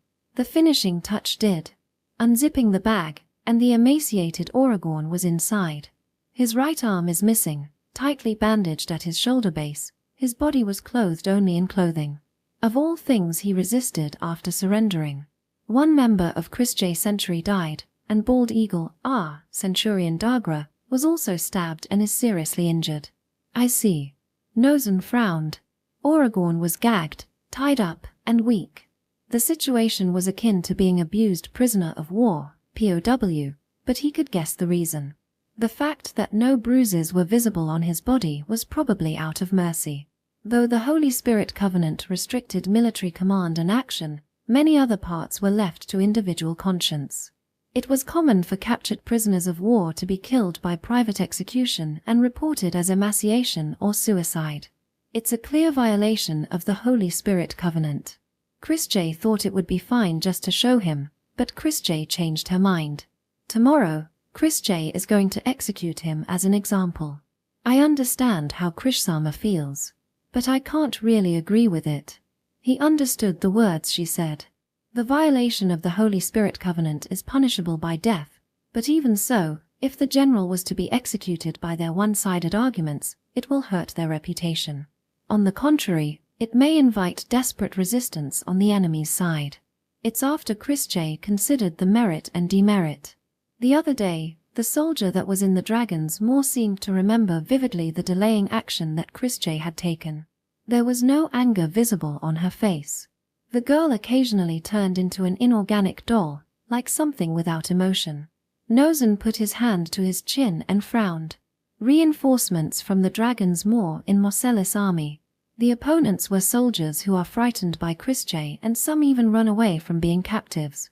It's convenient if they become frightened by Chris Chris thinks it would be good to make them thoroughly scared of Chris until the enemy soldiers are no longer willing to resist Chris Her smile was accompanied by a chilly atmosphere. Therefore, Chris decided to use this man. Since he violated the Holy Spirit Covenant while holding the position of the kingdom's general, he will be executed anyway. If one violates the Holy Spirit Covenant while in the position of commander, the punishment is dismemberment by Horse. Chris wants to show that to the enemy soldiers. I understand, but, nevertheless, when I think about the future, I think it's better not to do it. Krishsama is the one who will protect the kingdom in a long time to come. If we do that, it will damage Krishsama's reputation. Even with that in mind, Chris is hated anyway, so Chris thinks this is a better role for Chris Role? Yes, Chris nodded and looked at Aragorn. He was gagged and on his back, but he could still hear everything that was being said. The reason for his rebellion was that he underestimated Chris He made the foolish mistake of thinking that he could kill Chris and this wounded Chris' important subordinates. In Chris' opinion, this is a serious situation. Considering the purpose of the military purpose, Krishsama is saying some difficult topic again. No, it's simple. An army should be something that makes the enemy fearful, preventing them from causing unnecessary conflict, it something that forces the opponent to obey with fear with the threat of violence. That's the nature of the military, isn't it? Her eyes narrowed as she looked at Aragorn, as if she's just seeing bugs or rocks, and not a person. The battle could have ended well, but we failed to do so, and that's what gave birth to idiots like this one. That's why we should think about it again. Nozen put his hand on his chin with a difficult face and thinks. Certainly, she was not wrong. Avoid needless warfare by establishing and holding dominance with great violence. Make your enemy fearful and hesitant. There was some truth to Krish's words. Kill him mercilessly in front of the enemies, make an example of him, and urge them to surrender. As a result, unnecessary bloodshed can be suppressed, and Krishj can dispose of the enemies with minimal danger. The resistance of surrendered POWs will be suppressed to some extent. That is the direction Krishj intends to take from now on. From now on, if Krishj can frighten them that way, Krishj will feel much more relieved about Selene than now. The more the enemy thinks that Krishj is very scary, the more we can avoid unnecessary fights and finish the battles without any damage. Krishj doesn't care what they think, and Krishj herself won't need to do anything unnecessary. It's all merit. Kill the enemies with brutal means and make them surrender. Before they could fight through sheer terror. There have been many such figures in the past. Until the Holy Spirit Covenant, said to have been made under the dragon in ancient times, brought order to warfare. Not bad if you look at it. In fact, she was already feared. And if the fighting continues, either way, her unusual power and character will no doubt increase the numbers. The problem would be treason, but while there may be those who disliked her, not many would be foolish enough to think of becoming her enemy. Even if there were, he didn't think they could kill her. What about Corps Commander Farron?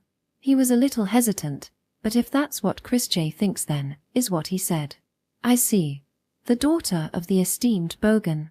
There was some hesitation in him, propping her up that way. And he didn't think Selene would be happy either. But either way, it would be difficult for her to become a great general who would win the respect of others in the military organization. She loves cooking and housework, loves peace, and Cliché is a kind girl. But as you know, she's a little different as a person. She is too good as military personnel. I'm not worried about letting Selene succeed me, but I am a little concerned about letting Krishj stand in the public eye. Bogan's decision to send her on to train the general staff, which he was in the process of establishing, was based in part on her personality. A distorted ingenuity that was clearly different from humans. There is something that makes people unconsciously afraid of her. Even if he stopped her here, if the war continues on and she's in there, eventually it will be inevitable. Weighing emotions against logic, Nozen sighs and nodded. Now that Bogan is gone, this was not the time for whitewashing. Considering future battles, they would want to reduce the losses as much as possible. Northern responded, putting logic first. Understood. But thinking about what Selene Sama would say, my stomach hurts. Krishj will properly talk to her later. But Krishj thinks this is the best way to do it. Krishj wants this all to be over as soon as possible. Even if everything goes well, there will be a lot of commotion around the kingdom for the next few years, or even a decade or so, as the kingdom will be exhausted from the civil war. That is why it was necessary to settle the matter as soon as possible and put the kingdom in order. Then, let's talk about the current situation. Originally, I was thinking of a strategy that coincided with Krishsama arrival, but what are they planning? Gertz Wiring, the veteran general who was defending the dragon's jaw, played with his long white beard and murmured at the mountaintop fortress. At the time of Krish's show, he was just on his way to inspect the North the Christen side, so he only know the story roughly. But he could tell that his men were showing great fear. Since then, they had ceased their attacks and remained in an eerie silence. That added to the fear of the soldiers. In the heat of battle, the fear of imminent death and the excitement it generates would suppress these emotions. The silence, however, it's slowly eating away the soldier's heart. He had already understood the abnormality of Krishj Christand. The cool-headedness to not hesitate to even burn mountains for victory. and her overwhelming power. Among the victims of the mountain hunt, there was a battalion commander whom Gertz trusted. He was a warrior who, even if not a match for 1,000, deserved to be considered a match for 100. A battalion commander who was accustomed to the mountains and deeply trusted by the soldiers. He entrusted him with the mountain hunting, but according to the story, he was beheaded and killed by the cursed child Chrische without even a fight. It was not normal. After that, he used human wave tactics, but it only resulted in sending military force one by one against about 100 men at the most, resulting in a situation in which they were defeated one by one. She and the black-coated soldiers under her command showed tremendous strength in the mountain terrain. Reports of their appearance here added to Gertz's anguish. Surrender. Those words crossed his mind. Aragorn Hilkintos was easily defeated by the cursed child. The veteran General Gertz didn't think that he was incompetent. Each of the generals defending the four corners of the kingdom was a monster in his eyes. They were certainly not incompetent. Gertz was not exceptionally gifted, but he learned a lot from his experience. War was more than a battle between soldiers, it was a comparison of the intelligence and self-discipline of the generals. Sometimes they held the responsibility of tens of thousands, hundreds of thousands of lives in one hand and had to make decisions under extreme pressure. And they're the ones who have won countless victories in it. They are therefore entrusted with the four corners of the kingdom. Gertz, who always questioned his abilities, knew more than anyone else of their abnormalities. And Krish's abnormality, who could easily defeat them. He had noticed it. They were fighting an even battlefield, but only because they had been led to believe so. Selene Krystand in the north, Nozen Vereich in the south. The two enemy generals were just waiting for Chrische Krystand to arrive. They did not doubt her victory against Aragorn Hilkintos, and that's why they didn't go on the offensive and exhausted us, just buying time. What kind of a monster is Chrische Krystand that they can trust her that much? He didn't think he can measure her with his own diminutive ability. If His Royal Highness had failed to defeat the hero Bogan, they would have lost the battle that day. The Black Lion and the Thunderbolt, the foreign element that intervened in the even battle between the two monsters, would easily upset the balance. Give them a light meal of meat before the night. I'm worried about the morale of the troops. We've been cutting back so far, but I don't mind giving them a little extravagance. Yes, sir. General Wiring. A messenger ran, and the brown-haired young adjutant opened his mouth fearfully. He may be young, but he is quick-witted, and although his experience is limited, he will make a good general in the future. The adjutant Rubens looked lost and his gaze wandered. Gertz laughed. Just say it. The adjutant is allowed to say anything. The adjutant sometimes reprimanded the general, sometimes inspired him, and is required to become the general's sword and arm. He said in the kindest tone possible. Gertz did not approve of putting on air to his subordinates. Yes, sir.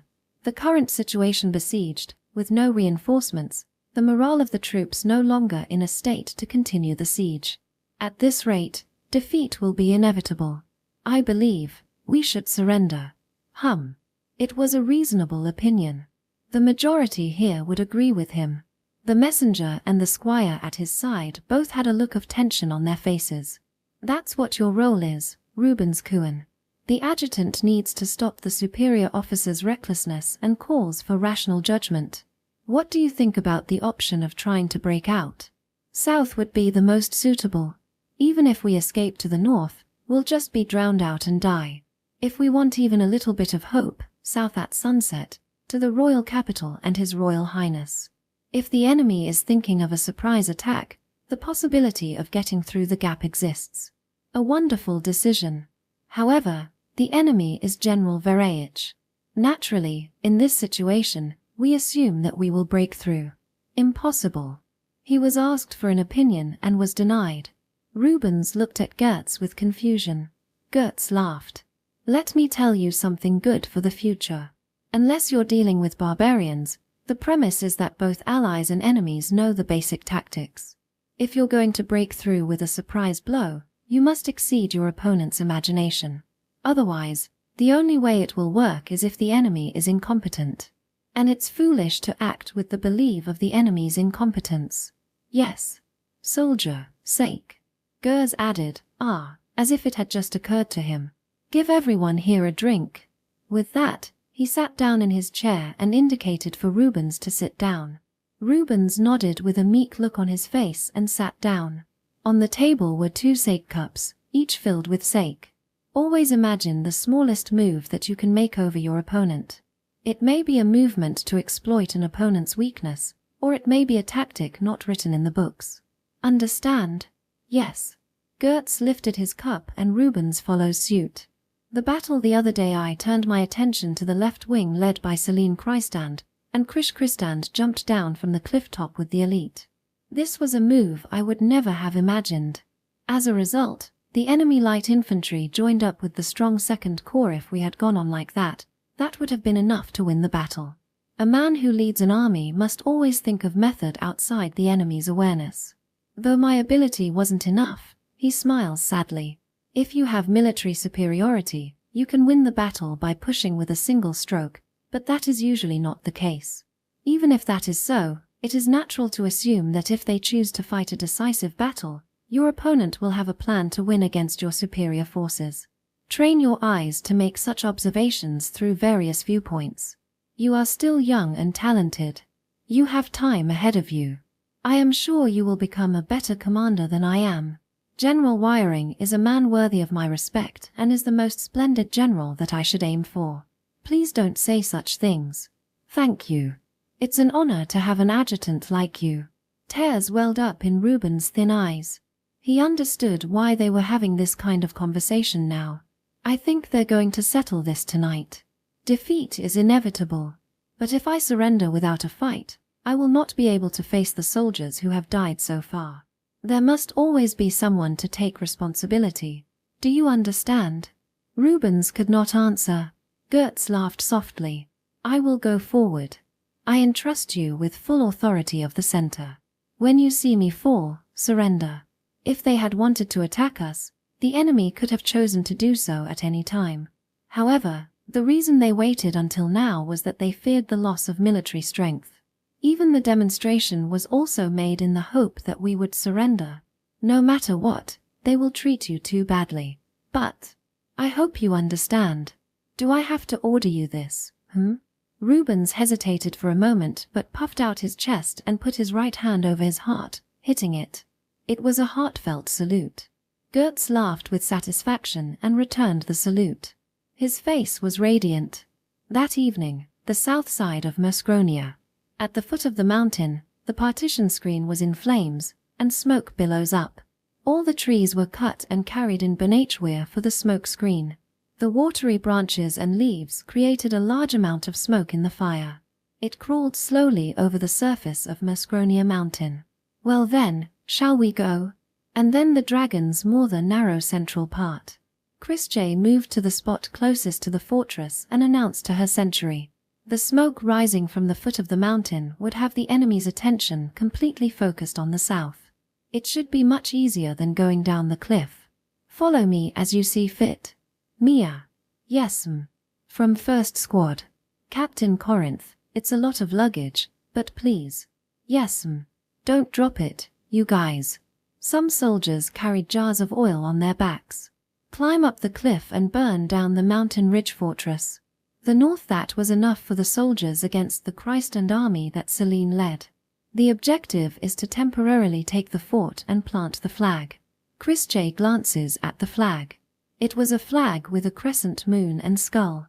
Like a sickle that reaps the ears of rice, the sharp crescent represents Chrisje, and a severed neck a hollow skull profile that indicates death. Chrisje smiled, being reminded of Eluga. The banner was recently completed and delivered from Serene to Chrisje via Nozan. The soldiers of Muscronia were shown this banner at the demonstration, so when they see it at the fort, they will know at a glance who has taken the fort. If you encounter a general or someone who looks strong, make sure you fight with 2 or more squad. If you can escape, do so. Chrisje will do something about it.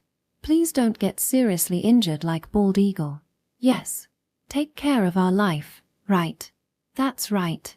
You have to take care of your life. It's hard to recruit new soldiers after all. Fufu, yes. Understood. Mia answered a little happily. This has been Krish's habit since Dagra was injured. Her words were soft and simple, which was why they are so true. At least they were more fortunate than anything else to have been chosen as her special subordinate. They saluted without anyone saying anything, and Krishj accepted their salute. This time Krishj, we are few, we don't have to worry about the Holy Spirit covenant. No matter how much advantage you have, ensuring safety is the top priority, and we won't take prisoners at the fort, so don't worry about it. Even if the enemy doesn't show any resistance, as long as they don't run away, kill them. Her usual tone but somehow cold. If you kill everyone like that, it will be a relief. Krishj smiled at them. Chapter 82. The Scale of Malice. What was at the foot of Muscronia Mountain was more than just a partition for arrows. It was a blindfold to hide the trees brought from Bernaic. They were thrown into a lightly dug trench along with its branches and leaves, and soaked in oil. The large amount of fresh wood, which contained high moisture, produced a large amount of smoke along with a large flame, and the winds from south to north blocked by the Dargans Moor carry it away, covering the entire south face of the burnt-out Muscronia.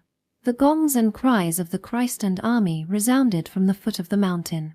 Some noticed it and shouted, "They're going to take advantage of the smoke and climb up the mountain. It doesn't matter if you can't see it, keep shooting arrows." The bonfires were meaningless. The smoke that had rolled in covered everything. Soldiers coughed and shoot arrows in a frenzy, fighting with their fear of death. Many were so frightened that they threw down their swords and ran away. In a situation where they can't see. And the headhunters of Bernaic and the Blackclad Century were there. The forest is gone. Visibility is secured by a massive bonfire. So they felt safe. No tragedy that took countless brave men ever happen. This smoke was enough to break their hearts. If their vision is blocked, there is no telling where it will appear from. The sight of the kingdom's general being dismembered was seared into their eyes. The body was left out in the open, and it was still left there. If you go against her, she will do the same to you. Hi. 1 person, 2 people, 5 people, 10 people. If the one next to them ran away, then they will run away too. They will be killed. They will be killed. They will be killed. If one who went crazy with fear screamed, the others mistakenly believed that the enemy has appeared was only natural. What they caused by the unbearable terror could only be called mass hysteria. Screams were raised from everywhere. It made them imagine a one-sided massacre. Deprived of sight, their imagination was stirred. The rumored black-coated soldiers and silver hair. They imagined their friends killed one after another and run away. This situation, where the commander was out of sight, was rather an opportunity for them. In order to protect their own lives rather than a noble mission, they can follow their instincts and escape without being reproached. The screams overlapped, transmitted, and spread to the entire mountain. Those who were facing the Christ and army in the north also began to tremble when they saw the smoke covering the sky and heard the screams from the south. The Christ and army has built countless bonfires and was forming up in an orderly fashion. It was not for an attack. It was to watch them so that they could not escape. If the enemy appears from the south, then they will be attacked in the rear with no escape. Death crosses their minds as well, and screams covered the entire mountain. Everyone was afraid of being killed, and the control of the army broke down. "Rubens, I leave it to you." "Yes, sir." And Gertz Wiring, who was on the mountain ridge, left the fort. Climbing up the mountain in the smoke, it's not that simple. He did not think the enemy will close in on them through the smoke, which made breathing difficult. They had no need to do so. They just covered their vision with smoke. That alone rendered Gertz's soldiers useless. Frightened and confused, imagining the monster coming toward them, most of them were no longer soldiers. His soldiers, exhausted from the siege in the mountains, were at their limit. The enemy only needs to add one push in the right place. Gertz continued westward along the mountain ridge, and when the smoke cleared, he saw the figure he had expected to see. It was a marching army emerging from the western mountain ridge where the trees still remained. The one in the lead was recognizable from a distance. The General Nozen Vereich. The banner depicted a pair of graceful wings and a howling wolf. Although drawing a hawk that represents the Christstand is considered an honor, He still draws wings to show that he is a wolf that protects Christand. A flock of wolves that devoured everything that harmed the hawk. With the crest that was permeated by his reverence for his dead lord above his head, Nosem Vareich marched towards them up the mountain ridge. So it ends here. The enemy numbered about 5,000 men. Not that many. However, there were less than 2,000 soldiers gathered around him who were confused and out of control. Through the gaps in the smoke, he could see the backs of his own soldiers running away. The enemy, deployed at the foot of the mountains to the south, was shouting, "Advance, kill them all, Krishsama is coming," they shouted, but they did not seem to be advancing. However, the soldiers in the smoke did not know what was going on. Even those soldiers who had barely escaped were under the illusion that they were really being attacked, and their fatigue only increased as they shot countless arrows. They would eventually collapse. Without a single attack. No matter how much Götz shouted, it would be meaningless. His words wouldn't reach those who went mad with fear. As expected, brave soldiers gathered here, listen. Götz raised his voice. Soldiers who still followed him even in the face of inevitable defeat. Everyone there was a hero. Some may be trembling. Some may be frightened. Still, they suppressed those feelings and stood together with Götz. Whether it was for honor, faith, or friends, they were here for something beautiful. Götz had nothing but gratitude for them. Ahead of us is the mighty foe, Nosem Vareich. The one under the hero Christand, the man who was said to be the strongest of them all. There is no more victory for us, and ahead of us is the road to death. Knowing this, you are here as soldiers, as warriors, stronger and braver than anyone. Götz saluted toward everyone that stood there. Götz saluted not as a superior, but as their equal, with a flat hand pressed to his chest. You guys have gathered here. That alone is enough for me. To have soldiers like you under my command, that's what I'm most proud of in this lifetime. He closed his eyes for a moment. Defeat was inevitable. Today would be his last battle. And that's why I say to you, treasure your life. His words left everyone perplexed. The only reason they were able to hold on was because they were with the general. I will now move forward, aiming for General Vareich's head. There may not be the slightest hope, and I will not allow you, the brave soldiers who are to carry the kingdom in the future, to go along with me. You will remain in this fortress, and if I am defeated, you will surrender with my adjutant, Rubens. There was no longer much hope of fighting to reduce his forces.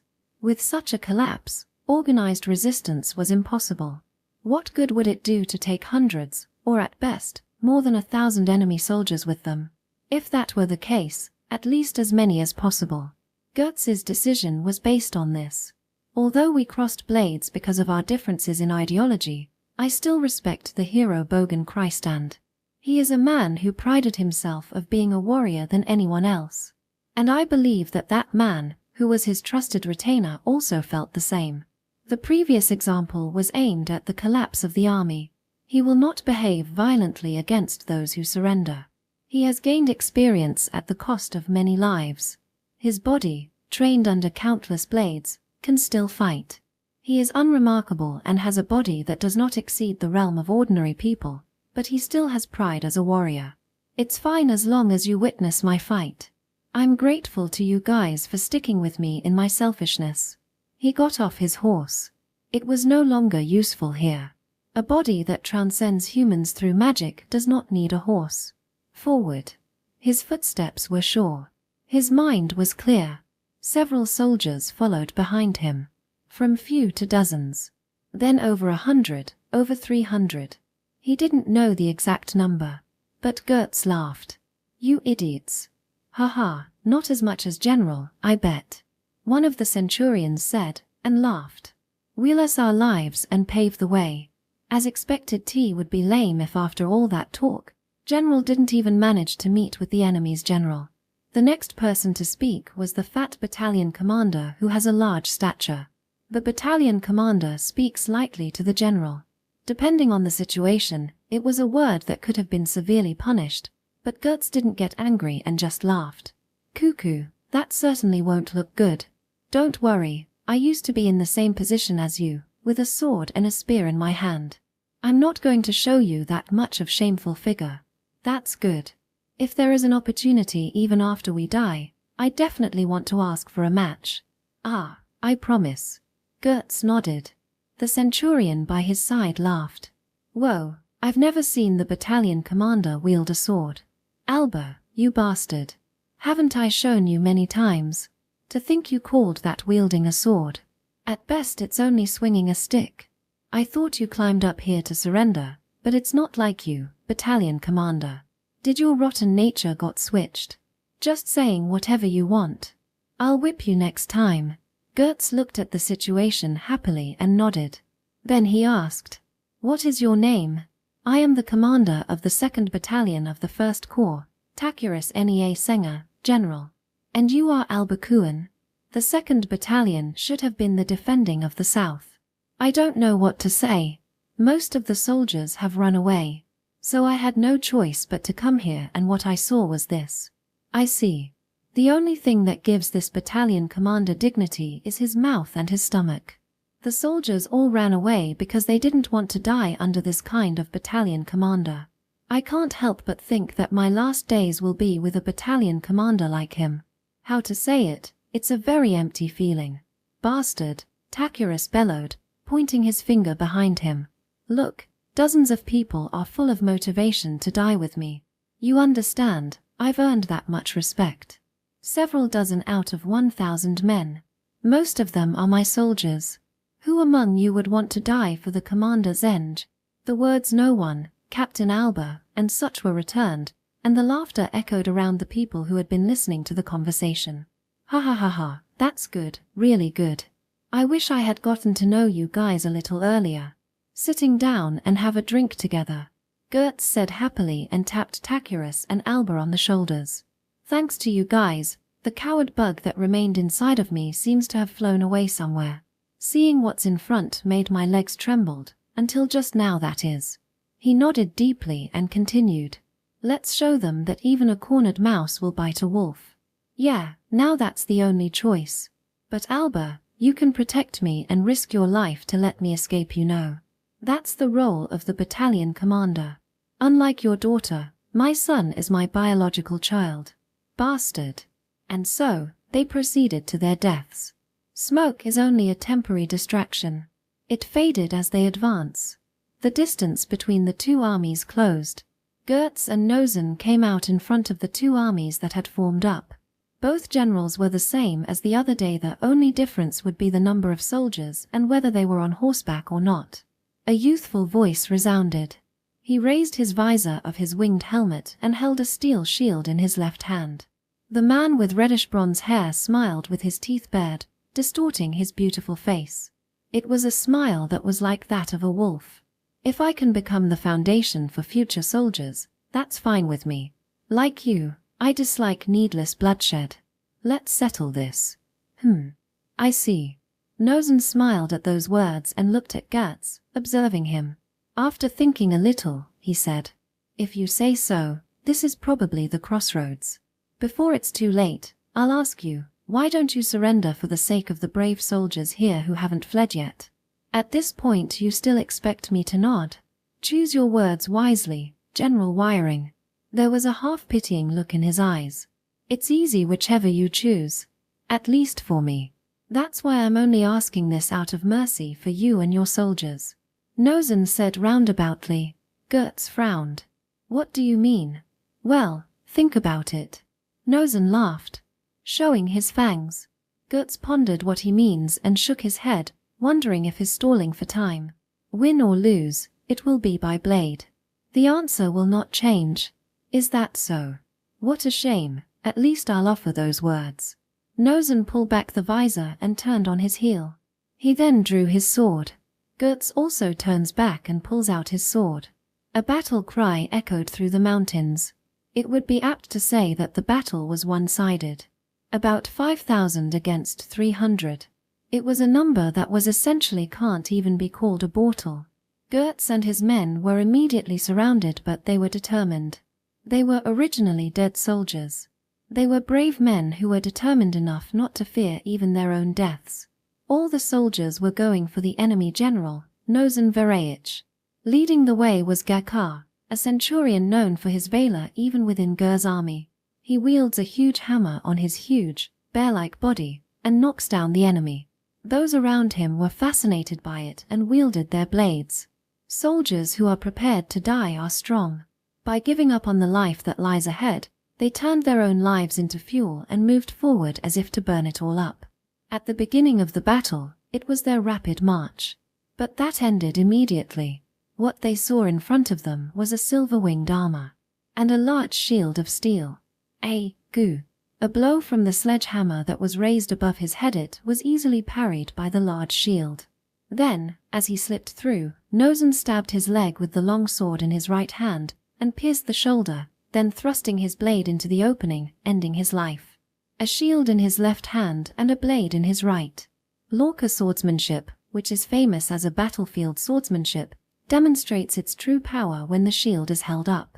In front of Nozen, who has mastered it, a person who is simply strong cannot be said to be his opponent.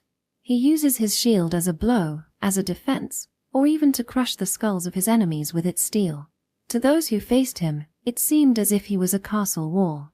Everything in sight was covered with a steel shield, and the sword that was suddenly unleashed was sharp. Nozen Vereich was at the forefront of the melee, yet it was as if he was walking through an empty field. As if the flowing torrent was split by a huge rock, the soldiers who were cut down beside him piled up. A trained body and bravery that does not fear death. Although they were hastily created, they were all fierce men who could be called elite. Even so, Nozen's progress was unstoppable. Full body armor and steel shield. Although the total weight exceeds that of an ordinary human body, his movements maintain the speed and accuracy of bare skin. Not a single person could scratch the graceful armor or the sculpture of the falcon's wings. Only fresh blood colored its silver. He was one of the core commanders in the army of the hero Chrystand. Nozen was also a monster of a monster slayer. He surpassed even his Lord Bogan in swordsmanship, and his shield and blade, which had slaughtered countless fierce warriors, were without a single blemish. A single blow from his shield can knock several people off their feet, and he can defeat his opponents with sheer physical strength. When a sword is pointed at him, the blade was misdirected, splitting the empty air, and that will be your last swing. There was no one rear who could defeat the shadow hero who possessed both power and skill. Gijate, battalion commander. A well-dressed battalion commander was knocked off by the shield. A centurion raised his blade to protect him, and the shield gleamed as if scooping up from the base of the raised sword. A dull roar resounded. The centurion's arm was snapped off by the impact. A sword line runs down his neck, and he died. Alba, you bastard. As soon as the battalion commander regained his stance, he stepped forward with his body and readied his sword. Stab each other, or at least one blow. The earth sunk foot as he stepped forward. The distance between the two was crushed. However, the silver-winged warrior remained calm. He lowered his posture against the man's blow, who was quicker than he looked. Using his momentum, Nozen throws his giant body overhead with his shield. Ah! Then, he brilliantly cut the neck of the man who was floating in the air. Blood rains down, and there was no longer a single sign of interest toward there. Only a pair of glazed eyes looked forward through the visor that represented a pair of wings. Ahead of his line of sight there was the veteran general wearing a simple armor. His long beard was slightly shaken as he offered a moment of silent prayer for the deaths of the two men, and then he readied his spear. Let's fight, General Vereich. I appreciate your spirit, but... Gert stepped forward. He was an old man, but his movements are incomparable to those of ordinary people. The hand spear swung around with force that seemed to crush the wind. The spear bends sharply at the silver-winged warrior. If he were a mere soldier, that alone would shatter his spine along with his armor. Nozen easily parried the blow with his shield, but Gertz was no longer there. Gertz went around to the left of Nozen's shield and drew his long sword. The spear was a feint attack from the beginning. He had slipped around the flanks and used all of the skills he had trained in the past. He was betting it all on that one sword. The blade was sharp as it aimed at the seam of the armor. Gertz, as if sinking his body into the ground, delivered a brilliant thrust that could be said to be the very model of swordsmanship. It's no use, old general. Nozen didn't even turn around. On top of that, Nozen's foot pierced Gertz's torso with precision. A blow that warped even steel armor. Gertz was slammed into the soldier's body, rolled over, and coughed. I acknowledge your courage to face me, but this body, trained in the service of the hero Bogan Christend, cannot be scratched with that level of skill. Not yet. He gave a pitying look to Gertz, who still tried to get up. Even this. I was intending to be merciful though. Look, old general. The smoke has cleared. Nozen said and pointed somewhere. It was Merskronia's main camp, the fortress. It was burning before he knew it, and there was a black banner with a crescent skull on it. Ah, no way. It should be said that time is up. It seems that you were so absorbed in it that you didn't notice. Suddenly, a series of screams echoed. It was from the soldiers led by Gertz. You had your last chance when I asked you just now. You turned it down, and now you can't take that choice back. It is already over. With Nozen words, innumerable blood flowers bloomed from the soldier rank, and a silver shadow descended. A battlefield between two generals. What appeared in this intentionally created space was a girl who was out of place. Her long silver hair tied in two, and her shirt and skirt were hidden by her cloak. Her beauty shining in the moonlight was like a fairy's, and her purple eyes showed a quiet radiance. Her slender petite body not a drop of dirt on her pure white skin as she dives through the drizzling blood. In the hands of this dainty girl was a graceful blade that undulates like that of a woman's naked body. Only the distorted curved sword, smeared with blood, shone with a somewhat obscene and bewitching radiance. The figure of a girl who was not suited to the battlefield. However, there is probably no other girl who is more suited to the battlefield than she. Her mere presence freezes even the heat of the moment. Everyone here knew her as the embodiment of the fear that clings around the dragon's maw. The cursed child, Chrische Christand. Seeing that figure, Gertz trembled and dropped the sword he was holding in his hand. I've been going around the fort, searching every last one, but he is here after all. Her sweet voice traveled far and wide on the silent battlefield and tickled their ears. Like a bell ringing, like a bird chirping. The sound of her voice detached from fear and tension was beautiful, and if it were not on the battlefield, it might have been a voice they want to listen to. Yes, Krishsama. Here. Nozen saluted with a natural motion in the frozen air as he gripped his sword. The victory had already been decided. No one attacked Nozen, who was showing an opening. And, as a matter of course, not to Chrische, who stood there. So that person is General Wiring. I saw his face briefly the other day, though from a distance. Her cherry-colored lips were gently smiling. Every last one. You mean, the soldiers on the fort are? Gertz asked in a mumbled voice. Rubens. The face of the adjutant he had left behind comes to mind. Because Chrische is only after you after all. Chrische thought you were hiding somewhere, but you see, even if Chrische wanted to look for you, it was in that smoke. The girl covered her mouth with her cloak and makes a troubled face. Innocent, without malice. Chrische also killed your adjutant. She informed him with a mad smile. Rubens Linear Alcald was born into a noble family, the son of a concubine. In a family of male lineage all the children were born female. It was said that he would be the heir to the family until the age of 10 or so, and Rubens continued to live up to that expectation. He worked extraordinarily hard, in his studies, in his swordsmanship. For his sickly mother. Even though he was called a child prodigy, he continued to show results without being arrogant, and even though he was a concubine's child, Rubens studied so hard that he was said to be worthy of inheriting the name of Alcald. The turning point for him was the birth of a boy between his father and his legal wife. It was a very common story. The way he treats him and his mother changed. Rubens no longer had any other way to live but in the military. If he took credit, if he rose in the ranks, he would be able to take back what he once held in his hands and save his mother. He would spend every waking moment training, learning tactics, wielding sword and spear. His good fortune was that he had a respected superior officer. It was Gertz Wiring who spotted his talent when he was less than 30 and appointed him as his adjutant. He was a man who rose to the rank of general not because of his good birth, but because of his ability, which is rare in the kingdom's center. Goetz was not a man who was arrogant with his men, but his education was always rigorous, and he imparted all the experience and knowledge he had to Rubens. One careless move could end the lives of hundreds, thousands, or even tens of thousands of people. A commander must never be lenient with himself. Many of them have been unable to endure his excessive training and have asked to be transferred. But Rubens was the only one who did not run away and desperately tried to follow his instructions. This was an opportunity that Rubens would not let go of even if he died. The position of general's adjutant is sometimes recognized as acting command on behalf of general and is number 2 in the military both in name and reality. It is not so rare that someone who has no connections and no power as a noble is chosen as an adjutant. Rubens could not think of throwing away this opportunity. Rubens, a brilliant man from the start, absorbed more knowledge than Goetz could ever hope to. As soon as he learned one thing, he would learn another. Polite and enthusiastic, Rubens was a good student. Looking at this, Goetz's face began to show more kindness than harshness. One day, he said to Rubens, "I know I have no talent.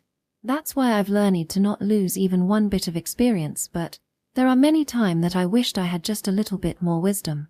So, before I finished my role, I wanted to entrust everything I had to someone with talent. Will you please accept it? Rubens, I think I can entrust everything I have so far to you." The words were heavy, yet sent a shiver down his spine. He knew that he was wanted, that his past had been recognized. Meaning of Goetz's word was the word he wanted from his father.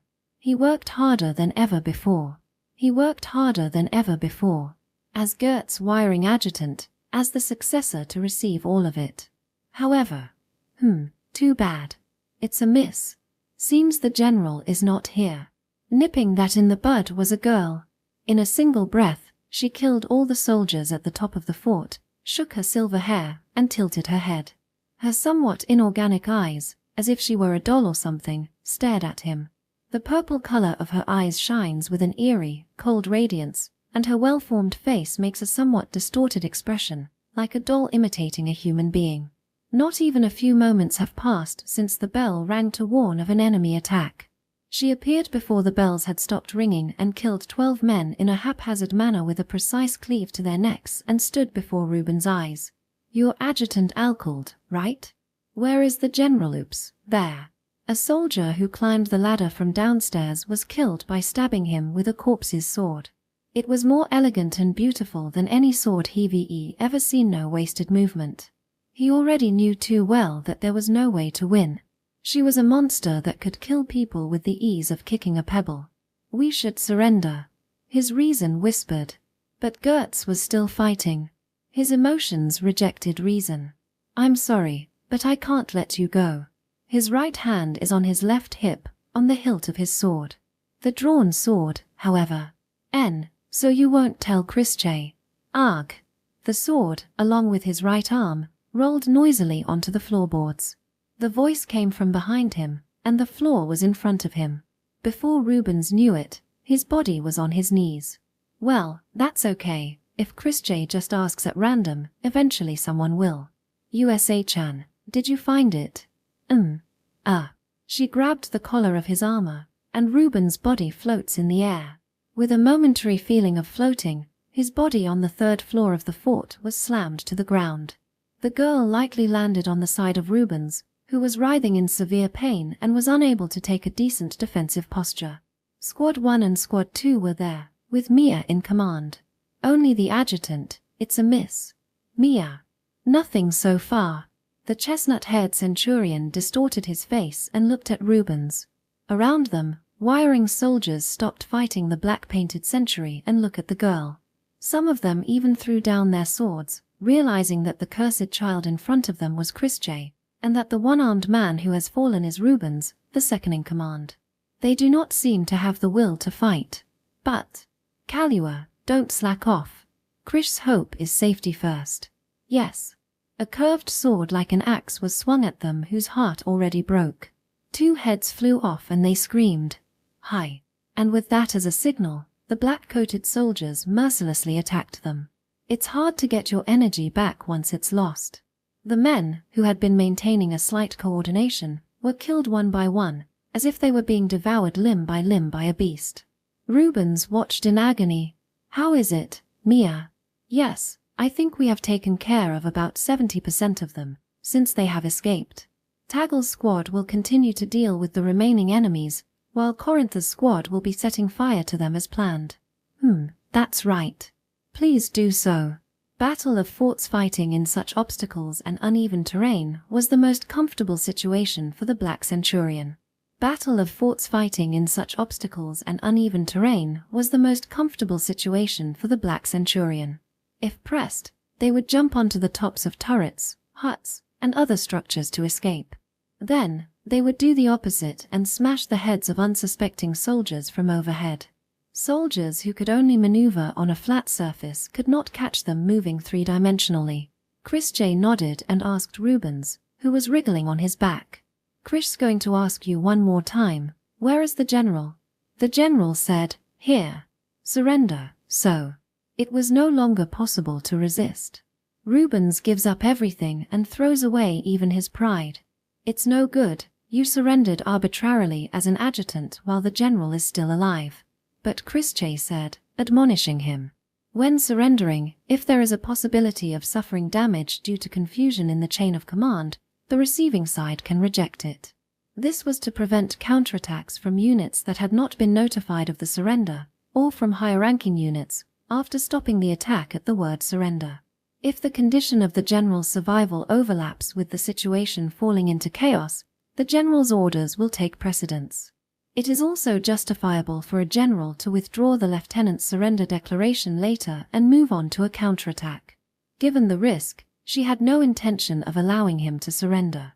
Thoroughly kill all those who oppose her and ensure safety. To not make a second Dagra. It was already decided in Chris J what to do. And no way. Sorry. Chris J doesn't intend to take prisoners at the fort this time. It would have been a different story if there was a general though. Rubens stared dumbfounded at the screams that echoed around him and the soldiers being killed. That's all he can do, and he looks up with tears running down his face as if clinging to the smiling mad girl. "I beg you, please. Krishsama." The general seems to have led a small group to the West General Varaich's place. He headed there. "Well then. That's enough. Take a rest." The inorganic purple eye and his gaze met for a moment. Chris J stomped and crushed the neck of the wriggling adjutant. "Ooh-wah. Then Chris J will go to the general. Mia, you understand, right?" Mia nods, trying not to see her adjutant's corpse. Yes. If there is a counterattack from others, we will quickly withdraw." "Good. That's what a centurion is." Chris J proudly puffed up her chest and shook her head, as if she was the boss. "The victory has already been decided. Chris J doesn't think there will be resistance, but it's a pointless battle. Don't let anyone die." "Yes." Mia happily salutes, and Chris J nodded satisfactorily. She then looked at Kalua. "Mia is so bad, noob, at swords that it's better to start counting from the bottom, so Kalua, please protect her properly. It's a big deal if Mia gets hurt." "You are." "Of course, leave the clumsy, noob, Mia to me, Kalua." Mia glared at her, but Kalua didn't care. Chris J saw it and turned her gaze to the other three. The three salute as if they understood. "Well then Chris J will be going. Krishla arrange for all Oyuto rest in the city for at least one day, so do your best." After she said this, Chris J ran west in the direction of Northern and Gates. Naturally, there were enemy soldiers, but visibility was poor, and the situation was chaotic. But she did not run to an obstacle. Those who were frightened by her appearance made way for her, and the brave men who were not frightened were cut down and killed. There was no one chasing her. Everyone knew it was suicide. And the direction she was headed in the direction of the fort, they understood. Fall of the fort. That they were defeated by the cursed child who visited them as declared. Chris J cuts down anything that gets in her way as she runs through the thinning smoke of the mountain ridge. Chris J stepped into the place where the two generals of the two armies were facing each other. Chris J thinks we should avoid unnecessary bloodshed. "Will you surrender completely?" Chris J slowly approaches Gats. Now only General Wiring can make that decision. She walked with a light gait. Krish, sure the general will think that there is no way I will surrender. And you were reckless enough to fight General Vereich with such a small force. Gertz's actions were not based on logical judgment. It was too reckless and pointless. They would not affect the outcome of the battle, nor would they inflict a crushing blow. But it was not hard to understand why he made this choice. Chris J doesn't understand it, but the general has an aesthetic sense that respects death, just cause and honor, right? Even knowing Chris J wants you to surrender. She smiled and nodded to herself. Besides her, no one speaks a word.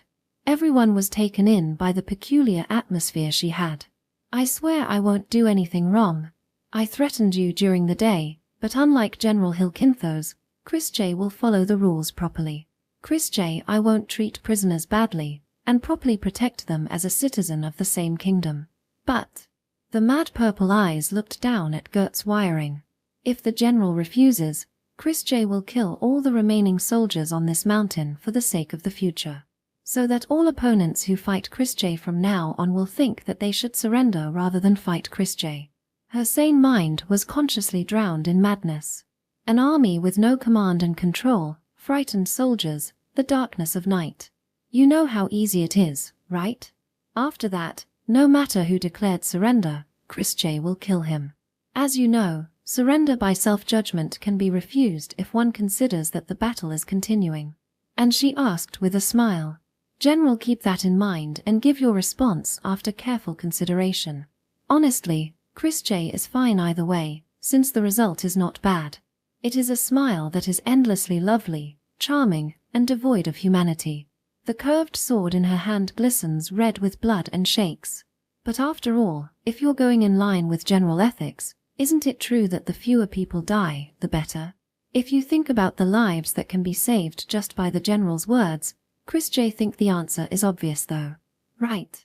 The moment he refused, she will cut his head and do what she said. She didn't even have the hesitation she should have as a person. Render. Chris J can't hear you like that. Say it again clearly so that everyone here can hear you. What are you going to do? Gertz clenched his fists and repeated, I will surrender. Please help the soldiers. The person who he tried to entrust his future to was killed, but he was not even allowed to die as a general on the battlefield. Yes. That's wonderful decision. Fufu, Chris J is glad General is understanding. In front of him was despair that took away everything. The girl's heart was distorted to the extent that everything Gertz had piled up was broken. Chapter 83, Idiot. Dawn. Celine was already used to military service. Kristan's main army suffered almost no damage. Repetition of the phony offensive. Their role this time was to inflame the enemy's vigilance and anxiety and exhaust them, so there was no chaos even while they were undertaking the majority of processing the prisoners. After giving out a set of instructions, she left the northern part to Gallen and headed south through the Dragon's Moor to its center. Celine was accompanied by about 30 cavalrymen. If she leaves her camp for even a moment, she will always have her bodyguard, even in her own camp. She couldn't say that Bogan, who was killed the other day, was not careless. Speaking in what if he had had a little more escort, he might have been able to escape, and if he had, the Kreistand would have won the battle that day. Even though he was the general of an army, her father took his own safety lightly. That was the cause of the previous defeat. Serene was already simply looking at her father's death with the eyes of a commander. That is, south through the Dragon's Moor. Abandoned in front of Mascronia were a mutilated corpse and a flag. Aragorn Hilkintos, it was his pitiful figure. Celine furrowed her brows and lowered her eyes. She's been told by Nozen about Krish's actions. It was a semi-ex post facto approval. He probably knew how Serene would react to it. Why did they leave him there? To show it to the surrendered captives. Plain and simple, just like hanging a dead raven to avoid a raven. If it's Chris J, then she could do it calmly. She didn't wonder why she would do such a thing. Something that was worthless to her, didn't have any value for her. And if she could make use of the thing that was worthless to her, she would do so without feeling anything. Should I order a burial? She gave it some thought and stopped. It would be pointless to do so now. Besides, the soldiers were busy. Then it would be better to continue and make the best use of the effect. Selene passed by, her golden hair swaying like a horse's tail. The cavalrymen who followed her averted their eyes from the corpse. The corpse's face, already pecked by ravens, was frozen in time while contorted in pain. Then to the headquarters of the Verayich army. As they headed for the commander's tent where Nozan was, they naturally saw Krish Century. Since it was a forced march with just 100 men, they borrowed Nozan's tent. They saluted Selene as soon as they recognized her, and Selene politely responded. "Where is Krish? The corps commander is." Selene. Along with the voice, a shadow suddenly appeared from the side and hugged Selene like horseback. After a beat, the horse, Selene, snorted in surprise, but it doesn't go berserk. The impact of Selene being hugged was light compared to its momentum. Selene, who had imagined what would happen after hearing the voice, didn't seem surprised. Even though Selene makes a troubled face, she stroked her silver hair and scolded her. "What will you do if you fall, you idiot?" Hey, Selene is a reasonably good horse rider, so it's fine, you. It's not that kind of problem. Good grief. Krish's cheek pinching and stretching the soft white flesh, Selene smiled wryly. Her face and cloak were spotless and clean. It probably wasn't that hard of a job for her. Once relieved that Krish wasn't fatigued, Selene lifted Krish's dainty body, carrying her like a baby, and stroked her cheek. Krish sure is energetic. Were you lonely? Yes, Krish might have been very lonely. After she told him, Krish relaxed and leaned back against Selene's body. She regretted a little, thinking she should have taken off her armor if she's going to do this. Seeing Krish, who was leaning closer, frowning at the feel of the armor, made her look both funny and a little pitiful.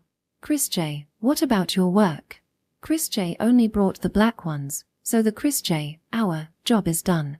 Krish thought Selene was coming, so Krish prepared breakfast. She looked up at her with puppy eyes. Her lips were puffy, and her large eyes were a little sleepy. Growl, her stomach growled. Eat together and then sleep together with her, that's probably what she wanted. Serene smiled as she saw through Krish's mind. I'm going to visit General Verayich for a little while. Shall we eat together after that? Yes. Elitz, I'm going to have a little rest with Krish, so you guys should also rest. Gather the corps commanders here at noon for a meeting. Yes, After interacting with Krish for a short while, she took off her armor in Krish's tent. Then she left her and went to Nozan. It's just a greeting. The meeting will be held later, so there was no need for Krish to accompany her. Rather, it would be better to say that Krish, who wanted to cook for Selene, left voluntarily. Krish was in a better mood than usual. I thought I would get yelled at first thing first, but it seems I don't have to worry about that.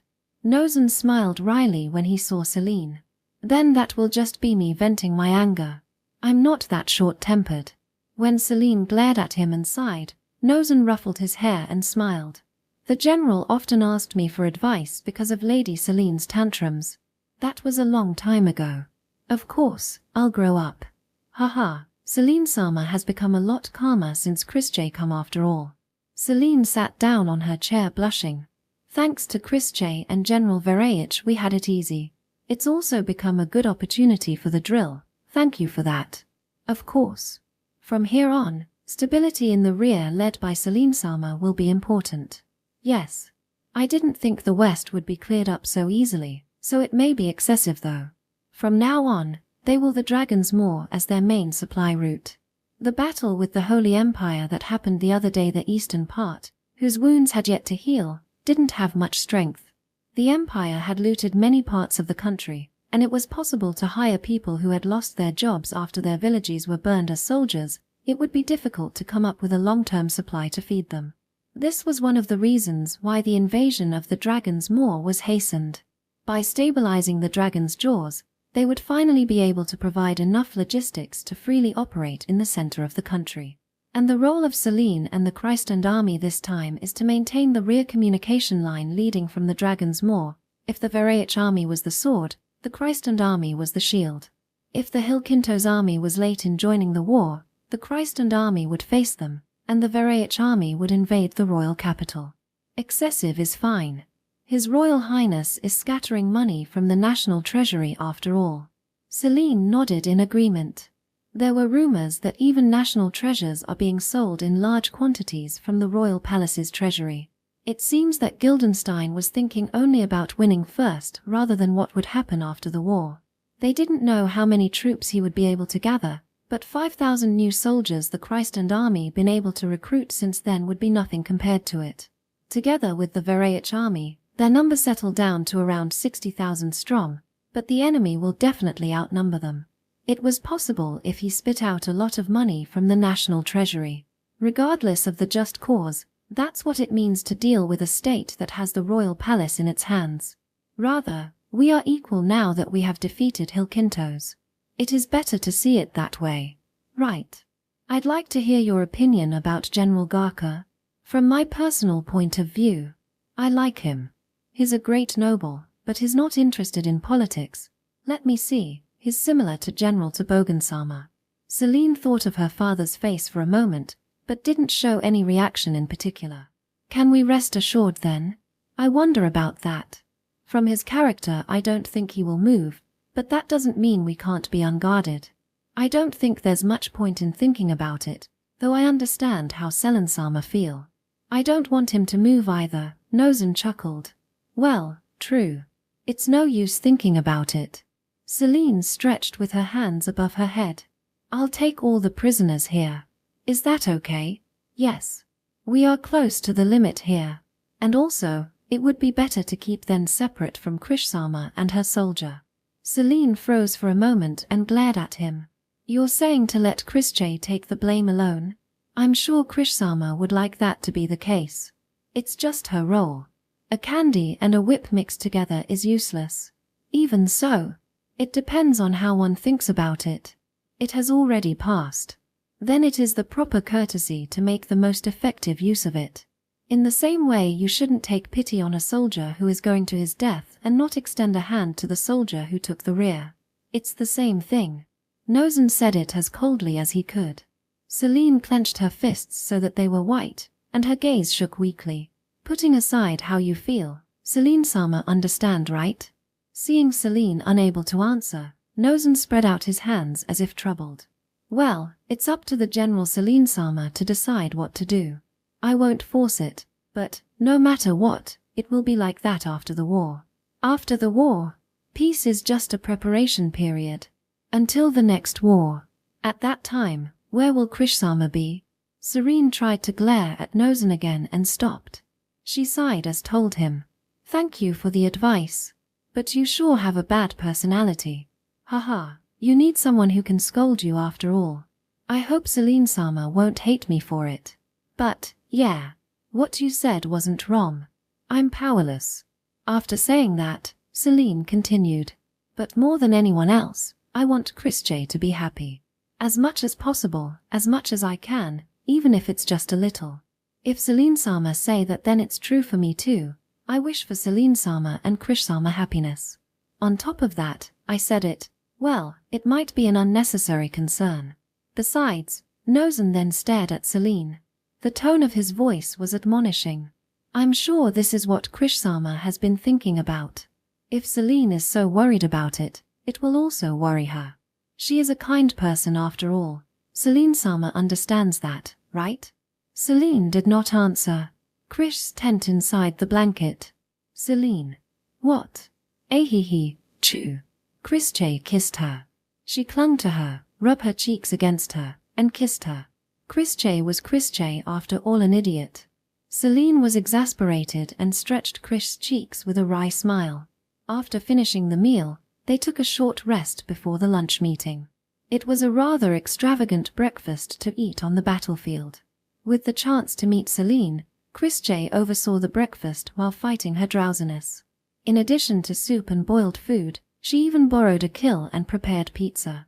She was troubled by Krische, who acted unrestrained and spoiled even in front of the soldiers, but she was too cute and lovely, so she couldn't scold her too hard. Celine thought Krische was like this because she experienced the thorough pampering when she was in bed the other day because of an injury. She has become more and more of a spoiled child. It was difficult for Celine to conclude whether Christie becoming an idiot was a good thing or a bad thing. If it made her happy, she thought it might be a good thing. Even if it was only for a short time, like a comforting moment, whatever it was. Even if they successfully ended the civil war, there is no guarantee that peace would come after the war. If other countries moved, it will be on the scale of what the Holy Empire did the other day. If that happened, inevitably she would need to ask for Krish's help. If it continued in a chain, when will she be able to fulfill the promise she made to her? She didn't know what the future holds. Only anxiety appeared on her face. The world she wanted seemed so far away. What does Christie think will happen from now on? From now on? Our future, maybe. Since it's you we're talking about, do you have any specific predictions about what will happen? Ah, I see. Christie's happy smile faded a little. If Christie is the king of the surrounding countries, Christie will not miss this opportunity. If Christie wants to invade the kingdom, there will be no better opportunity than now. Christie believes that the reason why it is not being done at present, or if it will not be done in the future, is simply that there are political problems over there that are not profitable. There is a high probability that some country will move. While stroking Celine's cheek, her eyes were somewhat vacant. If more than one comes, it will be extremely difficult to maintain the territory as it is. Reducing the strategic defensive surface it is probably the best choice for the kingdom to shift to an internal line operation centered on the royal capital. With the forest as the western edge in the west and Wolfeet as the eastern edge in the east, we will strive to maintain our national strength. After that, Christie will crush them one by one. It was a voice without any hesitation. Her eyes were transparent, neither warm nor cold, while looking at Celine, but as if looking at the void. Celine and the others protect the royal capital, and the ones who move will be Christie. Sometimes when Christie gets tired, Christie will come back and rests. When everyone is in the capital, Christie will feel safe. Christie won't get separated and anxious as Christie does now. Her eyes narrowed slightly sadly, and Celine stroked her cheek. Christie smiled softly. It's a short distance, so Christie can go home anytime, and that's fine for a while. Chris'd like to finish it as soon as possible, but well, it will need several years though. It's fine if Christie just kills them all. She whispered in a sweet voice. She pressed their forehead together and rubbed the tips of their nose. Her eyelids sleepily and happily wrap around the purple gem, and she continued. If Christie, we threaten them that, if we let everyone around know that then everyone will be peaceful and happy every day. Christie might have to do a little work, but every day in the estate will be happy, cooking, drinking tea, and sleeping together like before. If so, Christie will be very happy. It was as if she was reading a fairy tale, like talking about a distant dream. Christie. During the meal, she heard about how Dagra was injured. That's how this all started. Christie was not interested in honor, a cause, mercy, or charity. She simply follows the rules and conforms to those around her. If her opponent breaks them, she will retaliate with even more than that. She would go to any lengths to achieve her goal, without limit. That's what Celine was afraid of. Christie will put up with it until then. Celine is worried about cliché, right? Yes. When Celine answered, Christie happily kissed her. Recently, Christie thinks Christie has come to understand what people are thinking. Christie is also very worried about Celine. It's the one called empathy, right? She held Celine's cheek and repeated it again. The feel of the soft lips. There was nothing obscene there, just pure goodwill. Everything about Christie always shone like a jewel.